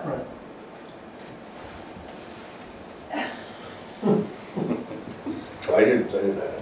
I don't think so. But so the easement, the existing easements that exist on this road are the darker shaded, you know, dotted lines on either side. Am I correct or not? So today there is no existing easement. Okay. Essentially, what we're, because I understand Paul hasn't talked to his neighbor about this. We would ideally like to see those retaining walls. So let me restate this. These will remain. The header that exists needs to be replaced, and we need to have a header to minimize. As we get going through the Agency of Natural Resources for a wetland permit, they're going to ask us to minimize impact. So we'll likely replace it. The other retaining walls that are shown further on, not the stone walls, but beginning here where the retaining wall is, we would like that to disappear so that that 2-foot to 6-foot grade differential can be graded out onto the neighbor's property, and that's something Paul would have to discuss with his neighbor. Yeah. And so this presentation is just to offer the select board and the vision, you know, the watching public information about what your plan is. Correct. That's the purpose of it. Upgrade, yes. And to get permission Permission, but to execute the project, which the project is the entire thing from Weatherhead Hollow to the driveway. Because this isn't his property, this is the. I understand. To upgrade, the project would be upgrading that road from Weatherhead Hollow up to the driveway, or however you want to do it. And I guess my biggest question is, looking at this as the property owner issue. Yeah. Right, if we go with a retaining wall, there's no necessity to talk to him. However, if we wanted to grade it down, I would have to ask for his permission, which obviously I'm willing to. you know, we don't, as a select board, we have very limited input, you know, really in any of this, but this is a neighborly town. And the reason why I wanted to be on the select board was so that we could continue to be a neighborly town. And so my request would be to engage with the neighbors, whether we have any say in whether you do or not. That's just... No, that's not a problem. We brought this to the town first before I go to the neighbor. I mean, I can have the neighbor to agree on the project, right? And then I go to town. We decided to go to the town first. See How many your residencies are along that road? just one. Is that Winthrop's farm? I don't know. The fellow who lives there is Roman. Last name is Roman. Yeah. The first name is Roman. First name is Roman, I'm sorry, Yeah. yes. I don't know exactly what it used to be, what kind of farm. But it's only one residence. And there's, no, along the road, how many residents? Just one residence, right in that 750 feet is just one residence. And Paul, that everything to the right curves right up to your driveway is owned by that individual? I'd say somewhere closer to the end of that 750 feet, right there, probably, that's where his property stops. If I remember from Lisa, I think it's about 14 and a half acres that he owns. Right, but it's on both sides of the road. Yes, both sides of the road. Oh, he owns both sides, and you own both sides above that? Right, yeah, what driveway starts, that's where my property. Okay, that's to the left, what's to the right? Is that's your property as well, to To the the right? right, no, it's his, sorry, it's his. I don't know exactly where his property stops. I got you. But I assume somewhere there, right where it starts bending. Okay. Thank you. They don't live here, do they? No, they do not. I just, It's a rental property. Roman Nemeth. Yes, thank you. Yes. Sorry, I just, And I'm more than happy to speak to him, and we have a good relationship, but we decided to go to the town first. yeah, thank I'll you. give you an idea what I'm doing, and get your opinion and the feel for the project overall. So, I'm going to ask Dan a question. So, the road would be upgraded. Our part would be where we normally maintain now. Mm-hmm. Then Paul's part will be from where we end to his driveway. He's gonna fix that up, but you're doing all the permitting, everything right from the Hollow So Road. it's not to out. Weatherhead Hollow, it's to It's where right- you turn around. No, he's doing all the permitting right from the Hollow Road right to his. Yeah, I'll do the whole thing. I mean, don't get me wrong. I mean, That's what I'm. no, the whole project will be on my shoulders. Our understanding, I think from some of the documents, is that the town would be doing the first 211 feet, you'd be doing the next 500. I'll do the whole something. thing. So what we're hearing tonight is you would do the whole thing at your cost. The town would still maintain the And first. it's up to the town. I mean, I can actually go as far as to say, listen, I can take this whole road private, work out a deal with Roman Nemeth where he has a right of way. Yeah. And right away from Wizard Hollow, I mean, that could be a private road. Mhm. And I'll take care of the rest of it. I mean, that's another possibility. If you wanted to, the town could petition to throw that road up and let Mr. Bellegarde take Which over. means you never really, you just go, you plow it on Wizard Head Hollow and you never go that way. I technically, if I look at it, there is really no necessity for you to make the turn. I mean, you just, you're basically cleaning somebody's driveway, the way I look at it. Well, then we got, Yeah, you know not, what I mean, then we I mean, got- like, up to the garage, that's. We have a lot of That them like happens a lot in Guilford. We have a lot of them like that, and a lot of them I'd like to see go bye-bye. Uh-huh. Well, that's the one I can take off your shoulders. Interesting. Give my neighbor something. And one of the reasons we wanted to Give bring it to neighbor the Tim select board, something to do. so the select board as well, is obviously to give the public a chance Yeah. to see if anybody here had any questions. Obviously, if the select board had any specific questions as we sort of move the process forward, whether the road foreman has any specific concerns, or obviously to try to take those into consideration as we move forward.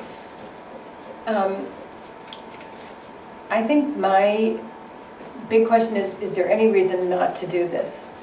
And I would ask that here, but I would also ask people to give us, have a period of comment on this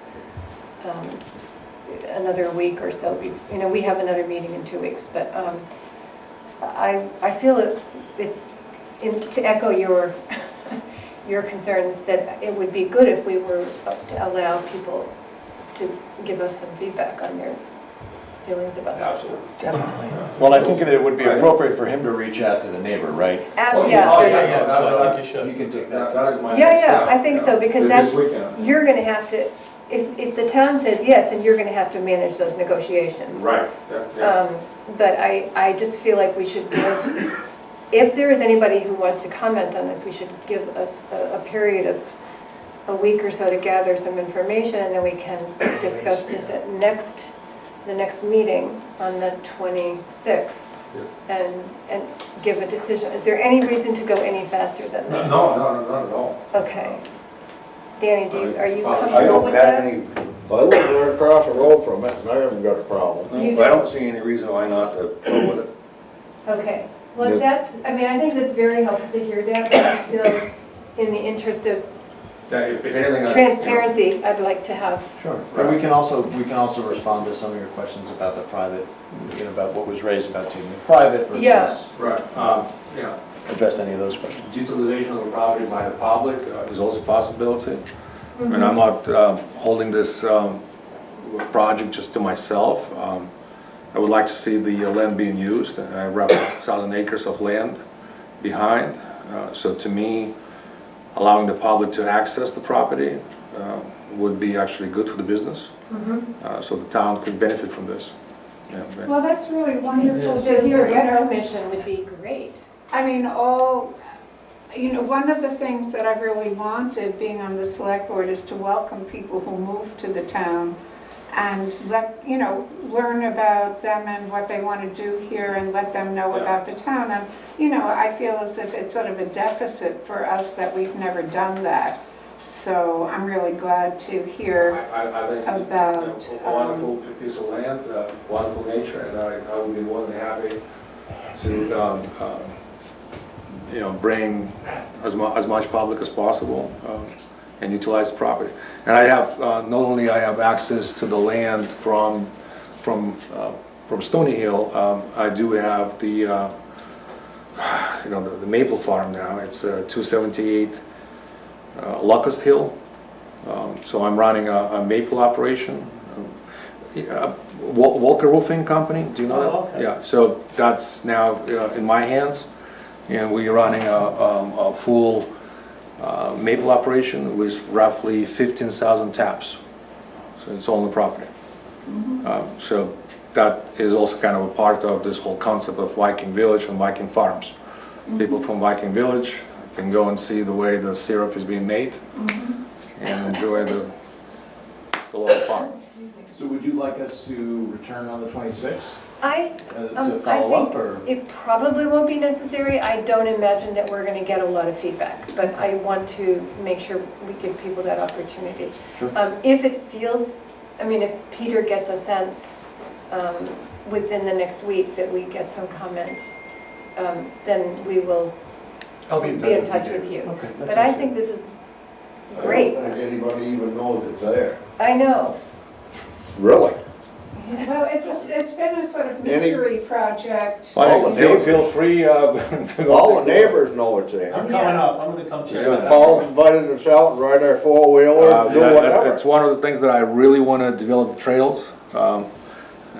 We estimated roughly 17 miles of trails, yeah, on the So property. we have the Pit Stoppers in Guilford. You've probably heard of them. And they're an ATV group, Well, and snowmobiles. The thing is, I do want to, ideally, I would love to allow people to ride the ATV, and I'm not against it at all. I'm talking about not only the local, the neighbors, Yeah. but the general public. However, it's what I know, the state of Vermont is not that friendly when it comes to ATV riding. Right, so however, I do What have, about snowmobiles? yeah, absolutely, that's snowmobiles, what I yes. Do you want fast trails then? meant. You do have fast trails, yeah.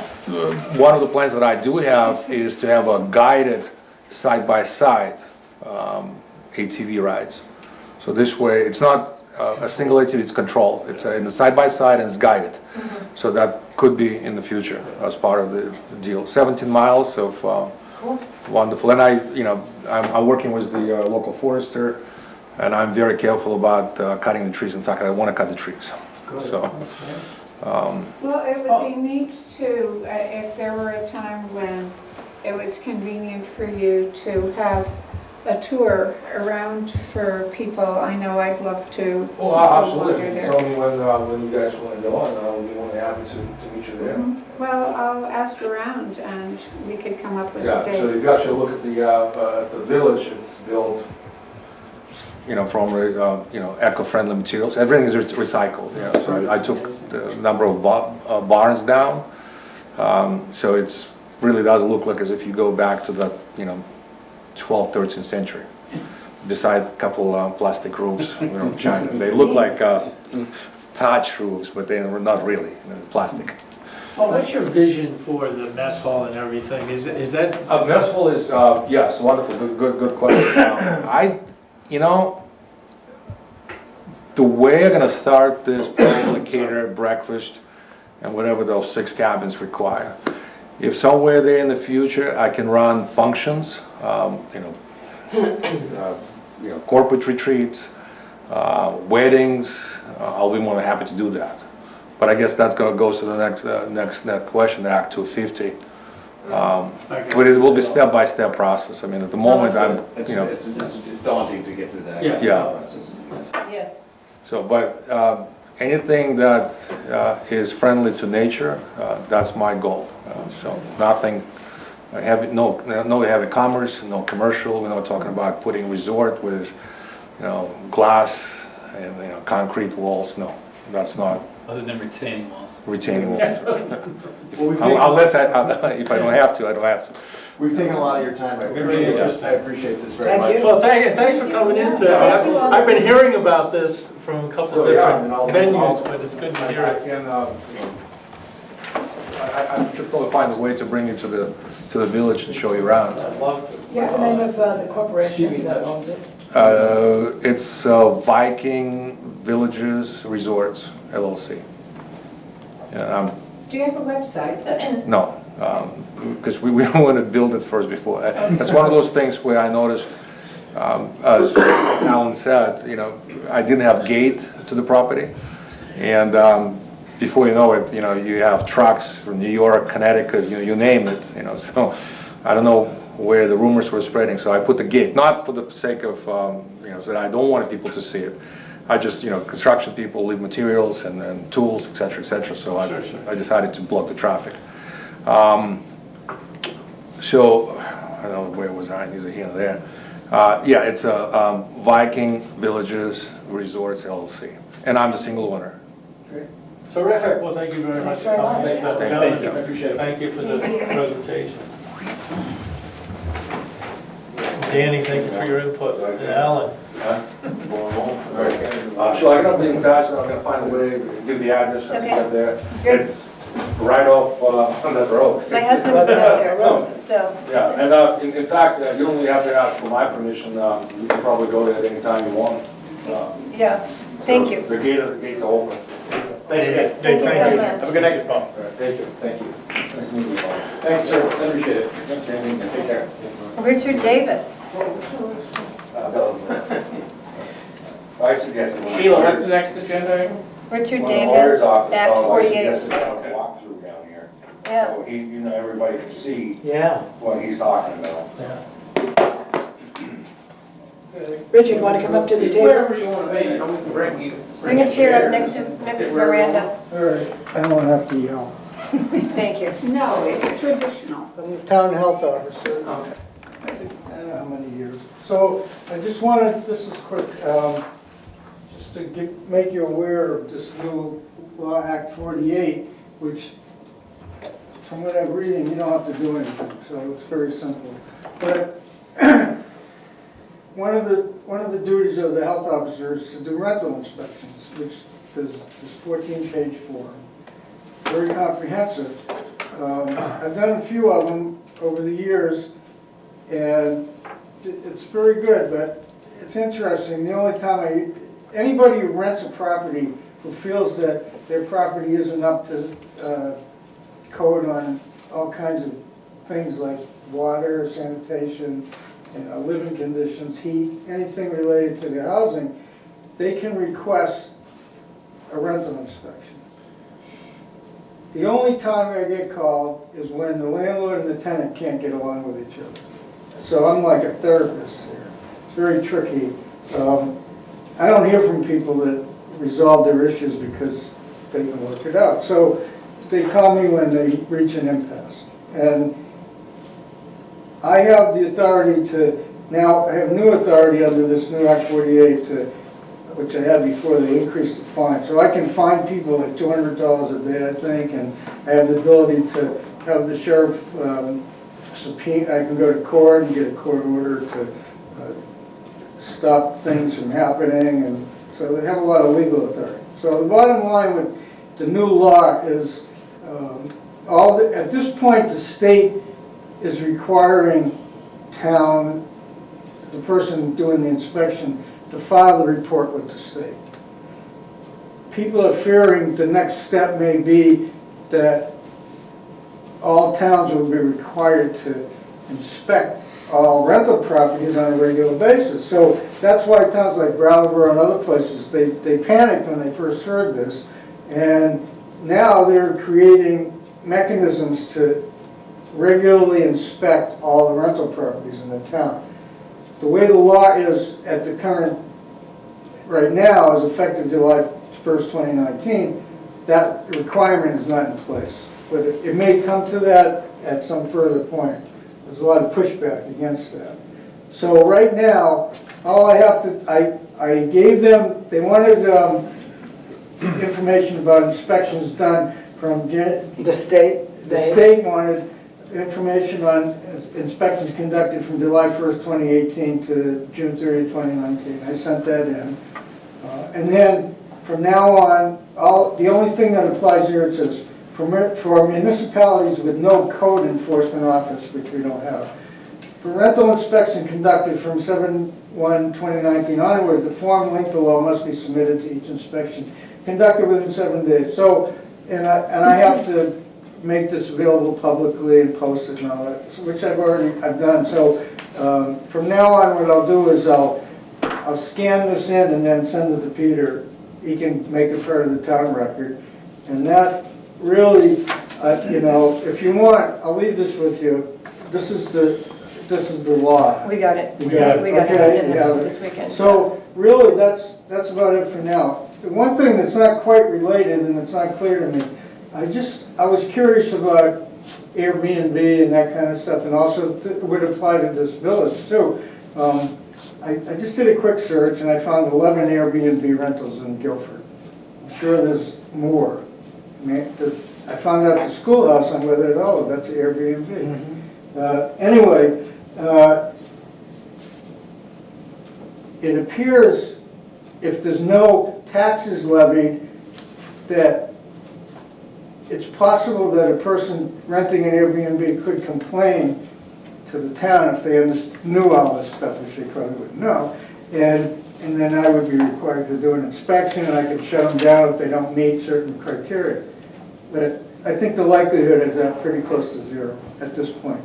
The other thing, it sort of triggered in my mind, and it's not related to this, but I just wanted to bring it up, is if there's a significant number of rentals plus this place, the town can petition the state to levy a tax on, and you would have a source of revenue for all the rental properties in town.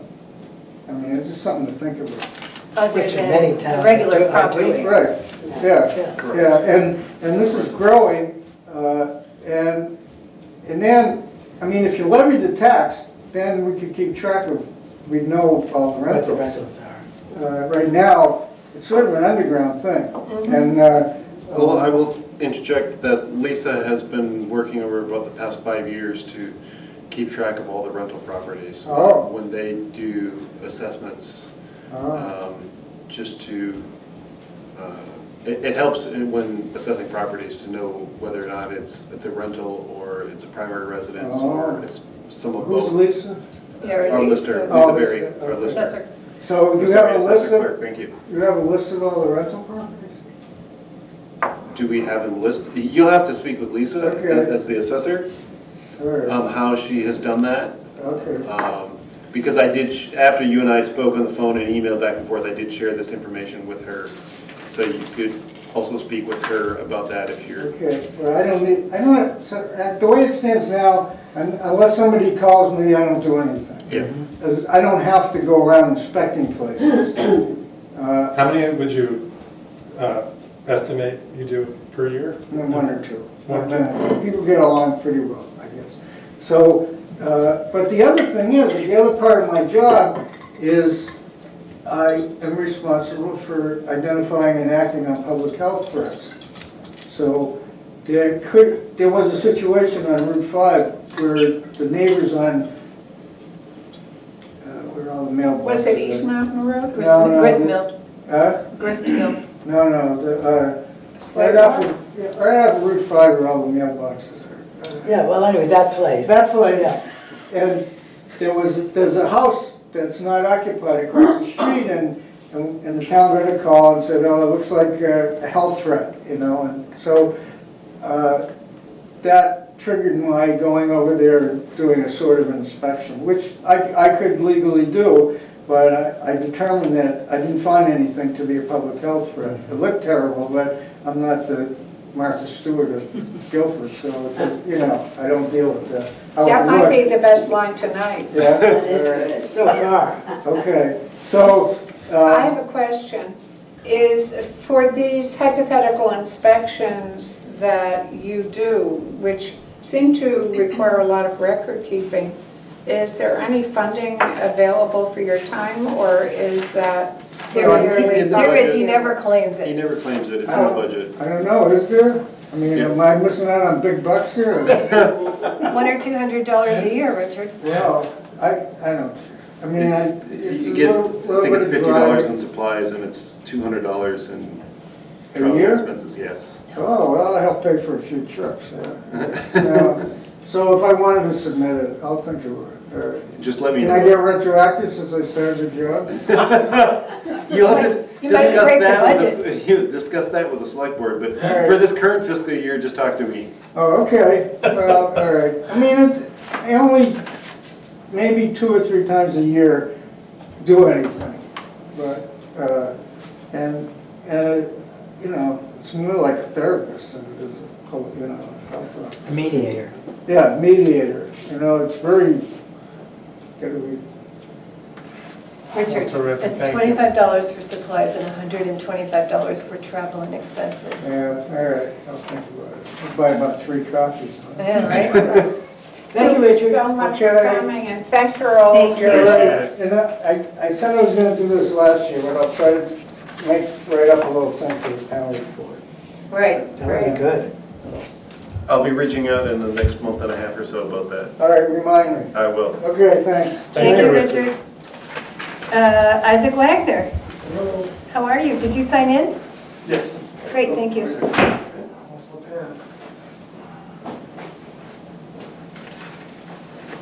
Soon, Mimi. How's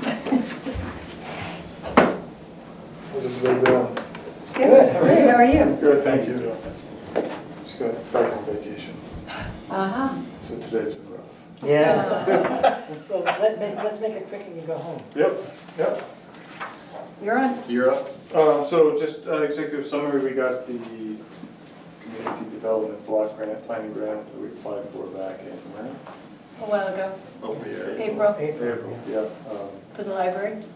We received it and we're in what I call the paperwork phase now, which is a seemingly endless loop where you do some paperwork and they come and you do some more paperwork and come in. So Peter and I are wading through that. Actually, this one's not too bad because we've had recent community development block grants. A lot of the stuff's already done and we had a hard time with that private one. So This is relatively easy yeah, thus far. so thus far relatively easy.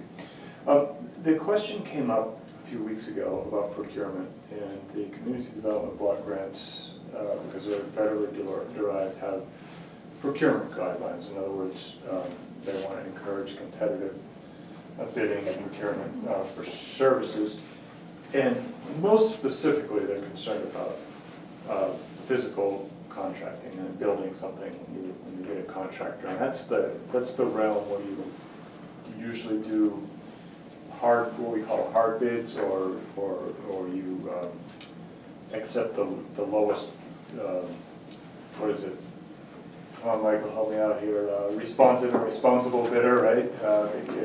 And what we're doing with this planning grant is more soft cost. It's more planning and design professional procurement. And the procurement guidelines have changed a little bit. They've raised the thresholds. So they have 3 different types of procurement that they talk about. They've got the micro purchase procedures, which are any contract $10,000 and below, which would in theory cover anything that we're talking about within this planning grant. There's no individual contractor that has proposed more than $10,000 for this. And then they have the other guidelines, just for your information, but they're nothing where you talk about small purchase procedures, which are under $250,000.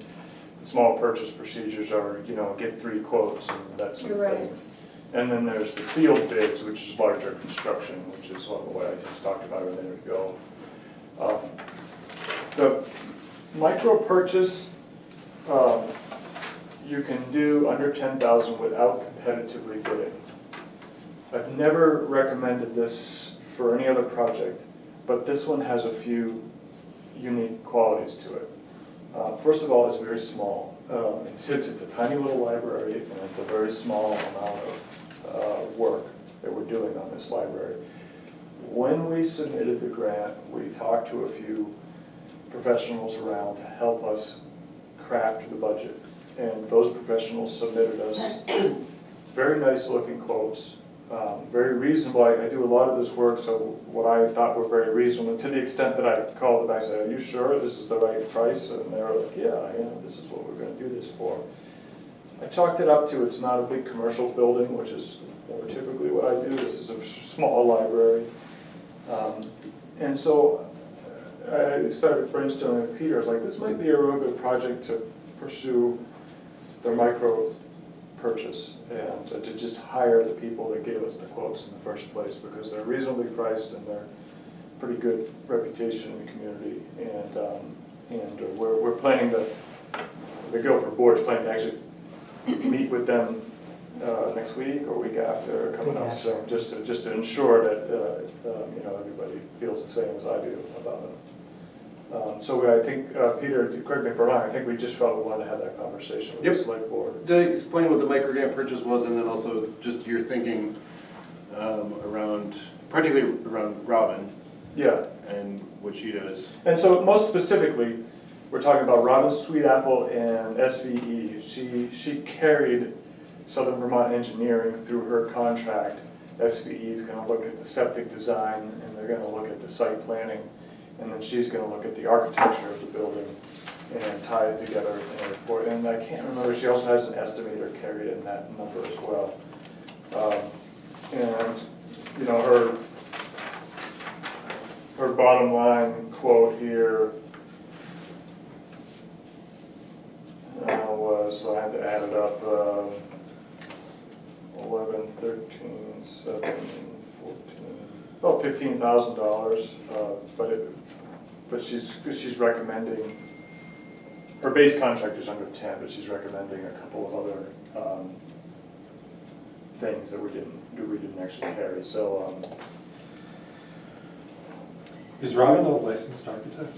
Yeah, that's my understanding, although I haven't actually seen her license, so I can check that out, yeah. I know she went to architecture school, she's got a degree, so, yeah. Might be good to confirm that. Okay.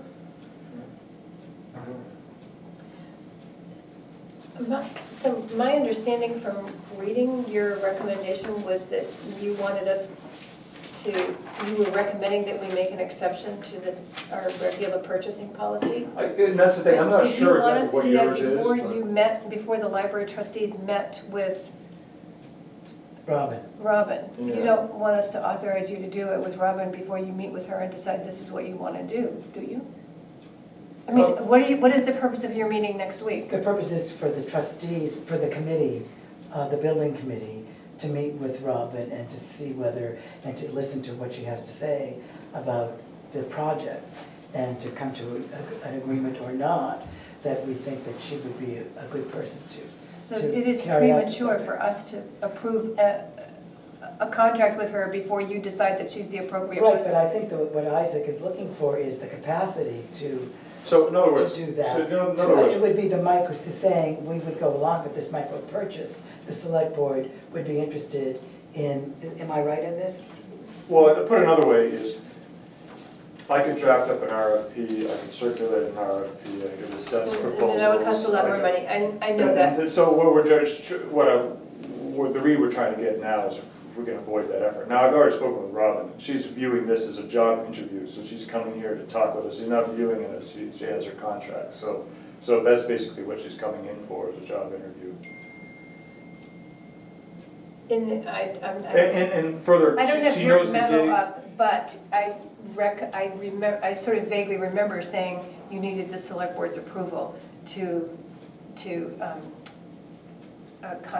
go against with her. this micro. To go with Yeah, this. well, because And what I'm hearing is you haven't agreed to go with her, so we could make a motion to accept the micro grant conditions in principle without tying it specifically to Robin Appletree. Yes, that's what Right, and I think, I mean, just to belabor the point, make a clear distinction, we're going to meet the guidelines for the grant, the procurement guidelines for the grant, and whether those guidelines differ with respect to the town's own guidelines, we're going to meet the grants, I know that. Right. So if the town says, well, okay, that sounds good in principle to us, then that's fine. I just don't know if that And we can makes take you. Robin out of it, it could be Exactly. anybody. So that's what she So does. moving to make an exception to the purchasing policy, to the Yes, town that's what- purchasing Procurement policy, policy. and what- authorize the library trustees to hire an A&E person to do the Consultant. Under investigation. the micro purchasing consultant. guidelines. Perfect. Okay. Yeah, We can't because, so, when Isaac and I were speaking on the phone, I just explained to him that, obviously because this is a this grant is a federally tied grant, we have to follow those, but the town also has our own procurement policy, so that says that anything over a $2,500 purchase, we need to put out to bid. But we have the clause in there that if the select board deems it appropriate, that you guys can go with and ladies can go with a sole source vendor. And so that's what Following Isaac. the federal guidelines. Yes. And That's we what have done Isaac. that. And you've done that a couple multiple times, yep. And so that's what Isaac was requiring about. They are going to be speaking with Robin, but she is not necessarily the selected candidate as of yet. Regardless. So we're not talking about a specific candidate, we're No. talking Right. about Yeah. basically a So I'd premise like that we to want to make, act on. I'd like to make a motion that the select board in this instance follow the federal procurement process for a micro purchase Up to $10,000 up to $10,000. I'll second. for the library project. Yeah, for the library. I'll second that too. Thank you, Michael. Any more discussion? Can it be worded so that we would?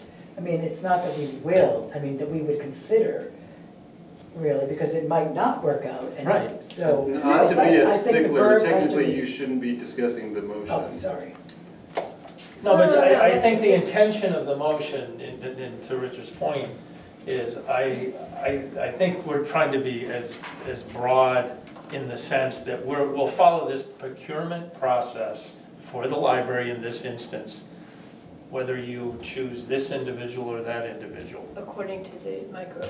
So yeah, according to the federal standards of the micro procurement or micro purchase process. Okay. I can't say. Okay, and Michael seconded that. Okay. And go with a sole source vendor. Yeah. Just, it Does says that have micro to be purchase, in it doesn't there? even need to be I don't sole think that sole needs- source that- vendor. Does that need to be It stated? just says on this. Well, because as I see it, the federal standard for the micro purchases is one thing, and then the town we have our own policy. Right, I'm going with what. We are making we're making an exception to the exception to purchasing follow policy. the federal guidelines for the micro purchase process, Okay. of which the library is able to make this decision. All in favor? Aye. We're Anybody good, Richard. recuse themselves? Don't stress, Richard. We're good. Richard excused himself. Recused. Recused. Recused, sorry. Okay. For recusing himself. It is my great pleasure to nominate Michael Becker as our new Wyndham Solid Waste Management District It's a representative. thrill and honor and privilege. He's already attended a meeting, I He understand. has, I could not go last week. Thank you all. Thanks, Isaac. Thank you, Thank you, Isaac, good work. Congratulations, Mike. Happy reintroduction to cake. real life. Thanks. Awesome, Michael. And so I think I just moved. So do I Second. have a second? Richard, thank you. Thank you. With great pleasure. All in favor? And to confirm that Cheryl Franklin will still serve as our alternate representative. All in favor? Aye. Aye. She knows she's the alternate, right? Yes, And the historical value of that is Peter, is the really action here would be significant. to And she- notify It would Bob be happy in to Spencer talk in writing detail with a copy to when you Cheryl want to. that this is being Just done. pick up the phone and call her. I don't want to speak for Cheryl, but that's the type of. She's been individual she awesome, is. and I said that I would be willing to give you the background on what Good. Guilford's decision. Awesome. Which brings us quite quickly, Who seconded that? Was that Richard? I certainly Thank did. you, of sir. course he did, to Historical Society Foundation work bids. Neat. Oh, fine. Beth, Did you sign in, Ms. Morton? Yes, I did. Thank you. Okay.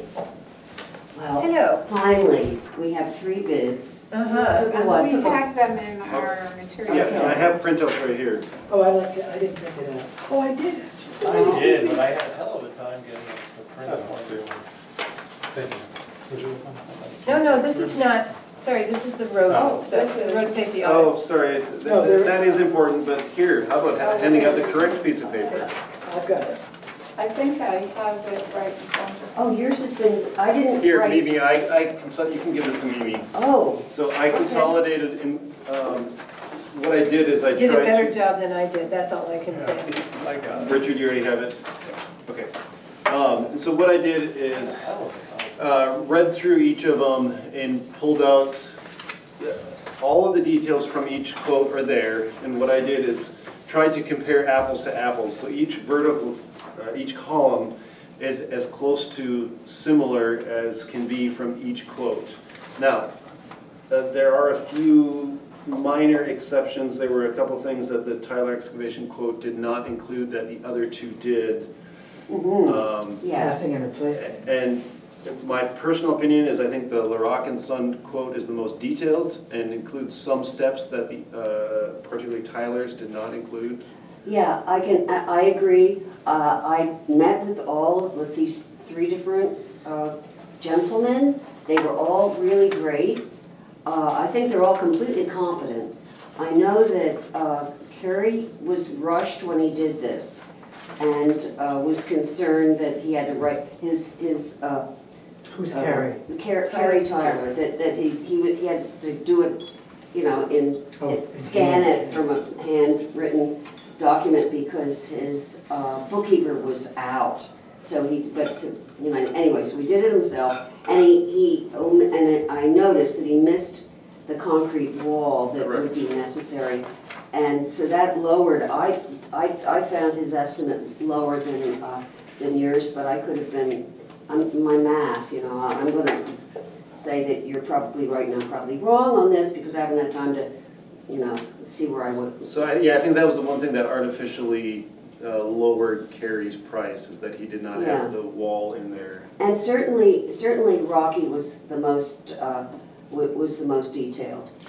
I want to say one other thing is that none of them, all 3 of them, omitted any mention of a way into the crawl space, like a trap door or any entrance, which ideally you would have so you can check on it over the years, and there's never been anything like that. So what I'm thinking is probably we could address that later when we're inside the building, just cutting a trap in the back of the building where there's a wheelchair entrance now.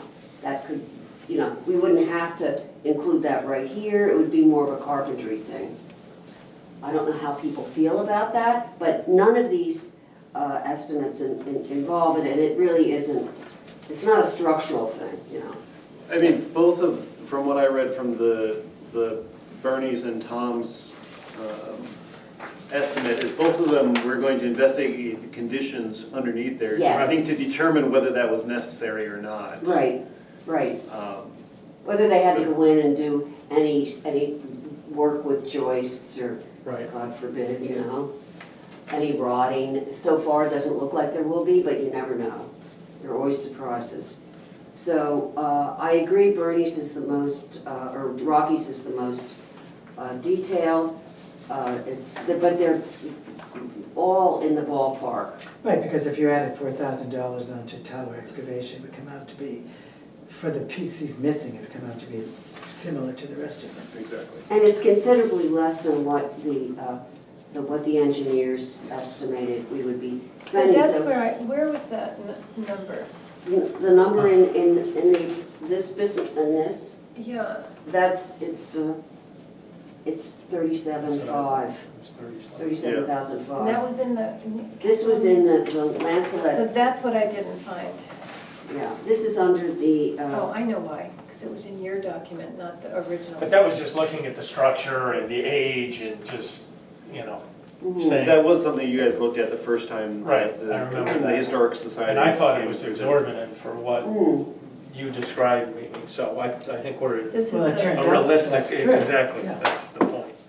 Okay, so, I don't, That's the one that I'm Yeah. feeling, I'm not, you So know, I'm very unaccustomed, I mean, I'm not a builder, and I mean, Rocky certainly is the easiest for me to go with, but I feel bad because I don't like choosing, because I got to know these guys, they're all very Sure, nice. sure. I feel, So Lancet wasn't able to get access to the floor framing? pardon me? I mean, it sounds like an engineer was involved in this process. The capital needs The capital assessment. needs The assessment. capital needs Oh, assessment. yeah. I just, I mean, Did they look underneath? He could not. Yeah, No. that's why There's No, no because there access. isn't there's any no, access there's no to access. the so crawl they couldn't- space. they couldn't So look there's at it, but- even an extra little thing, crawl space upgrading for $2,000 on there. And- Right. And I think that it's going to be upgraded when we get under and look, you know. Right. That's upgrading. So what was your question, Michael? well, I guess my concern is, once you get through, I mean, you're gonna break through the wall and see what's under there in this process of doing the foundation work. Yeah, well, the wall is iffy, so it's going to Yeah. be, So it'll what be if- replaced, it's going to be replaced. And in that process, we will see what's underneath. And so if framing rot is encountered, like while this is going on, like, are there funds to address that, or?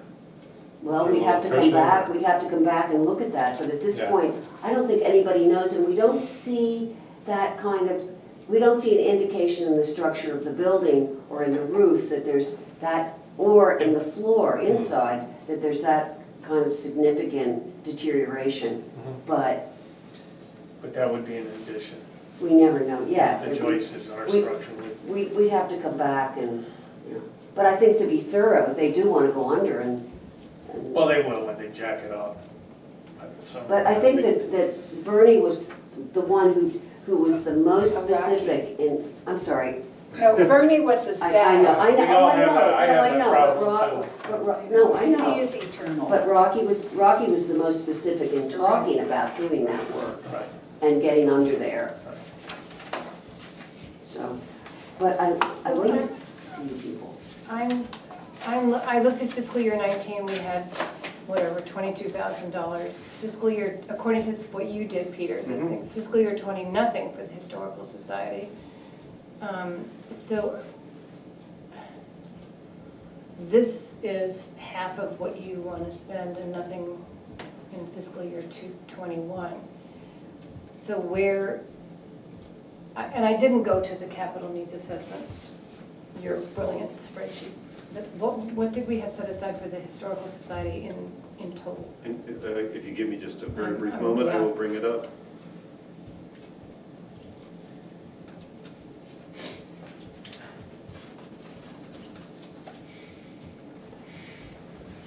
All right, so let me just get to the tab with the, And while we're doing that, do we think LaRock and Sons is, basically it's $1,000 difference, better than Tom Call Excavation?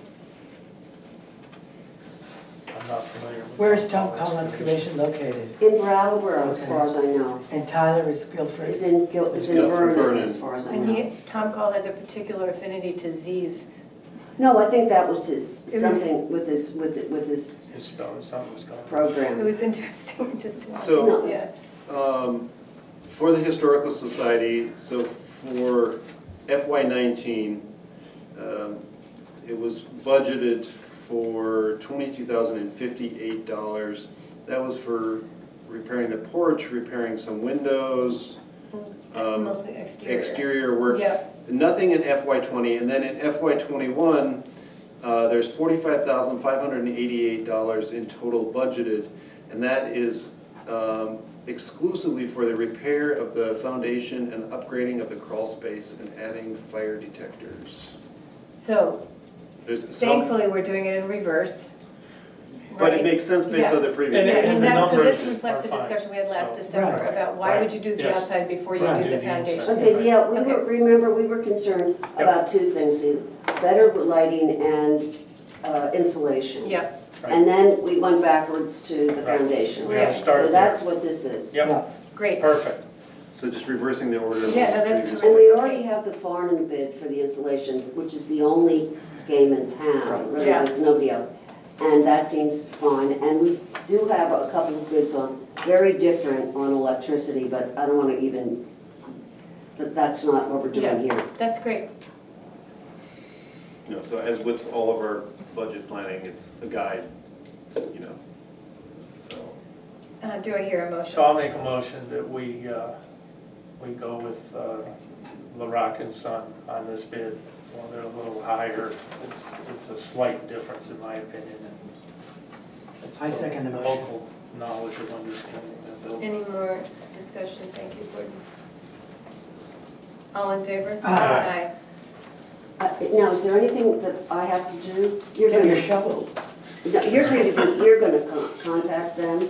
I'll contact Rocky? Rocky, and we'll get a contract with them, and we can get moving on this. Okay, and then do I do anything with the other two? What happens? He tells them. I'll send them a letter thanking them for their bid, Oh, okay. and notifying them. You can if you want to. No, I love when somebody else does it. No, it should come from the town. Yeah. Yeah, I have no problem doing it. okay, thank you. I will be nice. Thank you. Can we have someone check out the joists, like, after we can see them?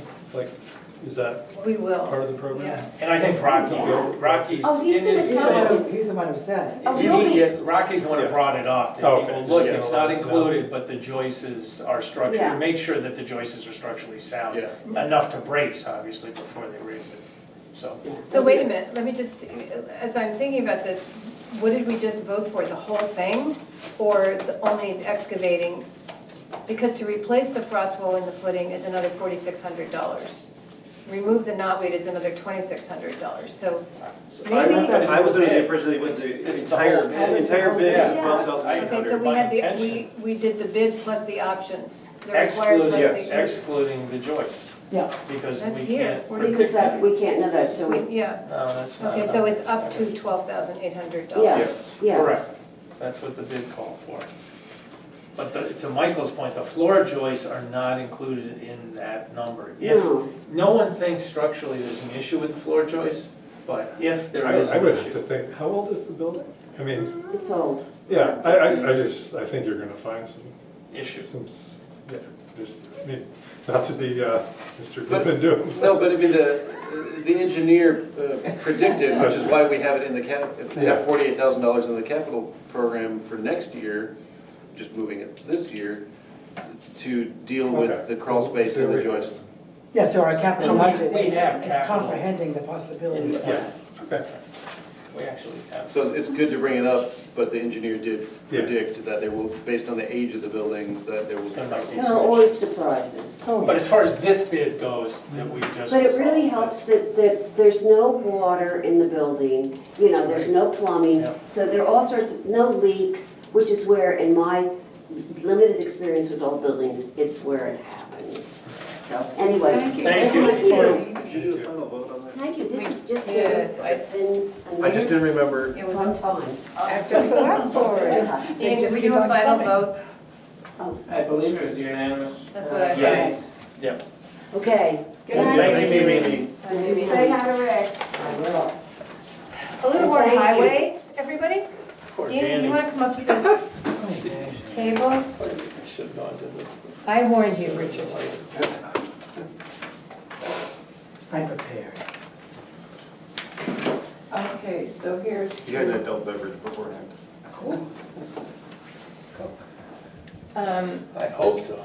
The topic is the road safety audit report, and we have received both final reports for both Guilford Center Road and Algiers Village.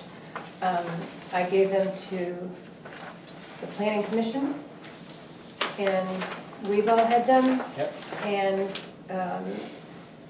I also gave them to a couple of the people who were participants in the public meeting in Algiers Village.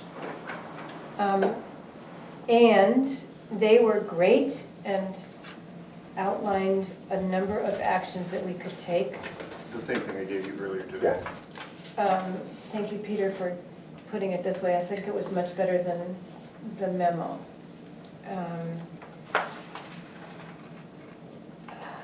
I don't Do you have actually. another copy? Yeah, did you not get one? I do, no, I printed it out, but Oh. mine's tiny.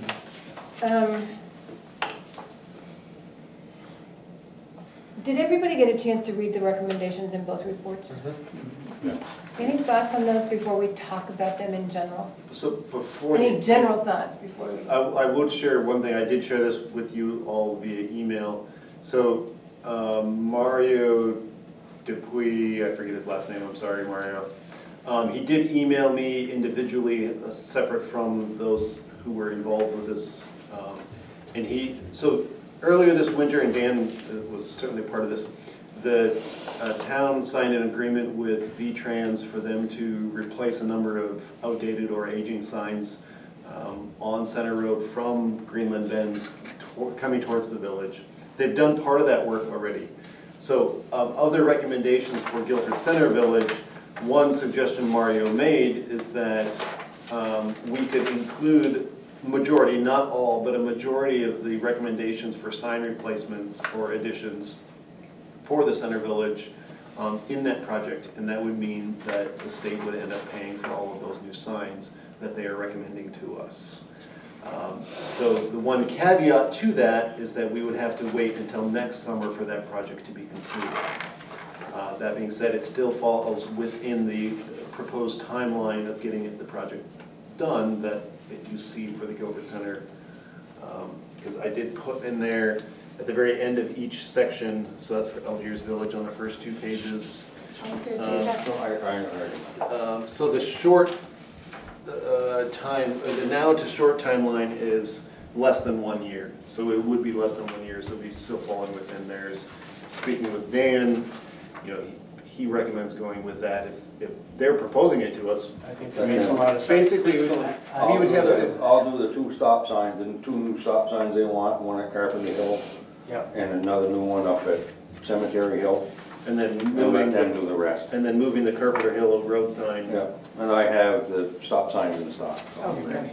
So I have a question, which was that I had a request from a resident to have a stop sign at the end of Sweet Pond Road, where Sweet Pond Road meets the Guilford Center Road. And I didn't know whether that was technically part of... No, it was not. No, the only place you have a stop sign is coming off State Road. Because technically, coming down Sweets Pond Road is a through road. Right, I guess it was just a safety concern that was brought up to me. So, So, so we could look at each one of these things, but I wanted to, one of the things that I don't remember being discussed in the reports was changing, so Guilford can determine the speed limit on Guilford Center Road. The state determines the speed limit on Route 5. If we wanted to consider going from down to 30 from 35 in Algiers Village and up here, or even 25 up here, petitioning the state on Route 5 and changing our own ordinance up here. He did say something about we could change the speed, right? Yeah, here in Center Village, their concern is that the individuals from the state were saying, particularly here in the village, is that it goes from 45 to 35 and then to have another step down to 25, that in some of the research that they have, that can actually cause more accidents to happen. But I was going from 45 to 25. You have to have it go down in 10 mile an hour increments, either 10 or 5. Is what he does. Well, doesn't it slow down out here? Well, this road here is 35. Yeah, but then you get 35 on the from right. From It's Cemetery, 35. from Cemetery Hill down to the old town garage is 35. So you could go to 25. And then you go from there to 45. Well, some village centers, like Bellows Falls and Chester, have gone down to 25. Some of them have, yes. Yeah, it's very radical, when you start driving 25 miles into that. It really raises your consciousness to think this is going to be 25 miles an hour. And, I guess my question is, will we really enforce that? And And that's where Chester's been extremely successful. They Mhm. enforce that like there's yeah, no tomorrow. and Bellows So, Falls it's too, the same but thing. they're bigger places. You're right, I agree with you. That's a, You could change your speed, because all your dirt roads are 35, so when they come off Sweets Pond Road, you could change that from, put a 35-mile-an-hour sign as soon as they hit the blacktop, then you could come down and then do your 25 if you wanted to. Mm-hmm. And then Because your dirt roads are 30, all of them are posted Yeah. for 35. and you can't go 35 on that. Better Well, not. I've seen people People go do. faster than 35. I know, but geez. But, You're so, right. I mean, I think especially in, you know, between the We can museum and School Road, it makes, where it changes to 35, it makes a lot of sense to go to 25, personal opinion. And even on this road, you could change it Yeah. to 25. And Yes. I did hear from one resident that would like this, that called me this afternoon, knowing this was gonna be on topic, couldn't make it because of their children this evening, and would like, in addition to the select board considering changing that to 25, they would like all of School Road to be considered moving to 25, considering it's all residences up to the school. Yep. That's a good suggestion. Yeah, And so if the select board's gonna be, it's all within the same corridor, there's a lot of young people, a lot of families in the It's all area. about the kids. And more kids. And you have a lot coming. of kids walking from here Yeah. to the green. No, that makes So a lot I of sense, think- Dan. How many speed limit signs are there on Center Road? I can't even visually picture in my mind. I mean, I've lived here at least a long time. Well, you got one Is there- up by Cemetery Hill, And there's one by the Old Town then you got Garage. one down by the Old Town Garage. Then you've got your regulatory signs that goes down around the bends. You get down by the hollow, there's a 45 on either side, till you get down by the Blueberry House, and it goes from 35 down to... All the way down to the all the way village. down to the village. Algiers Village. isn't there another one Then you got by some out. Evans's? Yeah, and then you Yep. got some out on the hollow that you got speed limit signs. So one of the notes from their assessment is to increase the number of signs right here in the In this village. area, Which, right. that's, Because they're that's on saying- here, That's right? in here, You yeah. got, they got a big list in here, now how many signs, So it's all I, marked out In feet. in feet, so. so just sort of in the macro, before we get to the signage, do we want to go change the 40, do we want to modify to revise our highway ordinance on Guilford Center to go from 45 to 35 at where Sweet Pond comes in, and then 25 in the village where it's now 35, and also You have School Road. to designate a specific I know we can do stretch, that, yeah. but, Yes, I And then think you're gonna we have to should. have them, when the state comes in to sign it, change them signs from Correct. 35 to 25. Yes, Let them know ahead of time so they can get the So they right. post the right Yeah. sign. Depending on the select board decision tonight, Right, I'll yeah. notify Mario. and include School Road So- in that. Old Town Garage to Cemetery would be 25 miles an hour. School Road would be 25 miles an hour, and Cemetery to Sweet Pond would be 35 miles an hour. Yes. I so move. Thank you, Second. Veronica. Thank you, Richard. Is there any more discussion? All in favor? Aye. All right, we'll do the new stop signs here the next, probably on a Friday. Right. And as far as following up on the recommendations, does the select board wish me to start? We haven't got there yet. Oh, So okay, sorry, this is having you seen this that was as the separate. macro thing. Okay, And then the next question was, did we want to petition the state for a 30-mile-an-hour speed limit in Algiers Village?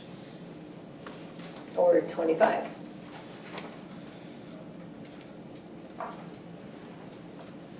Everybody's okay with 35? Madam Chair, Sir? Ian Keel, BCTV cameraman, not resident of Guilford. I just found it interesting that you decided to wait on some of that road decision Mm-hmm.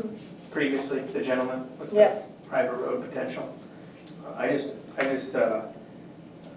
would highly advocate your board to, this board has always been about educating people. And I would highly look up data online, I think it's British data, but the incidence of what's the word, the probability of a fatal accident between a car and pedestrian at certain speeds. Mhm. And I think you may. Didn't Mario come? Mario, Gave us. Did he give you, it's pretty fundamentally amazing. if you he look said at that stuff. even a reduction of 3 miles per hour can prevent an accident from happening. I think I saw a statistic where if a pedestrian is hit by a car at 25 miles an hour, the percentage of that being fatal is a certain percentage, and then at 30 or 35, it's fundamentally larger. So I would just, all I'm saying to you is, Sheila, is I'm not telling you what you should do or what you shouldn't do, but I think there's certain education that may get you to your goal to let people know. It's really interesting. I've seen that data. I live in Brattleboro, and there's a variety of speed limits in Brattleboro, as you know. Yes, the second video shows the effect that traveling 3 miles per hour slower has when colliding with a pedestrian. This video is graphic, Yes. but illustrates very well the resulting difference in severity impacts. So,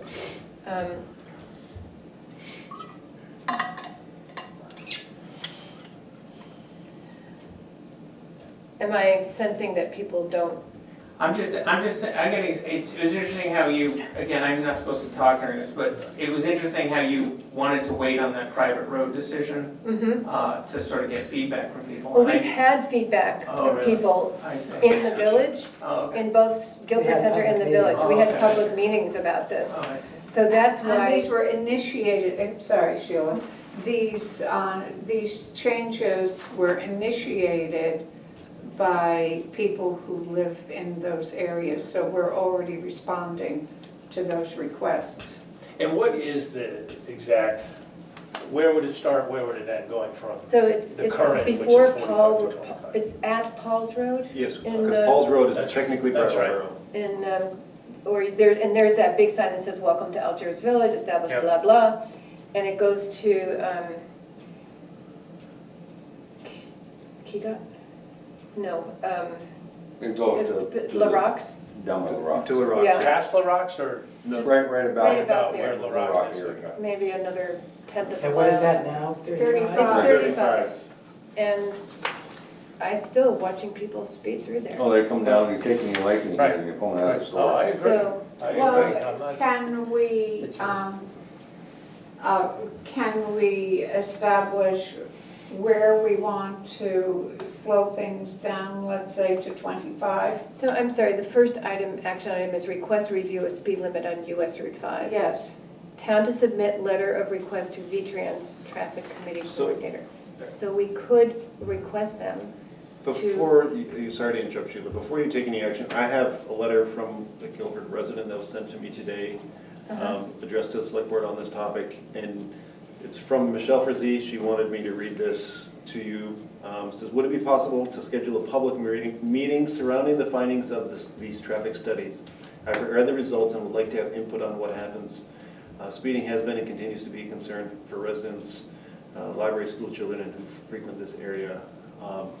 And the conversation, because I had a conversation with her prior to this, and because this whole thing started with a public meeting set by the select board to get resident input, she would like to see resident input on the recommendations before the select board takes action on them, to make it a full circle of Oh, that's transparency. fine with me. I mean, I think it's great for all of you to discuss what you feel about the results, but she would like to see public input on these recommendations, because the public may support them, the public may feel them inadequate. I don't know. I'm not trying to state. Sure. I think that makes a lot of sense. I'm not crazy about that idea. Well, we'll see It if seems people to me that come. we had public meetings to get public input, and then we got the recommendations of professionals. And now it's up to the select board to take the responsibility for governance. Somebody read it and noticed that they'd left off the issue of both pedestrians and bicyclists, or they didn't really address them in Elton. He made two recommendations. In Guilford Center, Algiers Village, sorry. One is, but they do talk about delineating pedestrian zones. And they said to do a Conduct bike pedestrian ped. facility study. Yes. which there is So I think a that grant those two to things do. are addressed. Are we going through each of these No, right, items? so Because, I Peter's mean, saying yeah. one thing, which is Michelle has requested that we have another public hearing, and Richard is saying we should go ahead. I'm kind of with Richard on that. Yeah. Yeah. I mean, I'll just throw it out there. I think the second item down, I'd at least like to know what the select board's. Are you on opinion is. Algiers Village? RSFS. Nope, yes, he's on Algiers. Signs, and it comes up in both. I just feel like a little white sign just, it doesn't sink in for people, and we can change it to 25 or 20, 35, but something just a little more visual that makes it. The blinking lights. Yeah, yeah. and I know there's an aesthetic balance that we have to talk about. Technically, we're not allowed to have, those are illegal under the federal regulations. All you can have one is that it turns on and it says, 25 miles an hour or 28 miles, whatever your speed is. It can't blink, it can't have different colors. Or whatever the Well, legal Brattleboro's version of it changed is. that on Route 9, because they had them posted all along that western avenue. So, and they talked about this at the meeting with us, Yeah. that Gotcha. many towns throughout the state, in fact, the country, are In using. Chester? In Chester, for I example. think Bonnieville just put one on Bonnieville Road on the Brattleboro side. It's down now, they had it up for a month.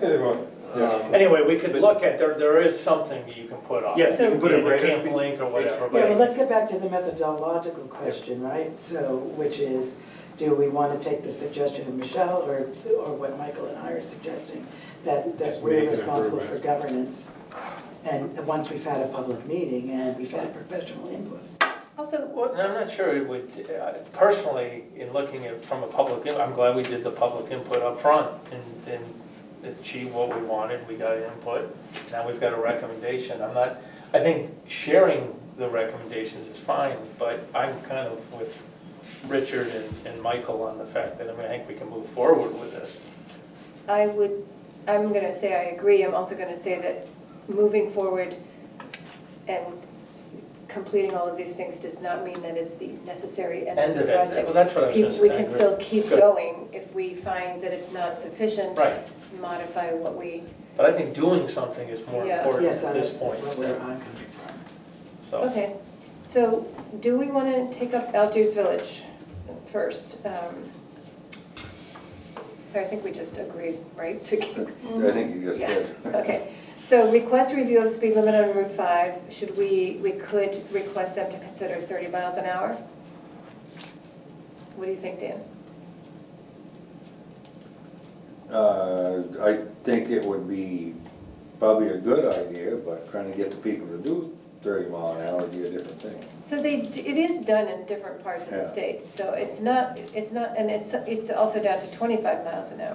Also in New Hampshire today, I was going into Claremont, it's 30 miles an hour, going up the hill and down the hill. So, it's not unique. I think it's okay to request, right? Yeah, I think it makes sense to request it.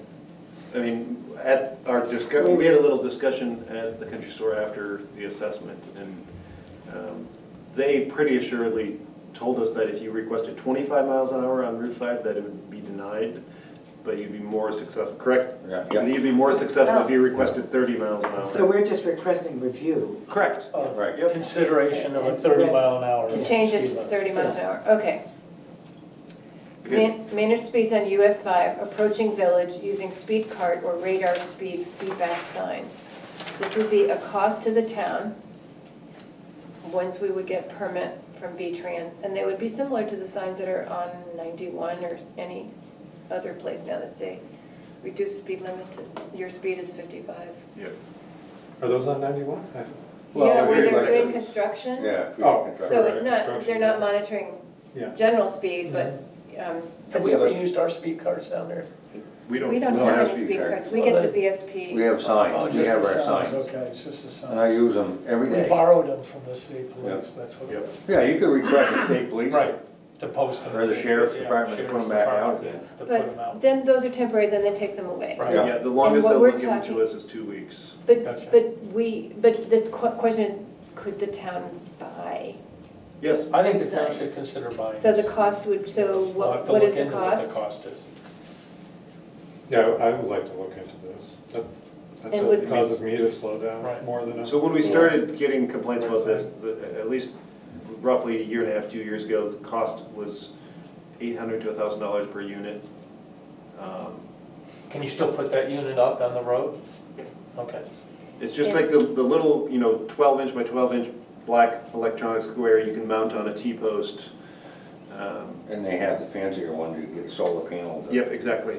Like you see out on the highway. And I have a website that has them, what the costs are to them. But yeah, I'll look into the cost. I think And, it'd be good. the application to V-Trans for installing them is, it's only a couple pages, relatively simple. So you're saying it's about $2,000 for Algiers Village? Yes, to Total. put one on either north and side. south side would be, from the last time I looked, like I said, it was 2 years ago, but it was about $2,000 for two of them. And I get an email through on the phone there, and there's a lot of towns that are putting them in, and they have either Lafayette or WorkSafe, any of them big sign companies will install them. Gotcha. I mean, we could technically install them too, if we wanted to. Okay. Request Guilford Country Store to relocate their open flag. Yes. This would be a letter from the select board with a copy to V-Trans. Yes. And I would also copy the people it's Friends of Algiers Village Inc. who own the building. So it probably needs to go to Friends of Algiers Village Definitely. Inc.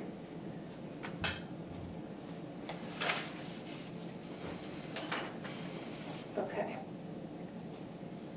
Cut brush is necessary on eastbound shoulder. V-Trans would do that. So do we need No to say? brainer, We yes. want them to do it, yes. We accept this. Crosshatch Is shoulder, that's not currently done, or it's just not done? I don't It know. needs to be done. Like when I pull out of Gristmill, I cannot see Route 5 southbound. It's terrifying, because there's that bush, but it's, Somebody did trim it a while back. but it's within the property's boundary. It's Right. not going out, it's just, okay, so there's no, cut brush is necessary. Yes, is crosshatch shoulder and install no parking stencils within country store. On No 5. parking zone on US 5. Yes. So yeah, so technically that is a no parking zone right in front of the store, right in It front of says their, no parking. they're roped off, But but there are no signs. there's it's not real clear, and in fact, they have their delivery trucks parked there a couple times a week. Yeah. And That's part of the problem. And there's that a will serious change when the site plan gets, when the site gets reconfigured in the next year, but it's, Technically, according to the state, it's still illegal. yeah, no, I mean, they won't park there. They'll be able to go around the store and park in the store. Well, at the moment, in fact, last week, saw one, he pulled into their parking lot, pulled behind their building, pulled right back up, so he was facing northbound on on 5. Consider curbing to better define access to country store. I would say in consultation with Friends of Algiers Village, because they may be curbing on the site. So I don't I mean, know. this is a midterm thing, which is 1 to 3 years, But I think curbing is a good idea for that spot. and would be at the moment, would be the responsibility of V-Trans. Review signage and tighten existing pedestrian zone. Where is it? Do we have an existing pedestrian I don't zone? think We there's a don't, and that's pedestrian the zone. issue. Part of the problem.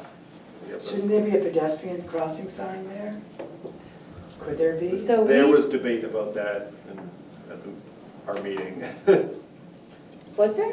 Yeah. It was at the, Did you come Well, off? it was it was all at- at the end, everybody had left, and we all went in and had a meeting. so it was, Oh, we were at the store. it was in the Dan and store. me and the, whatever, 8 or 9 people from V-Trans sat down in the store.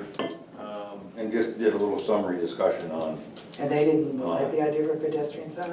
Because that is a throughway, and there's no place for pedestrians to begin and end at the current time, that they didn't feel it was safe to put in A pedestrian. ped-exing sign. But Correct. it would be Across safer from than what we Richmond. have now. They disagree with that. Really? So It'd be more we're not talking confusing, I sidewalks, think, we're is the talking issue. getting from That's correct, we're not talking Richmond sidewalks. to across the street, That's correct. or from Hunting Building across the street.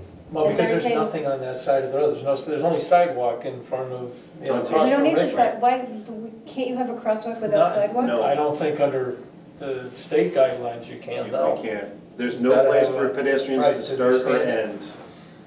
And then So- there's also, it's not safe, one of the things they pointed out to us is it's not safe for disabled people or people in wheelchairs to cross, which needs to be taken into consideration for a pedexing to be painted. We're only talking about putting painted hash marks across the road so pedestrians can cross. So, I'm sorry. The state says, if you don't drive, you can't use this road. Is that what I'm hearing? No. That's Yeah. not- that's not- You can't build a sidewalk, there's no room for a sidewalk, so you can't have a crosswalk, so you can't be a pedestrian. there are, Ian Keel, not Guilford resident? My guess is that this is the nature of governments and the nature of liability. Yeah, So yeah. that if they don't put a sign that says you can cross there, you Exactly. cross there and you get run down, then Then it's you're- not state liability. That would be my guess. I think apologize Keel for would interrupting. be- Good guess, Ian I Keel. I think mean, it is a, you can't walk on the interstate. I mean, the interstate is considered a throughway. And there's a sign there that says no pedestrians. So are they gonna put a sign in Guilford Center that Okay. says no I'm gonna calm down. Thank you. And Algiers. Algiers Village. No, I mean, Okay. this makes no sense It does not make any at sense. all. Well, let's move on. So what are we doing? We're just like eliminating pedestrians in Guilford, in Algiers Village. So you can have That's a gotta be a cross continued discussion. Conduct pedestrian figuring facility out. study to determine feasibility. So are we saying no to review signage and tighten existing? They recommended that. Review signage I and think you tighten. can tighten the signage, I think it's a good idea to let Okay, people know yes. this is a pedestrian zone, even though there's no crosswalk. Conduct pedestrian facility study to determine feasibility of incorporating sidewalks and crosswalks. There you go. Yes, A study, yes. but Gotta start it's somewhere. a short time frame study. Medium is, well, It's short, it's a. 1 to 3 medium. years, I'm sorry. It's short to accomplish, but no, the cost is medium, so the cost I see, I'm sorry. is, medium for cost is range between 15 and 75,000. Till you get to that Good, point so they'll after get you us have an the answer. study. No, that's Yeah. to do the less study. than 1 year. That- Sorry, $15,000 to do a pedestrian facility study. Is 15 to It's just 75,000. 75. But, There's a lot of mathematics that go into this. The state currently has grants to do the bike ped studies, which WRC would assist us in applying for, which they discussed at the post-review meeting. And Chris Campany said that I could work with Marion to do so if that's something the select board was interested. But the select board would have to know that there's likely going to be a match required by the town, most likely 20% match. It has to be put out to bid, done by a third party. But So, at some point, they could decide, bleh, if we're gonna do it. I mean, well, it seems to me Get a that match. if the only way to get from where we are to have pedestrian safety is to have a study, then we have to go with the bloody study. Even though, I mean, never mind, I'll forget the even though. I understand, I agree.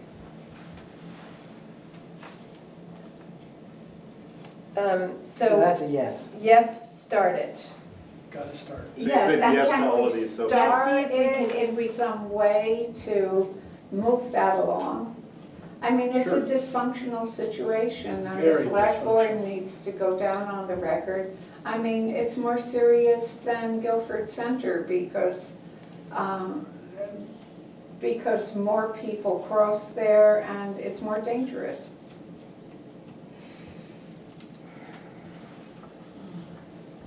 They're both- Opinions? Did we say yes? Mm-hmm. Okay. Cut brush or move stop sign at B Barn Road. Dan? who? Cut That's up brush to or move? V-Trans to do, not That- us. That's us. Yes, we need Yes. to, Yes. would they need to do it? Yes, Yes. okay. That's at the end. And there's that big tree. consider making westbound shoulder in northwest quadrant of Guilford Center Road. Is that the one by So Richmond? that is on the fence That's side by Richmond's. Yeah, which, So you know how there's a no parking in front of the country store? there'd be no. Their parking. recommendation is no parking on the side in front of Richmond's there, because You delivery can't park trucks- there. Where it's already. No, who parks there? Everybody Delivery parks. A lot of trucks, people, a it's lot of already, people. they sort of got little white marks right there, there's white Yeah. dots. I think they were, a while back, they must have marked it for maybe put linear posts in there to keep Really? people from not parking. Except for going in and out of Doug's Yeah. missing fence there. I didn't know people parked on. Oh yeah, delivery trucks for Doug's place park there all the Yes, time. they do, Yeah. that's right. Snap on Pull tools. in. Snap Is on this gonna tools does- alienate Well, that's one truck. Richmond? Is it safe, do we need it I on mean, both sides? That's No their, parking on both That's the sides? one that's just Oh, on the Richmond definitely. side. No, I mean, we're talking about across the road in front of the We've country already store. talked. that one already exists, it just needs to be. Parking needs to be enforced. And now we have another On on Richmond side. Based on the It public makes- feedback that we got at the pre-meeting, and then the fact that now V-Trans is recommending it, I think we It makes have, sense. both the public and the professionals are both saying, we need to have that no parking. Makes Okay, sense. yes. Is that right? And that will help That pedestrian people are. traffic. Technically, yes. Dear me. It's only 8:23, Richard. Oh, he's dear mean about Yeah. these issues. I see, okay. So you said yes to all of those, at least to begin them, Yes, correct? yes. 8:30. 8:23. That's neat. Have you- And they, up here in the center, before you get to the little field here by the Grange, I Yeah. don't know, in the state's audit, or what they recommended, there's 3 trees up there. Actually, there's 2 ash trees and a part of an elm and an apple tree they would like cut. And this is on. That's not in No, here, that's though. that's on Carpenter Hill Road, That's on Center and Carpenter. the center. Oh, Center and Carpenter. Okay. So you remember 2 years ago, Yes. you I- moved to yes, have yes, those, that was some of the those apple trees. tree, I think, Yeah. or- Some of those trees were removed and some were trimmed. And Yeah. some of the residents were concerned they were gonna lose all those trees. Right. And well, the state is now recommending removing the 3 remaining trees that are there. And 2 are ash? 2 are ash, which is a but they're loaded with poison oak, so. Then there's kind of like an We old, have poison oak up here. Yes, we do. and then there's like I've never had. an elm tree that needs to be cut. Wow. Okay. So we have not really authorized any of these steps to actually happen yet, right? We're just, Most of them we have to ask Expressing V-Trans interest. to do. Even though they're gonna do the majority of Except that on that page, Yeah. we have to initialize. it. Except that, we have to request them, except that Peter will look into the cost of the speed signs. Right. But that's, That's our responsibility. And I'll have to work with WRC on the cost of the bike ped study as well. yes. Yeah. Guilford Center, replace the northbound speed zone ahead sign with a W35 reduced speed limit sign. These signs are the ones that they're gonna do anyway, right? Right, all that stuff is gonna go Most of through. these, The state, Except for the 2 stop signs. They want 2 brand new stop signs and I'll put them on. And So, you've got okay. those. here, let me I just wanna make sure we go through each one, yeah. well, I was gonna say, with numbers 1, or whatever, 1, 2, 3, And that will be 25.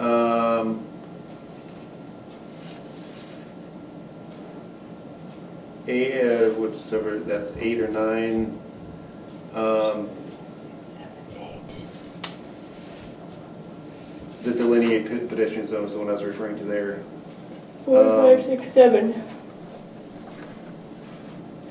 Delineate pedestrian zone. That's our So responsibility. those are the ones that the state has suggested that I was telling you about earlier, that they would replace as part of the sign updating project for next year. The other items on this list would be up to the select board. Okay, let's go over those. Well, actually, increase the size of the northbound, oh, okay, 35 mile. So Peter, again- State. Yeah, everything's, Install the reminder speed limit signs midway in both directions. Yes, that would be the state doing that also. State, where do we put in the Seasonal- speeding? Your speed is 75 miles an hour, go down to 30. Those things. The radar speed feedbacks, so that would be Oh, up okay. to you guys. So that would be, again, cost plus minus $2,000, Yep, and we can vote on that. yep, and you don't need a permit to do that because that's Right. a town highway. What are they recommending for the seasonal narrowing? What do they physically do to So- narrow the lanes down? You know, there's some pictures of them, but you know. It's like we've a all rubber seen thing? Those, Yeah. those okay, rubber that's- sticks that stand up. Yep. I that hate you those just, things. Here, you No, just place them in the so road that's and what- then, you know, before first snowfall, you remove them. And they say that dramatically reduces people's speed in Yeah, addition to because the, there's something else. yeah. Okay. But that's not lane narrowing to me, that's right in the median. That's right in the middle of your. Right, but road. that's not, I thought they were trying to neck down the, you know, It's- in the village, Seasonal slow down so narrowing, you have I use- pedestrian walkways on either side or something. how much do those things cost? I don't know, I'd have to price We'll have to them look We at can Okay. look at your. I don't think I'd be a fan of those, I gotta say. I'll I just think go they on help record slow it as down. Yeah, oh. So they're not every, No, they're not oh, all ways. I mean, They're gonna I'm probably thinking be the ones about- It'd probably be by the Yeah, I think lot. it's every 50 feet, Route yeah. 2. Yeah, right in the deep part. Historic- And then Historicals. they get removed before the first snowfall so we can plow. Or they can plow, I should say. Not me. No, you'll still be here. So the cost of those, there's a question. So that's number 3, 4, Consider seasonal. yeah. seasonal. That would be a question, what's the cost? Consider village signs. That would be the probably cost of the town. for the sign. Yeah, Yes. like we Yeah, have I'm very All much in depends on favor what of you that. want, how I think fancy you that's want. a Yeah, coming definite. into, yes. Cost, question mark. Well, it depends on how fancy. If you want just one of the green signs, welcome to, Guilford Center Village, Yeah, or it you could want just be a something. yellow sign that says village, entering the village of Guilford Center. I mean, there's a variety of options that you could use. Okay. Or you could have somebody build a So you fancy might want to just sign. look into a couple of different Mm-hmm. options. Continue speed enforcement, yes. Wait, delineate pedestrian zone, that's, What you is said the speed state's going to do that? enforcement? I mean, So we have Vermont State Police on 8 hours yeah, Per a month. month. and do they actually, Yeah, Oh, we get yeah. a report. Oh, yeah. yes. yeah? When they stop speeders, we get a little, Center Road too? yeah, Yeah. we get a little take of the pie. They send a check, or they used to, I don't know if they still do. You still do. Yeah. Yep. Where is it? You got It's about, not something, Michael, Is it that not we're today? using as the it goes into the main highway department.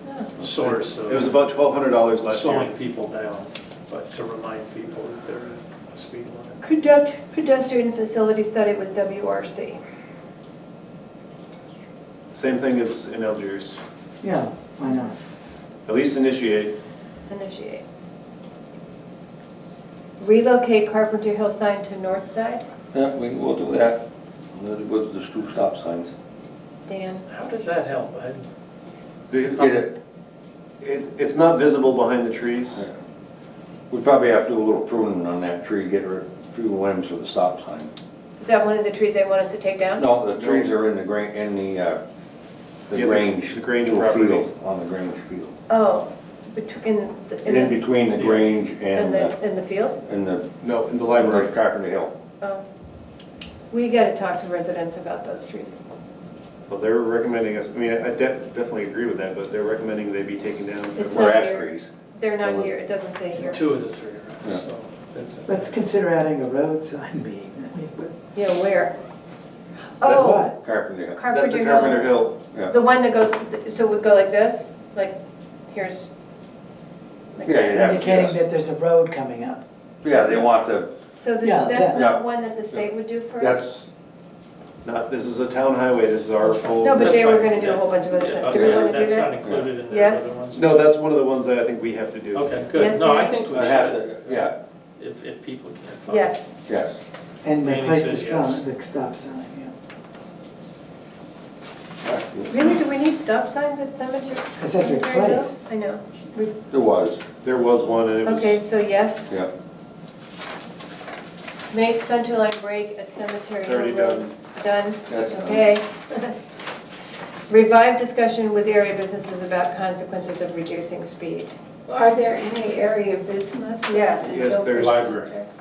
Is that business? Well, No, no, There's MJ, MT3. MT3. MT3. there's, Oh, Vermont right. Road. Asphalt, Right, the right. asphalt. No, I got it, I got Okay. it. So I think we could,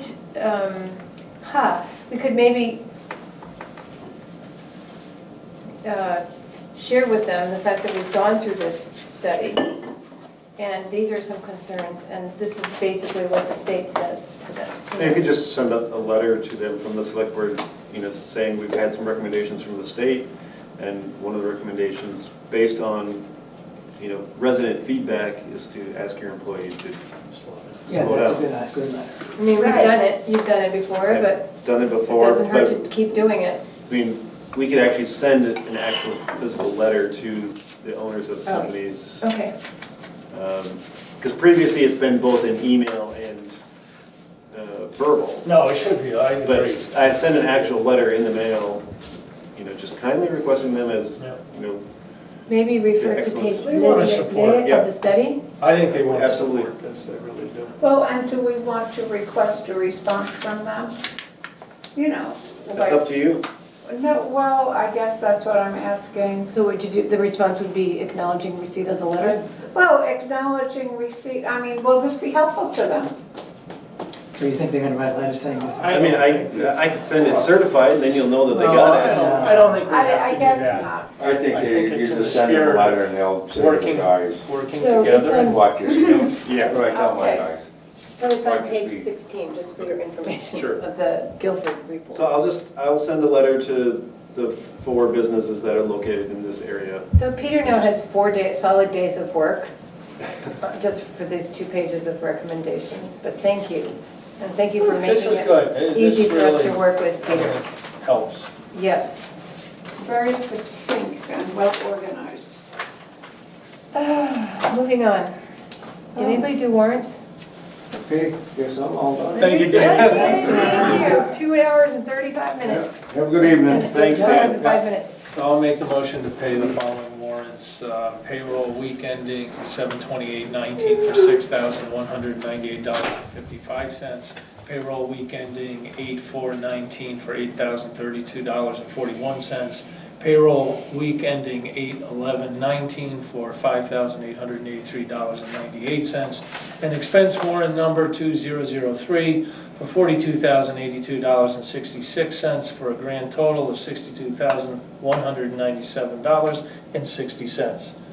On, just a comment on expense warrant 2003, the primary things I saw in there were the payment of the town generator is included in that number. The town office generator. Correct. Excuse me, the town office generator, thank you. The town pays out a scholarship annually this year to, I think, just one individual, but that's included in this, as well as the fees for the preservation of our documentation, which Penny's done an outstanding job making sure that we are way ahead of the curve. Second. on our documents. Thank you. The other thing I would note about from that warrant, Gordon, Thank is you, Peter. that the other fairly substantial, almost $5,000 was gravel for the project in Carpenter Hill Road. That is true. Thank you. Okay, so Richard, you seconded I it? did. All in favor? Aye. Aye. Communications. So I have very- communication. Okay, go ahead. I wanted to remind people that the Gazette is being printed today and will be in people's mailboxes in a little bit. And one of the articles refers to my resignation and is seeking volunteers for, if anybody's interested in serving out the remainder of my term and hopefully running for select board member term, full term Nope. in March of next year. They would be running for the remaining 1 year of your term. Thank you, remaining 1 year of my term. And so we've had 2 volunteers and we would be. 3. Oh, 3. Oh, there's You 3. have contacted all 3 of them. That's Really? correct. I'm Yeah. sorry, we've had 3 volunteers. Oh, But those are because people paid attention to what's going on Front Porch Forum and Facebook and maybe on BCTV. So now it's going out to the whole town, so we are giving everybody another week or so to see whether somebody else wants to be considered for this position. And the select board will consider and make the appointment at the next meeting, which is my last meeting, which is August 26th. So that will require, Peter, for you to send us their correspondence and resumes if they sent them along. Yeah, and they've had them, right? You've seen, And I've given Not the the same third. response I to. haven't- The third one was verbal. Technically, I'm still waiting for more information from the third individual. And there has to be a written letter. Yeah, we say, please submit something in writing with your level of interest and why you're interested in, a little bit of background. So will we be choosing your replacement the next? At the 26th, yes. Oh, yeah. So. Are you sure you want to resign? I am sure, thank you. I just thought I'd ask. Okay, a couple brief pieces of information, communication. The new Wyndham County Sheriff has sent an introduction letter to the select board, just saying who he is, what he's done, and what his personal goals for the sheriff's department are for the future in ways that he can work with the surrounding communities within Wyndham County. And I ran into him on Saturday, and he reiterated that and said he'd be willing to come and talk to the select board. Uh-huh, but we currently don't contract. We don't have a That is contract with correct. them. Although they do We used to. show up.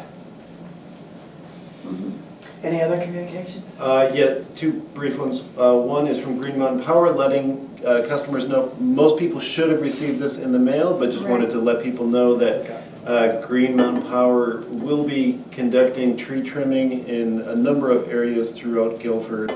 And just to note that they will be out and about and to be aware of their employees and to know that they may be in your right-of-way. In your backyard? In your backyard, I hope exactly. they are. Yes, and the firewood, the wood that they cut will belong to The property owner. Technically, the owner. property owner gets first call. First call, but if the property owner doesn't want it, You could either designate it to someone else, or they will take it away and ship it for you. and do you get the chips? Call Green Mountain Call Green Power. Mountain. No, I've already been in Okay, and is there any communication, other I was asking communication? merely for the public. And so as Richard would like to leave, the last point of Unlike the rest of us. communication, yeah. We all understand. The cops are around the corner. They're upstairs, yes. That Sheila asked me to note is that due to some complications, we won't get into the details of which right now, the culvert project on Carpenter Hill Road is currently delayed indefinitely until we receive more information, which hopefully will be tomorrow. But we don't seem to be at any financial risk because of this delay. To the best of my knowledge, we are at no financial risk due to the delay. Excellent, Move to thank you. adjourn. Second. All in favor? Aye. Okay, so we will adjourn this meeting at 8:39.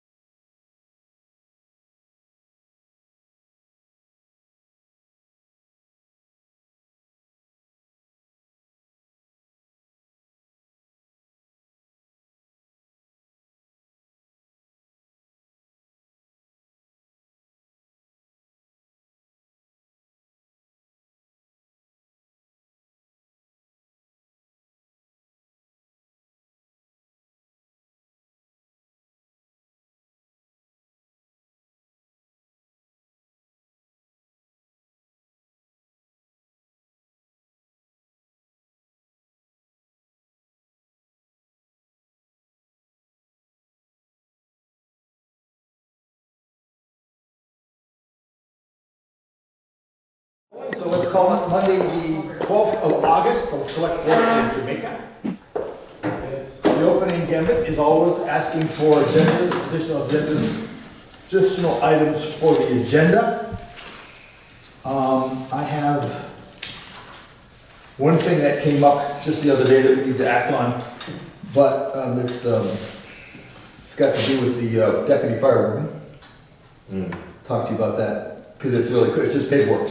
We actually did the work last time. All right. Hearing no other additions, let's move on to the approving the minutes of July 22nd. Hold on, I just have a question about. Sure. I got this local and regional input questionnaire about Bridge 32. Mm-hmm. And the preface of that from Marion Major from Wyndham Regional was to present this to the town and see how we could be of best service. Can we define the town? Is that They want to presented know in the how we might, who would look at this questionnaire for Right. and how are we gonna, how are we gonna talk about this? Okay, it's not on the agenda. You want to bring it up and add it to it? Yes. Yeah, let's do that. Okay, what's that? Let's do that. Okay.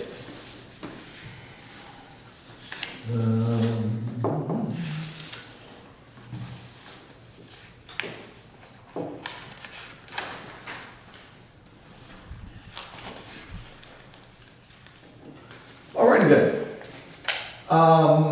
Select board minutes from the 22nd. Did you all get them? They were all distributed electronically, plus they're in your books. I think they were really pretty good. I have one question under the sheriff, under paragraph 9.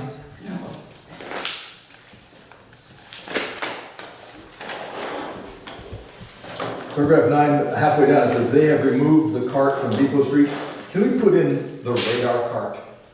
So we know which cart it was that I they didn't know removed. what kind of card it was. I Yeah, let's forgot. call it the radar cart, or the speed cart.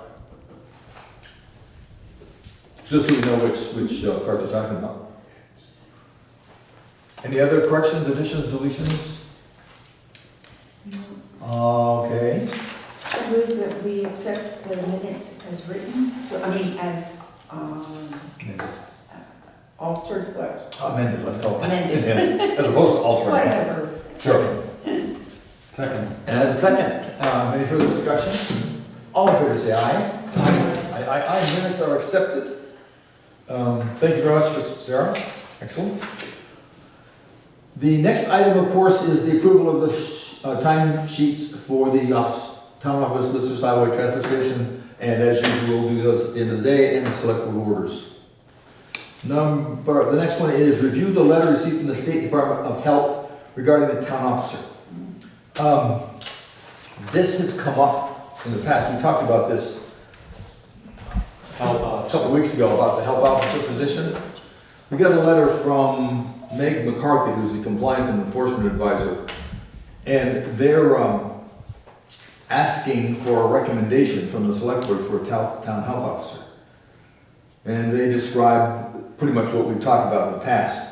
But she's saying if you designate a new individual to be appointed to this position, please ensure that the recommended individual takes the enclosed oath affirmation.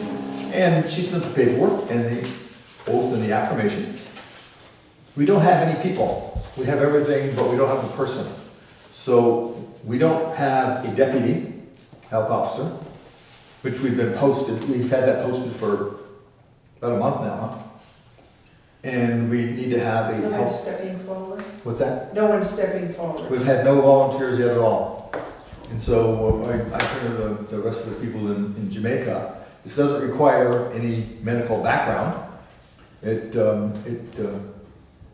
an opportunity to help out in the town. It's not a real busy proposition. I mean, now that we've gotten Irene behind us, that I think was your busiest time, wasn't it? Right around Irene? For everybody. For everybody, yeah. But we need a deputy and we need a health commissioner. Officer. A health officer, rather, sorry.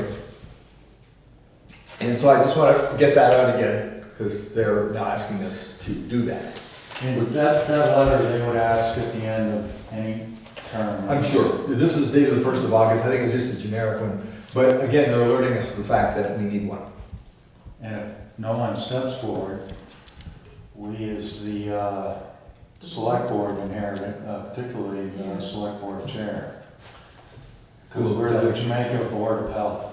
We are, in fact. The select board is. And in fact, we are the Board of Health with or without an officer. We just luckily have an officer who's got the experience and the expertise to be able to fulfill it.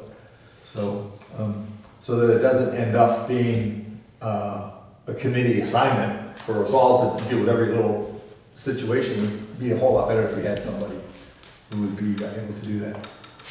I'm your current health officer, and I'm up in the middle of September, and I've done it for 9 years, so. Yeah, You've certainly done your share. We're not looking for lifetime appointment. No, I'm not Sure. looking for kudos for that, but it's time to give it up. Yeah. And it should be shared within the community. It shouldn't just be a Like to be a resident, I think.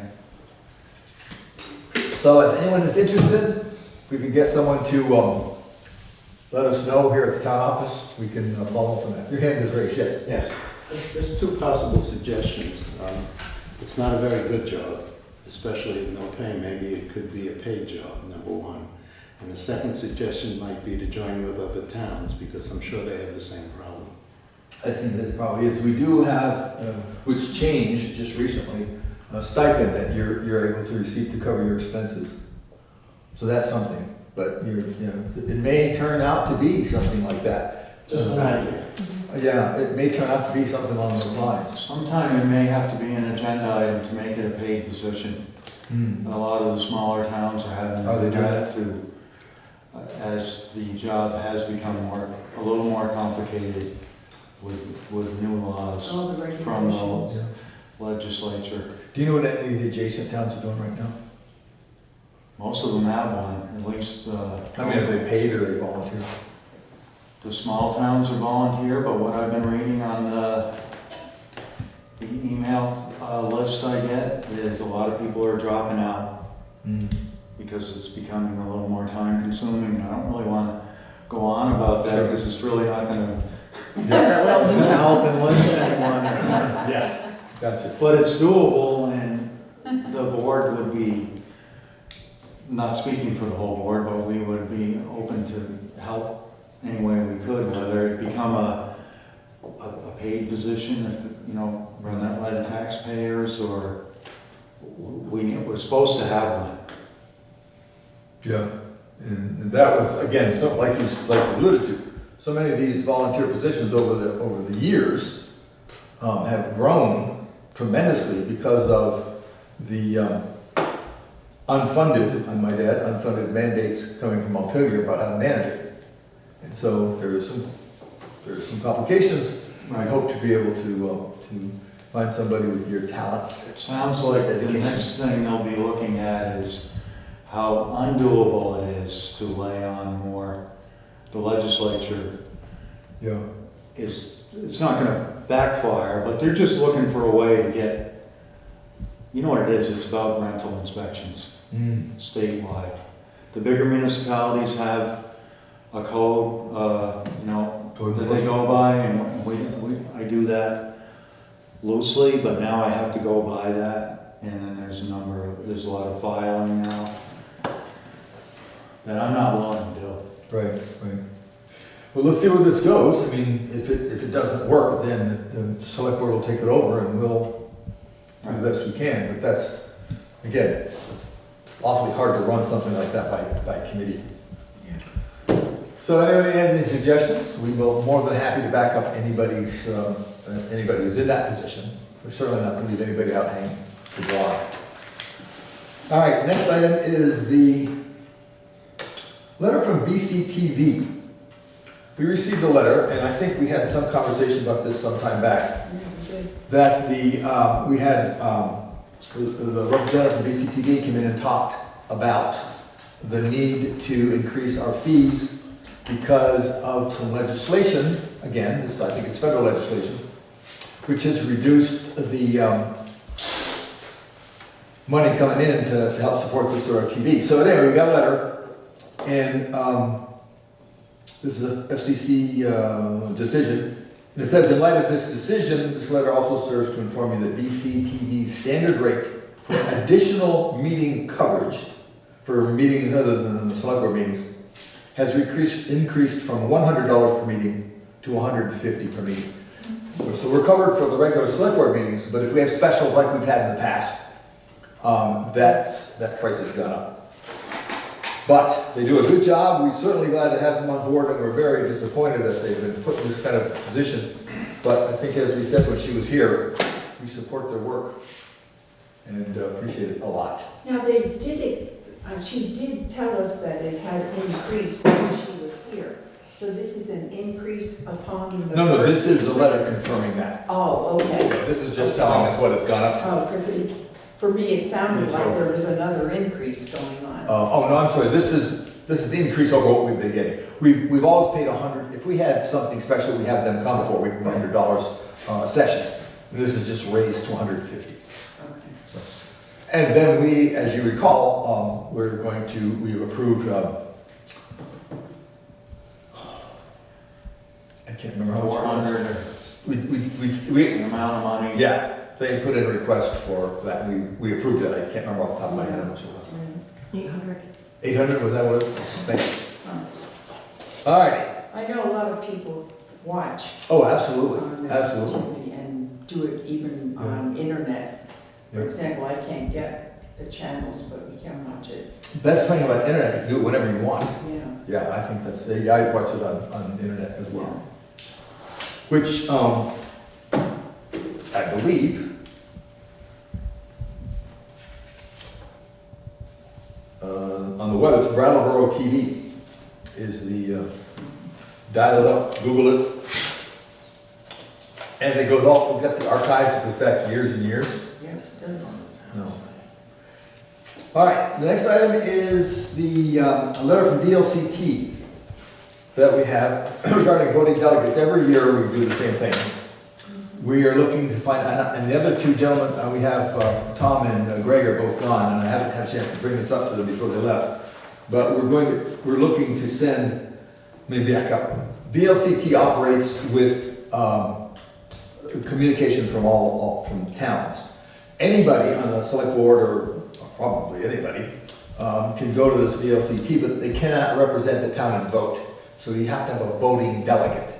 And so they're asking us to assign or to identify, well, it says here, while all currently serving local officials will speak at the annual meeting, only designated city or town delegates may vote. You've done that in the past. A long time ago, and I can't remember who did it last year. I did. You went last year? Not the year before. Greg, Greg went. Greg went last year, you went the year before. So I thought it was pretty interesting. Did you find that? Yeah. And so and I haven't had a chance to talk to the other guys about this, but it's certainly something to consider. Does it say when it is? What's that? Does it tell you when it is? Yep, it's on Wednesday. It starts at approximately 1 p.m. on Wednesday, October the 2nd. 1 p.m. That's the business meeting. Now, let me read the other dates for you here. We should say what VLCT stands for the... It does. This is where VLCT gets its marching orders in theory. No, well, Vermont League of City and Towns. Oh, I'm sorry, yeah. VLCT stands for the Vermont Leagues of Cities and Towns, correct, yeah. But this meeting is designed to get the leaders of VLCT to get information from the towns about where they want to go, what procedures they'd like to see attacked, and that sort of thing. Yep. So that's on, and I have all that information available. Anybody who's interested in doing that, please let me know or see our town clerk. We'll know where it is. The next item,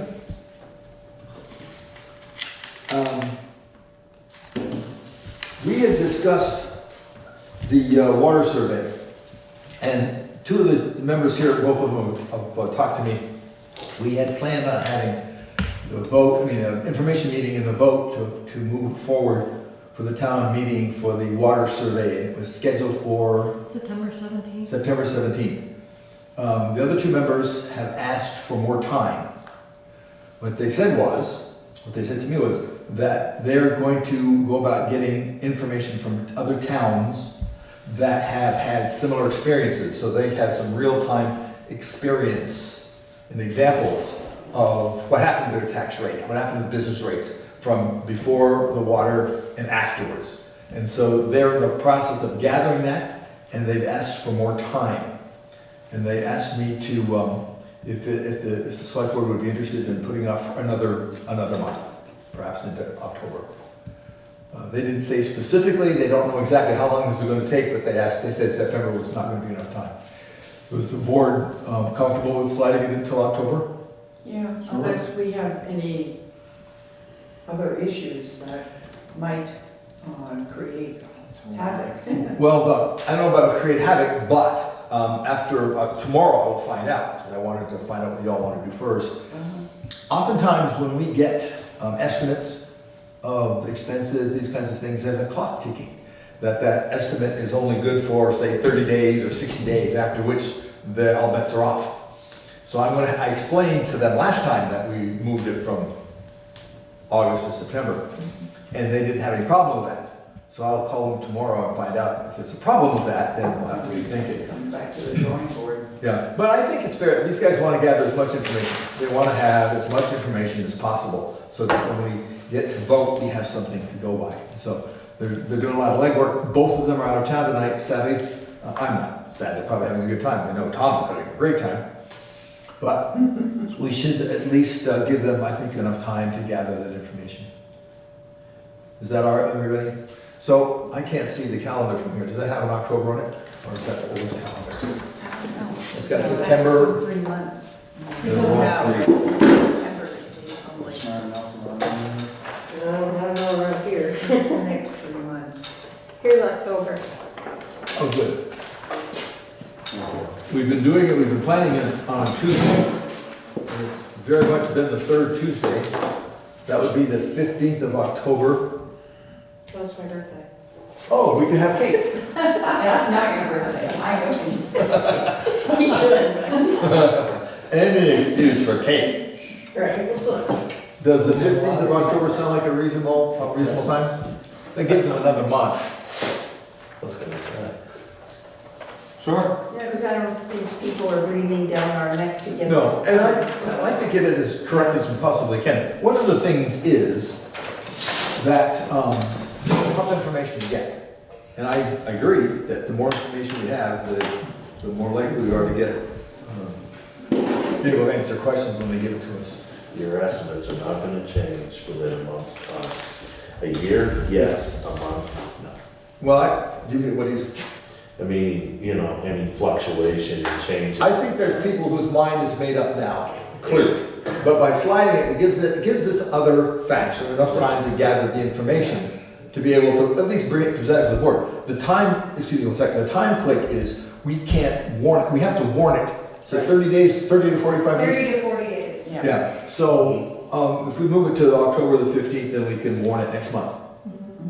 Yeah, yes. I just wanted to remind the board that, member of the Planning Commission, I've given you some preliminary documents about that already in terms of some hypothetical engineering scans that he has done in terms of looking at the math of tax rate and home values and things like that. And I think he'd still like to be able to present that at an informational session. So I just wanted to make sure that we had enough time for that as well. When I got this, he said, I assumed he was ready to present it. Is he ready to present that? Yes. I think so. So these guys are trying to gather information from other towns. Right, and that's a very good idea. Who's operating history instead of hypothesis. Right, right. That makes sense. I think it's good to have models and it's good to have real life experiences. Okay, so let's set it for right now for the 15th of October. Do you need a motion on that? Or I don't think so. We could make a motion. I don't know that we move to do the last one, but what the heck, emotionally. Okay, I move that we set the meeting about the water survey, et cetera, on October the 15th. Do I have a second? Second. And all in favor? Any further discussion? All in favor, say aye. Aye. And the third aye, so that passes. So we'll move it to October the 15th, unless something comes up. I mean, we want to get this as right as we can. I don't want to drag it out forever, but we do want to give everybody as much time as they can. Yeah, I don't think we really should rush. This is a major, major deal. Oh, yes. Okay, so the next item under, we got a letter from the, we talked a couple weeks ago about the deputy town forest fire warden, and we agreed that we were going to appoint Bob Stomsky. I got a letter back from the fire people today, and it came today. And we need to, what we need to do is re-sign and appoint it, because it's got to go, it has to be signed again. You know this better than I do. It's got to be signed by Stuart Barker, who's the current one. And then we as a select board sign it. I think they're going to settle for 3 signatures. And then it's got to go to the Forest Resource Protection, and then it goes to the Commissioner of Forests. And so right now Bob's operating in a temporary capacity. Yeah, I mean, it was kind of like the cart before the horse. Dana West, fire chief. Bob was kind of signing out permits and stuff, and he really didn't have the authority to do so. Yeah. He went to some classes and stuff, and now he can kind of temporarily do it, I guess. Can you describe this role that he has? This role is basically, it's assigned by the state. You got your state fire warden and your deputy fire warden. They basically are authorized to hand out burning permits to residents of Jamaica because they're knowledgeable of the burning conditions, environmental, you know, whether we've had enough rain, it's too dry, the fire hazards are too great, they can shut them down. They also kind of control, you know, what people are burning. It has to be natural material. As my role as fire chief, I only come into the picture when somebody's been doing something, burning something wrong, or it's out of control. I don't answer to them, they don't answer to me, they answer to the state. But we work together when something goes wrong. They are, you know, I don't think they, you know, they go out and they can shut somebody down from burning if it's not appropriate to burn. And then they can call us in for support to put it out and contain it. I don't know, there's fines or something, but they're nothing. So, it's certainly nothing compared to the damage. But they keep track of who's burning and in the town, and we in the fire department now have an app, phone app that we can communicate to each other. And Stuart Barker, the fire warden for the town, and Bob Stomsky, the temporary deputy, or will be deputy officially, they tell us, they notify all members of the department of who's burning in town and for how many days, and the address. And that way, we usually get toned out, or I get a phone call from our dispatch saying, hey, there's smoke visible, or somebody, the smoke is toxic. We've had a few calls this year where somebody has called in and said that, you know, my neighbor's burning something he shouldn't be burning, and it's very toxic and it's invading my home. Can you please come put it out? My next call is to my fire warden saying, hey, do you have a permit given out to so-and-so? And if you do, we have to go revoke it. So, one of the things that, like this letter I just got from Jim Edson says, I have interviewed Mr. Scott Stomsky and find him to be a very good candidate. I am enclosing an appointment form with the correct dates. And this reflects the state's approval of the nomination. The commencing date will be filled in when the commissioner signs the form. Ending date reflects the schedule.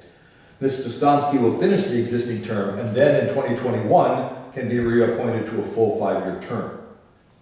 So we're just fixing the paperwork and fixing the dates. So I'll send this around at the end of the night. So everybody's still doing their jobs? they're still doing their job. It's just an extra bonus that both wardens are members of the department.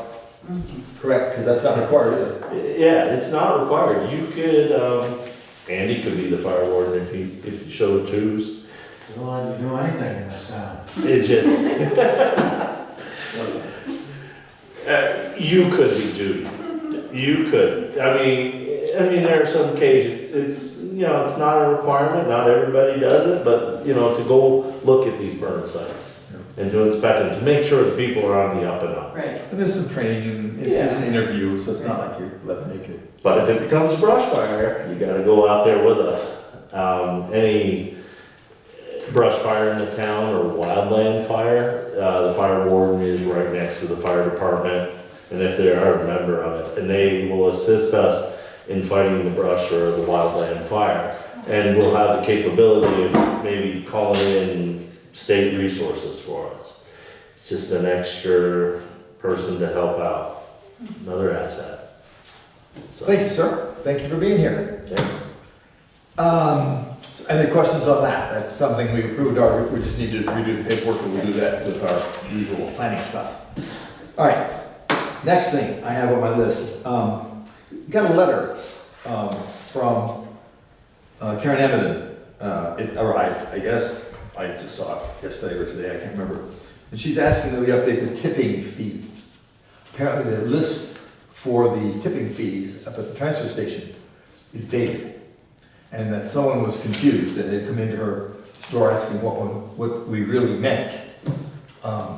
And so we took a look at it, and I think it's dated, I think the original one was dated before we went to the bags. It's 2010. Yeah, we went to the colored bag system. And so I think it needs to be updated, that should be easy enough to do. I just want to give everybody a heads up that there was someone asking a question. Are you talking about things like refrigerators and? No, the question, the phrase in question was, it said that the household waste was free, which it is free after you purchase the bag. So technically you could make a case for it, but at the same time, if you gotta buy a bag, it's not really free. Right. So we just need to clear up that one paragraph. The other question that came up was, do we need to have tipping fees that are split fees, like what we had for, I think a mattress is like $12. Yes. How about 15 or 10, as opposed to 12? Because it's complicated with the way the little chip things are. But it's something to think about. And Greg's not here tonight, so we can go over this stuff later on. But I just want to give you a heads up. We have had that concern, and it's maybe other public concerns, but I think she was working and couldn't be here tonight, so I thought I'd bring that up for her. So we will be looking at that. One thing that happened that I became aware of is somebody came in with a washer dryer, and because of what he read on that list, he thought he could put it in metal. And there was a debate about the fact that it can't go in metal. Because it's an appliance. Because it's an appliance. So maybe we'll have to, that's a good thing to bring up when we start taking a look at it. Because in fact, you pay for a washer or dryer, but you don't pay for metal. Right. Yeah. So maybe now that we've had some time to work with that one, a little rough around the edges and spots, we can get that changed. Okay, so I will be getting that to Greg, and we'll take a look at that. Yeah, question. Sure. Is that something you should be reviewing every year, because price to get rid of stuff changes every year? I don't know. It's more work, but yeah, it's just that, your waste prices change every year. Whether it go up or down. Well, they've certainly been fluctuating since we've been doing Oh, this. yeah, as a matter of fact, it's a major, major problem right now because we can't take the stuff to China anymore. And so consequently, where these things are going are smaller countries which can't handle it. And we are, at least when I was the supervisor, the issue is that we don't know what to do with it anymore. Yeah. So. One thing that's changed this year, I don't know if you read that the land,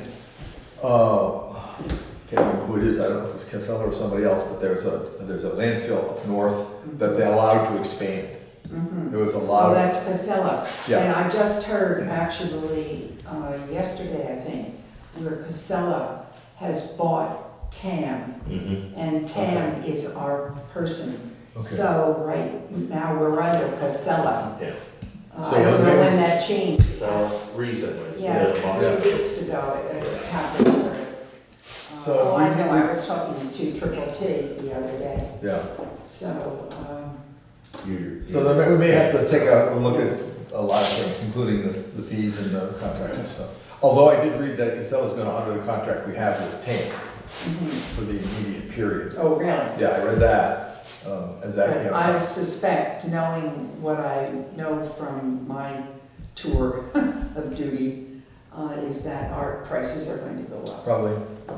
Very seldom will they go down. The good news was when they bought that extra land, or they were allowed to expand, I think. Yeah. Alrighty then, let's see. The next item is not on the agenda. We had a question about water survey. And Andy, why don't you go with that? It's not a water survey, it's, I mean, I think bridge water. It's to do with the bridge that's on over Depot Street that's going to the State Park. State Park area. And some other, few residents out there.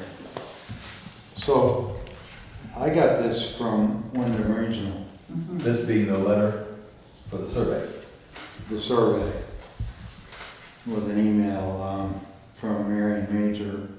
I serve on the Wyndham Regional Transportation Committee when I can get down there.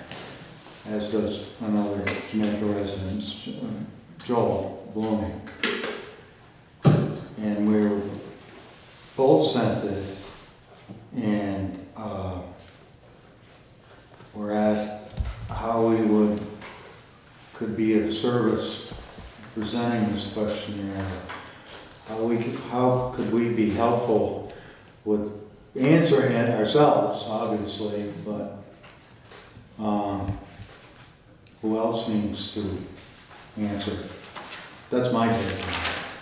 And I'm not going to read the whole thing, but it's about, just the project summary is, there is a project number, focuses on Truss Bridge 32, that's the Jamaica State Park Bridge, which is in, we know, rough shape, on Town Highway 19 Depot Street in Jamaica. The bridge is in need of either a major maintenance action or replacement. Potential options being considered for this project include a rehabilitation and painting, replacement with a new bridge on the existing alignment, or replacement with a new bridge on a new alignment. Due to the narrow width and the fact that there are no alternative routes, a temporary bridge would be required, I guess no matter what we do.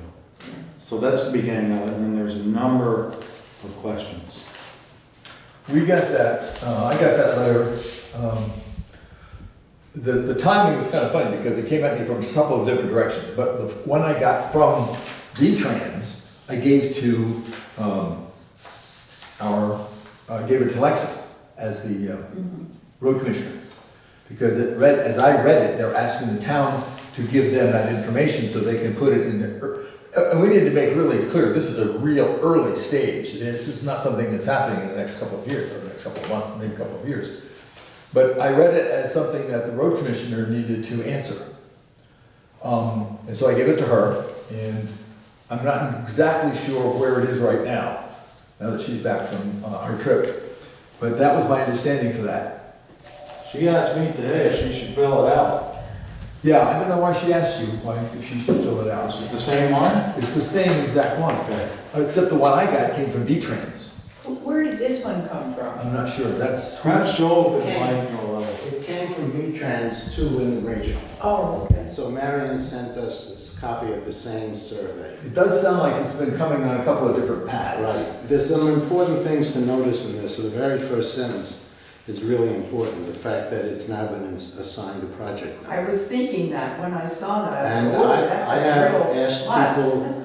I asked people who were in the know, and they said that was a really good sign. Yeah. Because Wyndham Regional did a prioritization last year and prioritized 6 projects, and V-Trans kicked the top 2 off, the first one being in Brattleboro and the second one being this.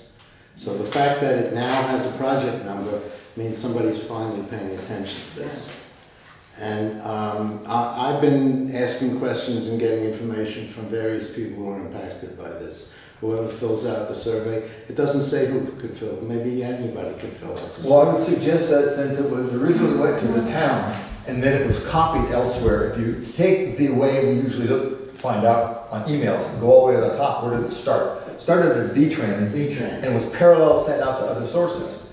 So they're asking the town, I think, information to Wyndham Regional, information to other sources, but I don't think it's appropriate to ask the population to fill this out. Well, the population there are people who are impacted by it. They are, and So I think I don't think they should fill out the survey, but I think that their information should be noted when we fill out, whoever fills out the survey. Alexa, and so if Alexa wants to gather information by going door to door, then that'd be her prerogative. But at this point, I think it's really not,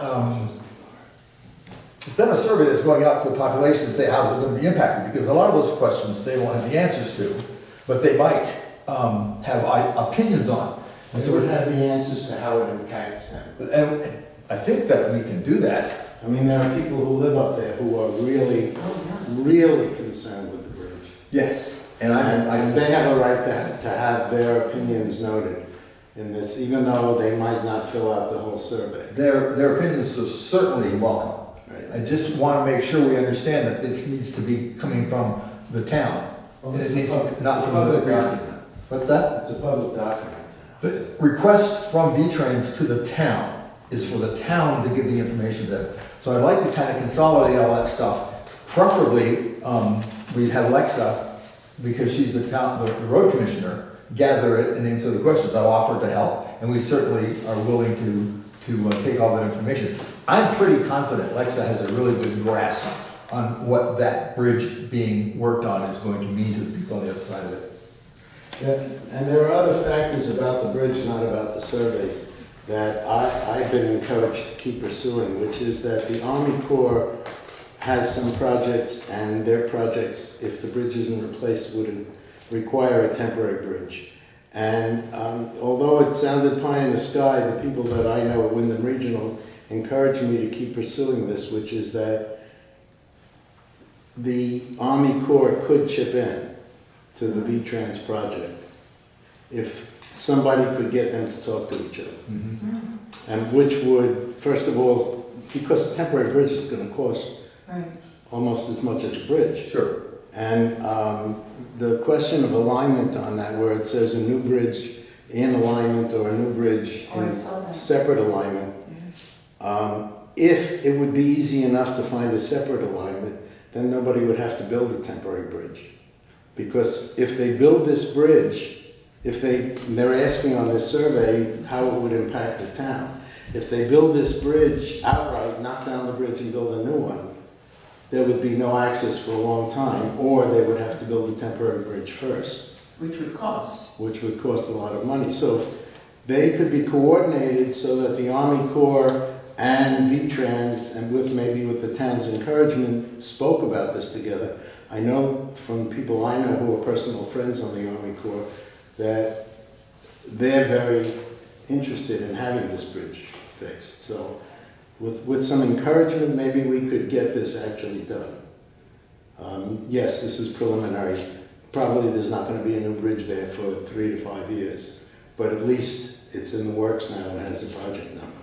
That is encouraging that they're paying attention to it. I just don't want anybody to get hyper excited about this happening in their future. It's not a matter of excitement, it's a matter of just pursuing it until it gets done, or it's not going to be turned down at this point. It's just when it's going to get done.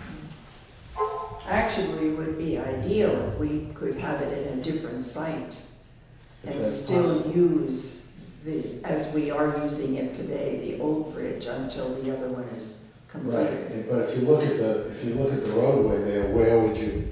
Yeah. Out there. It's tricky. It's tricky where you would put a new bridge as opposed to a temporary bridge, which could be anywhere. Right.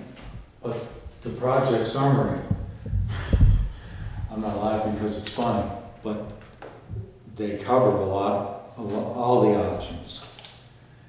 And none of them, if I lived across the street, across from that bridge, you know, I had to use that bridge to get to my house, Let me tell you, the deck is a mess all the time. I mean, the guys try to keep up with it. But there's, you know, we all know this. We know the economic impact that the park has on the town and on the state. We have all that information. I have it in emails. Joel probably has it still. And it seems like the more racket we make about it, Joel has been talking about it down in the regional where, you know, the hair, it may get some more attention. Maybe if it's just a year or, I don't really know how, and then there was something about, Joel was telling us about a grant or some money that, you know, would cost us. Federal land access program. Yeah. But that's only if there's a town component to, Right.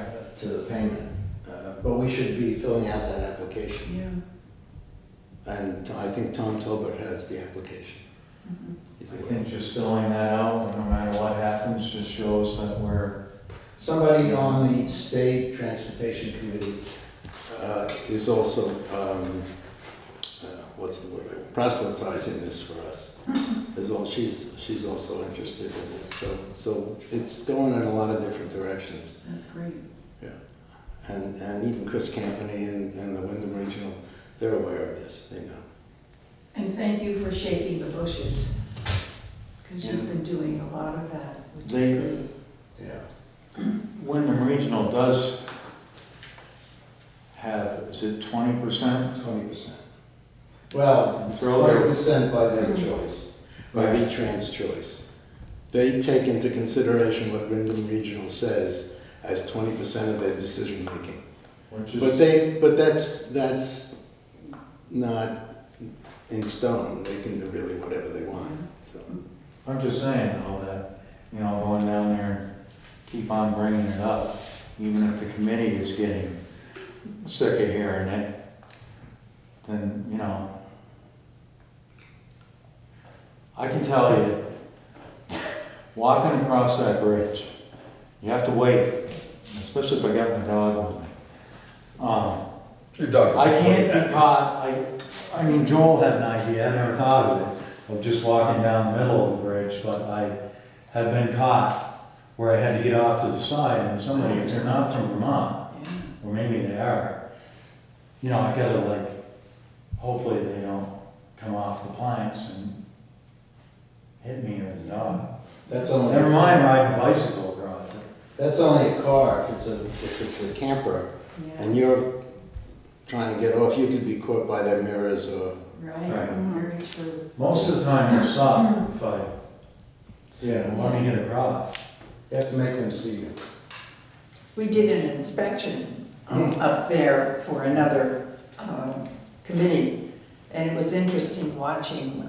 It was a Friday afternoon too, when all the campers were starting to come in, and our inspection, even that was having an effect, even though there are no houses there. So it is a major issue. Right. There's another point. Somebody told me, and I haven't confirmed this yet, that a wooden deck bridge is only allowed to hold 8 tons in Vermont. And how much is a water tank weigh? More than that. Isn't it listed as 8 ton now? Yes. It's listed as 8 ton, but I modified my firefighting operations to light pumpers and no tankers going across. It means 4-inch line stretched for long distance. Because we can't afford to send multi-million-dollar pieces of equipment across something that might sink. And multi-million firefighters either. Well, yeah, I mean, firefighters don't come cheap either. They're gonna ride the trucks down if it goes down. And the former staff person at Wyndham Regional Transportation assured me that we would get I've said this before, that we would get a bridge if it falls into the river. You said that to me, Joe. Engineer. That, to me, We'd really not like to see that happen. that She said then they. alters, Then they'll fix it. that alters everything.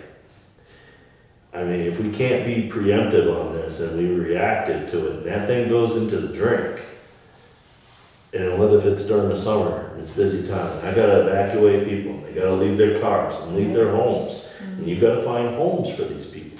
How much is a sander weight? How much? A sander? I don't know, town runs theirs across, they risk their lives running across. What they generally do is they put it at the end of their shifts, so they got the least amount of, same thing with oil. They bring it over what the oil at the end of the shift. They can't take a load of firewood into the state park. Yeah. The sewer trucks, the garbage trucks are smaller. Oh, yeah. You're limiting, it's limiting the thing. You know, what was it, a couple weeks ago, town of Londonderry was brought to them about Lowell Lake expanding. And I was thinking the state has found a way to shut Jamaica down and to open up, put their monies and their efforts to Lowell Lake, to open it up to overnight camping, just in case the bridge fails. You know, I mean, the state is amazingly running that campground, and they're not really complaining about the bridge. Well, they got a copy of this survey as well. Oh, did they? So, I mean, that's one of the best parks in the state. Oh, and Yeah, it creates revenue One for of the the most state. popular. That's your local economy. Sometimes the most popular. Yeah. $2 million a year in fees. Really? They are Karen's business. Huh. People, Yes, but they make money for the state. That's my argument against what you're saying about Lowell Lake. but, That's yeah. a different thing they're talking about up there. But I didn't know if maybe that was an option or something that might be heading that way. But for local economy, the state park, the workhorse, is busy during the weekends. I mean, there are people out there eating and it's packed all the way up the street. Supplies to Karen, gas, the wood, you know, all the local vendors that benefit from us having that park there. So, Well, we're clearly all on the same page regarding that bridge. I mean, we all know the situation, it's not good. Those of us who've been on the commission, and there's at least 3 of us, were you, I don't know if you were on that commission once before, I know I was before I got on here. And it's been the same thing. Oh yeah, when it drops into the water, we'll fix it. Well, I don't like that plan, nobody does. not a good plan. But if this letter, the very fact that they're asking for our input Yeah, and it has that is important. BO number. And I think we need to respond to it in the way they intended, get some information. I've asked Lex to look at it, I'll have to talk again in the morning, make sure we're all on the same page. But I think that's the direction, just give them the information. I know it's early stages, but it's still very important information. Yeah. Because obviously, as you have pointed out, repairing it or replacing it, it's gonna be a pretty traumatic event. What would you do with the forest fire? Because you know our weather's changing and the likelihood. Well, if anything gets going, I mean, we'll probably run portable pumps across, you know, light pumpers, we'll run portable pumps down to the river, and we'll just figure it out. You know, kind of wing it a little bit, hand tools. The big heavy trucks, you know, what I plan, any type of fire over there, we drop a water supply point on this side of the river, run 4-inch hose with lighter rigs over to one of our mini pumpers, and we fight with the mini pumper. So we don't have the big pump capabilities, we'll have to fight with a 750 gallon minute pump. You know, we'll make do. That other one too. The hand pumper, yeah, the hand pumper would probably, yeah, if the weight limit drops, the thing. But, you know, that's under my term as being fire chief. Maybe, you know, elections are coming up. If somebody else takes fire chief, they may devise a different plan. They may be willing to run their equipment across. I'm not gonna let you go so easy. Yeah. We've now gone completely off the rails. Yeah, but Yes. we'll deal with it. Julie. Can I make a suggestion? What if anyone that had input for these surveys Sure. filled them out and sent them here, then we could compile them all, take the Yeah. best information and send it to the state. Well, we'll give it to Alexa. She is the Right. contact in the state in this regard. But then everybody could have an input, but then If they she wish. could still make sure that it's all relevant Yes. information. Especially suggestions. We all know the problem. What we need is suggestions on what to do with it. Certainly, they can come into the town office. We'll gather, Alexa can use that to help put her response together. Yes, okay. Build a tunnel. What's that? Build a tunnel. There is one section of this, communications on page 3, the bottom. It says to identify any local communication outlets that are available for use in communicating with the local population about this, I guess. Include weekly or daily newspaper, blogs, radio, public access, TV, Facebook, front page forum, etc. Also include any unconventional means such as low power FM. I think that might mean while they're fixing it, I'm not sure. when I read that, I think that when they start to do this, they're going to want to know what media are available for them to communicate to the public about what's going on. And then the second part is what I really wanted to read. Other than people / organizations already referenced in this questionnaire, are there any others who should be kept in the loop as the project moves forward? Yeah. So they're not It's just not really asking moving for yet. a few. It's Certainly moving. anybody impacted by Yeah. this. That's something we Well, figure out anyway. Sure, and then eventually, they are gonna wanna be in communication as they make the plans get closer and what's gonna happen.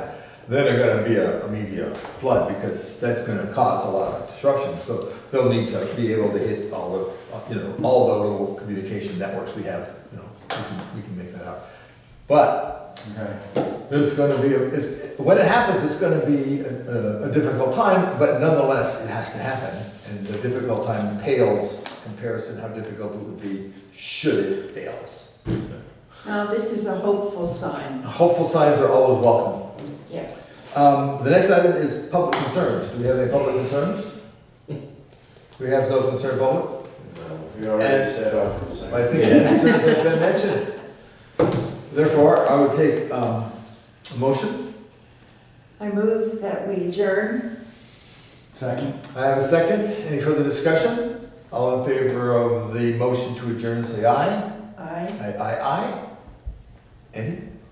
Aye. Aye, good. We'll call it, You were in a very powerful position. 7:52. We stand adjourned.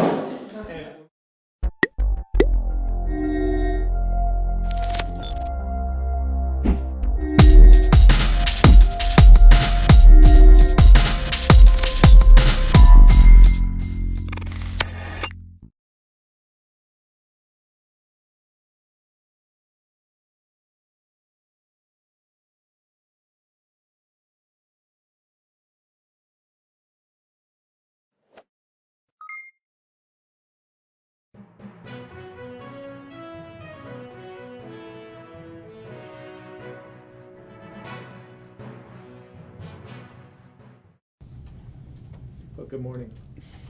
Thank you all for being here today. Thank you to the legislators who are here as well. Before I get to the topic of the day, I wanted to take a moment to address statements from the President directed at 4 American Congresswomen of color. Like many across the country, I find these statements offensive, racist, and certainly not what we expect from the leader of the greatest country in the world.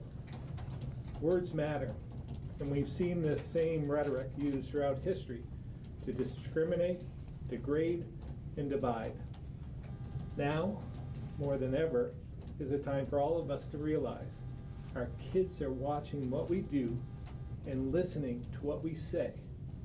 They are learning from us, and they want to be just like us. What they need to know is that racism and hate speech are unacceptable, which is why it's important to call out these statements for what they are. My hope is this, that this can be a teaching moment to show people that words matter. And if you've had certain life experiences, words may mean something different to each of you than they do to someone else. We all need to learn from this and work to do better, healing divisions and valuing someone else's experience. That's how we should approach this. And I hope those in Washington can use this to educate people on how to do better. Not make it about politics or partisanship. It's time for the White House, the President, and Congress to stop the back and forth, stop the fighting, and find a way to work together to solve the problems everyday Americans face. Now, I recognize this is a bit of an awkward transition, but we're here today to discuss a slate of new initiatives on higher education. As I've said many times, we have a good education system in Vermont that I believe we can make the very best by creating a cradle-to-career system that gives all Vermonters the skills they need to find a good job.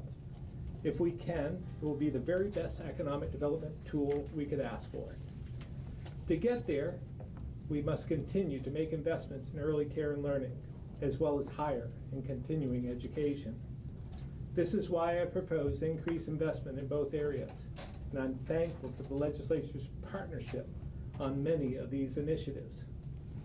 On the higher education side, this includes an increase of $2.5 million to the Vermont State Colleges, an increase of $500,000 to VSAC's non-degree grant program, an initiative to identify how we can offer associate degree programs through CTE, or tech centers, as well as workforce training programs to help more Vermonters earn a credential for an apprenticeship. And we've also launched a new marketing partnership to help attract and keep students right here in Vermont through our scholarship program. Matthew Durr from the Association of Vermont Independent Colleges will share more on this in a moment, but I'm pleased to have recipients Kelsey True and Brandon Ryan here with us today.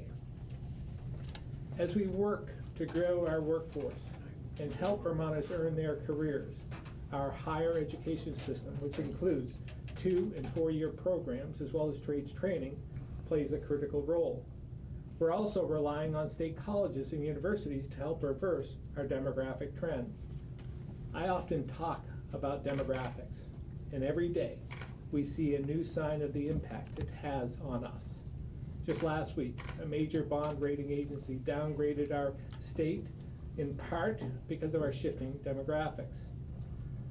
I have to note, however, we still enjoy the second highest rating. And that's in large part because of the work we're doing to address these challenges, and we must ensure it doesn't slip further.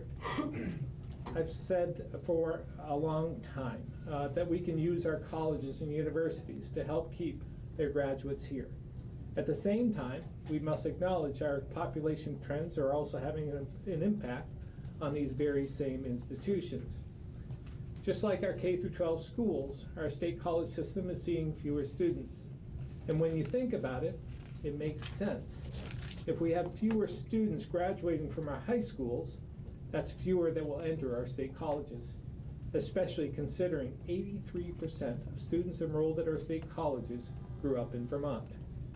We've seen the strain that's putting on the system, particularly on those smaller institutions that have had to close. But this is a challenge we're all aware of, and Jeb and his team at the Vermont State Colleges are working to tackle this head-on.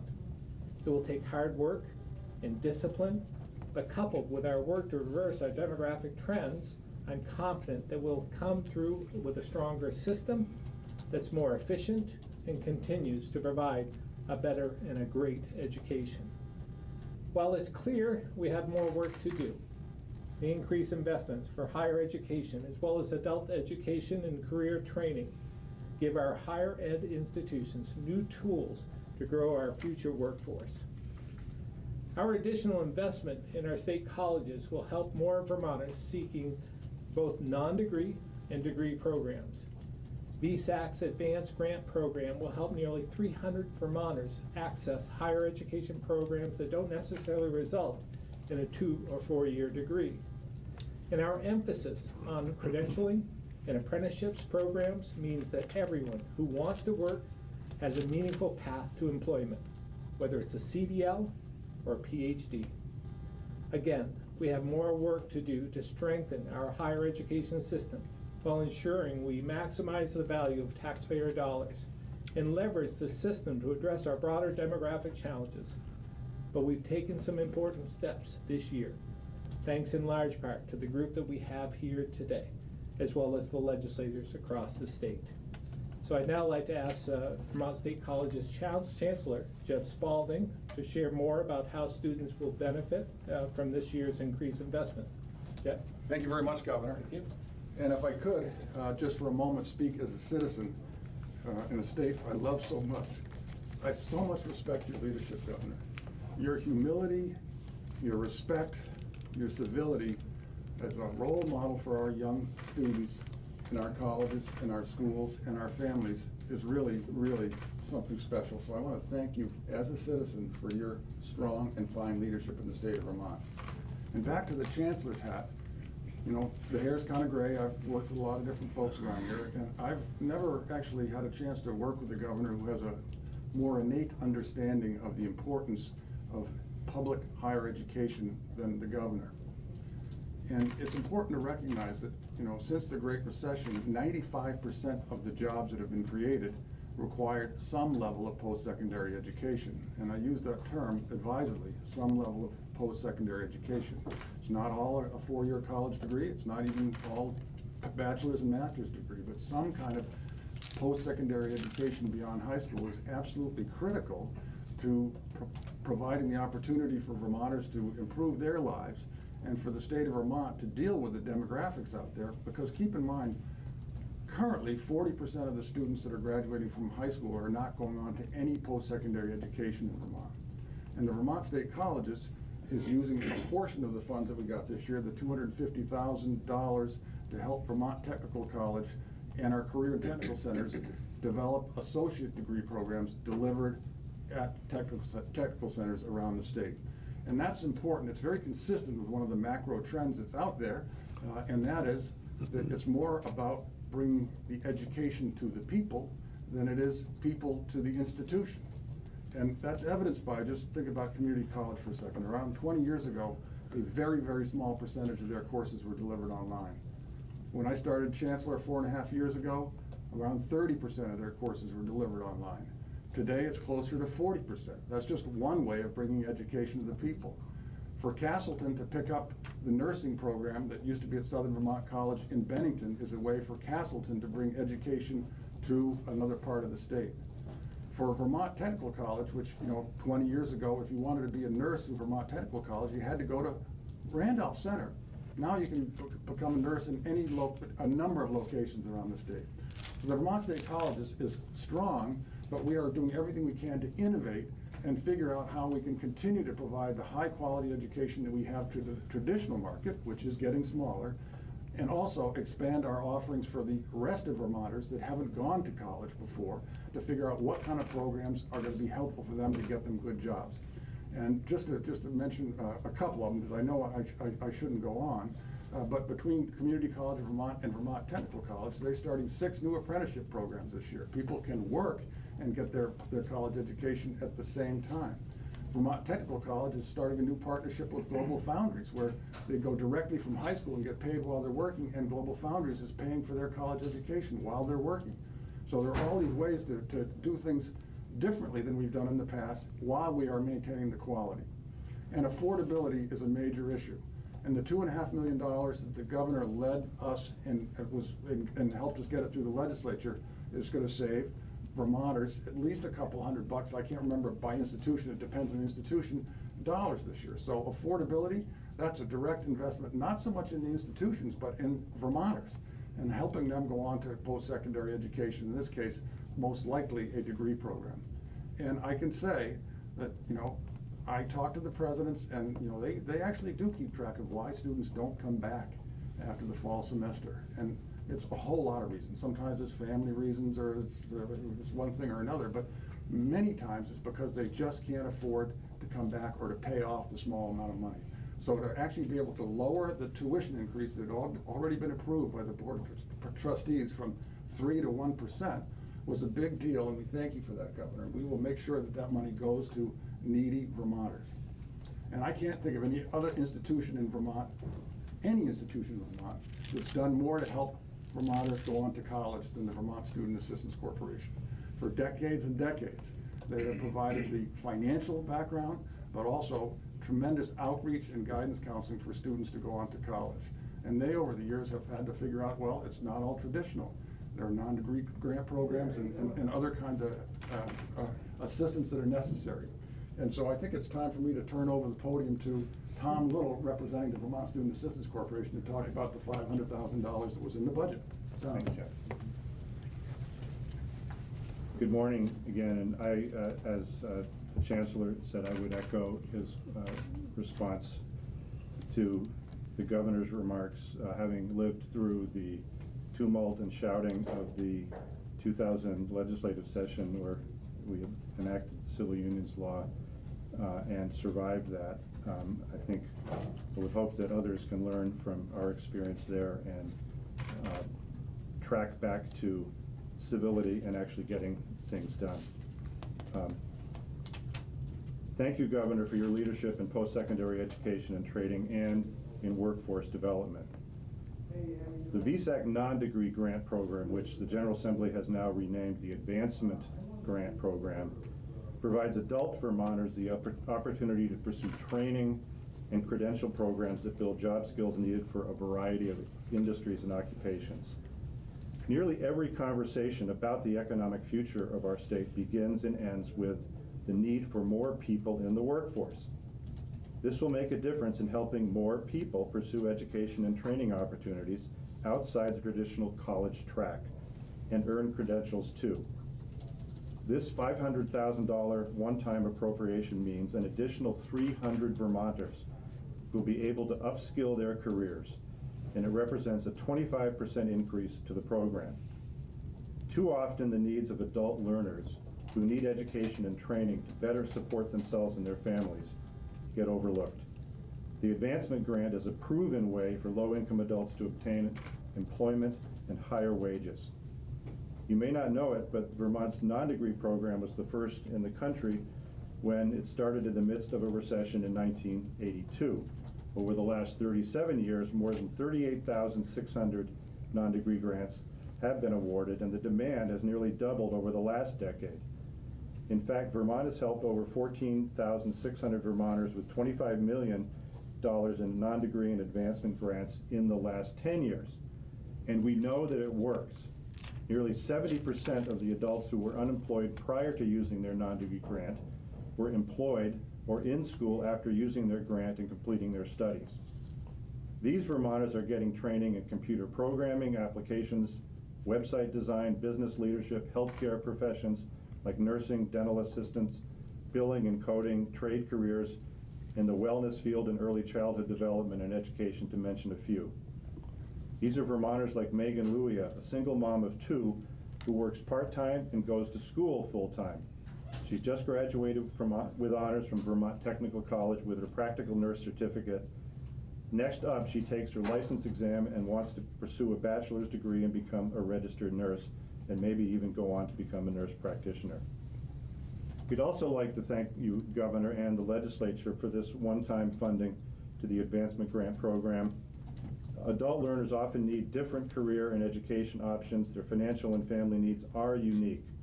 It's not one size fits all, and this program makes it possible to take the next steps in their career. VSAC is hopeful that this funding will become permanent. We're also proud to have joined with the administration in this inaugural year of the Choose Vermont Scholarship program by funding a $5,000 scholarship. We have great colleges here, and every year some 20,000 students from other states come here to study. The Association of Vermont Independent Colleges provided funding for the second $5,000 scholarship, and Sterling College President Matthew Durr is here today representing AVIC. The association seeks to strengthen the quality of higher ed in Vermont and to increase accessibility to a broad range of students and foster cooperative efforts among its member institutions and all segments of higher education. They're dedicated to expanding the capacity of Vermont's independent educational network and attracting students who will contribute to the state's future workforce, as well as the economic, civic, and cultural life and vitality of Vermont. President Durr. Good morning. There are 44,000 college students in Vermont, and it's a pleasure to have the opportunity to collaborate and work with the governor who understands that that number should go up, and that we're delighted with the economic impact that higher education has as a whole here in the state of Vermont, with 11,000 Vermonters working in higher education. And that's a number we'd also like to see go up. What I find really remarkable about higher education in Vermont is the degree of collaboration across the institutions, private and public, land-grant universities, law schools, liberal arts colleges, colleges focused on ecology, technical colleges. For a small state to have the array of colleges Vermont has is really remarkable, and that is sustainable in part because of the ways in which we work together. We make Vermont a vibrant state. We contribute to the cultural offerings of the state, the sustainable growth of our economy, and a compelling ecologically based working landscape.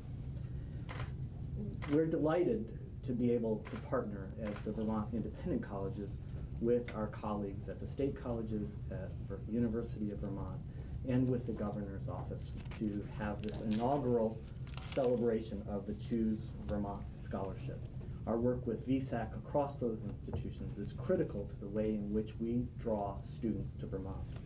Of those 44,000 students, more than half of them come from outside of the state.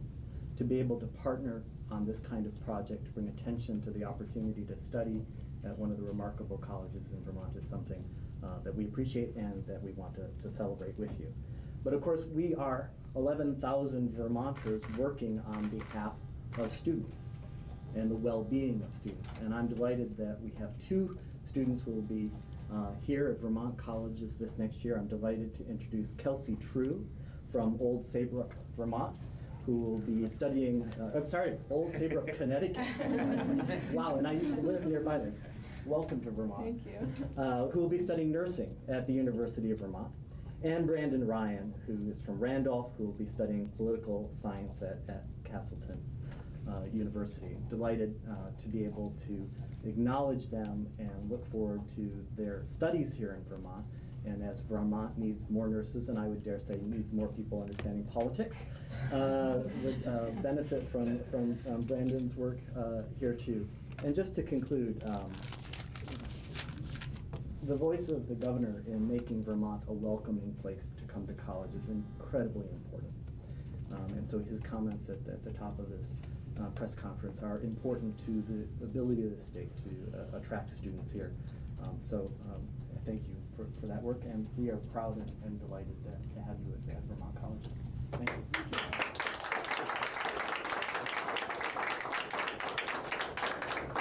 Would you like to say anything?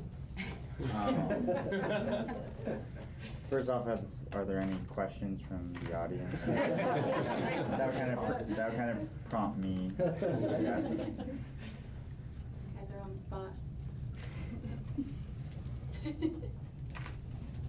guess this is how my high school teachers felt a lot of the time.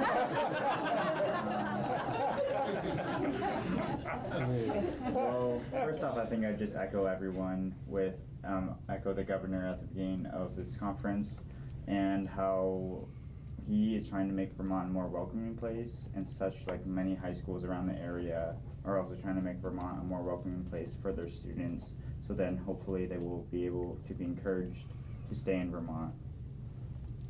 So thank you, Governor, again. I chose Castleton University as it was the most affordable for me. I applied to 4 colleges within the United States, such as Franklin Pierce University in Rindge, New Hampshire, UMass Lowell in Lowell, Massachusetts, and the University of Vermont, and finally Castleton. I'm going to be straight up honest with everyone and say that Castleton was not my first choice.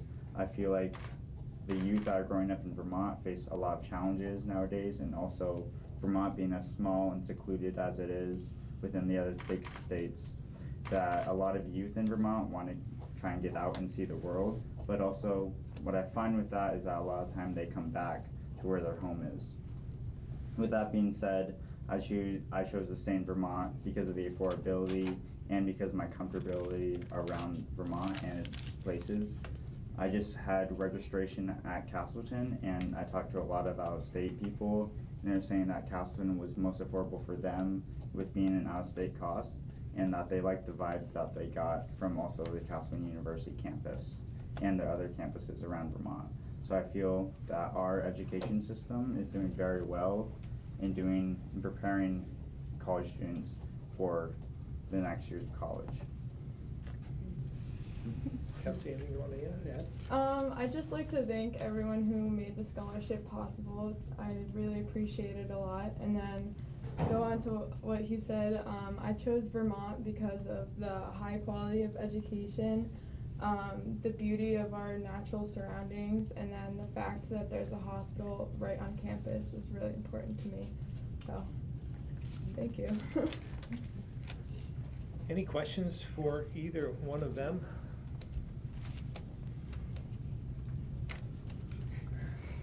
And now we'll open up to questions about the subject first. How sustainable are the increases that you saw this year? Was this sort of a one-off, or do you really think it's realistic it's going to continue? Well, again, we want to do all we can to invest in the state college system, in particular higher education. And I think that we've proven that it does go towards a great need that we have in the state. We're building our budget now.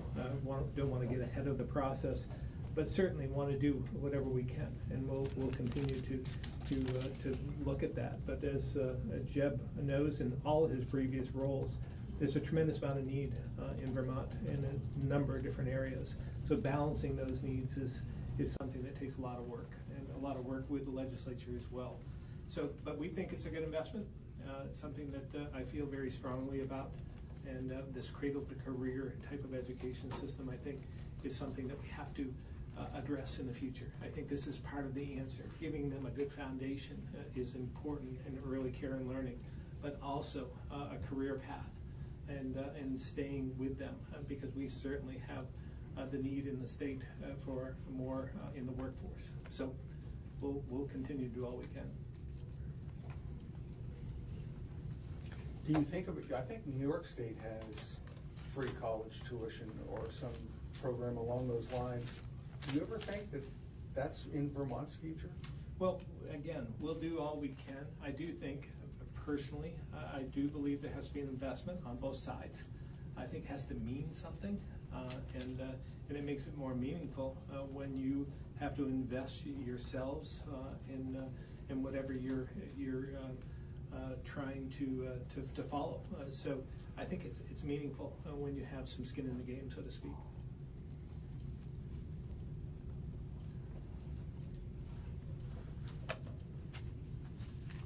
Questions for others on the higher education front? Well, that pretty much wraps it up. Well, just one question. Do you anticipate, sort of a related question, being able to do at least as much next year for higher education? Well, again, I don't want to get ahead of the process, but we certainly intend to do whatever we can to fulfill our commitment to our state colleges and our schools here in the state, and attracting more people to the state is part of the answer. And I think that our higher ed institutions are an integral part of that and part of the solution.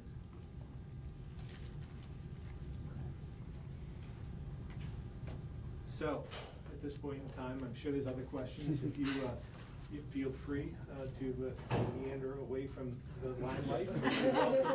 You're welcome to stay as well, whatever you're comfortable with. Thank you very much. We appreciate it.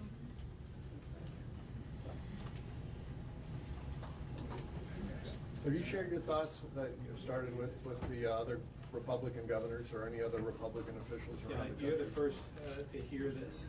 Obviously, it's something that I've thought a lot about it over the last couple of days, and more than that, to be honest with you. It's something that I've talked about over the last year or so. I think that words do matter, and I think we need to be better role models, each and every one of us, and we all have an obligation to do so. And those words are perceived from my standpoint as being racist, and if it's for other purposes, it's equally as bad. 4 Republicans in the House of Representatives last night voted to condemn 4. What do you say to the Republicans in Congress who have been reluctant, shall we say? Well, again, I think you should call it for what it is. I think it's important for each and every one of us who are elected and otherwise. It doesn't have to be just elected positions. I think we all have an obligation to step up and call it out for what it is. But at that point, and again, from what I've seen over the last couple of days, we have a lot of problems to address. The border crisis, southern border crisis is one. The detainees there need our attention. Congress needs to help solve this. And so instead of spending a lot of time debating on a resolution when they have all the forums in the world, they have the press there, and I've seen a lot of the statements, make the statements, but get back to work, get to work on solving some of the issues that we're facing here in this country. But I mean, do you think that the Republicans' reluctance to challenge this president encourages this president to do more of what you're objecting to? Well, again, whether this is racist remarks or whether they're a strategy for the next election, I think both are equally as condemning, and I believe that we should do better. We are better than this, and this just further divides us as a nation. And what we should be doing right now is pulling together to unite us in a common goal, a common front, and that's what's it's disappointing, it's discouraging, but we need to rise above this, and we need to do better. And I think you said at the outset, you found those comments to be racist. Yeah, I think to four Congresswomen who are brown, yeah, I think that, I don't know how else to perceive them. And yet we have the president saying he doesn't have a racist bone in his body. Well, again, whatever the reasoning for making the comments is disturbing, whether it's for a political strategy of some sort or whether they're racist in that regard. I think both are equally as disturbing and alarming. And we should realize that words matter and how they're received matters. So we can do better, and we should be doing better. You said the comments are racist. Do you believe the president is racist? I don't know him well enough, again, to know whether they were racist and that's the way he feels. But again, does it really matter? The words are there. So whether it's something that he believes or something that he's using for a political strategy, both are equally bad from my standpoint. I mean, from your position as, well, I don't know how many there are, one of the nation's Republican governors talking about these comments from the Republican president, and do you feel you're leading? There hasn't been, what Stuart said, four Republicans in the House voted against the resolution, or four of the resolution. Do you feel you're leading the GOP on this, or helping to lead it? I'm not trying to lead the GOP on this. I'm trying to stand up for what I believe and what I think is necessary for us to move beyond this. And we should be, again, thinking about our actions, our words, our respect, our civility. We should be doing better as leaders. And again, in our own daily lives, each and every one of us. I think racism is learned behavior. And I believe that that isn't something that's part of our DNA. It's something that we learn. So we can teach better. We can be better role models in this regard. And again, I think this country is better than this. I think we have an opportunity to unite and to prove that we are the greatest nation in the world.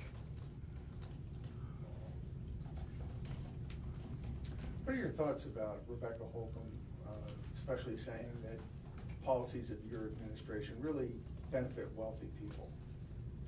Well, I'm not sure how to take that, to be honest with you. I think that I've proven over the last 3 years that I'm trying to make Vermont more affordable for everyone. And I believe that we've taken a lot of steps forward in that regard.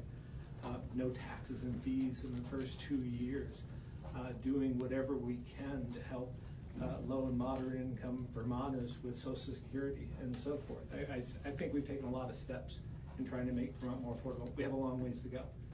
It's not to the level that I think it should be, I think that we can do more, and we'll continue to do all we can to make Vermont more welcoming, more affordable, and more attractive.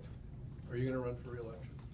You can tell us here now. We'll wait until after the legislative session. We have a long ways to go. Like I keep saying, it's been about 7 months since I was sworn in. I think I should at least get through the first year before we have that conversation. You're still enjoying the job, right? Yeah. Saying, I itching think to do something different?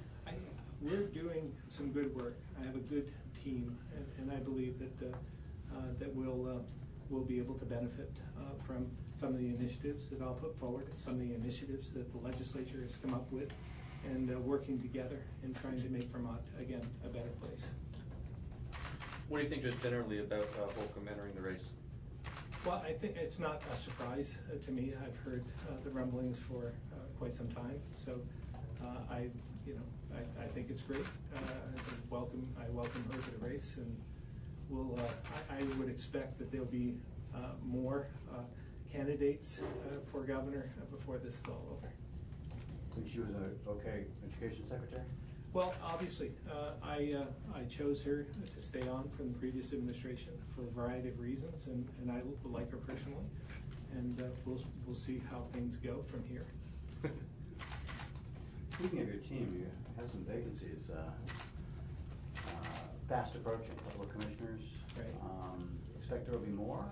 Is this a natural time for change? Well, I think Al Gabay said it well. He said there's no good time, and he chose the opportunity in a non-election year in the summer to make his decision. So I hope there's no more. I don't anticipate there to be any more. But I think the one that was just announced yesterday with Commissioner Anderson, I think he did it for all the right reasons. Family comes first, no matter what.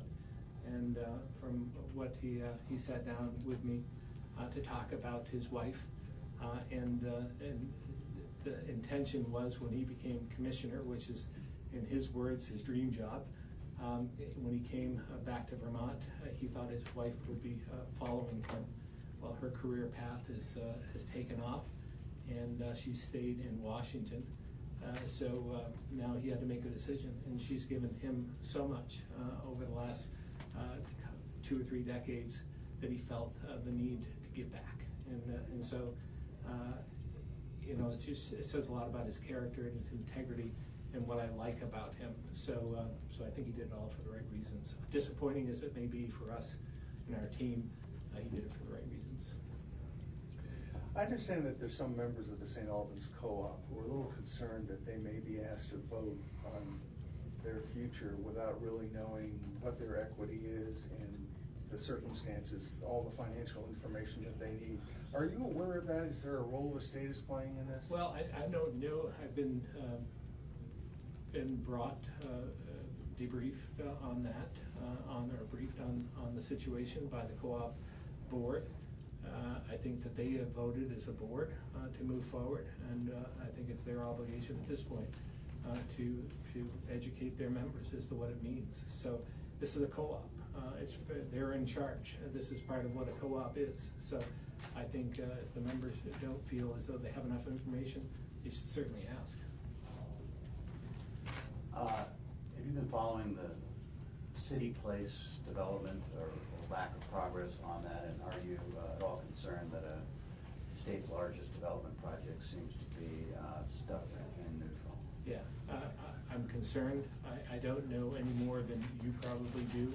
I've seen it through the media, and I have not been apprised from anyone else as to where we stand. But it is concerning. We need to, again, move forward. It's always great to see construction activity, and it's long overdue in that area. So I know the mayor is concerned about this, and I expect from what I've read that they'll have some more information, hopefully this week, about what direction they're going.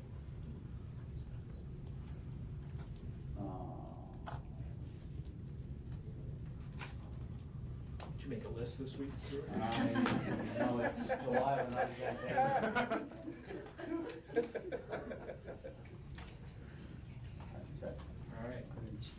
Well, Thanks very much for coming in. Appreciate it. Thank you.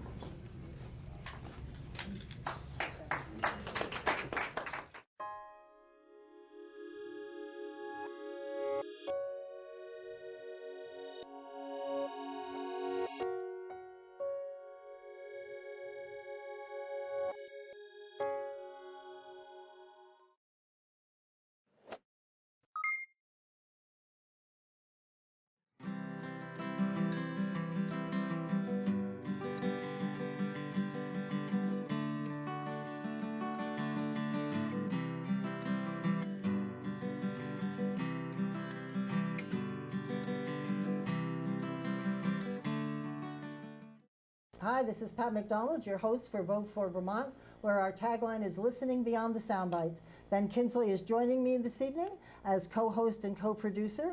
And could you talk about your show, your business just a little bit? I can talk about your the show. Yeah. We know about that. No, I do political policy, public policy advising, as well as government relations, a little bit of nonprofit advising for promotional stuff, like a whole bunch of different things. There you go. So, And a lobbyist. lobbying, Yes. yep. My guests will be excited. I'm a lobbyist. After all these years, I jumped the fence or something. But anyway, our guests tonight are Michael Donahue, who's Mike is the first vice president for the New England First Amendment Coalition. Welcome, Michael. Thank you. Guess what we're going to be talking about. And our other guest is Stephen Pappas, who's the managing editor of the Times-Argus.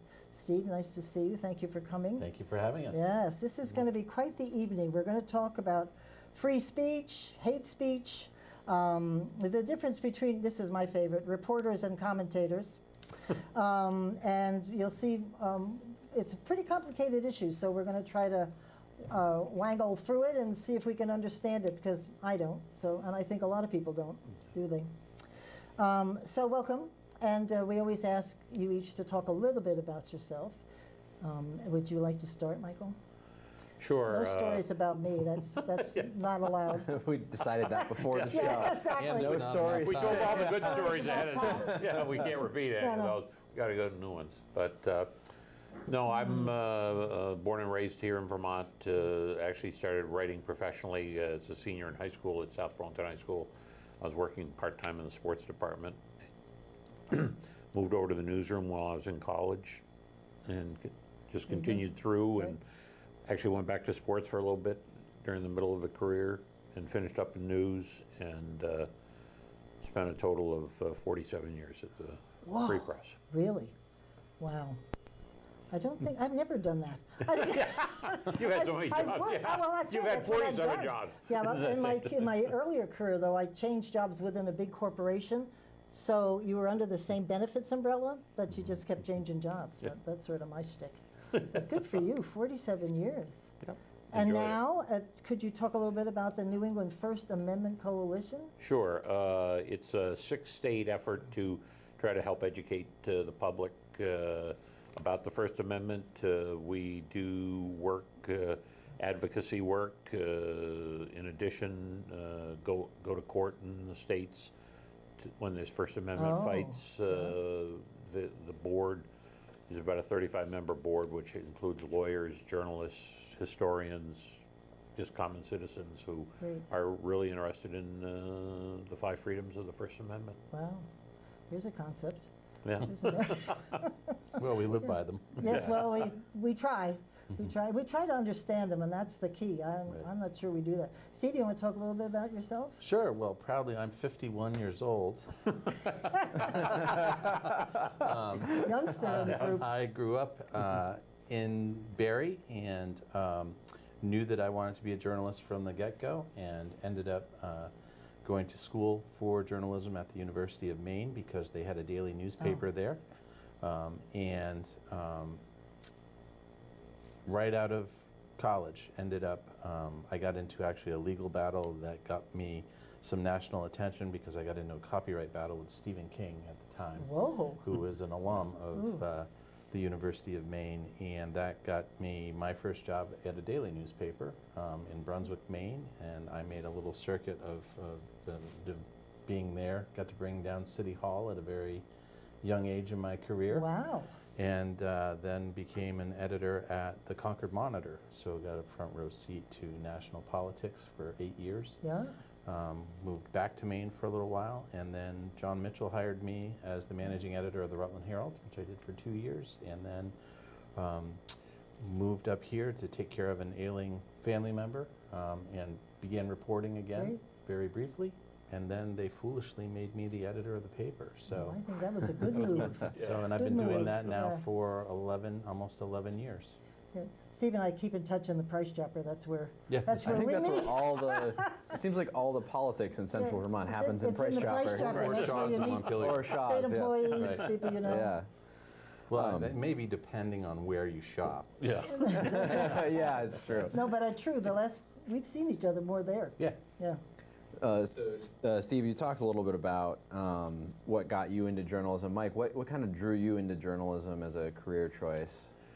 Well, my father was director of public relations and sports information at St. Michael's College, and I guess, going into the newsroom, he would bring news releases down to WCAX, down to the Free Press, a couple of the radio stations, the old Vermont Sunday News in Burlington when that was going. And I just was fascinated by being in the newsroom, hearing the police scanner squawking, flurry of activity and everything teletype going, screen. the teletype Whoa. clicking He away, didn't say and how bells old he going was, off. did he? you know. Teletype. No, they were going. They've been going hard. They were still going, into the 80s. Oh, no kidding. Yeah. Yeah. So I just got sort of interested. I think I got the news bug a little bit. I was in high school, and actually a gentleman by the name of Rick Marcotte, the Central School in South Burlington's named for him, sort of took me under his wing and said, "What are you going to do with your life?" And I said, "I didn't know." And he said, "You're going to start writing for the student newspaper." I said, "No, I'm not." And we got into a fight over that, and he won, obviously, because he was a teacher. And so I started writing sports. Fighting with people. People in my life. It's in his blood. It's in his blood. So I started writing for the student newspaper as a sophomore. Made me the sports editor, and that's what opened the door senior year when there was an opening at the Free Press, part-time job. Great. What do you think is the draw for young people today getting involved in the news industry? Like, what do you see? What would the appeal be to draw a new group of folks into that industry? I think it's still the same as when I got in there. There's nothing like being right on top of the news as news is happening. History is being made. As often they said, we write the first draft of history. So there's nothing better than to be there when news is happening. I've been fortunate enough to cover some of the major stories in the last 50 years in Vermont. When Governor Snelling died, which was probably, I'd say, is the biggest overall story that I ever covered because it changed Vermont that day. And Howard Dean became governor, and a lot changed after that. So there's something about being there. And the other thing is you get to fight for the little guy, and have done some stories where people just weren't being heard by government, but I investigated things, and lo and behold, things got turned around. That's and great. so it's a great job to be there on the front lines. If I could piggyback on that, I would say that there is that inherent curiosity that people have, which is great. A lot of people think that if they can write, they should be able to be a journalist. Those are not the same That thing. is not the same No, thing. not the same thing. But young people right now definitely are feeling like, it's a different medium than it used to be. It's not as linear as what Mike and I are used to, which is, you gather information, you vet the information, you get it ready for print, it goes to the press. Now it kind of has a life of its own, and every step of the way it kind of gets pushed through this rubric of being immediate, and so it's they're a different kind of journalist now, but the enthusiasm for kind of seeking truth and kind of teasing out information is still there in a very meaningful way. They're not as patient, I think is probably the best word to use, about listening and kind of getting people comfortable. It's a little more pressured because of the dynamic of social media and everything else, but they are inherently curious. They are principled enough and have that you know, kind of that desire to fulfill the goal of First Amendment. And I mean, there aren't too many jobs that are protected by the Constitution, and it's once you kind of realize that you have that in your back pocket all the time and that you're working in the public trust, it's pretty exciting. But you also have a social media, I'm sorry, where it's instant gratification. I mean, somebody, and you have so many words to get it out there, which is a whole different ballgame. Blogs, all kinds of stuff. And that certainly has changed. And, you know, if you told me, you know, 20 years ago that, you know, my stories were going to be up on something called the web, that I was going to be tweeting, whatever that was going to be, Facebook and all this other stuff, and that you know, I was going to be doing videos myself, and that, you know, we were going to, instead of having an 11 o'clock deadline every night, that there was instant deadlines that, you know, okay, write 3 paragraphs from where you are, get it up on the web, and file something in a half hour with an update, you know, and now it's so instantaneous, the news, and we expect it.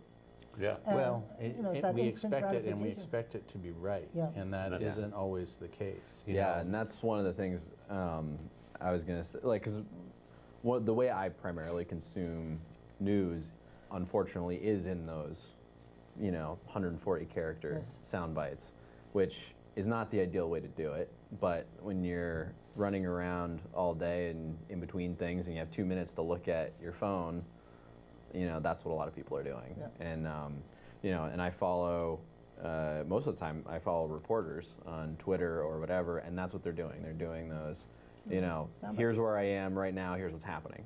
And you know, the problem with that is you don't always get, this is a fully vetted story. It's here's the news as we know it, as it's happening right now, which is not how it's traditionally been. Well, and you'll find that there are news sources who take pride in being first.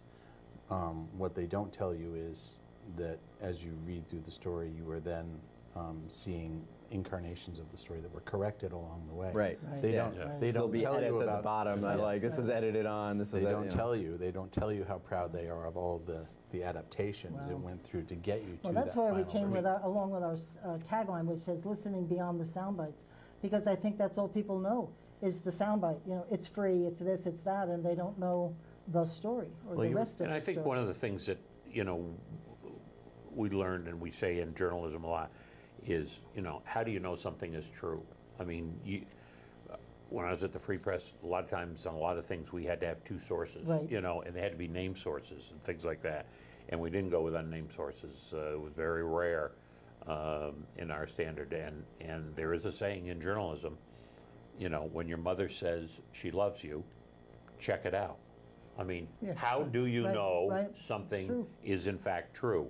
And I remember the Amtrak derailment back in the 80s in Williston, and I was out there, and a couple of people died, and the AP reporter from Montpelier showed up, and he was trying to confirm how many people were dead, and, you know, I walked him through.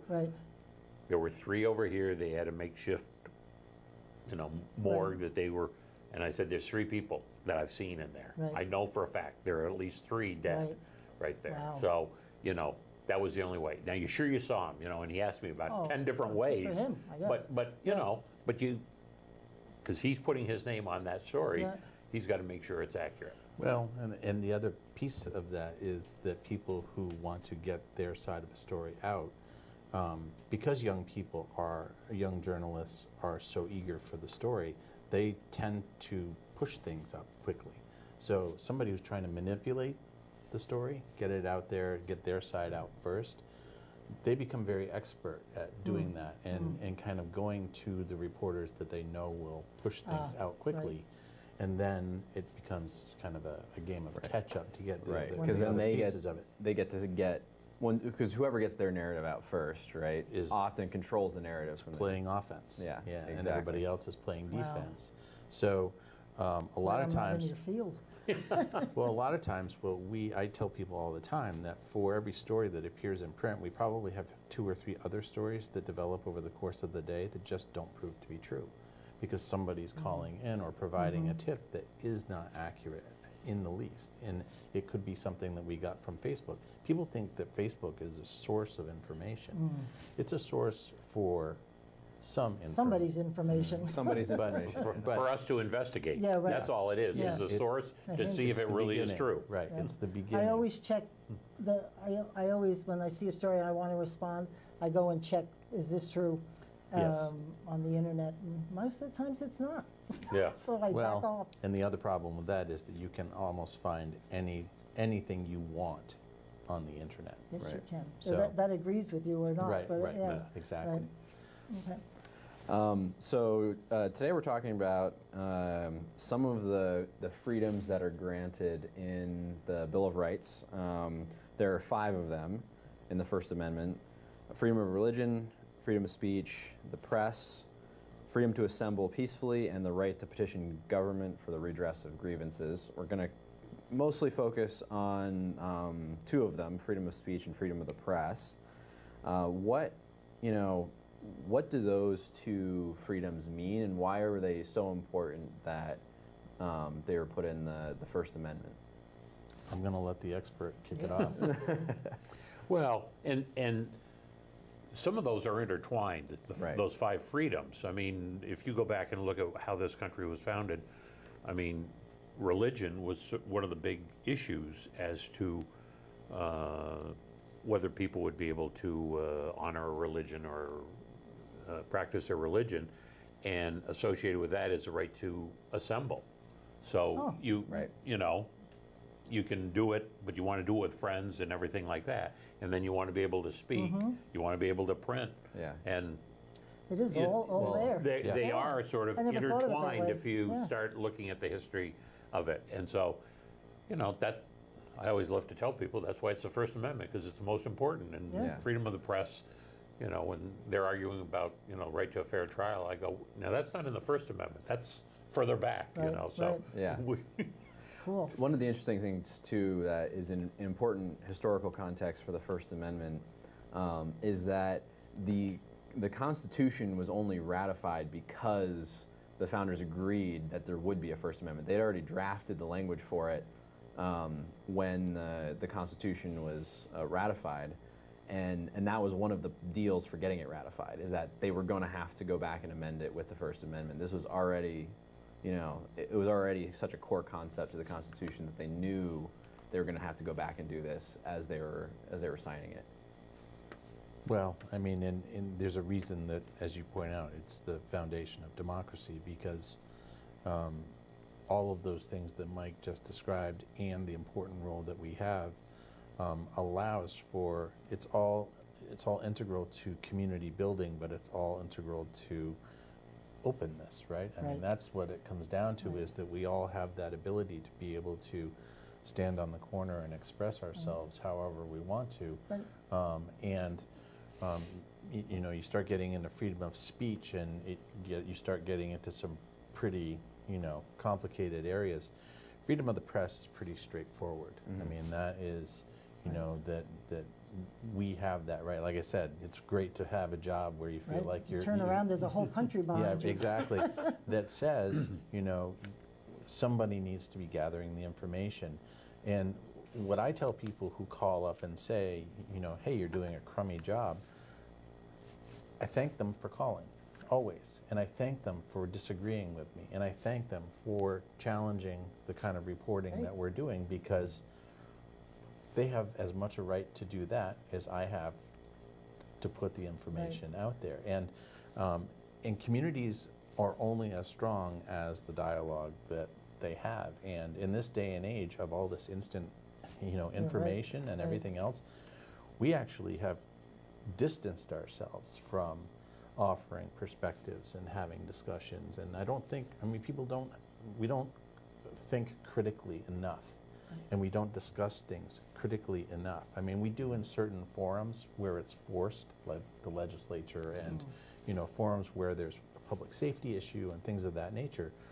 But as a society, we certainly are not necessarily pushing our kids to sit down and consider debate and consider philosophy and consider logic and all of those things that are those kind of the backbone of being able to formulate an argument. I have lots of people who call me up and tell me I'm wrong, and when I challenge them and say, well, I put 770 words out there to explain in an editorial why the paper believes that, what are your 770 words?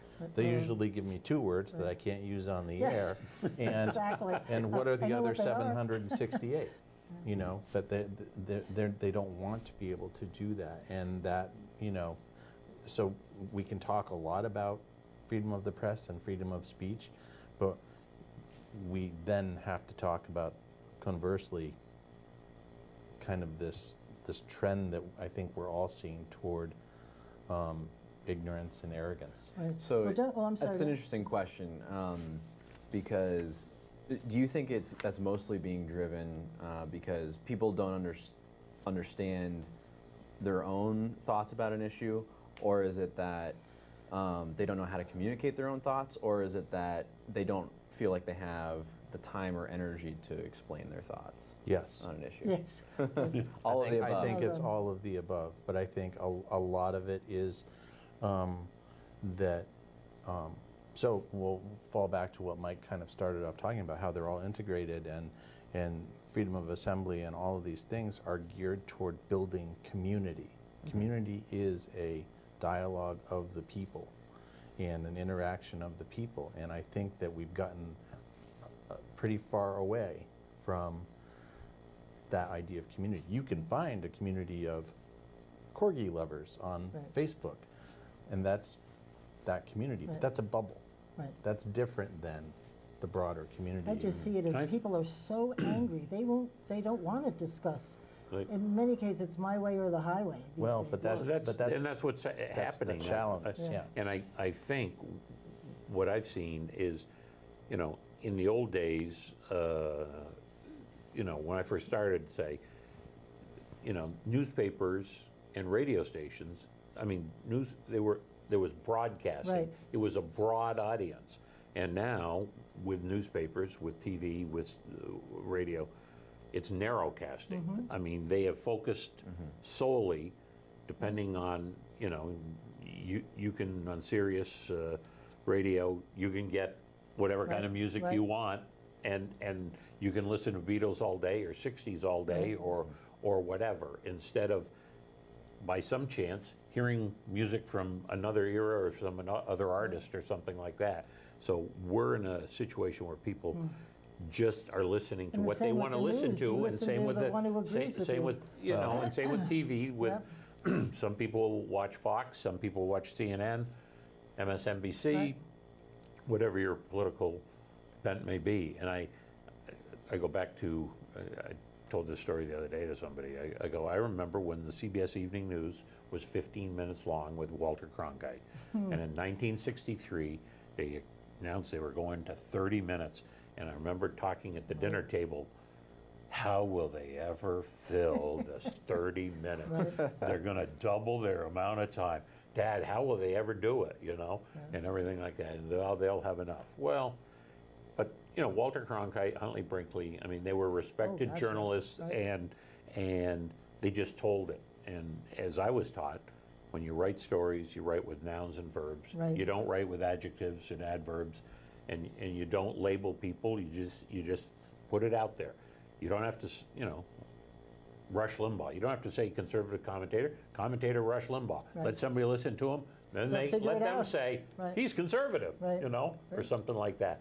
You shouldn't be the one labeling people. Let the viewer or the listener I'm not that do sure that. that's what's happening these days. Well, I was just going to say, I speak at different college courses occasionally where I get invited to speak for either mass communication or political science, and I always start the discussion by asking how many people in the room read the newspaper that morning. And that generation, nobody raises their Oh, hand. yeah, I was gonna say, And probably say- nobody. And I say, you know, hold up my phone, I say, well, how many of you got information this morning from this? And they all raise their hand. I'll say, well, where, you know, randomly ask, where did you get your information? You know, Huffington Post, BuzzFeed, whatever it happens to be. And then I'll ask, and where do you find news that challenges your point of view? Where do you go for different perspectives? And they all kind of look at me like, what? And they, you know, why would I do that? Yeah. And I say, you know, well, so the algorithms on your phone and everything else are taking you to the things that you want to see all the time. You're constantly getting feedback of the things that you like, the things that you look at. And so that constant affirmation is only telling you and supporting how you feel about the world.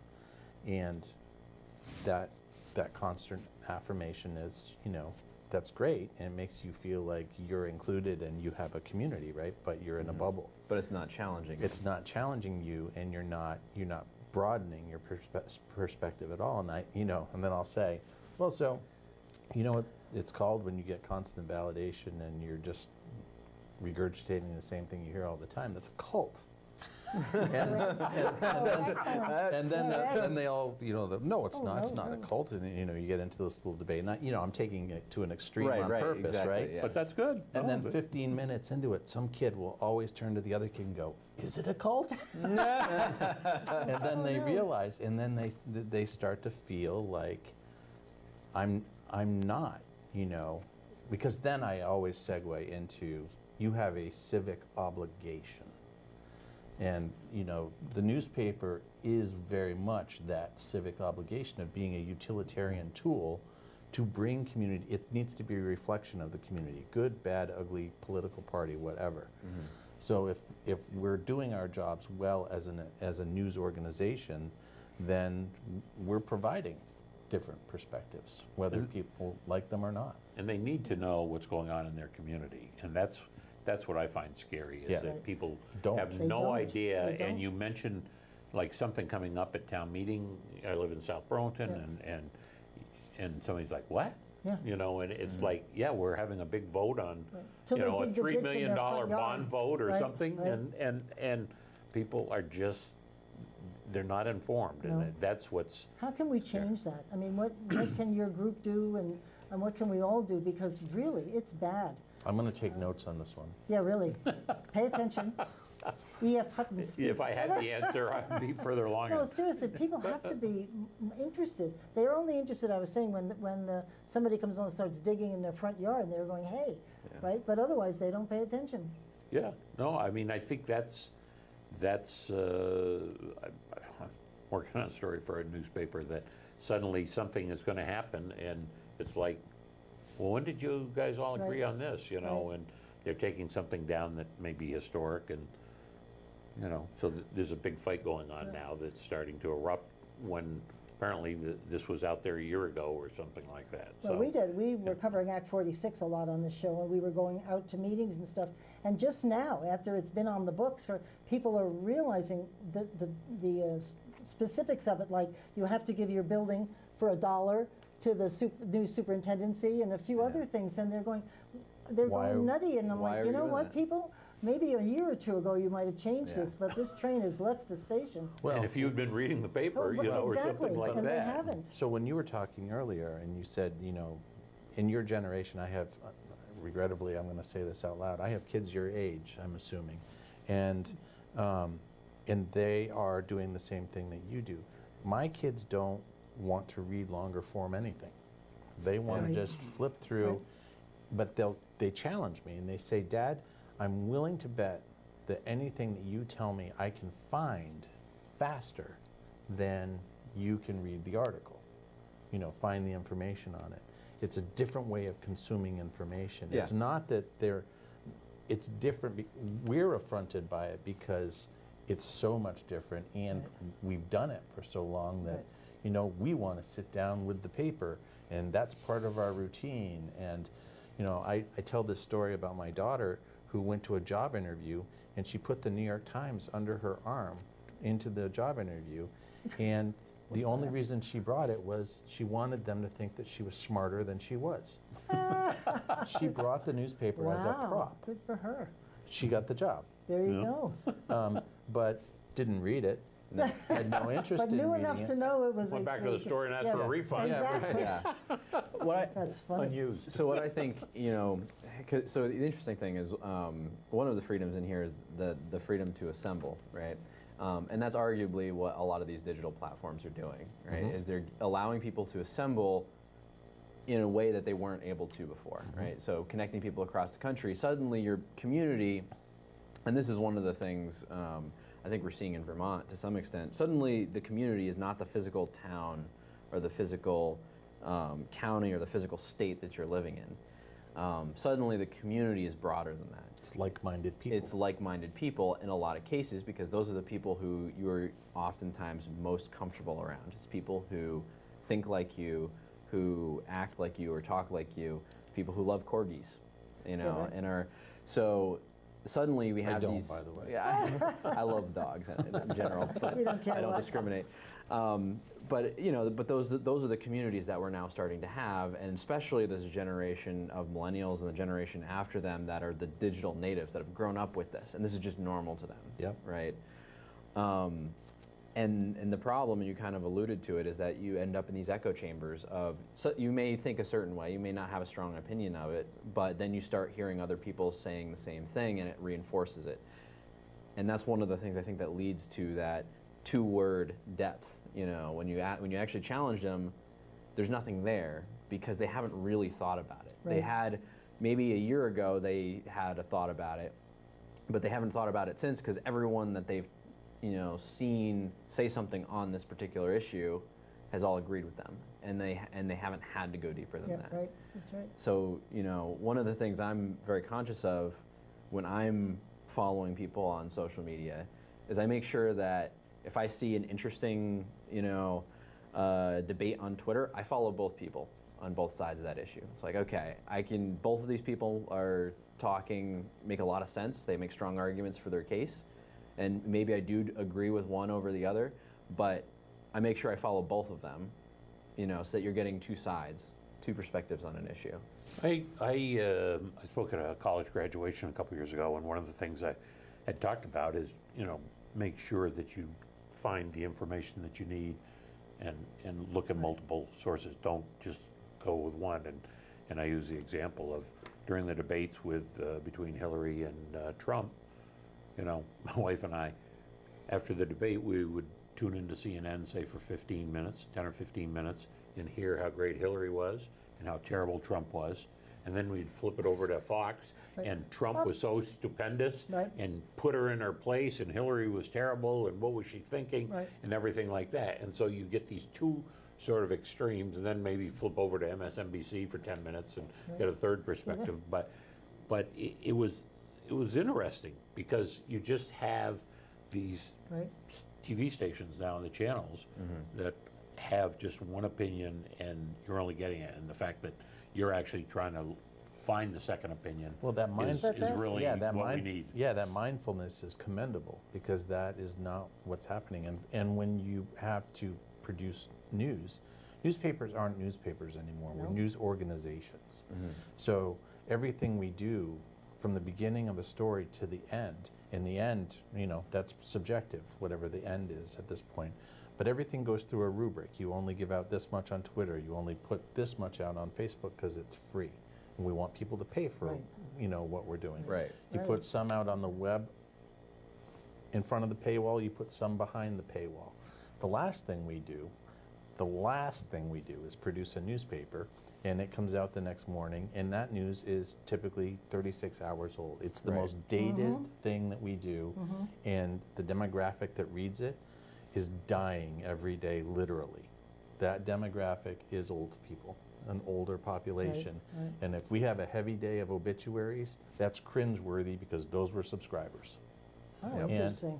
Really? And so that rubric, that thing that you're talking about of kind of engaging people at different levels, that's the challenge that news organizations like the Free Press and the Times-Argus and the Rutland Herald have, because how do we engage you at a certain level and engage you and you In a at timely different- manner, too. in a different 'Cause, level. oh, I heard that already. And with limited resources, Yeah. because it's not like all of a sudden we have an army of digital people who do one thing and another army of people who do the production of the newspaper. It's the same people, just being trained to come at it in a What different I find way. difficult, and Michael was talking about it a little bit before, I used to have breakfast with a guy you might know, Peter Frame. Yeah. He and I had breakfast at Looning's a lot because I was working for the Merchants Bank next door. And we got into this discussion about the difference between reporters or whatever and the commentaries. And I find it difficult to read stories from people who are so clearly not thinking like I am and are just expressing their own personal opinions. And I think it's gotten really bad, where I would like to hear the news and make my own judgment. And I think that's gone. Well, I think that people, the average reader, and Mike, you may disagree with me on this, but I think the average reader cannot discern between a news article and an editorial. People will tell me, you know, if they have a letter to the editor in the paper, someone will come up to them and say, "Oh, I saw your article in the paper." Oh, that's scary. Yeah. Well, that's not an article. That's, that's his your opinion. They sometimes don't even know the difference with an ad, too.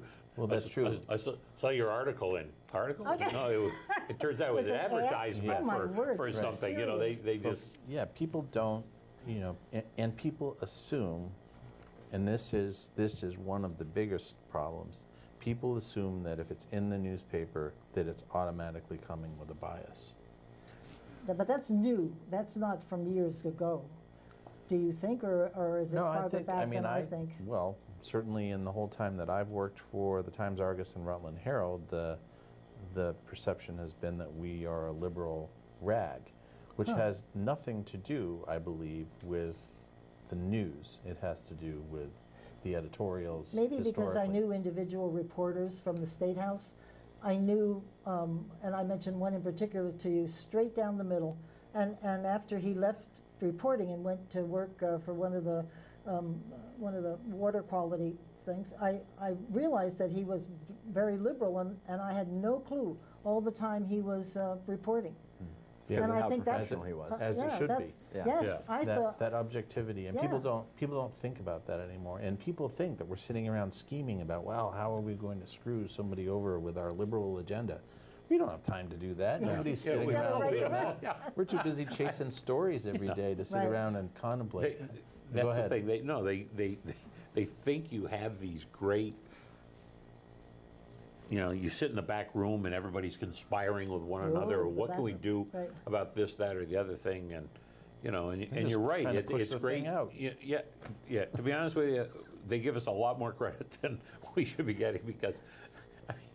I'll never forget. We were in the sports section one time, and I covered this semi-pro football game, and the lights went off in the stadium, and they couldn't finish the game, and so we had this the page, and it was all typed. There was no photos, so it looked pretty black and white and everything. So the editor made a gray box out of this story just to lighten up the page or change it to just a thing. And I had this athletic director say, "Wow, that was good thinking about how you made it gray because the lights went off and everything like this." I go, "What?" We were like, "What?" And I went in and told everybody, and they're like, Oh, no. "No, it's just we're trying to do something for design purposes, and we did something." But people are like, you know, giving you credit for things that just aren't. Well, I think, but to your point, Pat, I think that I do think that people, like even yourself, don't necessarily. It's hard to discern who is pushing the message. So the editorial page historically is the voice that the editorial, that one piece of that page, is the voice of the newspaper, and that is a message sent by the editorial board of the paper. That is the one place in the paper where there's supposed to be a bias. And the letters to the editor and the commentaries are the reflection of the community. That's what the community is feeding back to the newspaper as a broad base. The rest of it is supposed to be cut and dried, objective. Yeah, because I sort of got turned off by TV too, because instead of news reporting, they're doing all of this fun, sort of like Good Morning America takeoff, where they have the fashion shows and cooking and stuff, and like, no, I would just like the news. I'm going to work, Just give it to me. I can Give me handle the it. news and the Yeah, weather, let and me I'm go. out of here, and everything. Yeah, it's But- changed. Everything's changed. But when I started the Free Press, the editorial page editor was separate and apart from the newsroom. I mean, really, had his own office and Right. Ooh. everything like that. And we got redesigned a couple of times, and he ended up being in the office next to the sports department. He was far away, Right. like 3 rooms away from the newsroom.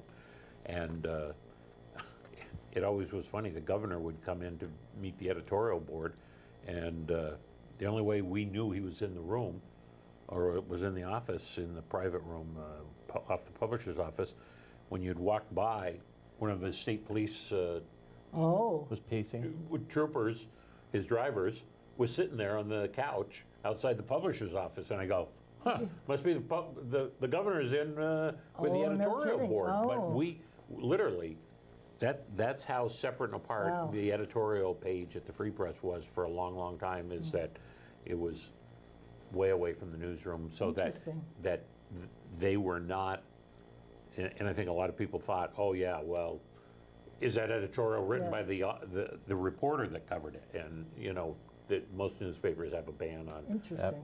people who Absolutely. cover things from writing an editorial. at the Yeah, I same mean, time. if anything, I'm the exception probably to that rule in Vermont right now, because I'm the assigning editor and I'm the editorial editor for both papers. So So you assign the stories, is that? yeah, so I'm right. assigning stories Yeah. and deciding what goes on the front page of the papers each day, and I'm writing the editorials. But that's But just but that's you're just you're virtue doing by- local. Yeah, I mean, yeah. I mean, and that's one of the other big changes I think through the years. When long ago, the Free Press front page was a lot of national, international Right, news. that's right. And the front page of the local section or the Yeah. B section was where Local, the things. right, that's right. Now, Right, it's years and flipped years over. ago, it's totally flipped over, and people, national, international news. Most of it is happening so quickly, and now you have 24-hour news cycle Right. on TV. Let them get it there. We're here to talk about the Vermont legislature. And that's or an something interesting like that. dynamic, the White House, Washington, and news people, whoa. Has Yeah. that trickled down here to have an impact on how you do business in Vermont, the slight tension between the White House and the press bureau? Slight? Just trying to be there's politically correct. No, I mean, there's fights every once in a while. I mean, obviously, there's a fight going on currently with Bernie Sanders not talking to the Vermont press Yeah, that's been a corps long very time. often. Oh yeah, I mean Since the previous you know, run. I mean that's gone on, and he just sort of shrugs it off. He doesn't care. He's on a national stage Right, now, right. and he's doesn't want people asking him certain questions, and especially when his wife was under investigation by Right, the exactly, FBI, right. and I remember he was at one press conference. He said, "Oh, we're not here to talk about that. Next time we'll talk about that." Well, the next time Gone. has never come, Yeah, right, right. So I mean, he's a master at deflecting and everything like that. But there are times when Peter Shumlin wasn't happy with the Vermont Press Corps. There were times when Phil Scott probably hasn't been. Richard Snelling pulled out tape recorders after a Yes. while because he thought he was being misquoted, and he said, "I'm going to have I my own remember tape. that. My own Yes, tape, right, yeah. exactly. I'll have my own tape. Yep. We'll see if I He misquote." was a master, that man. Yeah. But Loved working for him. yeah. I would say that from my point of view, because I don't do a lot of reporting anymore, I'm doing more of the interaction with the public, the editorial writing, a lot of the outreach for the papers. I feel it in the sense of the reporters don't feel it and the photographers don't feel it. I don't think. I think they wish that the community didn't adopt this kind of fallacy that the press is the enemy of the people, because we're not. No. We're there, again, we're there to serve the public trust, not to undermine what's going on in the community. And just because you don't like what you read doesn't mean that we're trying to do something to harm the community. That's just what we do. You know what's hard for people to deal with is the freedom of expression, where you're seeing the flag burning, and just the other day the captain of the soccer team jumped on the flag, and And you get mad as a citizen, I do. And it's hard to say, well, she has the right to do that in front of all these French people in another country. And you just keep getting madder and madder, but she does. And yet, like in Middlebury, when they wouldn't let the speakers speak, I think I just find that wrong. And nobody seems to do much about it. And I don't know whether I'm wrong that they're allowed to do that. Are they? Well, I think, you know, we like to think that we're a tolerant society here and that people should be allowed to speak, right? You know, even if it's not a popular point of view. You know, you don't have to go. It's like turning off your radio, exactly. changing the Turn channel your back, or walk away. whatever, you know, but, you know, there's some people that feel that it's up to them to become disruptive and make shout outs Right. and disrupt any way they can. And, you know, it's like, look, give them the chance to talk. Yeah. Let that person talk over there. Let that person talk It's over not there. fair to the people who want to hear them. You know, yeah. Right. And I think some of those groups often do a disservice to themselves. You Absolutely. know, I think we you turn know. off. Whatever Yeah. they're trying to say, you turn off. Especially if they do it like in the State House when they disrupted a couple of sessions. It's like, forget it. Yeah, I mean, they lose. Right. Yeah, you know, I think the Support. legislators who have said, you know, boy, I was sort of sympathetic to them, Not but now. if they're going to come in here and sit and disrupt and throw papers on Right. us and do things like that, Yeah, you I know, mean, a little less willing to listen at that point. Yeah, right, you know, right. it's, they're not reasonable people, so I guess I'm not going to try to reason with them. I mean, what it comes down to is respect. I mean, Right. it's a respectful conversation, and I think that one of the things that I've observed, at least in dealing with the public through the lens of the Vermont press, is that again, people, their knee-jerk reaction is to go to the path of least resistance in the argument. It's not necessarily to have a conversation. It's to tell me they think that I'm wrong. Or that the paper's wrong. It has nothing to do with the actual merits of the argument. It's just, you know, and I'll say, well, tell me why you feel that. And the response will be, if I have to explain it to you, it's not worth my time. Oh, great. Well, But people don't even know how to do What kind of answer is that? Yeah, Right. that's not, Yeah, that's a non-answer. Right. And so, but, you know, I will always take advantage of that situation and say, you know what, though, I really appreciate you subscribing. Thanks for reading. Good job. Yeah, excellent, Yeah. excellent. Oh, no, I always, every letter, Thank you. I responded to every single email, and people were shocked that I would. You Yeah, know, it's that's like, right. I get the wow, same thing.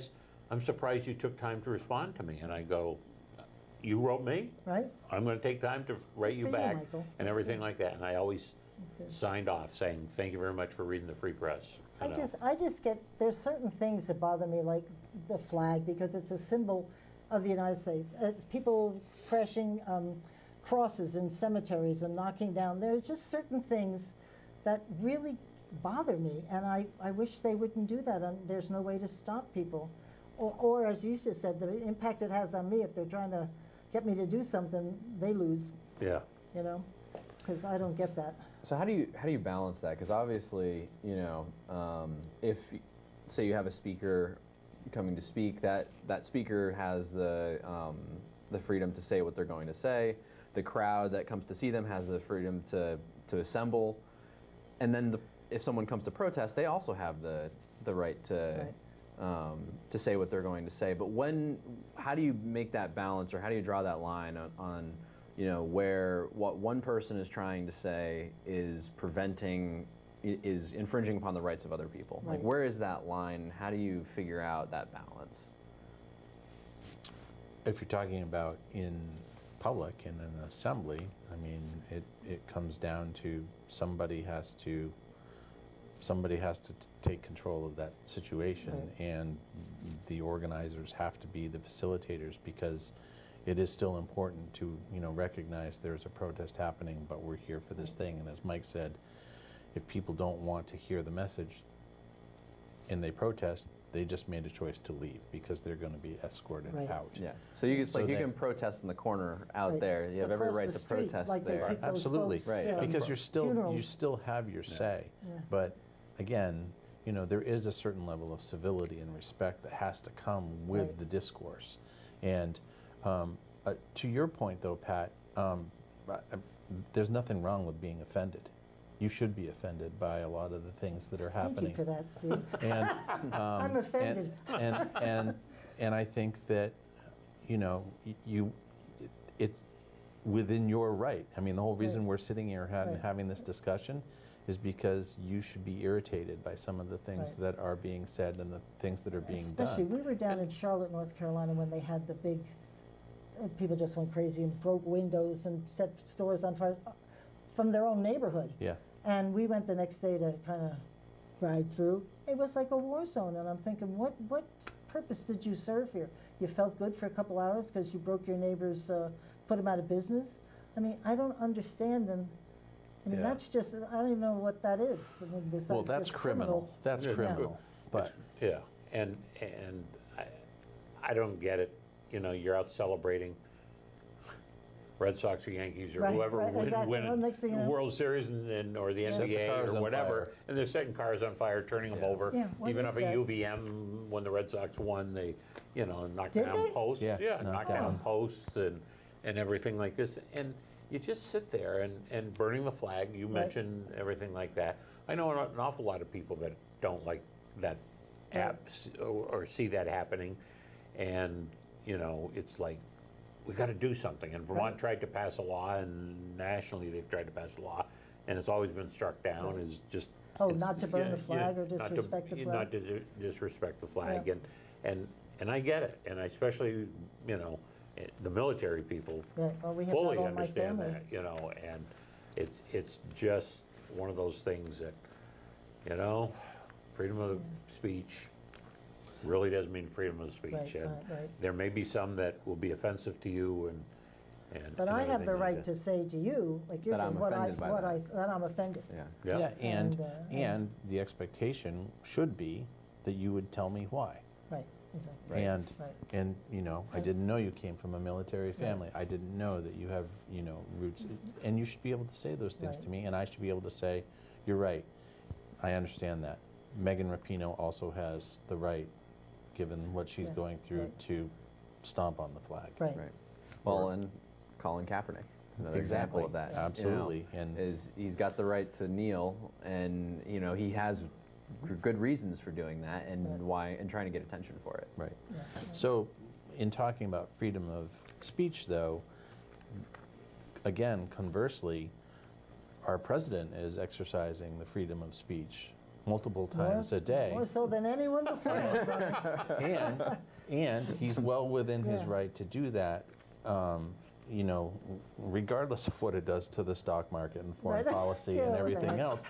But, you know, in my mind, it still comes down to it's okay for him to have the opinion. It is not okay to spread lies, to spread untruths Right. or exaggerations. Right. And that's why you need the free press. Right. Because you need somebody. I mean, I'm always amazed when the New York Times ups that number and they say since the president's been in office, he's told 9,252 lies. Right. And